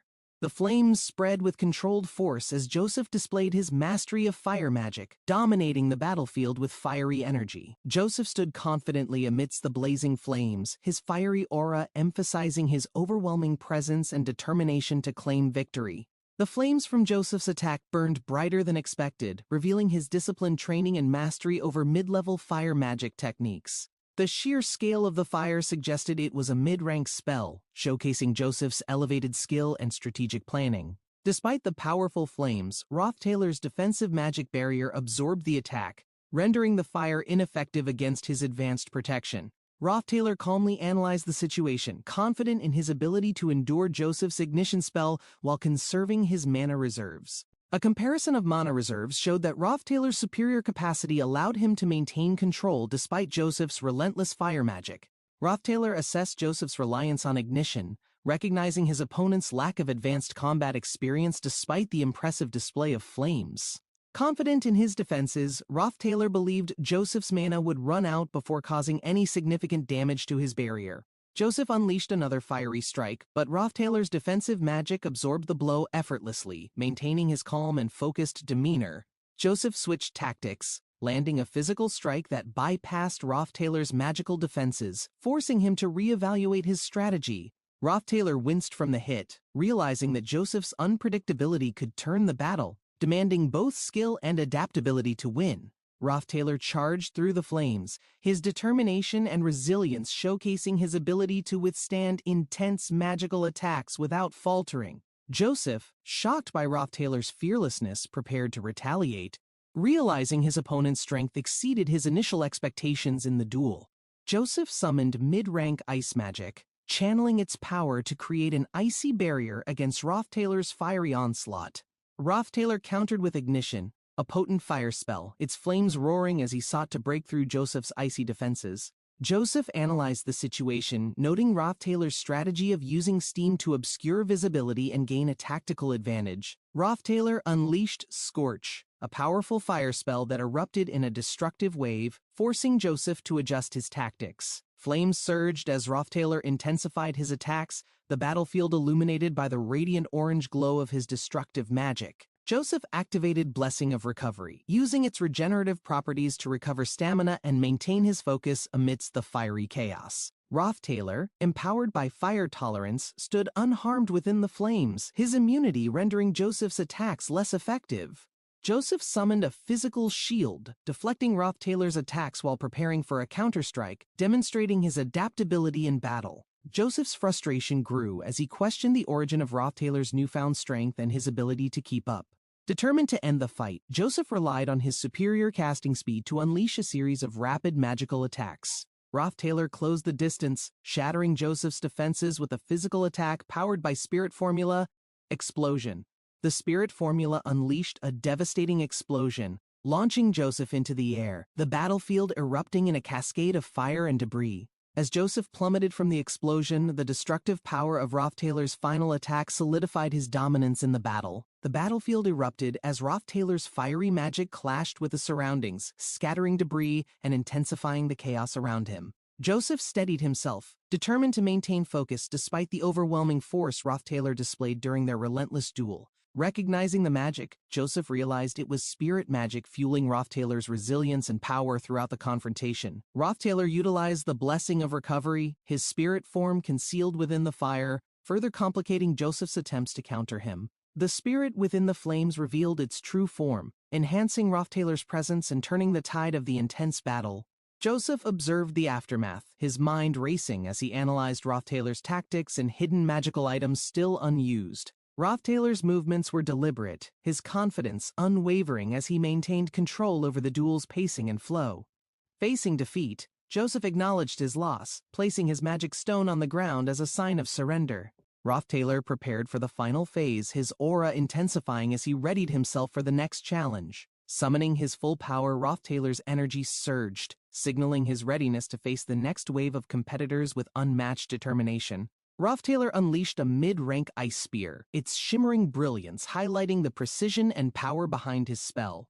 Joseph countered fiercely, his screams of frustration echoing as he struggled to withstand Rothtailor's relentless assault. Rothtailor's physical strength overwhelmed Joseph, demonstrating a rare combination of magical and physical prowess rarely seen in mages. Joseph was stunned by the unexpected impact, questioning how Rothtailor could deliver such a powerful blow with sheer force. Rothtailor stood tall, his calm demeanor masking the immense effort required to dominate the duel against such a formidable opponent. A burst of green energy emanates as Joseph prepares an advanced defense, its aura spreading across the snowy battlefield. Joseph activates the Deep Protection of the Wind, an ethereal shield encasing him while dispersing nearby attacks in a surge. The shield intensifies, sending a spiral of energy outward, forcing Rothtailor to reassess his next move strategically. The unleashed wind manifests into a towering figure, a guardian spirit enveloping Joseph with unparalleled magical strength. The green beam of energy blasts forward, reshaping the terrain as its force carves through the frozen landscape ahead. Rothtailor, battered but standing tall, steps forward, determined to face Joseph's relentless magical barrage head-on with his willpower. Joseph, clutching a shattered crystal, acknowledges his limits, realizing the outcome as the tide of energy dissipates around him. He lets the broken shards fall, their glow fading as he silently admits defeat, lowering his head with a sigh. Rothtailor approaches, acknowledging Joseph's effort with a composed demeanor, recognizing the fierce competition they endured. Joseph, defeated but not disheartened, seeks Rothtailor's name as respect glimmers in his eyes for his worthy adversary. With the battle concluded, Rothtailor walks away, leaving Joseph behind to recover his strength in the aftermath of their duel. A lingering shadow looms over the battlefield, a sense of quiet tension returning as the echoes of their clash fade. Rothtailor ascends further, carrying the weight of his victory. Knowing the journey ahead remains far from complete, he glances back momentarily, his resolve strengthening as he prepares for the challenges awaiting him at the next altar. The path clears before Rothtailor, his presence commanding respect as the snowy winds guide him onward to his destiny. Clebius contemplates his choice to join the combat faculty, reflecting on the challenges and sacrifices he made. He recalls the benefits he abandoned and wonders how he would have fared in the alchemy faculty. As sparks of energy surge, the top combat student, Clebius, reveals his full power, shocking everyone present. Nortondale emerges as an awe-inspiring presence, radiating with energy, as Clebius summons his ultimate strength. Clebius's face hardens with resolve, determined to prove his capabilities in the face of overwhelming odds. He struggles to maintain focus, grappling with exhaustion from the intense battle that pushed him to his limits. His allies encourage him to press on, even as the looming threat tests their collective strength and resolve. Time dwindles, leaving Clebius overwhelmed as he ponders how to overcome such an insurmountable obstacle. Exhausted students cling to one another, finding solace in camaraderie as they reach the final stages of the exam. The last exam's atmosphere intensifies, bathed in the glow of magic and determination. As combatants prepare for the final challenge, he remembers his past, haunted by the fear and hatred he once endured, leaving a deep scar on his resolve. Rothtailor faces his opponent, determination burning in his eyes, ready to prove his strength despite the weight of his past. Clarice reflected on the lessons instilled by the Archbishop, her gaze unwavering as she contemplated her faith and identity. The Archbishop's presence loomed over her, his words emphasizing her role as a vessel of unwavering devotion and spiritual purity. Clarice's posture embodied her dedication as she clung to the teachings, grappling with the weight of her expectations. The memory of her faith clashed with her internal longing for freedom, her thoughts branching into dreams she never voiced. Amidst her silent reflection, Clarice envisioned a life unbound by expectations, yearning for something beyond her rigid existence. The capital's grandeur spread out before her, each structure symbolizing the strength and pride of human craftsmanship. Clarice's admiration waned as she considered the fragility of human creations, overshadowed by nature's eternal resilience and splendor. The emerald fields and golden lands blended with vibrant life, contrasting the capital's pale imitation of nature's genuine beauty. She marveled at the diversity of the world beyond her cloistered life, realizing the narrowness of her own experience. The vast desert and distant mountains whispered possibilities, urging her to seek freedom and break from her constrained destiny. Clarice's heart softened at the sound of Adele's song, her only companion who embraced simplicity over grandeur. Adele's melody wove a tale of peace and liberation, her voice resonating with the stars in Clarice's quiet nights. As Clarice gazed from her window, Adele's sincerity illuminated her internal conflict between duty and the life she desired. The soft moonlight reflected Clarice's longing for a world where friendship, love, and ordinary joys could flourish unencumbered. The thought of a normal life offered Clarice a fleeting hope, tempting her to pursue the unknown and abandon fear. Under the soft glow of the crescent moon, Clarice stood in silent reflection, her past weighing heavily on her heart. Adele's words about love lingered in Kylie's thoughts, igniting a faint warmth as the chilly breeze whispered through the cloister. Memories of Clarice's vibrant landscapes filled her mind, a stark contrast to the life of solitude she once knew. She wandered through the city streets, recalling Adeshan's stories. Loneliness felt heavier, yet an unknown resolve began to bloom. Bright lights illuminated her path. The bustling streets offered possibilities Kylie never dared imagine, rekindling her dormant hope for a fresh start. Kylie and Verdio exchanged a brief but meaningful glance, their shared silence heavy with unspoken thoughts about their current predicament.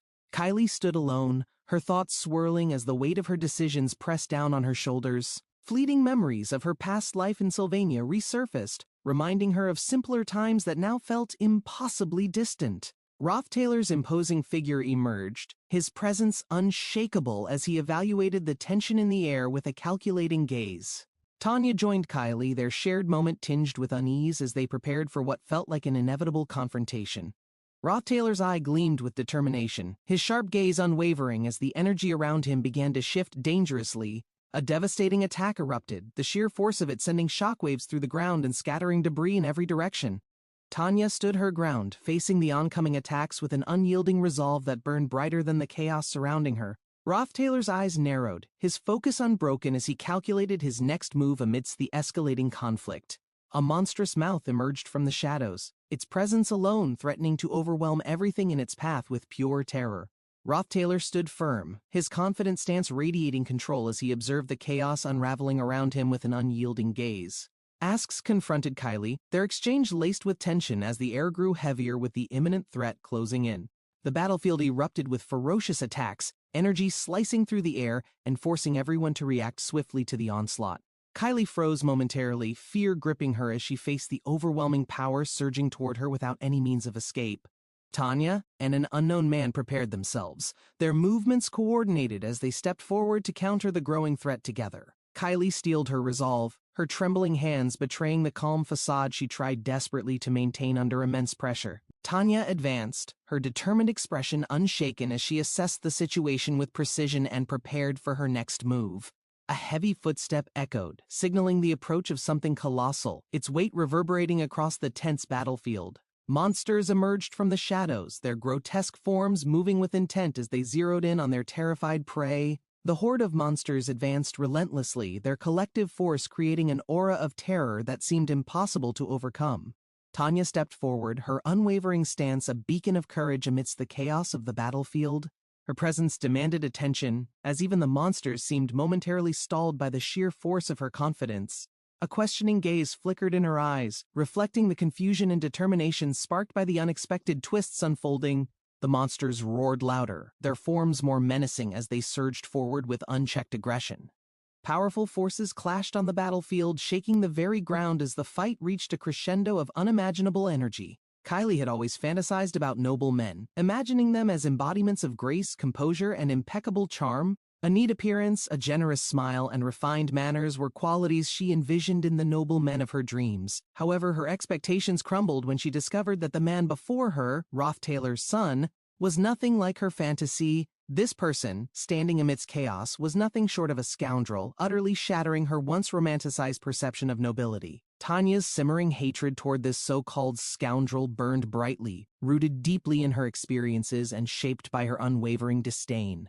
Tanya prepared herself, deciding to tackle the main objective while Kylie positioned herself as bait, playing to her strengths. Kylie confidently reassured Tanya, claiming her unique constitution made her capable of handling situations that would otherwise overwhelm most people. Tanya hesitated but couldn't dismiss Kylie's resolve, even as the plan required them to face great risks together. Kylie reflected on her bond with Tanya, realizing how much they had grown since meeting at Sylvania's academy. Despite the growing tension, their determination illuminated the path ahead, binding them together as allies and friends in this critical moment. Normally, Tanya would have dismissed Kylie's claim as absurd, but her recent actions hinted at something entirely unexpected. As Kylie moved, a glowing energy surrounded her, deflecting an attack that had come hurtling toward her with menacing force. Tanya watched in awe as Kylie, usually timid, displayed a surprising strength that defied everything she thought she knew about her.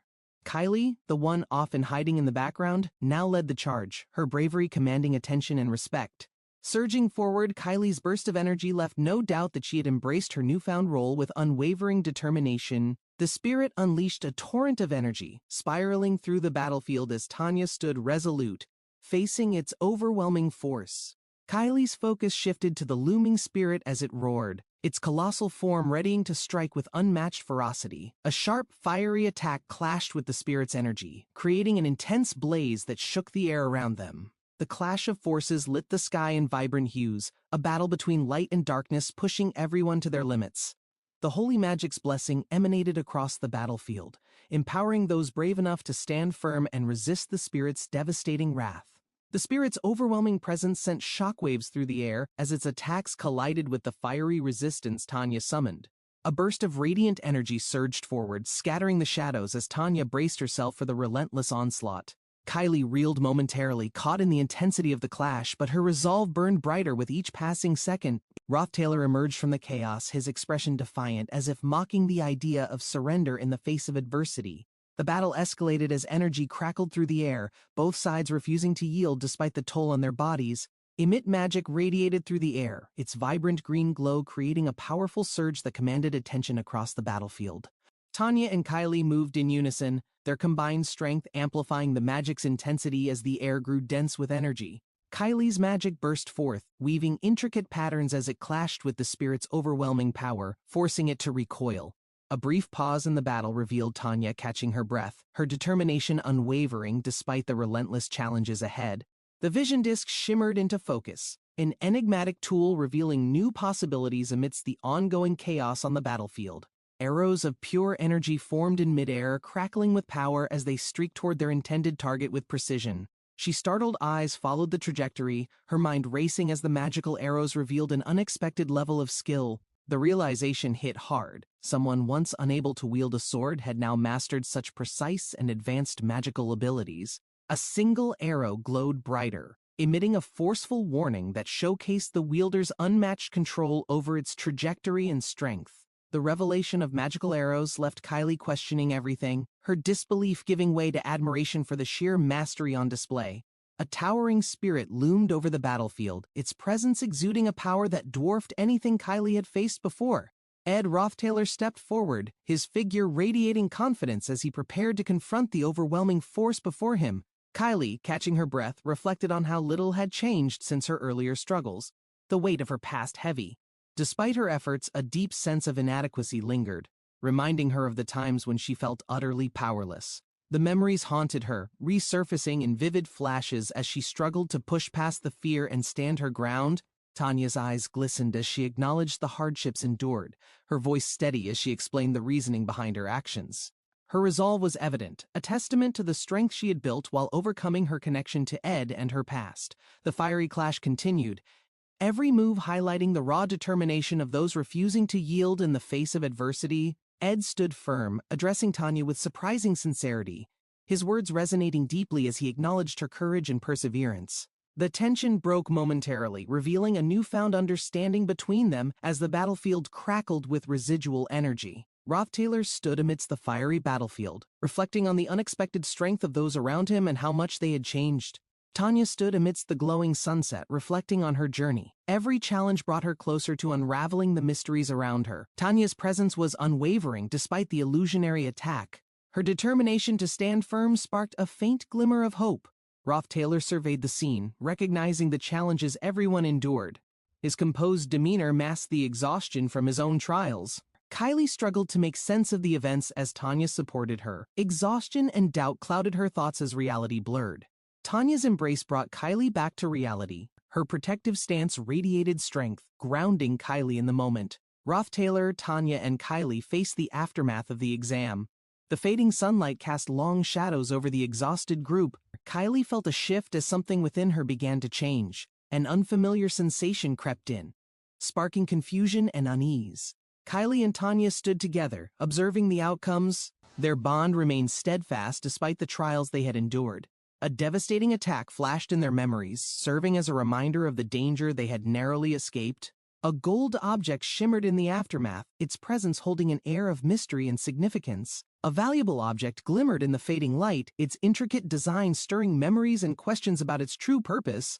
Kylie's memories flooded back as she recalled the warnings tied to the object's immense power and potential consequences. Professor Claire appeared, her demeanor calm yet commanding, as she inspected the mysterious artifact with a look of concern.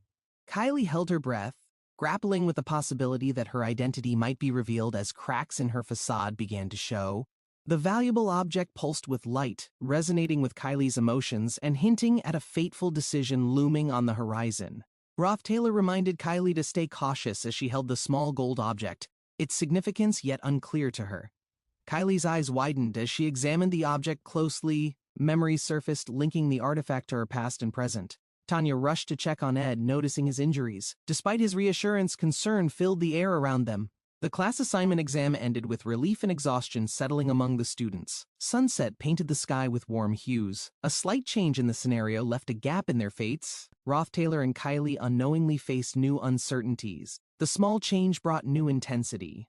Ruby-like eyes glimmered as a hidden force began to focus its attention on Ed. Kylie felt her heart racing as the atmosphere shifted. The weight of her choices now felt heavier than before. Tanya stayed close to Ed, supporting him as others dealt with the aftermath. Tension simmered among the group. An ominous silhouette appeared against the sunset. Doubts about its existence gnawed at Ed as he questioned his perception. The world around them remained still, but uncertainty lingered. Kylie couldn't shake the feeling of impending change. The sunset skies carried a quiet serenity, masking the chaotic undercurrent that would soon ripple through their lives. Kylie recalled words about life's fleeting nature and its beauty, finding solace in the connection between moments and memories. A radiant glow of the artifact resonated with a sense of purpose. Kylie's thoughts spiraled as questions consumed her mind. As the wind shifted, an unseen presence whispered its truth. Kylie stood still, grappling with revelations about her destiny. Ed remained steadfast, reflecting on the hardships endured. His gaze held a quiet determination as the world settled into night. Janica stood gracefully, her advice resonating as she emphasized the importance of companionship and emotional resilience in overcoming life's challenges. Mug acknowledged her wisdom, affirming her statement. Their bond, though unconventional, carried a weight of mutual respect and understanding. Rothtailor rested under the golden glow of twilight, his injuries barely masking the exhaustion of recent battles and hidden responsibilities. Mug's presence alongside Marilda hinted at a dynamic relationship. Though not bound by a contract, their connection was undeniably significant. Janica's thoughtful expression conveyed her careful consideration of Marilda's words. Reflection lingered in the air as the night grew deeper. Marilda's voice carried the weight of experience as she guided Rothtailor through his worries. Her insight often pierced through his doubts. Rothtailor gazed at the sky, considering her perspective. The fleeting beauty of life mirrored the struggles he sought to understand. Mug observed quietly, its ethereal glow reflecting the quiet depth of their conversation. Its presence symbolized balance amidst chaos. The world's unpredictability weighed heavily on Rothtailor. He realized that enduring hardship was necessary for growth and eventual renewal in springtime. With newfound resolve, Rothtailor embraced the stillness. His thoughts remained fixed on navigating the delicate balance between his duty and dreams. Mug shifted forms, embodying a graceful blend of beauty and strength, a reflection of its multifaceted role in Rothtailor's journey. As the mana swirled around them, Rothtailor felt the artifact's pulse synchronize with his own, sparking deeper self-awareness. Memories of past battles resurfaced. The scars born in silence were a testament to the resilience he nurtured throughout his journey. Mug's aura emanated wisdom and power. Its guidance shaped Rothtailor's understanding of the interconnectedness between humans and spirits. Rothtailor's determination solidified. With each step forward, he embraced the challenges ahead, knowing that his path was uniquely intertwined with Mug's presence. The towering altar shimmered faintly as the setting sun painted the sky. Rothtailor examined the unfamiliar mana resonating around it. A strange energy swirled at the pyramid's peak, leaving Rothtailor questioning its origin. He realized this was not his power. A figure emerged from the shadows. Lucy, wearing her signature magic hat, approached calmly, her eyes glinting with quiet intent. Rothtailor's grip tightened as he watched Lucy ascend toward the altar. Her presence added layers of mystery to the scene. The air grew heavier, and the altar seemed to respond. Rothtailor braced himself, sensing that something pivotal was about to unfold. Lucy stood beside Rothtailor, her eyes scanning the altar's glowing surface. She admitted unease, hinting at her reasons for being there. The sky darkened as Rothtailor listened. Lucy spoke of her distrust toward the Order, unveiling her doubts about the Holy City. The Apostles of Telios descended, their mission clear, to silence Lucy before her growing suspicions disrupted the fragile balance of power. Characters from the Academy unknowingly followed orders, their actions setting the stage for a collision between duty and hidden truths. The altar of substitution became the battleground for truths and secrets, as allies and foes prepared to confront their intertwined fates. Lucy's power flared as she stepped forward. The mana surrounding her exploded outward, shaking the resolve of those who opposed her. The transformation was stunning. Lucy's newfound strength revealed her as a force unmatched, a symbol of defiance against insurmountable odds. Her piercing gaze met her enemies. They faltered, their confidence shattered as Lucy's power surged with overwhelming intensity. Half the battlefield fell to her might. Lucy's strength shifted the tide, marking her as the savior of Arkan Island. With the battle momentarily paused, Lucy stood tall, her will and determination now an undeniable beacon for both allies and adversaries. Lucy's stamina waned, her body faltering as she struggled against overwhelming odds. The battle was nearing a decisive turning point. A burst of energy shattered the air as Taylor unleashed the final form of his swordsmanship, overpowering Lucy's defenses completely. Lucy collapsed to the ground, her strength spent. The truth of her intentions began to surface as the dust settled. Whispers spread among the crowd. Lucy's actions, misunderstood as villainous, were revealed to be part of a larger noble purpose. The revelation struck everyone deeply. Lucy's sacrifice painted her not as a villain, but as a tragic hero fighting in shadows. Lucy's enigmatic nature became clearer. Her resolve, though silent, spoke volumes about her dedication to protecting what mattered most. Rothtailor watched the setting sun, his mind torn between the weight of duty and the growing respect he had for Lucy. Lucy's journey, now intertwined with the scenario, brought an unshakable resolve to those around her, even in the face of despair. Her unwavering spirit inspired hope.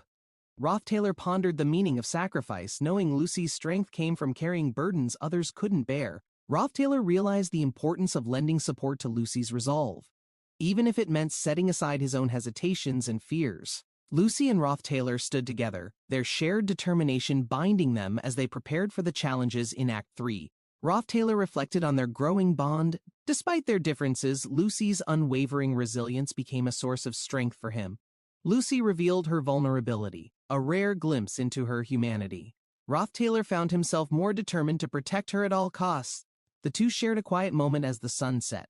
Rothtailor's commitment deepened, vowing never to abandon Lucy in her struggles. Rothtailor promised himself one thing: to ensure Lucy always knew he'd stand beside her, even in the darkest of moments. Clara returned to her tranquil home earlier than expected.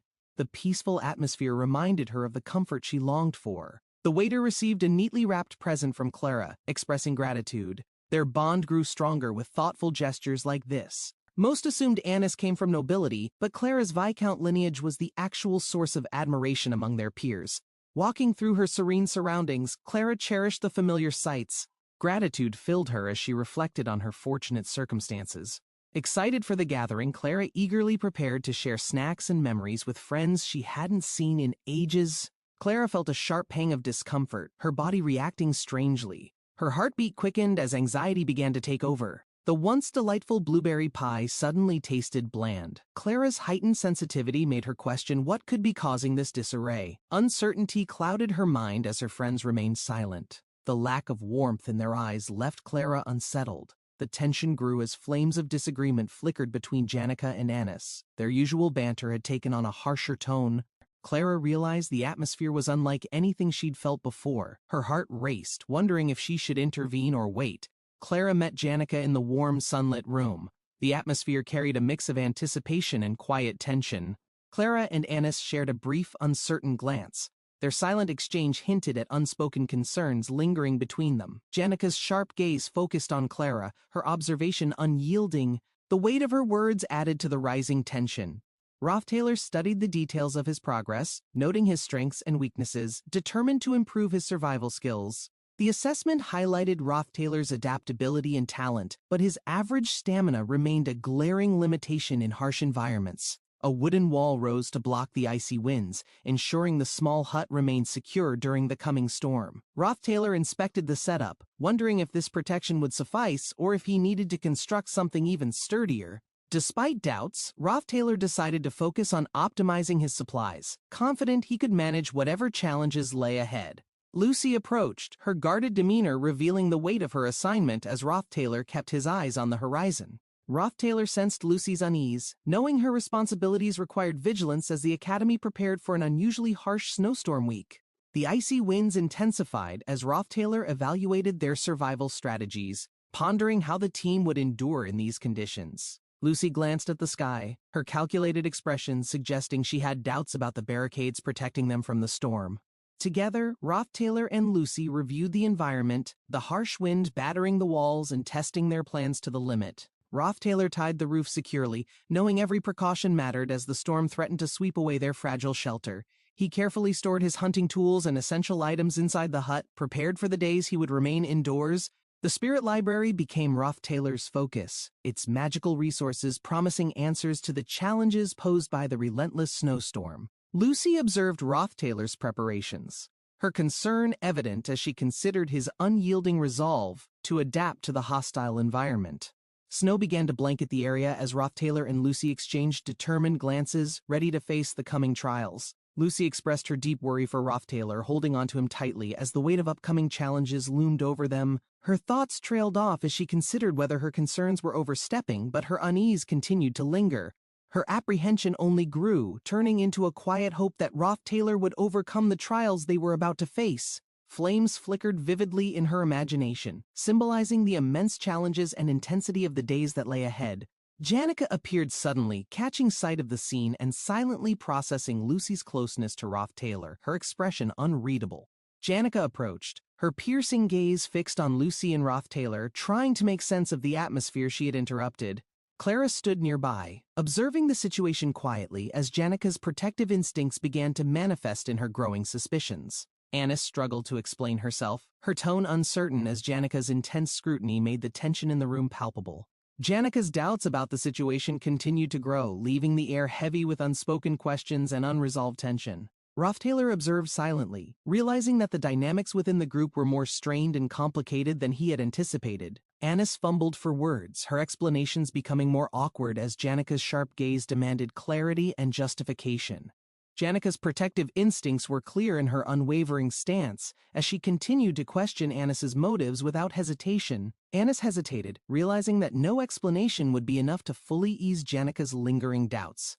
Clara watched as the growing tension between Janika and Anis revealed deeper rifts within their fragile alliance. Despite the unease, a subtle understanding seemed to emerge as they all prepared to face the challenges ahead together. Janika slammed her hand on the table, expressing frustration over Anis's actions, which had caused unnecessary concern and confusion. Her voice trembled as she admitted how much she had worried about the situation. Feeling betrayed by Anis's approach, overwhelmed with emotion, Janika questioned her place in the group, wondering if her concerns even mattered to those around her. Rothtailor stepped in to reassure Janika, reminding her that her care and support were valued more than she realized. Janika's eyes widened in surprise, taken aback by the realization that her efforts had not gone unnoticed by those she cared for. Janika tried to hold back tears, reflecting on the situation while Anis stood by, struggling to find the right words. Anis hesitated before admitting her mistake, explaining her reasoning and trying to mend the trust she had strained. Janika's tension eased slightly as she considered Anis's explanation, grateful for the honesty but still cautious about moving forward. Clara joined in, lightening the mood with a small remark, helping Janika and Anis to shift the tone toward reconciliation. With the tension fading, they began to laugh awkwardly, realizing their misunderstandings might have strengthened their bond after all. Anis announced she needed to leave, quickly gathering her things while Janika and Clara watched her with puzzled expressions. Clara waved her off cheerfully, wishing her a safe journey and wondering about the sudden urgency in her departure. Anis hesitated at the door before turning to ask Clara an unexpected favor, catching her completely off guard. Clara looked surprised but nodded, agreeing to the unusual request as Anis prepared to take the next step. As Janika left, Anis and Clara shared a confused glance, silently wondering what kind of adventure she was planning next. Anis apologized to Janika, expressing regret for her actions and acknowledging the strain they had caused in their friendship. She reflected on how distance had affected their feelings, wondering if the upcoming Academy event might mark a new beginning. The announcement about the Academy Scholarship Program brought excitement, as students realized their hard work would be rewarded with continued opportunities. Rothtailor watched as Kilbius and Onyx celebrated their success, feeling inspired by their determination and camaraderie. He considered how teamwork and persistence had brought them this far, solidifying the bonds formed through shared struggles and triumphs. Rothtailor reviewed the details of his magic power development, noting the spirit slots and potential avenues for future growth. The empty slots represented untapped potential, motivating him to refine his skills and form contracts with higher-level spirits. Around the campfire, memories of earlier struggles surfaced, reminding them of how far they had come since their first challenges. They reminisced about their initial hardships, laughing over small victories that had seemed insurmountable at the time. Rothtailor reflected on Janika's steadfast support, recognizing her as the one friend who had consistently stood by him. Janika admired Rothtailor's progress, impressed by his ability to make a contract with Marilda despite the inherent challenges. She noted how difficult it was to handle a high-level spirit, acknowledging the clever tricks Rothtailor had employed. Rothtailor shared his plans for the future, explaining how the legendary Glast's Golden Phoenix Ring had played a role in his success. They discussed the temporary limitations on his magic, preparing for the next steps and future opportunities once the semester resumed. Janika smiled warmly, congratulating Rothtailor on his milestone as they celebrated his spirit contract and looked forward to what lay ahead. Janika questioned Rothtailor's choice to stay in the library through the snowstorm, intrigued by his determination to continue working. Rothtailor encouraged Janika, reminding her of her recognition as the top student and the attention it brought her. As student council elections approached, Janika's neutrality stood out, showing her respect for all candidates instead of picking sides. Rothtailor mentioned Janika's sister's ambitious involvement in the elections, bringing a new layer of complexity to their conversation. Janika reflected on her relationship with her sister, feeling conflicted but acknowledging their connection despite the challenges of their bond. Janika admitted she couldn't fully express their relationship confidently, considering her sister's impact after being disowned from their family. She reflected on how their lives would always be intertwined, whether they liked it or not, because of their shared history. Despite their past, Janica expressed her hope to maintain a good relationship with her sister, valuing the connection they still shared. Rothtailor listened, understanding Janica's resolve, as they continued discussing how these relationships shaped their present and future paths. Their conversation deepened as Janica sought advice about what her sister might like, eager to mend their relationship with a thoughtful gift. Rothtailor asked Janica about her intentions, sensing she was hiding something, though her demeanor quickly betrayed her lack of subtlety. Janica's poor attempt at deception made her guilt evident, leading to her quick confession, unable to bear the tension. Rothtailor reassured her, realizing the issue wasn't serious and appreciating her honesty despite the initial misunderstanding. As the storm began outside, preparations were made for the coming day, with everyone resolving to remain indoors for safety. The snow fell heavily as Janica and Rothtailor reflected, preparing for the challenges ahead and the choices they would face. Rothtailor held the golden emblem tightly, his thoughts racing back to the terrifying events of the past few days. The sight of the enormous spirit beast still haunted him, its presence a reminder of the Academy's overwhelming challenges. Beyond fear, Rothtailor felt discomfort, questioning his own understanding of what had happened during that intense confrontation. Kylie's expression reflected confusion as she replayed the events in her mind, struggling to make sense of what she saw. Rothtailor's formal words at the end lingered in her thoughts, a stark contrast to the chaotic moments leading up to them. Lucy clutched the emblem, fear creeping in as she questioned whether Rothtailor had uncovered her closely guarded secret. She reflected on the efforts she made to maintain a normal academy life, hiding her true identity from everyone. The weight of potential discovery loomed. Knowing one revelation could shatter the life she had built at the academy, gathering information about Rothtailor revealed his mysterious background. Adding complexity to her feelings of fear and curiosity, she resolved to observe him carefully, knowing the northern forest snowstorm might bring further clarity or greater risks to her plans. The snowstorm roared outside as Lucy braced herself, stepping into the freezing winds with determination and trepidation. The bitter cold enveloped her, amplifying her fear of Rothtailor and the unknown challenges that lay ahead. As the storm swirled, Lucy recalled moments of fleeting warmth, longing for the vibrant colors of the world outside. The melody of a distant guitar reminded her of simpler days, grounding her amidst the chaos of the blizzard. The storm's intensity grew as Lucy pushed forward, feeling both fear and determination to uncover the truth within herself. Rothtailor clenched the golden emblem, channeling its power as radiant energy enveloped him, illuminating the cold, dark surroundings. The glowing energy erupted into the night, creating a protective barrier as he prepared to confront the challenges ahead. Determined to hold on to the freedom he worked tirelessly to achieve, Rothtailor steeled himself to confirm his next steps. A sudden realization hit, and he resolved to meet the figure he believed could provide clarity amidst the chaos. In the heart of the storm, the Saintess Kylie stood, shrouded in distress, her figure barely visible through the snow. Clebius's eyes adjusted to the dark. A skill he honed as darkness had been a constant companion in his life. The memory of his brother lingered, the one person who remained by his side when everyone else abandoned him. The sharpest memory was the moment Clebius stabbed his brother through the heart, a decision that still haunted him. His brother's last words echoed in his mind, words that might have been a curse or something more profound. Claire entered the room, breaking his thoughts, her sharp question pulling him back to the reality of the present.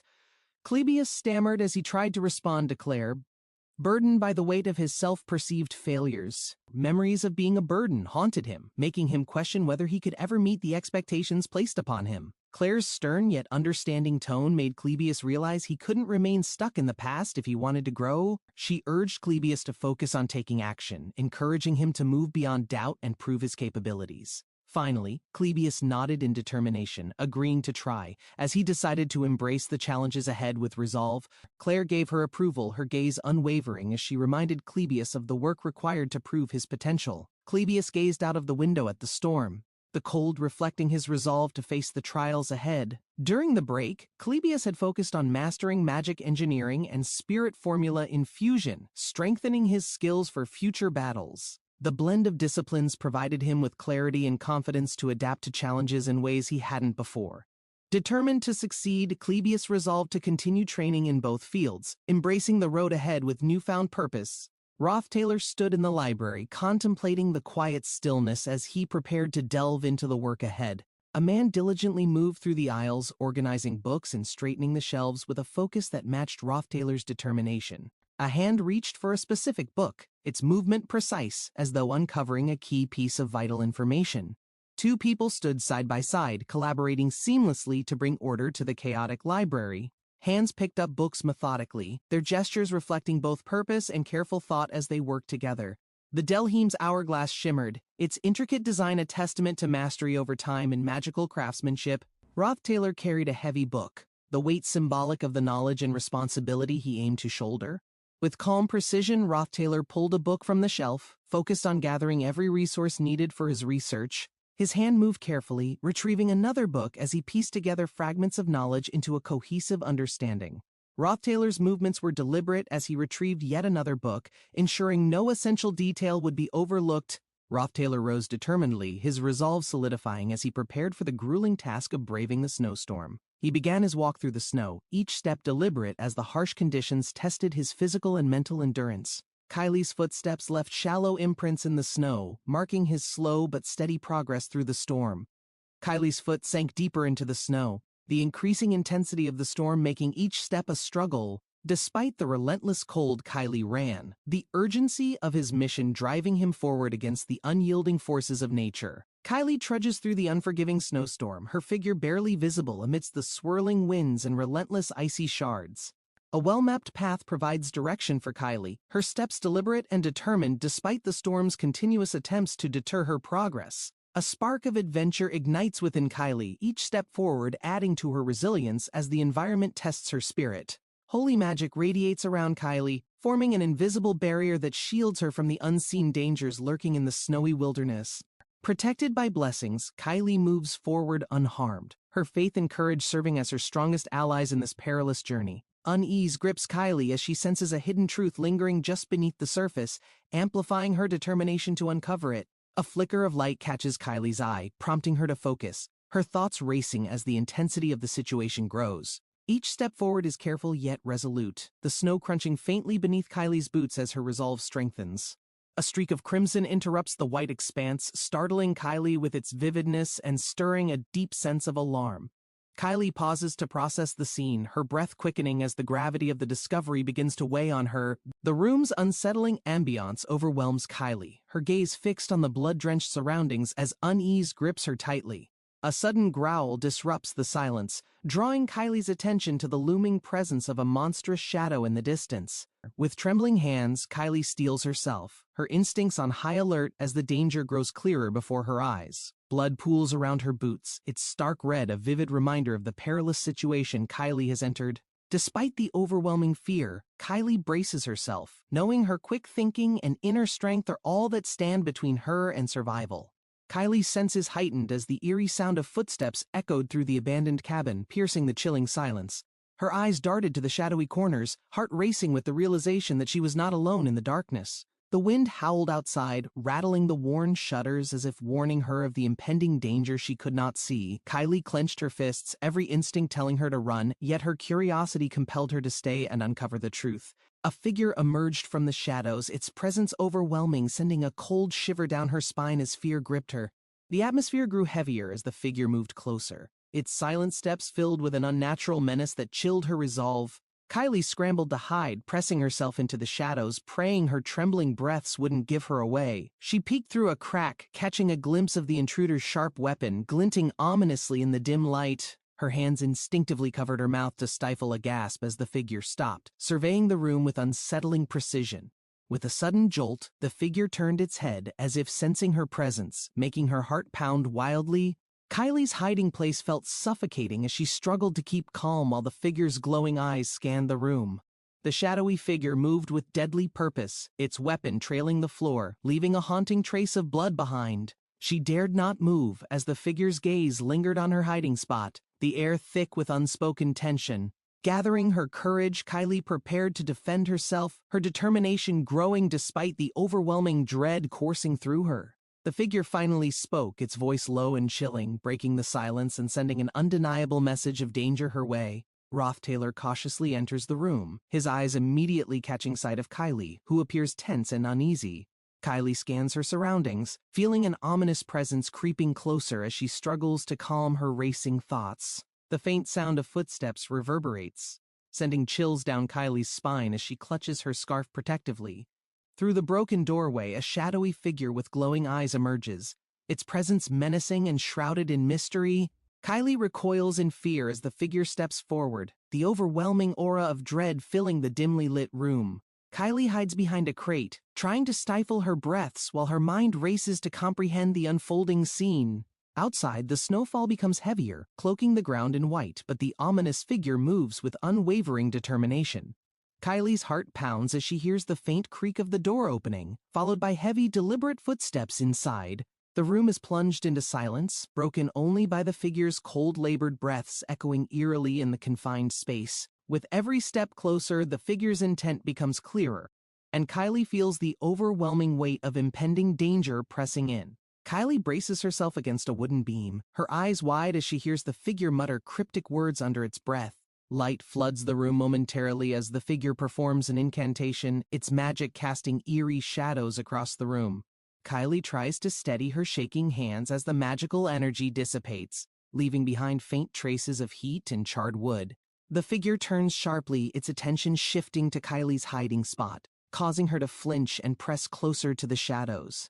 Kylie musters her courage, preparing to confront the figure, knowing there's no escape without facing what awaits in the darkness. Snowflakes swirl in the night as the towering manor stands firm against the howling winds, lights glimmering faintly inside. Belle, the chief maid, receives the report of Kylie's absence, her demeanor sharp and calculating amidst the growing tension. Belle consults her aide, carefully planning an efficient strategy to locate Kylie without disrupting the order of the household. A composed Belle masks her concern, knowing the stakes of revealing Kylie's identity could bring chaos to the entire region. Belle decides to act discreetly, using Kylie's unique blessing as a shield against the potential dangers lurking in the snowstorm. The determined maid steps out into the cold, clutching her cloak tightly as she embarks on her solo search. She instructs her subordinates to ensure the safety of the students, emphasizing the importance of keeping everything under control. The information from a witness leads Belle toward the northern forest, her mind racing as she pieces together Kylie's trail.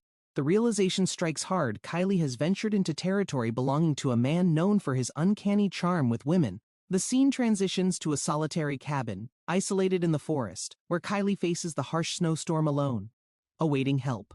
Inside the glowing warmth of the cabin, Kylie adjusts her scarf, bracing herself to step out into the frigid storm. The snow deepens, but Belle moves forward, her breath heavy with concern as she searches tirelessly for Kylie's trail. Belle pauses, eyes darting in all directions, her heartbeat quickening as the cold air carries faint sounds of movement nearby.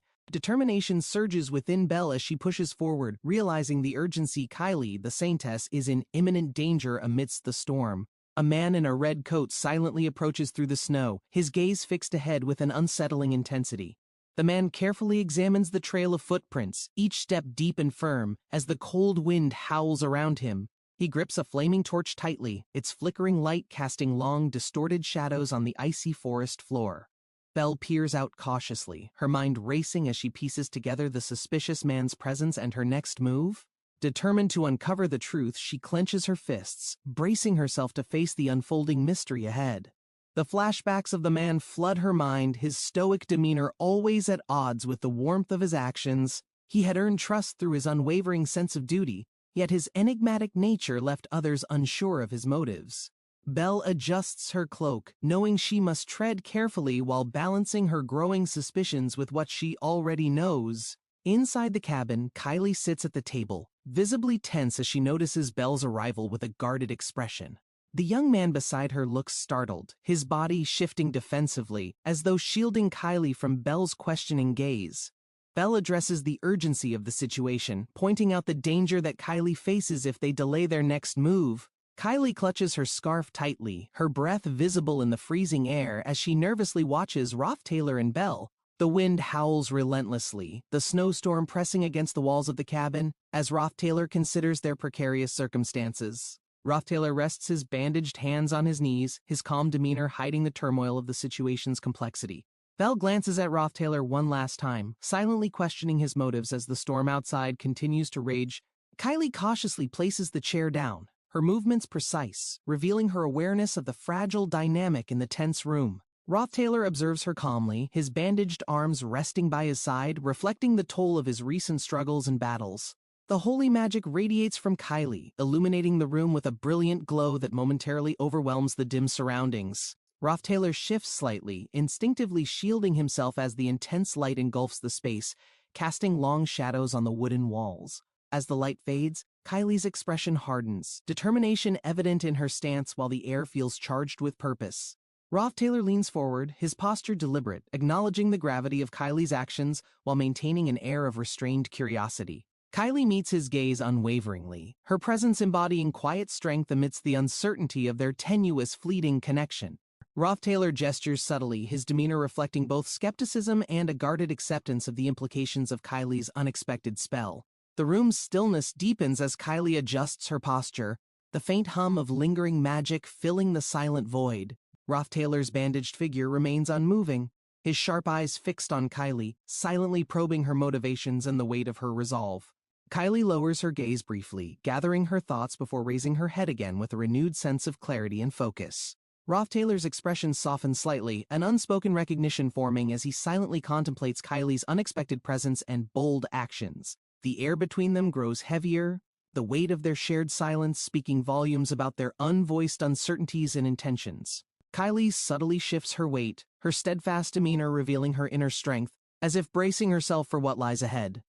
Taylor's measured response creates a fragile understanding, marking the beginning of a connection forged in this brief, pivotal moment. Belle and Kylie push through the snowy winds, their breath visible as they strive to find the way ahead. A warm fire illuminates Kylie's face as she looks back, contemplating the comforts of Ophelis Hall after this ordeal. The small hut behind them still carries the metallic tang of blood and the undeniable harshness of reality. His shadow looms near the hut, an imposing figure that hints at a life entwined with violence and solitude. The essence of freedom feels distant, replaced by the heavy burden of survival etched into the present moment. Kylie's footprints trail behind her, a symbolic journey into the harsh reality of chasing freedom amidst the freezing snow. The warmth of Belle's presence offers Kylie solace as she reflects on the profound respect she has for her. Belle hesitates, sensing an unspoken bond forming, her own worries concealed beneath her icy composure. Kylie's determination contrasts sharply with her vulnerability, as Belle shields her from the biting wind. Their shared silence speaks volumes, reflecting the depth of understanding and the weight of their unspoken worries. A blooming plant heralds the arrival of spring, a gentle reminder of renewal and growth after a harsh winter. The Laplace Bakery stands as a symbol of comfort, its doors open to welcome those seeking warmth and respite. Lortel and Taylor sit together, their quiet conversation suggesting deeper plans amidst the serenity of the bakery's ambiance. The chefs approach Lortel and Taylor, their warm gestures and greetings reflecting the bakery's lively and inviting atmosphere. Lortel speaks to Taylor with a calm yet decisive tone, her words hinting at the unfolding of an intricate plan. Lortel sips tea calmly, countering accusations of harsh practices while explaining her approach to ethics and managing resources. The stacked delivery boxes highlight the bakery's halted operations caused by the snowstorm that disrupted distribution efforts. A chef reflects on canceled orders, expressing frustration about the situation while seeking solutions to address the challenges. Lortel emphasizes the importance of morals in business, urging the chefs to reconsider their approach to problem-solving during crises.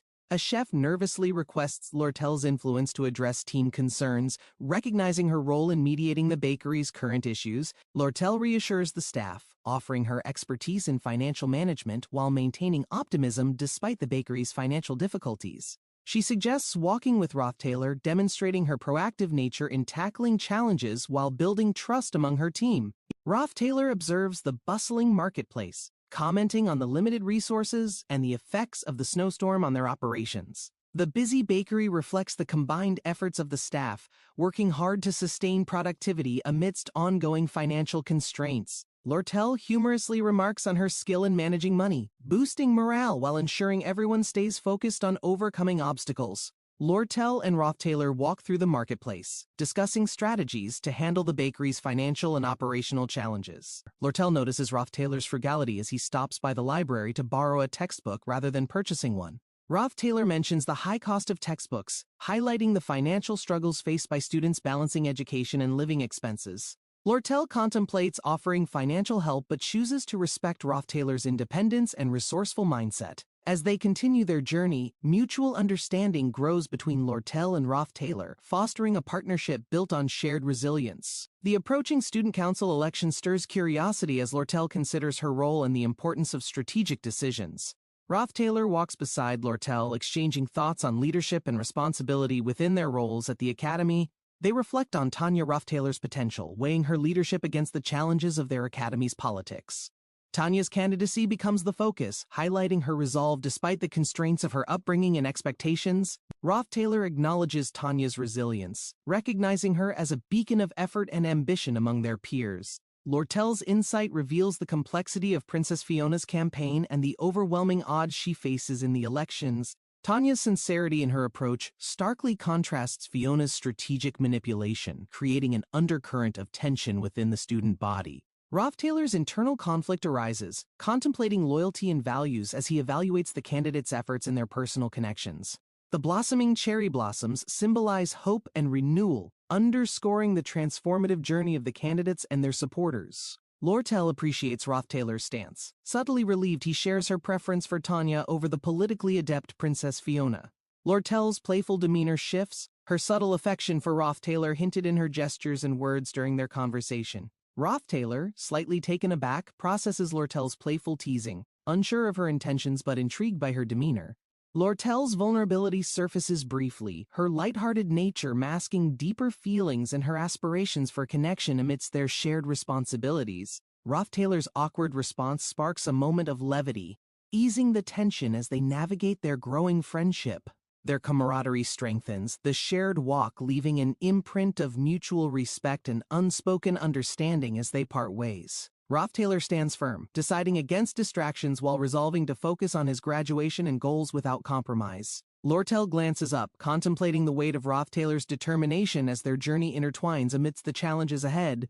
The sky brightens with subtle hues as they walk together, forging a silent understanding in their shared struggles. Roth Taylor visualizes the towering obstacles awaiting him, determined to conquer the hardships required to fulfill his ambitions. His resolve solidifies as he considers his future, promising himself he will not waver despite any emotional complications. A vivid image of a fiery dragon flashes, symbolizing the magnitude of the trials Roth Taylor must endure to graduate. Roth Taylor imagines himself confronting formidable foes, realizing the sheer effort required to protect peace and ensure his success. The classroom scenes merge with glimpses of Clarice and Fina, each representing pillars of support he needs for triumph. Roth Taylor envisions a future where unity and strength lead to overcoming challenges that once seemed insurmountable. His determination burns brightly, fueled by the thought of emerging victorious in this symbolic battle for both himself and others. Tanya and Kylie discuss the shifting dynamics of the student council elections, their ambitions intertwined in the academy's intricate politics. Roth Taylor reflects quietly on his own role, balancing his ambitions against the complex relationships surrounding him. Penny, a daughter, sits silently in her room, the weight of her family's expectations evident in her contemplative posture. Penny gazes out at the dimming sky, his demeanor steady but his thoughts turning inward. Penny muses over the unfolding events, considering the impact of his family's legacy on the academy's ever-changing landscape. Jix crouched in the dimly lit room, frustration building as the overwhelming pressure of expectations pressed heavily on him. Slamming the table, he glared at the glowing dual request form, the flickering light reflecting his growing resentment. The words on the form blurred as Jix's thoughts spiraled, the academy's harsh demands feeling impossible to overcome.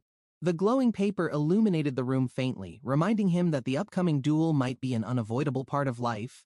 Clenching his fists tightly, Jix resolved to confront this challenge head-on, knowing the duel could shape his future forever. Wade stepped forward, his bluish-gray hair catching the light as his sharp gaze bore down on Jix intently. Jix rose to meet Wade's gaze, sensing the tension in the air and recognizing the formidable opponent standing before him.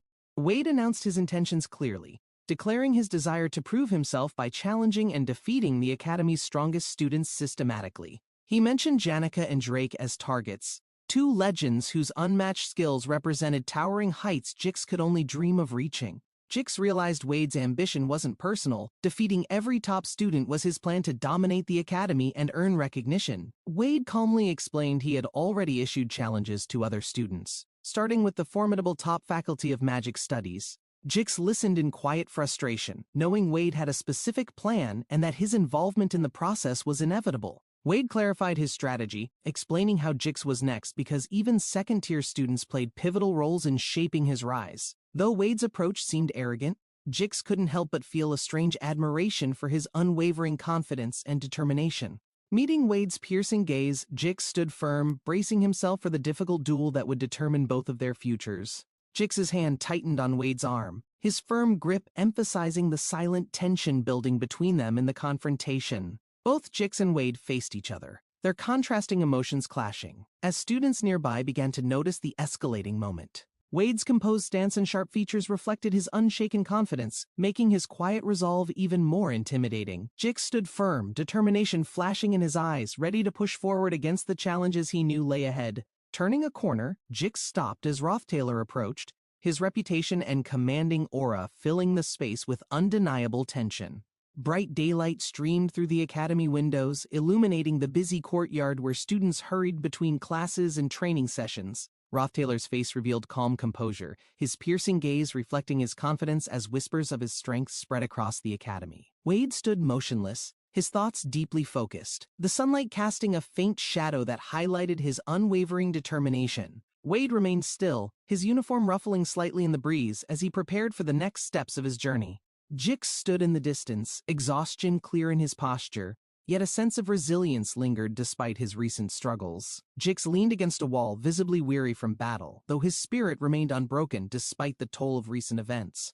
Facing Rothtailor, Jix spoke earnestly, his voice steady, seeking answers about the academy's shifting dynamics and Rothtailor's growing influence. The midday sun cast warm, dappled light across the academy grounds as students went about their routines under the vibrant sky.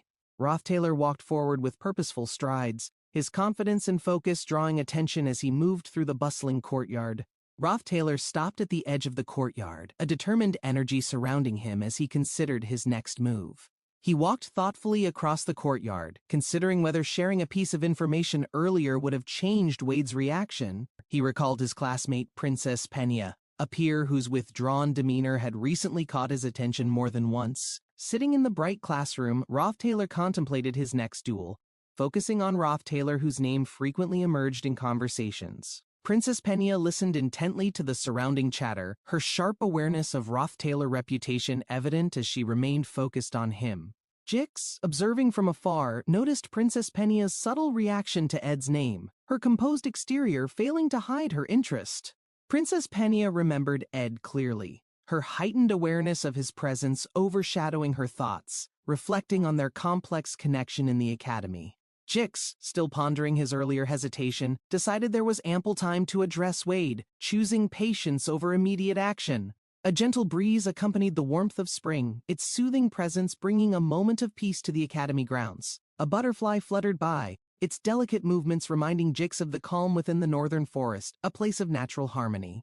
The northern forest's vibrant greenery reflected the beauty of spring, offering a serene retreat from the pressures of academy life. Lucy stood on the rooftop observing the area as she reflected on Jix's surprising growth and determination in their training. With her sharp insights, she acknowledged Jix's improved connection with his spirit, which enhanced his magical abilities significantly within a year. Despite her encouraging tone, Janica took pride in her role as a mentor, naming her guidance unteacher Janica Mode with quiet satisfaction. Rothtailor playfully accepted Janica's demeanor, appreciating her efforts in helping him build confidence and develop his unique mana flow connection.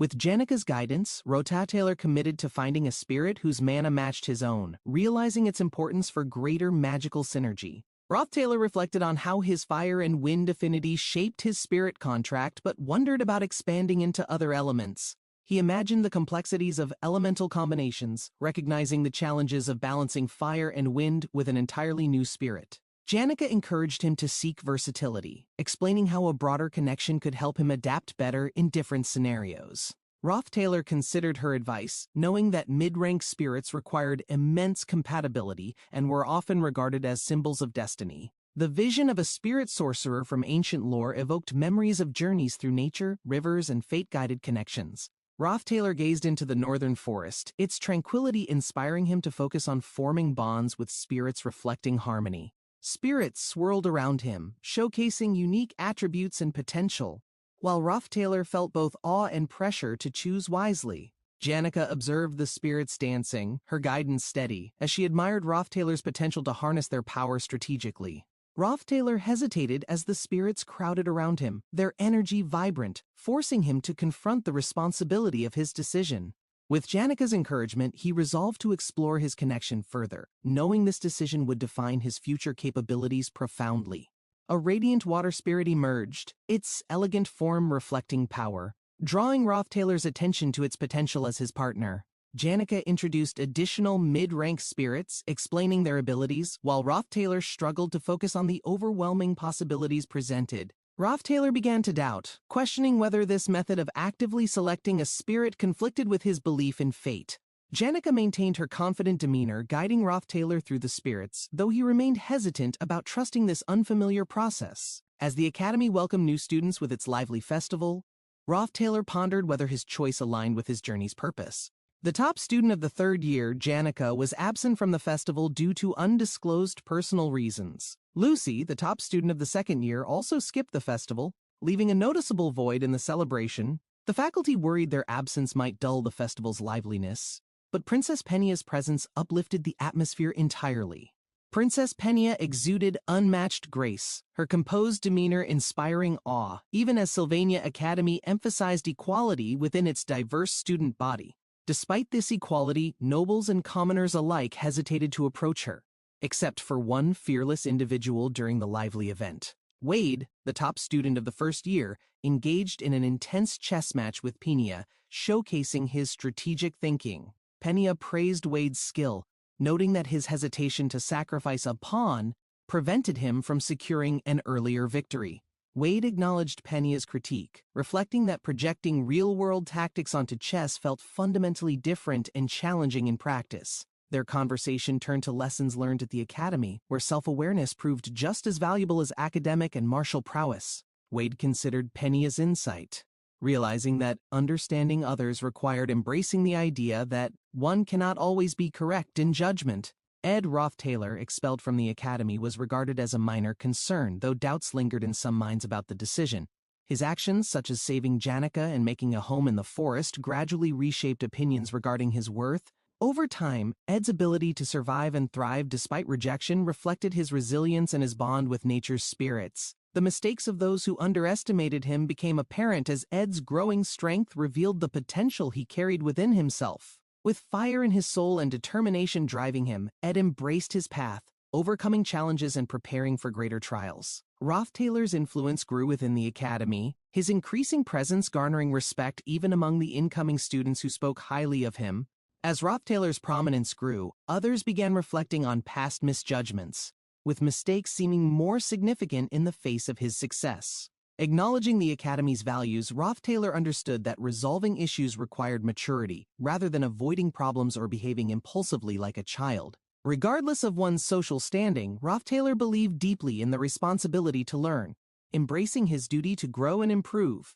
Penya's focused gaze reflected her realization that meaningful progress came through embracing challenges, regardless of personal doubts or obstacles ahead. Penya smiled after their match, her gratitude evident as she acknowledged how much she had learned from their intense chess game. Rothtailor reflected on the futility of avoiding challenges, knowing his path required facing conflicts directly to achieve true resolution. His plans unfolded as he prepared to address unresolved matters, intending to retreat to the northern forest's solitude afterward. By the campfire, Rothtailor imagined reconnecting with trusted allies, sharing ideas freely in the forest's tranquil and refreshing environment. Princess Penya felt the warmth of spring seep into her heart, her confidence restored as she embraced newfound inspiration. Until the third morning, Princess Penya awaited news with rising tension, her thoughts consumed by uncertainty and unspoken fears. The moment the news of Ed Rothtailor's death reached her, shock shattered her composure, emotions erupting uncontrollably like a storm. The Academy's majestic towers loomed against the blue sky, a hub of activity as students diligently pursued their academic goals. The letter addressed Rothtailor's father, acknowledging the time spent away at the Imperial Castle and updating him on current events. The writer explained how letters became their primary means of communication, detailing their experiences and reflections on family obligations. The writer pledged to uphold the honor of the Rothtailor name, expressing their determination to excel at Sylvania Academy. Memories of adjusting to the rigorous schedule resurfaced, emphasizing the importance of balancing family expectations with the Academy's demanding curriculum. The writer reflected on a vivid childhood memory of the lilac-covered hills behind their residence, a place of peace and beauty. In the dream, they walked hand in hand with someone whose identity remained unclear, evoking a sense of comfort and connection. The path they followed felt familiar, symbolizing both the challenges and support experienced throughout their journey at Sylvania Academy.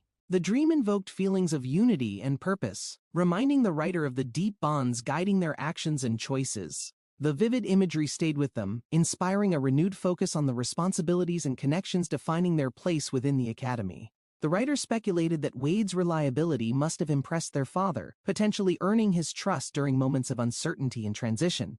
The writer acknowledged that Ed Rothtailor's reputation carried mixed perceptions, though recent actions hinted at his growing maturity and adaptability. Rothtailor's unexpected transformation created a contrast between his past and present, showcasing his ability to rise above difficult circumstances. The letter referenced a dangerous seal of deadly poison, underscoring the urgent threats faced and the stakes involved in their legacy. A concluding note mentioned Tanya Rothtailor's role, highlighting plans for student council elections and ongoing negotiations critical to family success. The Academy's towering silhouette reflected the challenges ahead, as a vassal was dispatched to assist with critical responsibilities.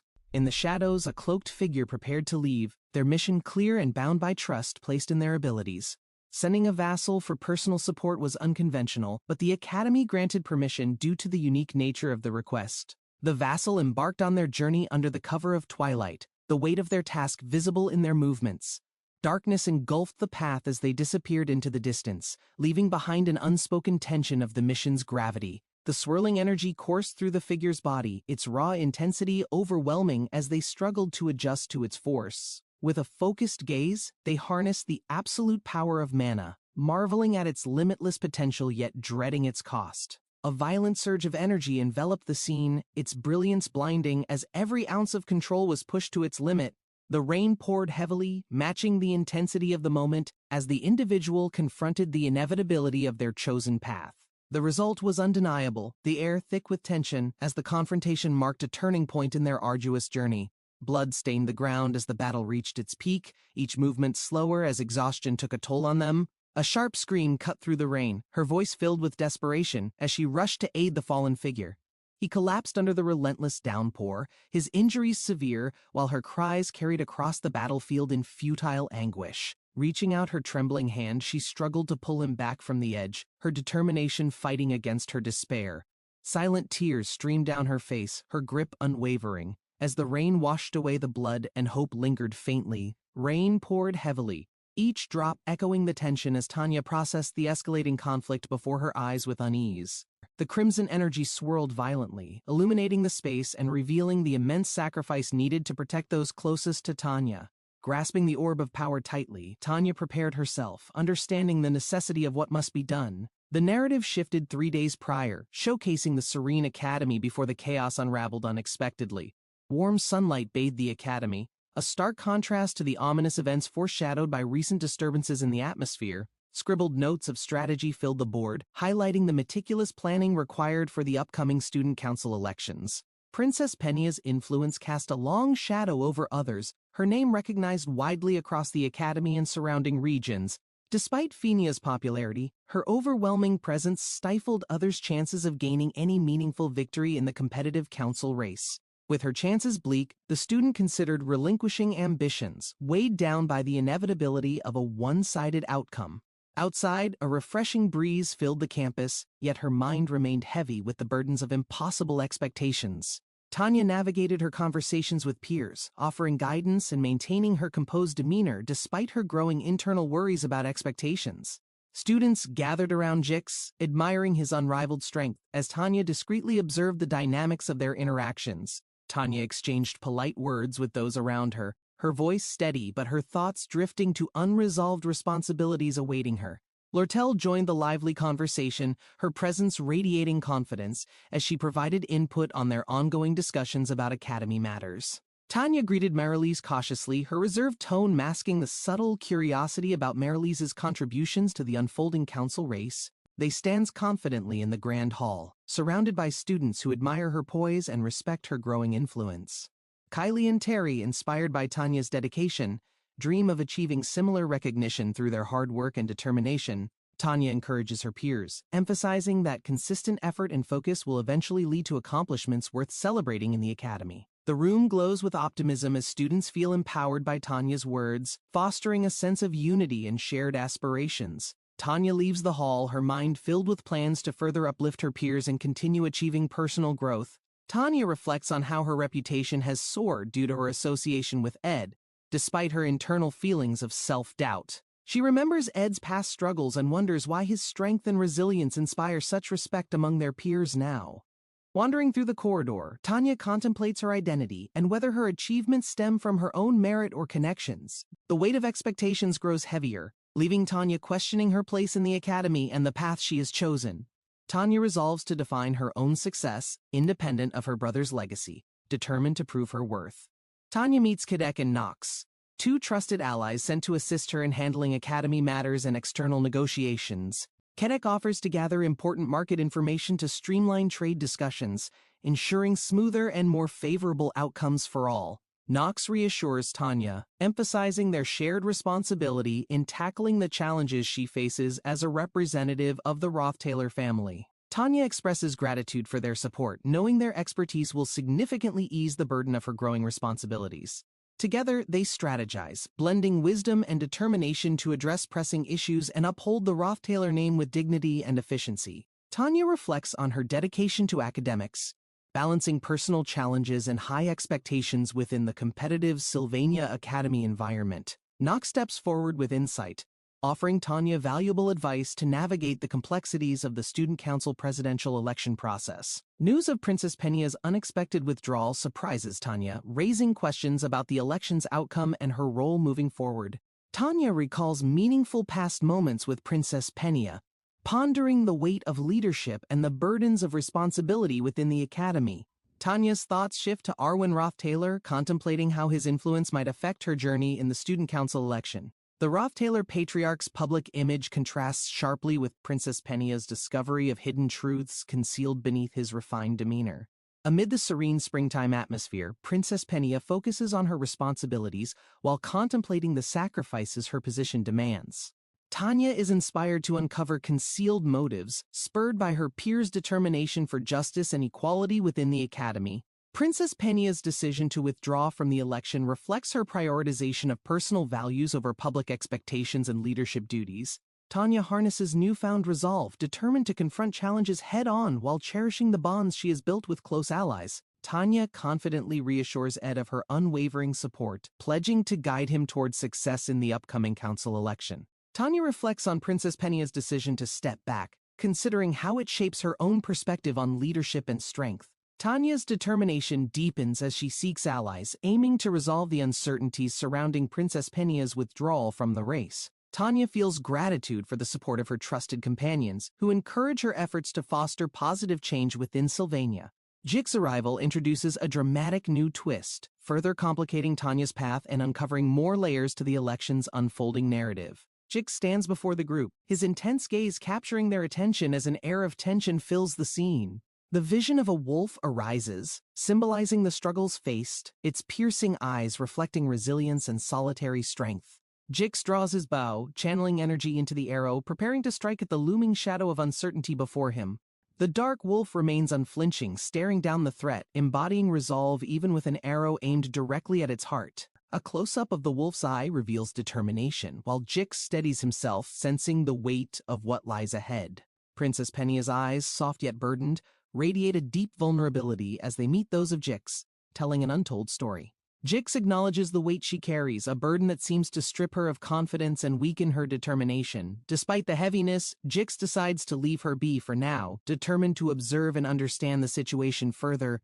His animal-like instincts lead him to assess the worst possibility, suspecting Fenia's relationship with the Rothtailor family holds deeper issues. The light filters through the corridor as Jix contemplates the implications, weighing every decision with an increasing sense of urgency. The group discusses their next move, deciding to wait until Elemental class finishes to begin training with mid-tier spirits by the ocean.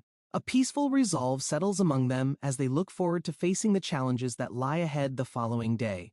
One member quietly reflects, their face contemplative, the promise of the ocean sparking hope and curiosity for what it holds. As the day draws to an end, mutual gratitude fills the air, unspoken bonds forming in the moments of quiet understanding. The distant gaze of Princess Penia signals an inner struggle as she silently prepares herself for what tomorrow might bring. Lucy lies on the roof, staring at the sky, she mind wandering as the clouds shift lazily above him. Lucy Marlin stands determined, her sharp gaze cutting through the calm surroundings as she prepares for a confrontation with Roth Taylor. A sudden surge of energy bursts forth as Lucy casts her spell, the powerful force aimed directly at her target. Roth Taylor reacts swiftly, dodging the magical attack, his movements fluid and precise amidst the tension brewing in the air. The forest glows with the fiery aftermath of their clash, the crackling flames reflecting their unyielding determination in the face of adversity. The campfire crackles warmly, its flickering light casting long shadows as Lucy quietly approaches with a contemplative expression. Lucy stares at the fire, her thoughts heavy, as Roth Taylor calmly watches the sparks dance in the evening air. As the rain begins to fall, Lucy lowers her gaze, realizing the impending storm will halt her plans for the evening. The gentle rain begins to soak Lucy as she remains near the campfire, her emotions subdued by the dreary weather. The fire continues to burn brightly despite the rain, the glowing embers reflecting their unwavering determination under the dimming skies. Roth Taylor reaches the northern coastline under a relentless downpour, the cold wind whipping against him as he surveys the desolate cliffs. The barren landscape stretches endlessly, the perfect location for Roth Taylor to train and connect with the powerful water spirits. The cliffs offer no shelter, but their solitude provides Roth Taylor with the peace he needs to focus on his training. Roth Taylor grips his bow tightly, the rain dripping from its string as he steels himself for the challenges ahead. The muffled sound of Mug's movement catches Roth Taylor's attention, prompting him to steady himself and maintain his focus on the task. Under the pouring rain, Roth Taylor faces two cloaked figures, their presence radiating an ominous energy as they approach silently. Kadek and Nox, shadowy vassals of the Roth Taylor family, prepare for confrontation, their weapons sparking with dark magical energy. Under the relentless rain, Roth Taylor gazes at the two figures approaching, each shrouded in mystery and determination. Kadek and Nox, the formidable vassals of darkness, emerge as guardians of the Roth Taylor legacy and power. They speak of their mission, cloaked in reverence, holding both regret and loyalty in their storm-laden eyes. With a cursed dagger in hand, they recount their past mistakes, seeking redemption under Roth Taylor's unyielding leadership. Their unwavering commitment shines as they kneel, swearing to uphold the honor of the Roth Taylor family no matter the cost. The rain intensifies as the vassals recount their reasons for betrayal, their remorse reflecting in Roth Taylor's stern, unyielding gaze. Memories of a younger Roth Taylor surface, his resolve and sharpness growing amidst trials, proving his worth as the true heir. A vow is made to rebuild trust and loyalty, forging a path toward the restoration of the Roth Taylor family. Roth Taylor, with piercing eyes, assesses their words, weighing their devotion against the weight of the dagger's betrayal. The vassals stand firm, proclaiming their readiness to protect Roth Taylor and his legacy, embracing their roles in his future. Kadek and Nox pledge their service anew, describing Roth Taylor as the beacon guiding the family through unrelenting storms. Roth Taylor listens, his thoughts racing through strategies, understanding the strength these vassals could offer in the battles ahead.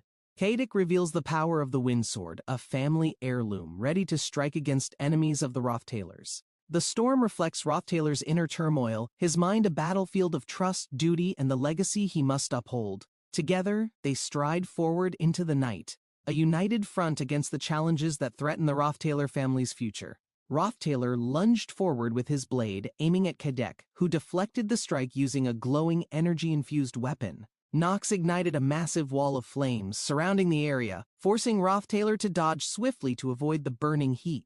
Kadek countered with a fierce wind-infused attack, slicing through Nox's flames and pushing Roth Taylor back momentarily amidst the fiery chaos. Roth Taylor clashed against their combined might, his weapon glowing blue as he released energy that disrupted their synchronized assault. Kadek and Nox stood united, their dark powers surging as they prepared to unleash a devastating attack on Roth Taylor. Nox confronted Roth Taylor, his fiery rage fueled by memories of Meliana, whose pain and suffering became the source of his vengeance. Images of Meliana's struggles and torment flashed in Nox's mind, intensifying his resolve to make Roth Taylor pay for the past. Nox's flames grew fiercer, his emotional turmoil creating an unrelenting attack, while Roth Taylor readied himself for the incoming fiery onslaught. Roth Taylor's blade shimmered with energy, slashing through the flames, while Kadek's wind magic swirled dangerously, amplifying the battlefield's chaos. The battle intensified as Roth Taylor's resilience clashed against Nox's flames and Kadek's winds, neither side showing signs of retreat. Nox's voice carried his anguish and determination, as he reminded Roth Taylor of the emptiness and pain vengeance brings to all. The flames danced higher, fueled by Nox's despair, while Kadek's winds swirled, creating a storm that engulfed the battlefield. Roth Taylor shifted, avoiding another fiery strike, his movements precise, countering Nox's wrath and maintaining his composure amidst the fury.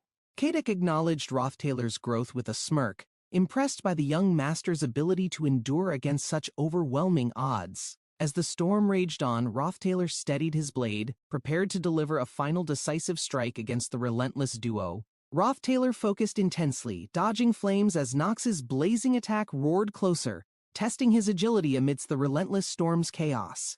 The fiery onslaught demanded precise movements, forcing Roth Taylor to widen his dodging range, making it harder to survey his surroundings. Roth Taylor gripped his bow tightly, standing his ground as Nox's relentless strike surged forward, engulfing everything in blazing heat. Nox lunged with fiery intensity, closing the distance and ensuring there was no escape, his overwhelming force filling the air. Roth Taylor prepared a decisive move, channeling a burst of energy as Nox's fiery form dominated the battlefield, relentless in pursuit.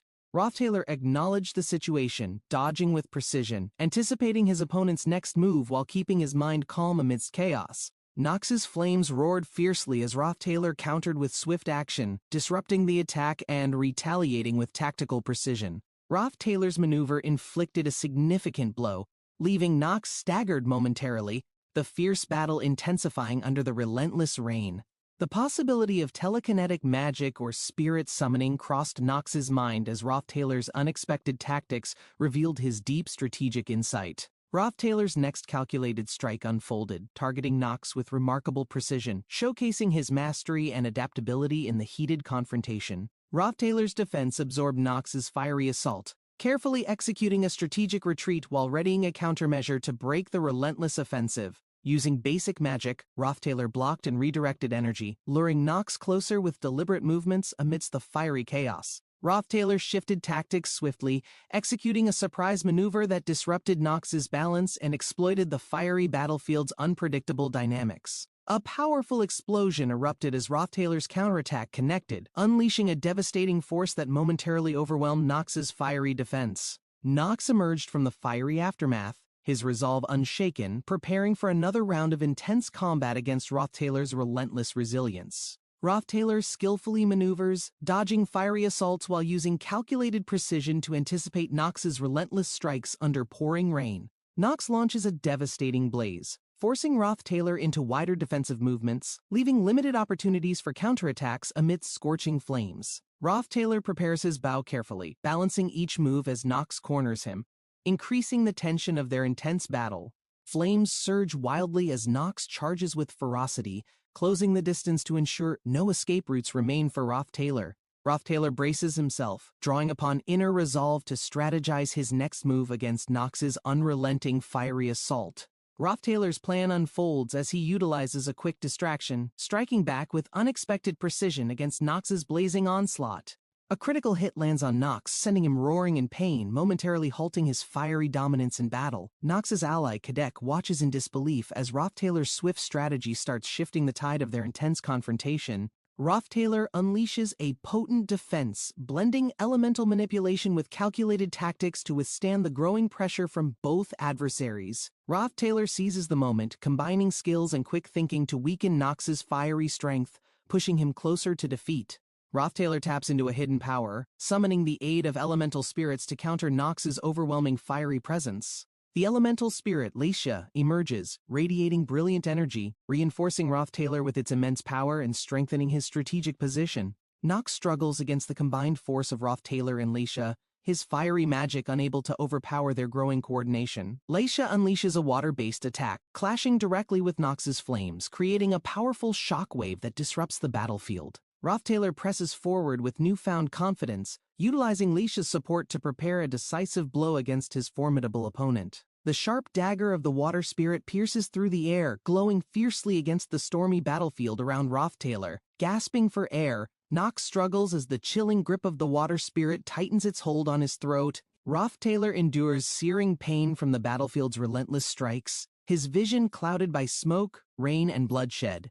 Despite his injuries, Nox summons his last reserves of strength, roaring in defiance as he raises his cursed weapon. As darkness looms, the faint purple glow of the cursed dagger marks Nox's unyielding resolve amidst the chaos around him.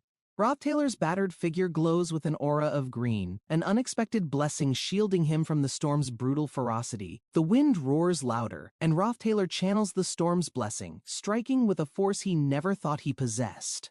Swirling energy surges forward, consuming the enemy ranks as Rothtailor's resolve strengthens under the unrelenting storm's blessing. Nox's dagger glows ominously, but his confidence wavers against the unexpected force of Rothtailor's enhanced power. A blinding spiral of storm energy scatters everything, leaving the drenched battlefield in stunned silence as the chaos dissipates. The battlefield quiets, the storm's wrath retreating, leaving Rothtailor standing amidst scattered debris and heavy rainfall. Blood drips from Rothtailor's bruised face as he grips his weapon tightly, his eyes scanning for the next threat. Nox, wounded and weary, meets Rothtailor's fierce gaze, their conflict frozen in the weight of the storm's aftermath.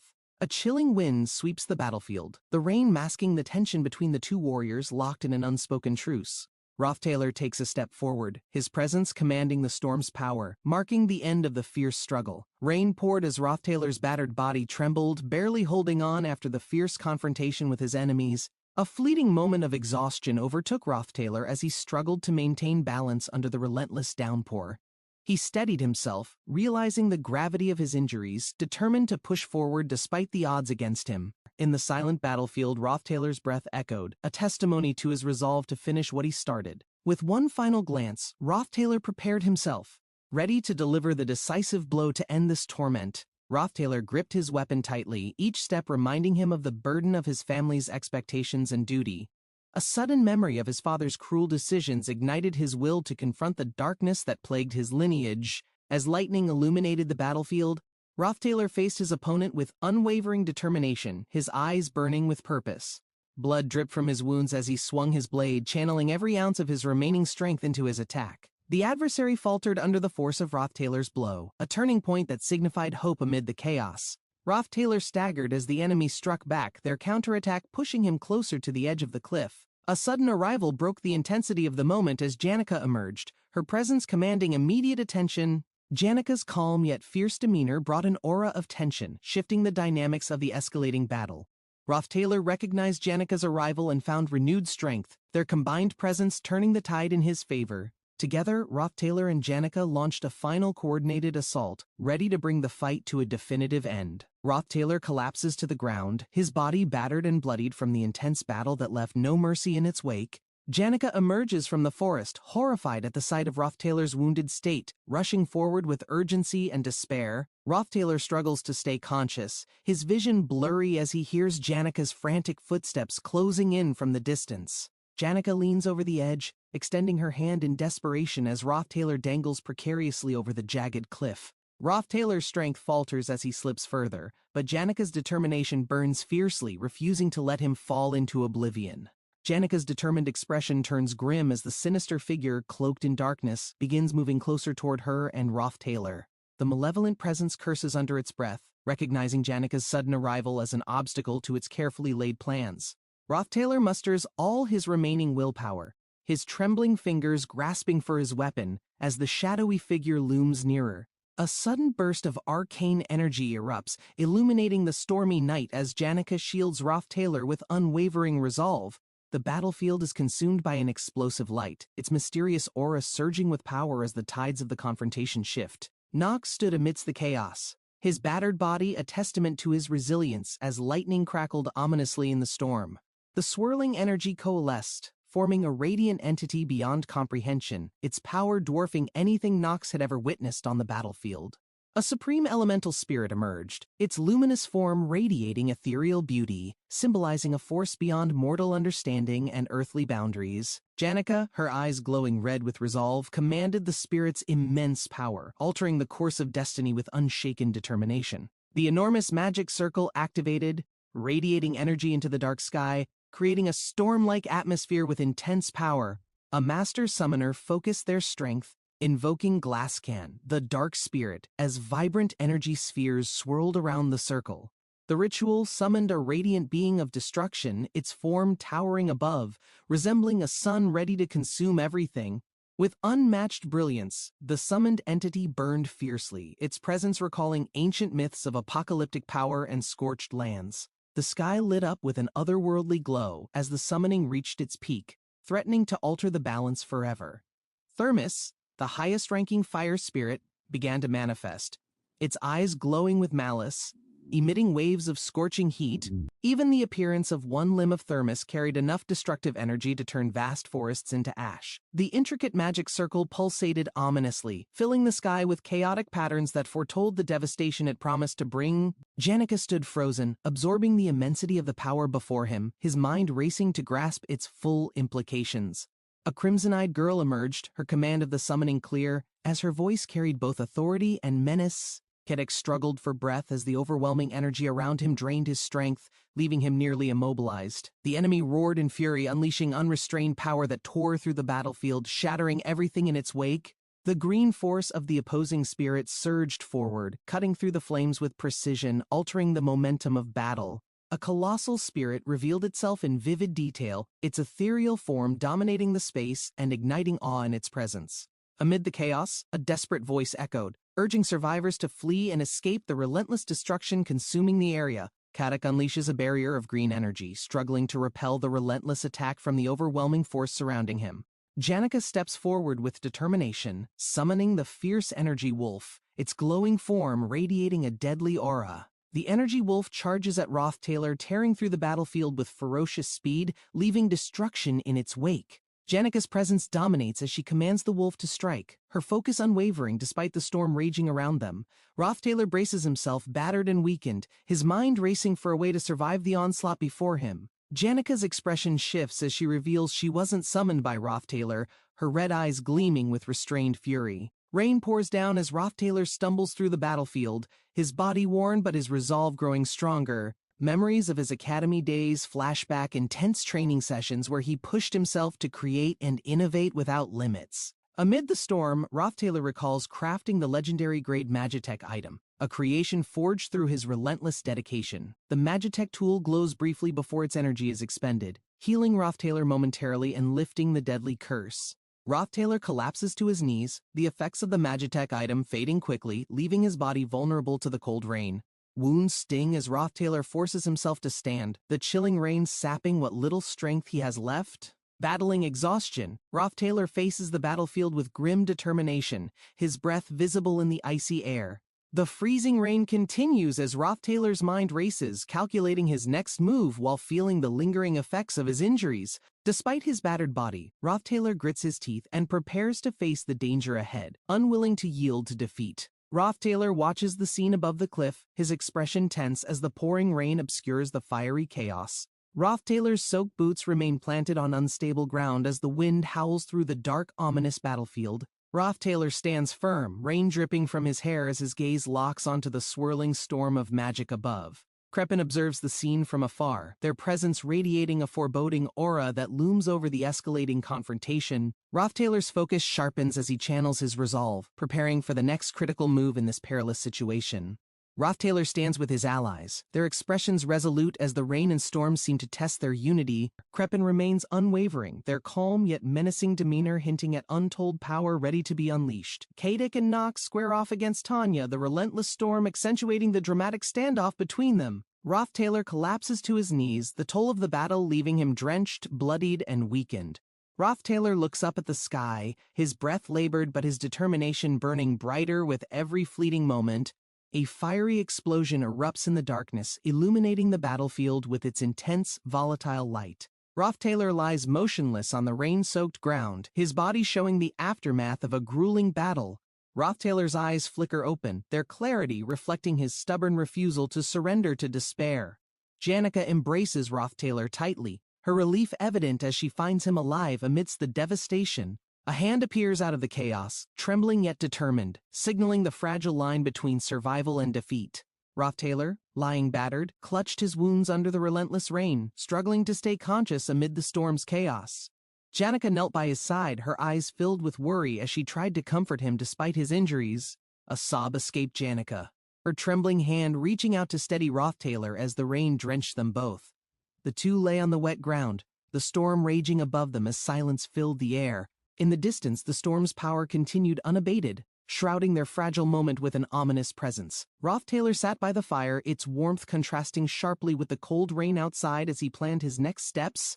Janica brought supplies, her cheerful demeanor a rare comfort amidst the uncertainty and tension surrounding Roth Taylor's situation. Sitting close to the fire, they shared a rare moment of camaraderie, their shared struggles bridging the gap between them.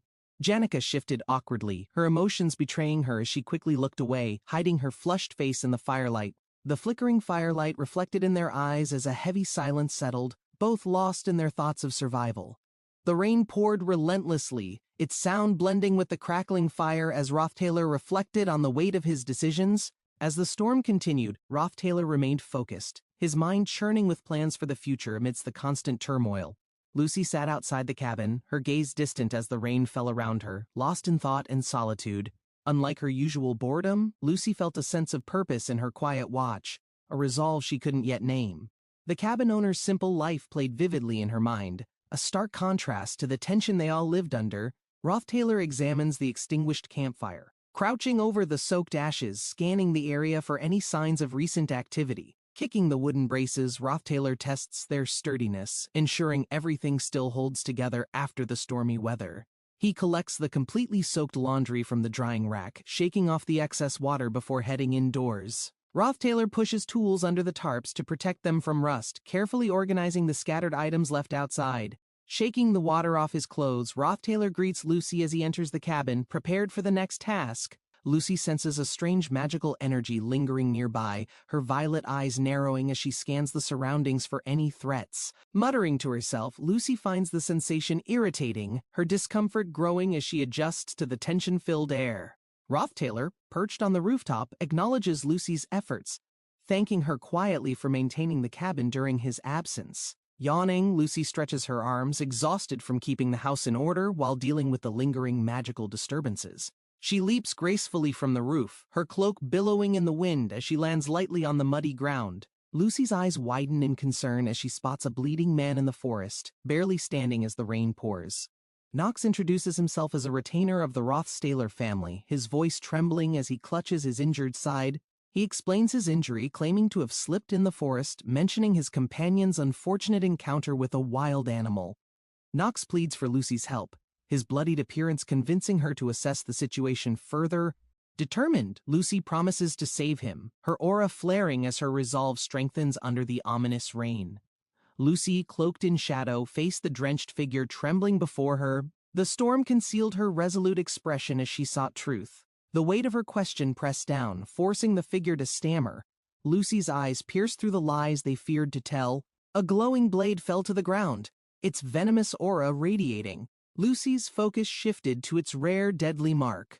Examining the blade, she recognized the poison, a high-grade mark used only by the most calculated of assassins in rare encounters. Standing on the cliff, Lucy concluded the culprit had already fled beyond reach, leaving behind only traces of their sinister intent.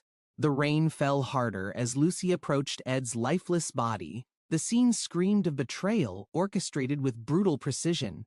Janica stood nearby, trembling as she confessed her arrival too late to stop the fatal blow that had sealed Ed's fate. Lucy carefully analyzed Janica's account. The pieces fit together, revealing the meticulous strategy employed by those behind this treachery. Janica hesitated before revealing the culprits were Kadek and Knox, retainers of a powerful house who had shattered their trust. Lucy resolved to inform the headmaster at daybreak. Justice would come swiftly, ensuring no others would fall victim to betrayal. Lucy turned sharply at Janica's call, spotting a collapsed student nearby. The rain soaked their frail figure, demanding immediate attention. Moving quickly, Lucy carried the injured student, her focus unwavering despite the storm raging above them. Janica followed, her concern evident as Lucy's determination to uncover the truth and ensure safety grew stronger. With the student secure, Lucy reaffirmed her resolve to confront Kadek and Nox, ensuring they couldn't harm anyone else. Returning to camp, Lucy and Janica braved the storm, united in their shared mission to bring justice for Ed's death. Lucy reached toward the glowing artifact on the ground, its pulsating light intensifying under the storm's unrelenting downpour. The artifact released a violent burst of purple energy the moment Lucy's fingers made contact, shaking the ground around her. A surge of magic enveloped Lucy, lifting her into the air as lightning crackled and the storm grew more intense. The purple energy spiraled wildly, engulfing Lucy completely while Janica and the others watched in disbelief and panic from a distance. As the energy consumed Lucy, her form disappeared within the swirling storm, leaving an eerie silence in the wake of destruction. The storm continued raging as Lucy reappeared, suspended in midair, her body glowing with a dangerous intensity from the artifact's power. The energy radiating from Lucy became chaotic, forcing Janica and others to shield themselves as the artifact's corruption deepened. A powerful scream escaped Lucy as the artifact's magic overwhelmed her, twisting her movements with its dangerous, uncontrollable force. The magical surge revealed images of Kadek and Nox, their betrayal etched into the swirling chaos surrounding Lucy's figure. The retainers' actions appeared calculated, their ties to Lady Tanya Rothstaler connected to the artifact's corrupted origins and sinister purpose. A vision of Tanya Rothstaler lingered in Janica's mind, her role in the artifact's creation becoming disturbingly clear. The artifact shattered violently, releasing a massive shockwave of magic that sent debris flying and engulfed the battlefield in chaos. From the smoke and dust, Lucy emerged, her glowing eyes and crackling aura a clear sign of the artifact's lasting effect. The storm's intensity faded, but Lucy's transformation left a chilling aura, her stance unshaken by the destruction around her. A single question lingered: was Lucy still herself, or had the artifact changed her into something entirely beyond recognition? Lucy stood in the midst of glowing runes, her violet energy radiating as the storm reflected her growing, ominous power. The surrounding figures hesitated, their faces showing concern as the magical resonance around Lucy seemed to spiral beyond their comprehension. A glowing artifact in Lucy's hands activated, the blue runes on its surface shining brightly, drawing in energy from the environment. Magical circles formed beneath Lucy's feet, amplifying her presence as the artifact's power intertwined with her innate magical abilities. The group watched in shock as Lucy's power expanded, the artifact unleashing a surge of magic that engulfed the entire area. Lucy's violet energy intensified, her expression unreadable as the artifact seemed to meld her power into something darker and more uncontrollable. Her hand extended toward the artifact as the light exploded, illuminating her determined gaze and further connecting her with its magic. As the energy swirled, Lucy's words echoed, demanding action, her voice reverberating with the artifact's power as runes lit the night. The artifact's glow enveloped Lucy entirely, her figure lifted into the air as her control over the power seemed absolute yet foreboding. Lightning struck the ground as Lucy's voice carried through the chaos, her demand clear: Tanya Rothstaler must be brought to her. A powerful explosion ripped through the battleground, shaking the earth as shards of debris flew into the air with force.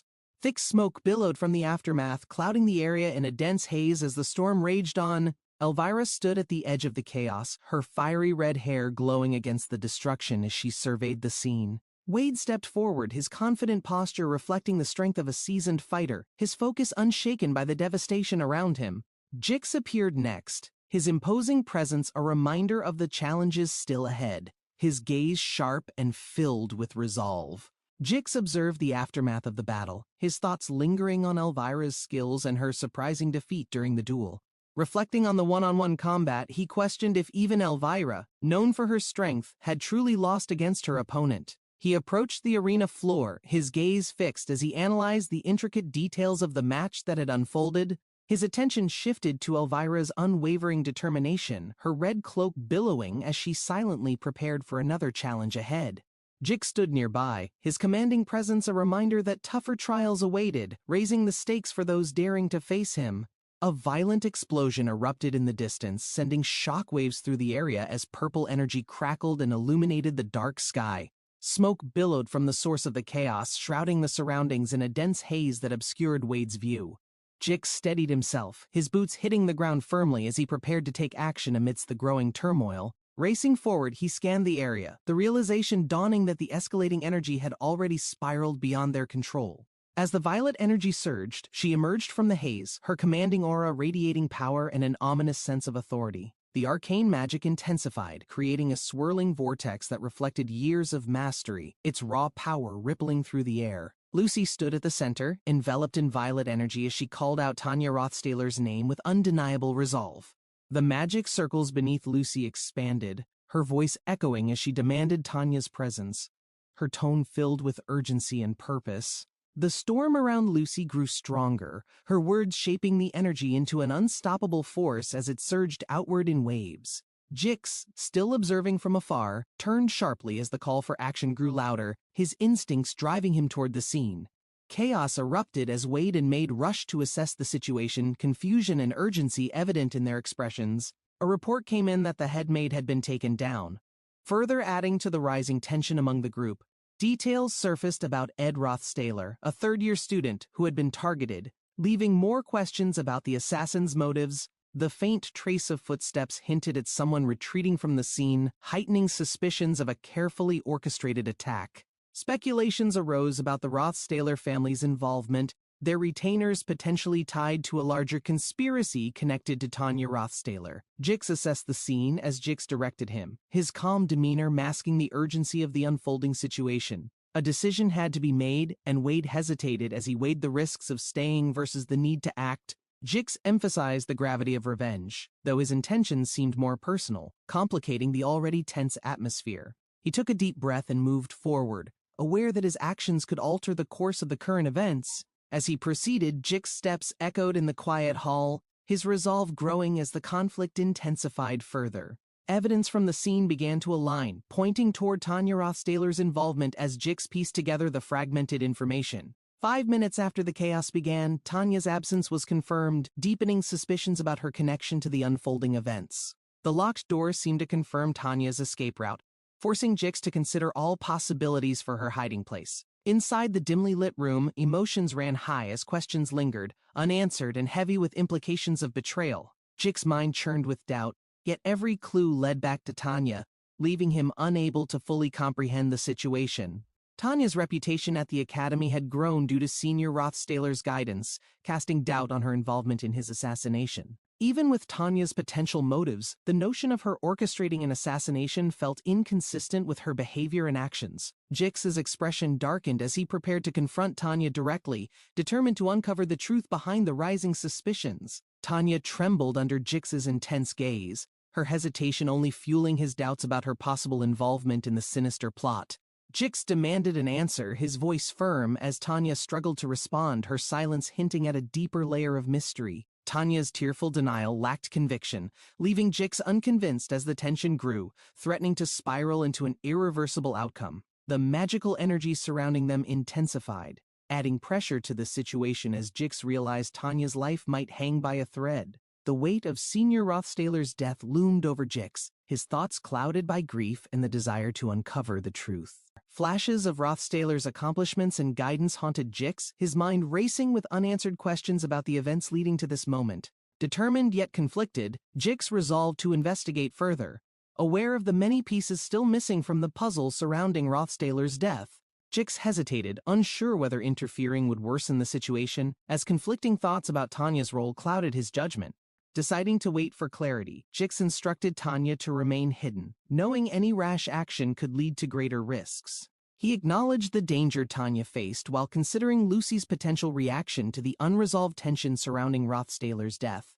Jix recognized the need to prevent Lucy from taking drastic measures, his focus shifting to resolving the conflict without more bloodshed.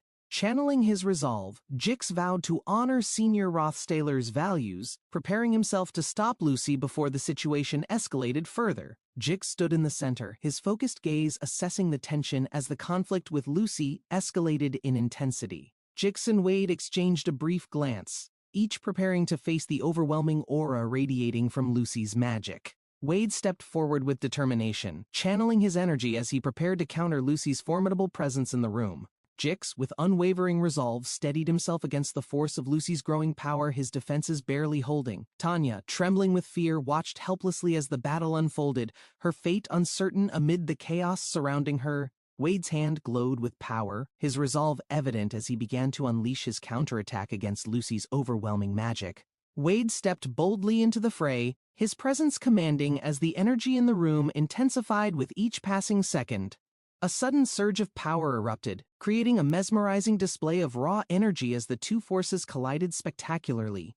The room was illuminated by the awesome power unleashed, casting shadows across the walls as the battle escalated. A fiery attack engulfed the area, leaving destruction in its wake as Lucy's relentless magic pushed Wade to his limits. A mysterious woman appeared in the midst of the battle, her calm demeanor contrasting with the chaos surrounding her arrival. Jix's shock was evident as he turned to see the woman's presence, questioning her role in the unfolding events. The woman stood confidently, her gaze piercing as she evaluated the situation, clearly aware of the power dynamics at play. Jix, still reeling from the battle, tried to make sense of her sudden appearance amidst the ruins of the confrontation. Lucy arrived shortly after, her imposing figure drawing all attention as she turned her focus to Clebius with unwavering determination. Jix clenched his fists tightly, the intense purple energy surrounding him swirling with chaotic force against the dark backdrop. Jix stood firm, his eyes narrowed as he confronted the overwhelming power building in the air around him. A faint glow began emanating from the distance, illuminating the scene as energy pulses echoed through the tense atmosphere. Jix turned, his gaze sharp as he prepared to face the escalating threat head-on in the rain-soaked battlefield. Tanya's distant figure emerged, her determined expression signaling a pivotal moment in the brewing chaos. A glowing hand pulsed with vibrant green energy, illuminating the stormy surroundings and intensifying the tension in the air. Energy rippled outward, a surge of light and power clashing as it spiraled upward with a thunderous roar. A sudden explosion of power created a blinding burst, its intensity sending shockwaves across the darkened battlefield. The clash of energy became more ferocious, with each pulse shaking the earth and illuminating the storm above. A massive eruption of fire consumed the scene, its overwhelming force threatening to engulf everything in its path. Elvira stood silently in the rain, her striking red hair and calm demeanor contrasting with the chaotic surroundings. Clebius's eyes widened in shock as he took a step back, realizing the gravity of Elvira's sudden appearance. Elvira's sharp gaze cut through the storm as she approached, her presence commanding attention amidst the chaos. Clebius shifted his stance cautiously, the tension palpable as he prepared to confront the looming threat Elvira posed. Lucy's determined figure emerged from the shadows, stepping forward to face Clebius, her resolve evident despite the storm. Clebius stumbled forward, rain masking his frustration, as the echoes of failure haunted him under the cold, stormy sky. His thoughts spiraled in self-criticism, the weight of his perceived inadequacy pressing him down with relentless force as the rain poured. The storm's howl matched his inner turmoil, the tension rising as every decision felt like a lost cause amidst chaos. Janica approached Taylor amidst the chaos, her calm demeanor piercing through the storm as she exchanged critical insights with him. Near the fire, Elvira's sharp gaze analyzed the situation, her composed presence contrasting the growing uncertainty surrounding Lucy's whereabouts. The flames illuminated Taylor's determined face as he clenched his fist, focusing on the path leading to Tanya's location. The firelight danced in his eyes, reflecting a moment of hesitation as he gathered his resolve under the rainy night. With his breath steady, Taylor pushed forward, the weight of the situation pressing on his shoulders, but failing to deter him. Determined to act, Taylor sprinted toward Ophelis Hall, his mind set on finding Tanya and resolving the unfolding chaos. The rain poured relentlessly as she approached the shelter, her determination evident despite the storm's attempt to weigh her down. Inside, the elder shared wisdom, his calm presence contrasting turbulent emotions as he reflected on struggles and perseverance. His words struck a chord with Lucy, encouraging her to hold on to her beliefs even as challenges threatened her resolve. Memories surfaced for she, moments of kindness and humanity interwoven with battles that had shaped her into who she had become. The elder reminded she that greatness comes from persistence, urging her to dedicate herself fully to her purpose and growth. Lucy stood amidst a surge of magic as colorful energy collided, her focused gaze locked on the source of the power. The battlefield trembled under the intensity of the magical clash, each wave of energy reflecting Lucy's unyielding determination to prevail. Her glowing eyes radiated confidence as she vowed to return stronger, promising to fulfill her ambitions no matter the cost. Lucy's aura grew more commanding as she stepped forward, her resolve unshaken by the chaos surrounding her. The magic faded, but Lucy's presence remained, her words lingering in the air like a promise to rise above any challenge. As the storm of magic subsided, Lucy stood tall, her silhouette outlined by the remnants of the chaotic energy. The memories of past battles and pain flickered through her mind, slowly becoming distant as she embraced her new strength. Lucy's gaze turned forward, her purpose clearer than ever, though the weight of her journey remained etched in her expression. The sky cleared, leaving an unsettling calm as Lucy's journey continued, marked by resilience and a drive to overcome. Standing alone, Lucy reflected on the Elder's wisdom, realizing that even the harshest battles could transform pain into unshakable strength. Flames erupted across the battlefield, illuminating the stormy night as Lucy prepared herself for an imminent clash of power. The explosion rippled through the air, forcing Lucy to brace as Elvira's fiery energy shattered the silence of battle. Elvira emerged from the swirling smoke, her unwavering determination evident, despite the chaos intensifying with every moment under the storm. Lucy observed Elvira's precise movements, her magical aura surging as the tension in the air grew sharper with each passing second. Tanya stood watching from afar, her thoughts clouded by worry as the escalating battle unfolded against the storm's relentless downpour. Lucy's hand ignited with mana as she unleashed a powerful spell, countering the fierce attack that surged toward her. Elvira's flames surged forward, clashing with Lucy's energy, their combined power creating shockwaves that reverberated through the rain-drenched battlefield. The collision of their spells illuminated the stormy night, creating dazzling arcs of light as the storm amplified the chaos. Power radiated from Lucy's spell as she pushed against Elvira's relentless force, carving a fiery path through the darkness. Flames consumed the area, engulfing the battlefield with intense energy that threatened to overwhelm even the strongest of combatants present. A mysterious figure stepped forward, her commanding presence sending ripples through the battlefield, her aura brimming with immense, unyielding power. Lucy's attention shifted sharply as the figure's mana surged, displaying an eerie brilliance that hinted at unparalleled magical expertise. The woman stared directly at Lucy, her intentions clear as she raised her hand, preparing to strike with precision. Lucy steadied herself, her focus sharp as the storm continued roaring, refusing to falter under the intensity of the threat. Elvira approached Lucy through the storm, her fiery resolve blazing brightly as she readied herself for the inevitable confrontation ahead. Elvira observed the glowing crimson devices, her alchemical creations brimming with mana as the storm raged on outside. Lucy's magic surged, amplifying the area with crackling energy, pushing her boundaries as the devices neared dangerous overload. The students panicked, realizing the delicate balance of magic was tipping towards disaster, while Lucy remained fixated on her goal. The devices began to hum louder, their energy swirling into a dangerous vortex, threatening to tear apart the structure. The crimson devices reached maximum capacity, triggering an alert as their stability crumbled, forcing everyone into a tense standstill. The explosion tore through the stormy skies, a vivid clash of magic that echoed across the academy grounds, leaving chaos behind. Lucy steadied herself amidst the glowing embers, her determination unshaken, despite the immense strain the alchemical devices demanded. Calculations whirled in Elvira's mind as she studied the imploding devices, trying to stabilize their volatile mana outputs. The glowing maids and devices worked in tandem, their coordination creating a fragile shield to contain the magic's destructive impact. The intense energy subsided slightly, but Elvira's confidence wavered as Lucy's plans pushed limits beyond the Academy's known boundaries. Elvira stumbled, her mana reserves nearly depleted, yet her resolve to challenge Lucy's overwhelming power drove her forward. Lucy's mana manipulation surpassed expectations, her actions deliberate yet desperate as the devices continued consuming mana to fuel her strategy. The glowing circuits and devices surged again, their mechanisms evolving rapidly, absorbing and converting mana with unpredictable results.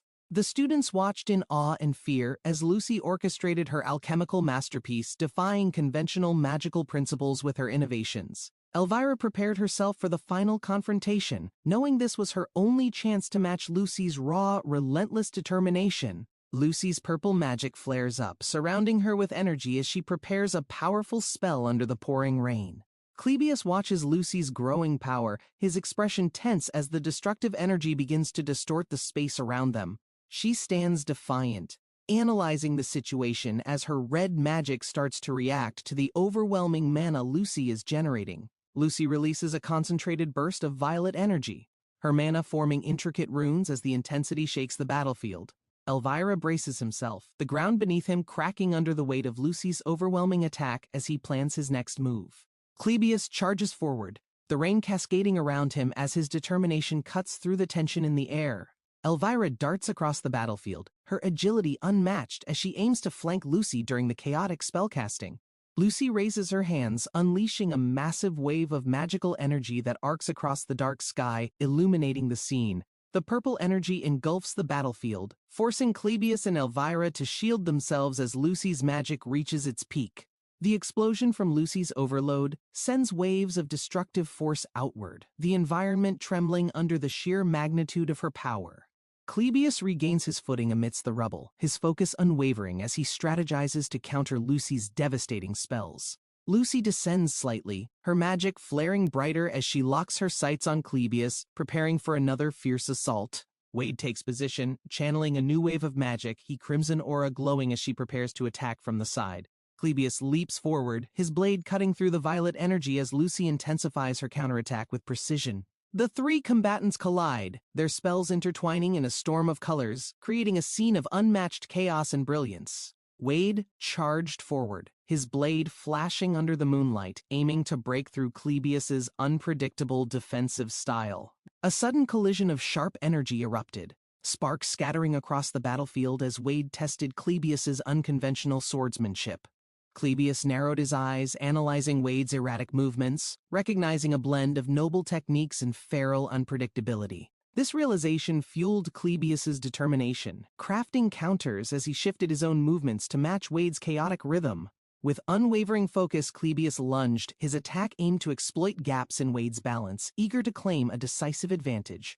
Clebius adjusted his stance, blending theoretical precision with instinct, finding gaps in Wade's unique, yet unbalanced, technique. His blade struck true but missed a decisive blow, exposing vulnerabilities in Wade's unpredictable style that could shift outcomes. Clebius drove forward, seizing the moment to destabilize Wade's balance, creating openings to ensure complete victory. The battle raged fiercely, Clebius's keen insights proving pivotal as he anticipated Wade's attacks, countering with calculated precision. Exhaustion mounted, but Clebius's relentless spirit persisted, claiming victory by overwhelming the unrefined chaos of Wade's blade. As Clebius delivered the final blow, Wade retaliated with a desperate burst of power, shaking the ground beneath. A surge of wind erupted, forcing Clebius to brace, but he countered swiftly, his techniques proving resilient against Wade's tempest. Despite the setback, Clebius pressed on, enduring Wade's cutting force while searching for an opening to strike back effectively. A final maneuver reversed the tide. Clebius deflected Wade's attack, driving his blade toward a decisive finish. The battlefield fell silent as Clebius stood victorious, the air heavy with the aftermath of their ferocious clash. Clebius engaged Wade with swift strikes, parrying the incoming blade while analyzing Wade's unpredictable sword movements under moonlight. Wade unleashed a powerful horizontal slash, aiming for Clebius, who countered with an upward deflection, sparks illuminating the night. The clash of swords echoed through the open courtyard as Clebius started observing gaps in Wade's stance for an advantage. Wade's balance wavered momentarily, providing Clebius with a chance to execute a feint and a sudden counter aimed at disarming him. The fierce battle paused briefly as both combatants caught their breath, their expressions revealing the determination to claim victory. Clebius adjusted his grip on the hilt, preparing to test Wade's defenses with a combination of speed and precision. Wade retaliated with an unexpected spinning maneuver, causing Clebius to step back and reassess the rhythm of the fight carefully. The impact of their next clash resonated, leaving faint scorch marks on the stone floor as raw energy radiated outward. Clebius's sharp instincts identified Wade's overextension, enabling him to press forward with a calculated sequence of swift strikes. Wade staggered momentarily, caught off guard by Clebius's refined strategy, yet determination burned fiercely in his eyes. As Wade unleashed a final desperate attack, Clebius shifted his weight expertly, evading the strike while preparing his decisive counter. Clebius's blade connected with Wade's, sending a sharp ringing sound through the air as sparks flew from the impact. Wade faltered slightly, feeling the strain of the duel, but still stood firm, refusing to concede to Clebius's advantage. Clebius maintained his composure, his calculated movements signaling his mastery over the art of practical swordsplay honed over years. In a final move, Clebius disarmed Wade, his blade stopping inches from his opponent, marking the end of the intense duel. Clebius steadies himself, his gaze sharp, realizing the stakes of this fight are beyond personal pride in the storm. Dark clouds swirl, and the air thickens as Clebius's opponent lunges forward, shattering the ground with raw strength. The flash of blades creates a fleeting light show in the night, their strikes synchronized yet deadly unpredictable. Clebius's instincts scream as he dodges the incoming blow, his counterstrike empowered by sheer resolve against the relentless assault. With a heavy breath, Clebius braces, realizing arrogance won't save him against an opponent skilled in cunning and power. Clebius falters as his enemy's aura grows darker, consuming the space with a crimson energy unshackled by mortal limits. A sudden vision flashes Elvira's words of warning echo, urging him to remain calm amidst the tide of raw fear. Clebius's muscles twitch involuntarily as terror seeps into his veins, freezing his ability to move with swift precision. Despite overwhelming odds, his opponent lunges forward, crimson energy flaring, and Clebius's inner resilience manifests in a desperate block. The red energy beast howls, threatening annihilation, but Clebius feels his body push forward, driven by sheer determination and survival. A powerful attack caused by Clebius made the atmosphere very tense. The red aura radiated so clearly and hotly, Clebius's face burns with intensity, crimson energy radiating from his form, embodying unwavering resolve as he prepares for the ultimate test. Lucy unleashed the Flame Pillar spell, its radiant power erupting with unrelenting force, consuming the surrounding space in a fiery blaze. The spell multiplied in intensity, reaching its peak as the flames surged higher, reshaping the battlefield with a destructive roar. Despite the fiery assault, Clebius braced himself, his focus unwavering as he prepared to counter with his own strength. The air shifted violently as Clebius activated the Blessing of the Storm, disrupting the flames with an explosive gust. Amidst the chaos, the wounds on Clebius deepened, but his determination burned brighter as he prepared his ultimate technique. The battlefield transformed as Lucy and Clebius clashed, their powers creating a whirlwind of flame and wind in equal measure. Clebius lunged forward, his sword enveloped in green energy, deflecting the fiery projectiles with precision and calculated movements. Lucy intensified her spell, the flames responding to her control, as the ground cracked beneath the sheer force of heat. Clebius launched his counterattack, the Blessing of the Storm creating a barrier of wind to repel Lucy's relentless fiery barrage. As the storm subsided, Lucy's determination showed no signs of wavering, and the final blow of the battle drew near. The wounds on Clebius began to heal unnaturally fast as blood spilled, symbolizing the forbidden Nortondale technique awakening. With newfound strength, Clebius struck back, his attacks unrelenting as he forced Lucy to retreat momentarily under pressure. Lucy retaliated, the flames shifting into a towering inferno, aiming to envelop Clebius in a burning vortex of power. Unyielding, Clebius activated the blood sword technique, the blade's crimson glow matching the intensity of Lucy's inferno. The battlefield reached its climax as their combined energy transformed the surroundings into an arena of chaos and destruction. A ferocious roar shook the battlefield as the crimson aura of the blood sword technique radiated a dangerous energy throughout. The technique summoned sharp waves of purple energy, forming barriers that enclosed the raging demon-like figure within its grasp. The figure broke free with a powerful burst, sending fragments of the barriers scattering like shards of glass into the air. A dense, concentrated orb of purple energy formed, signaling an impending clash as the atmosphere thickened with destructive intent.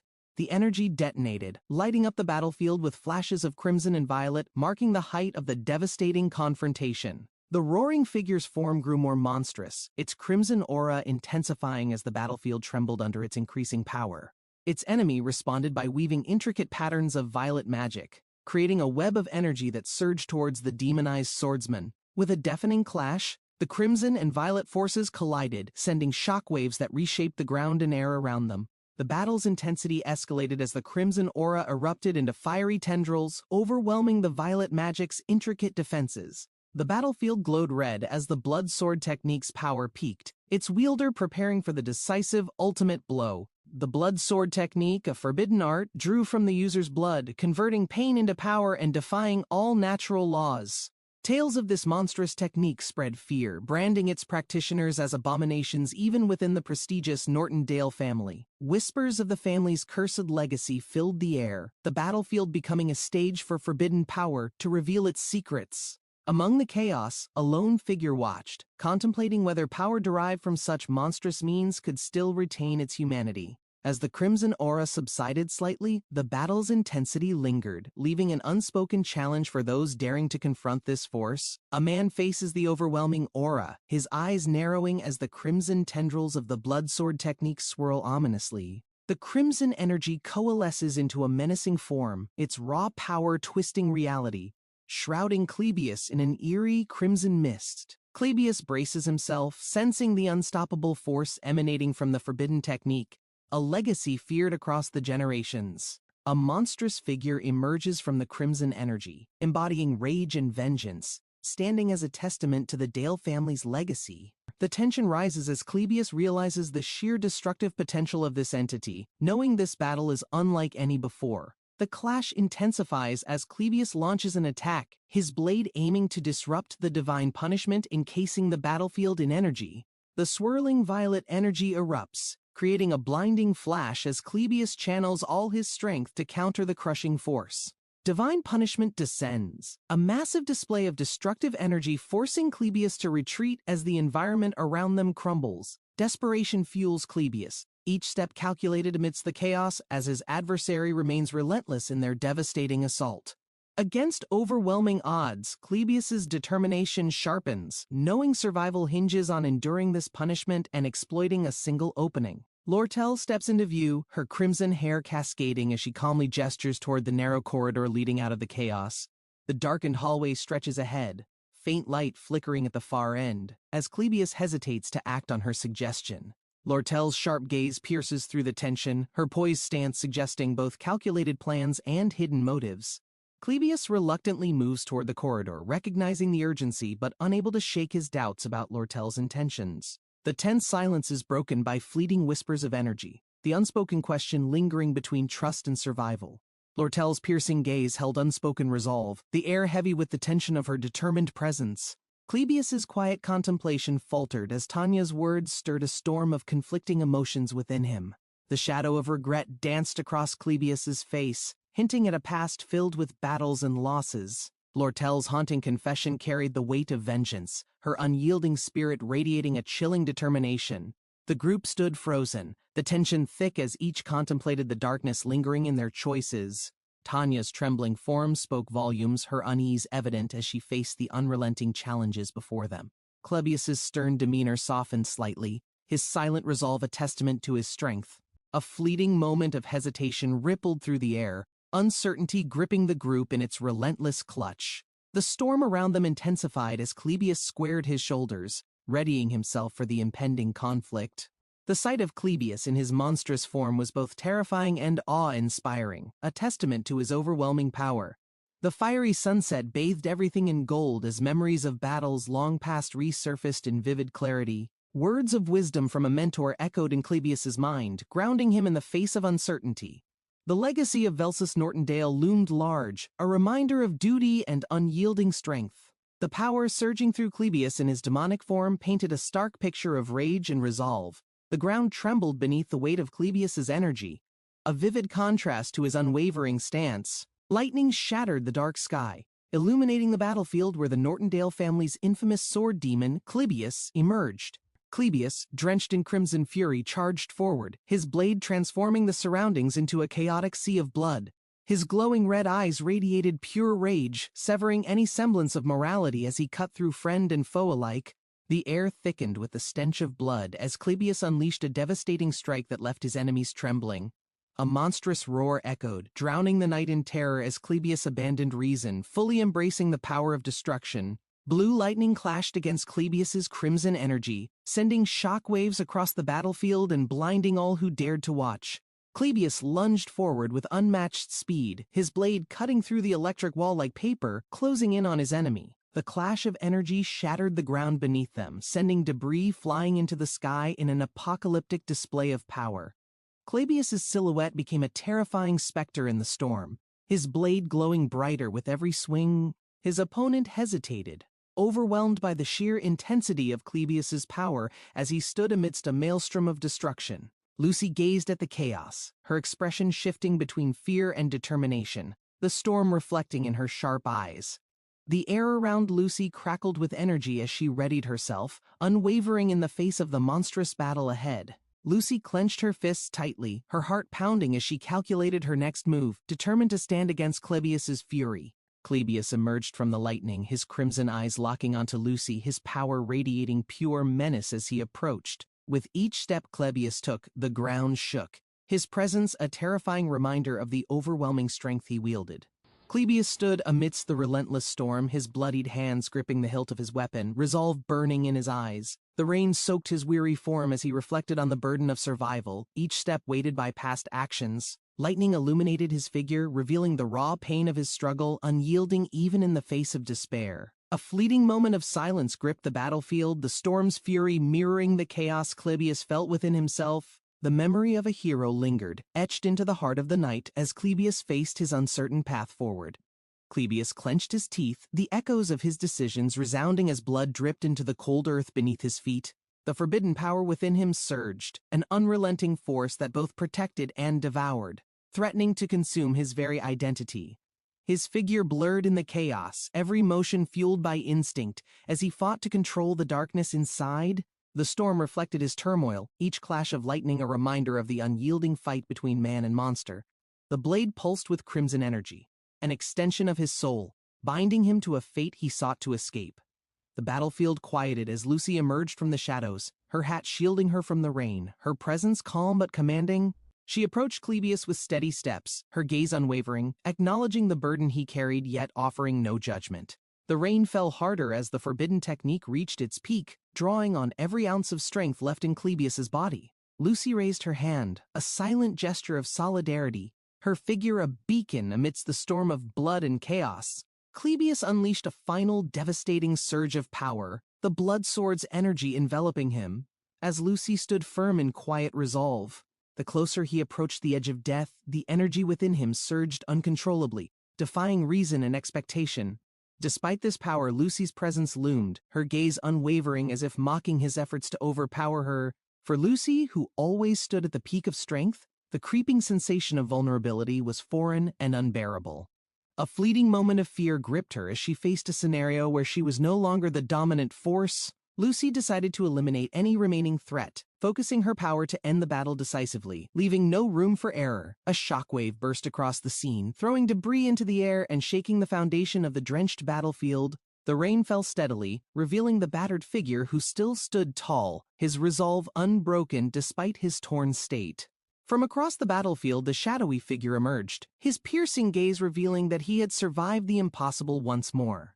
The tension thickened as the rain cascaded, a reminder of the countless battles fought on this land by warriors like them. Tightening his grip on his weapon, he stepped forward, prepared to face the storm head-on and bring this to a close.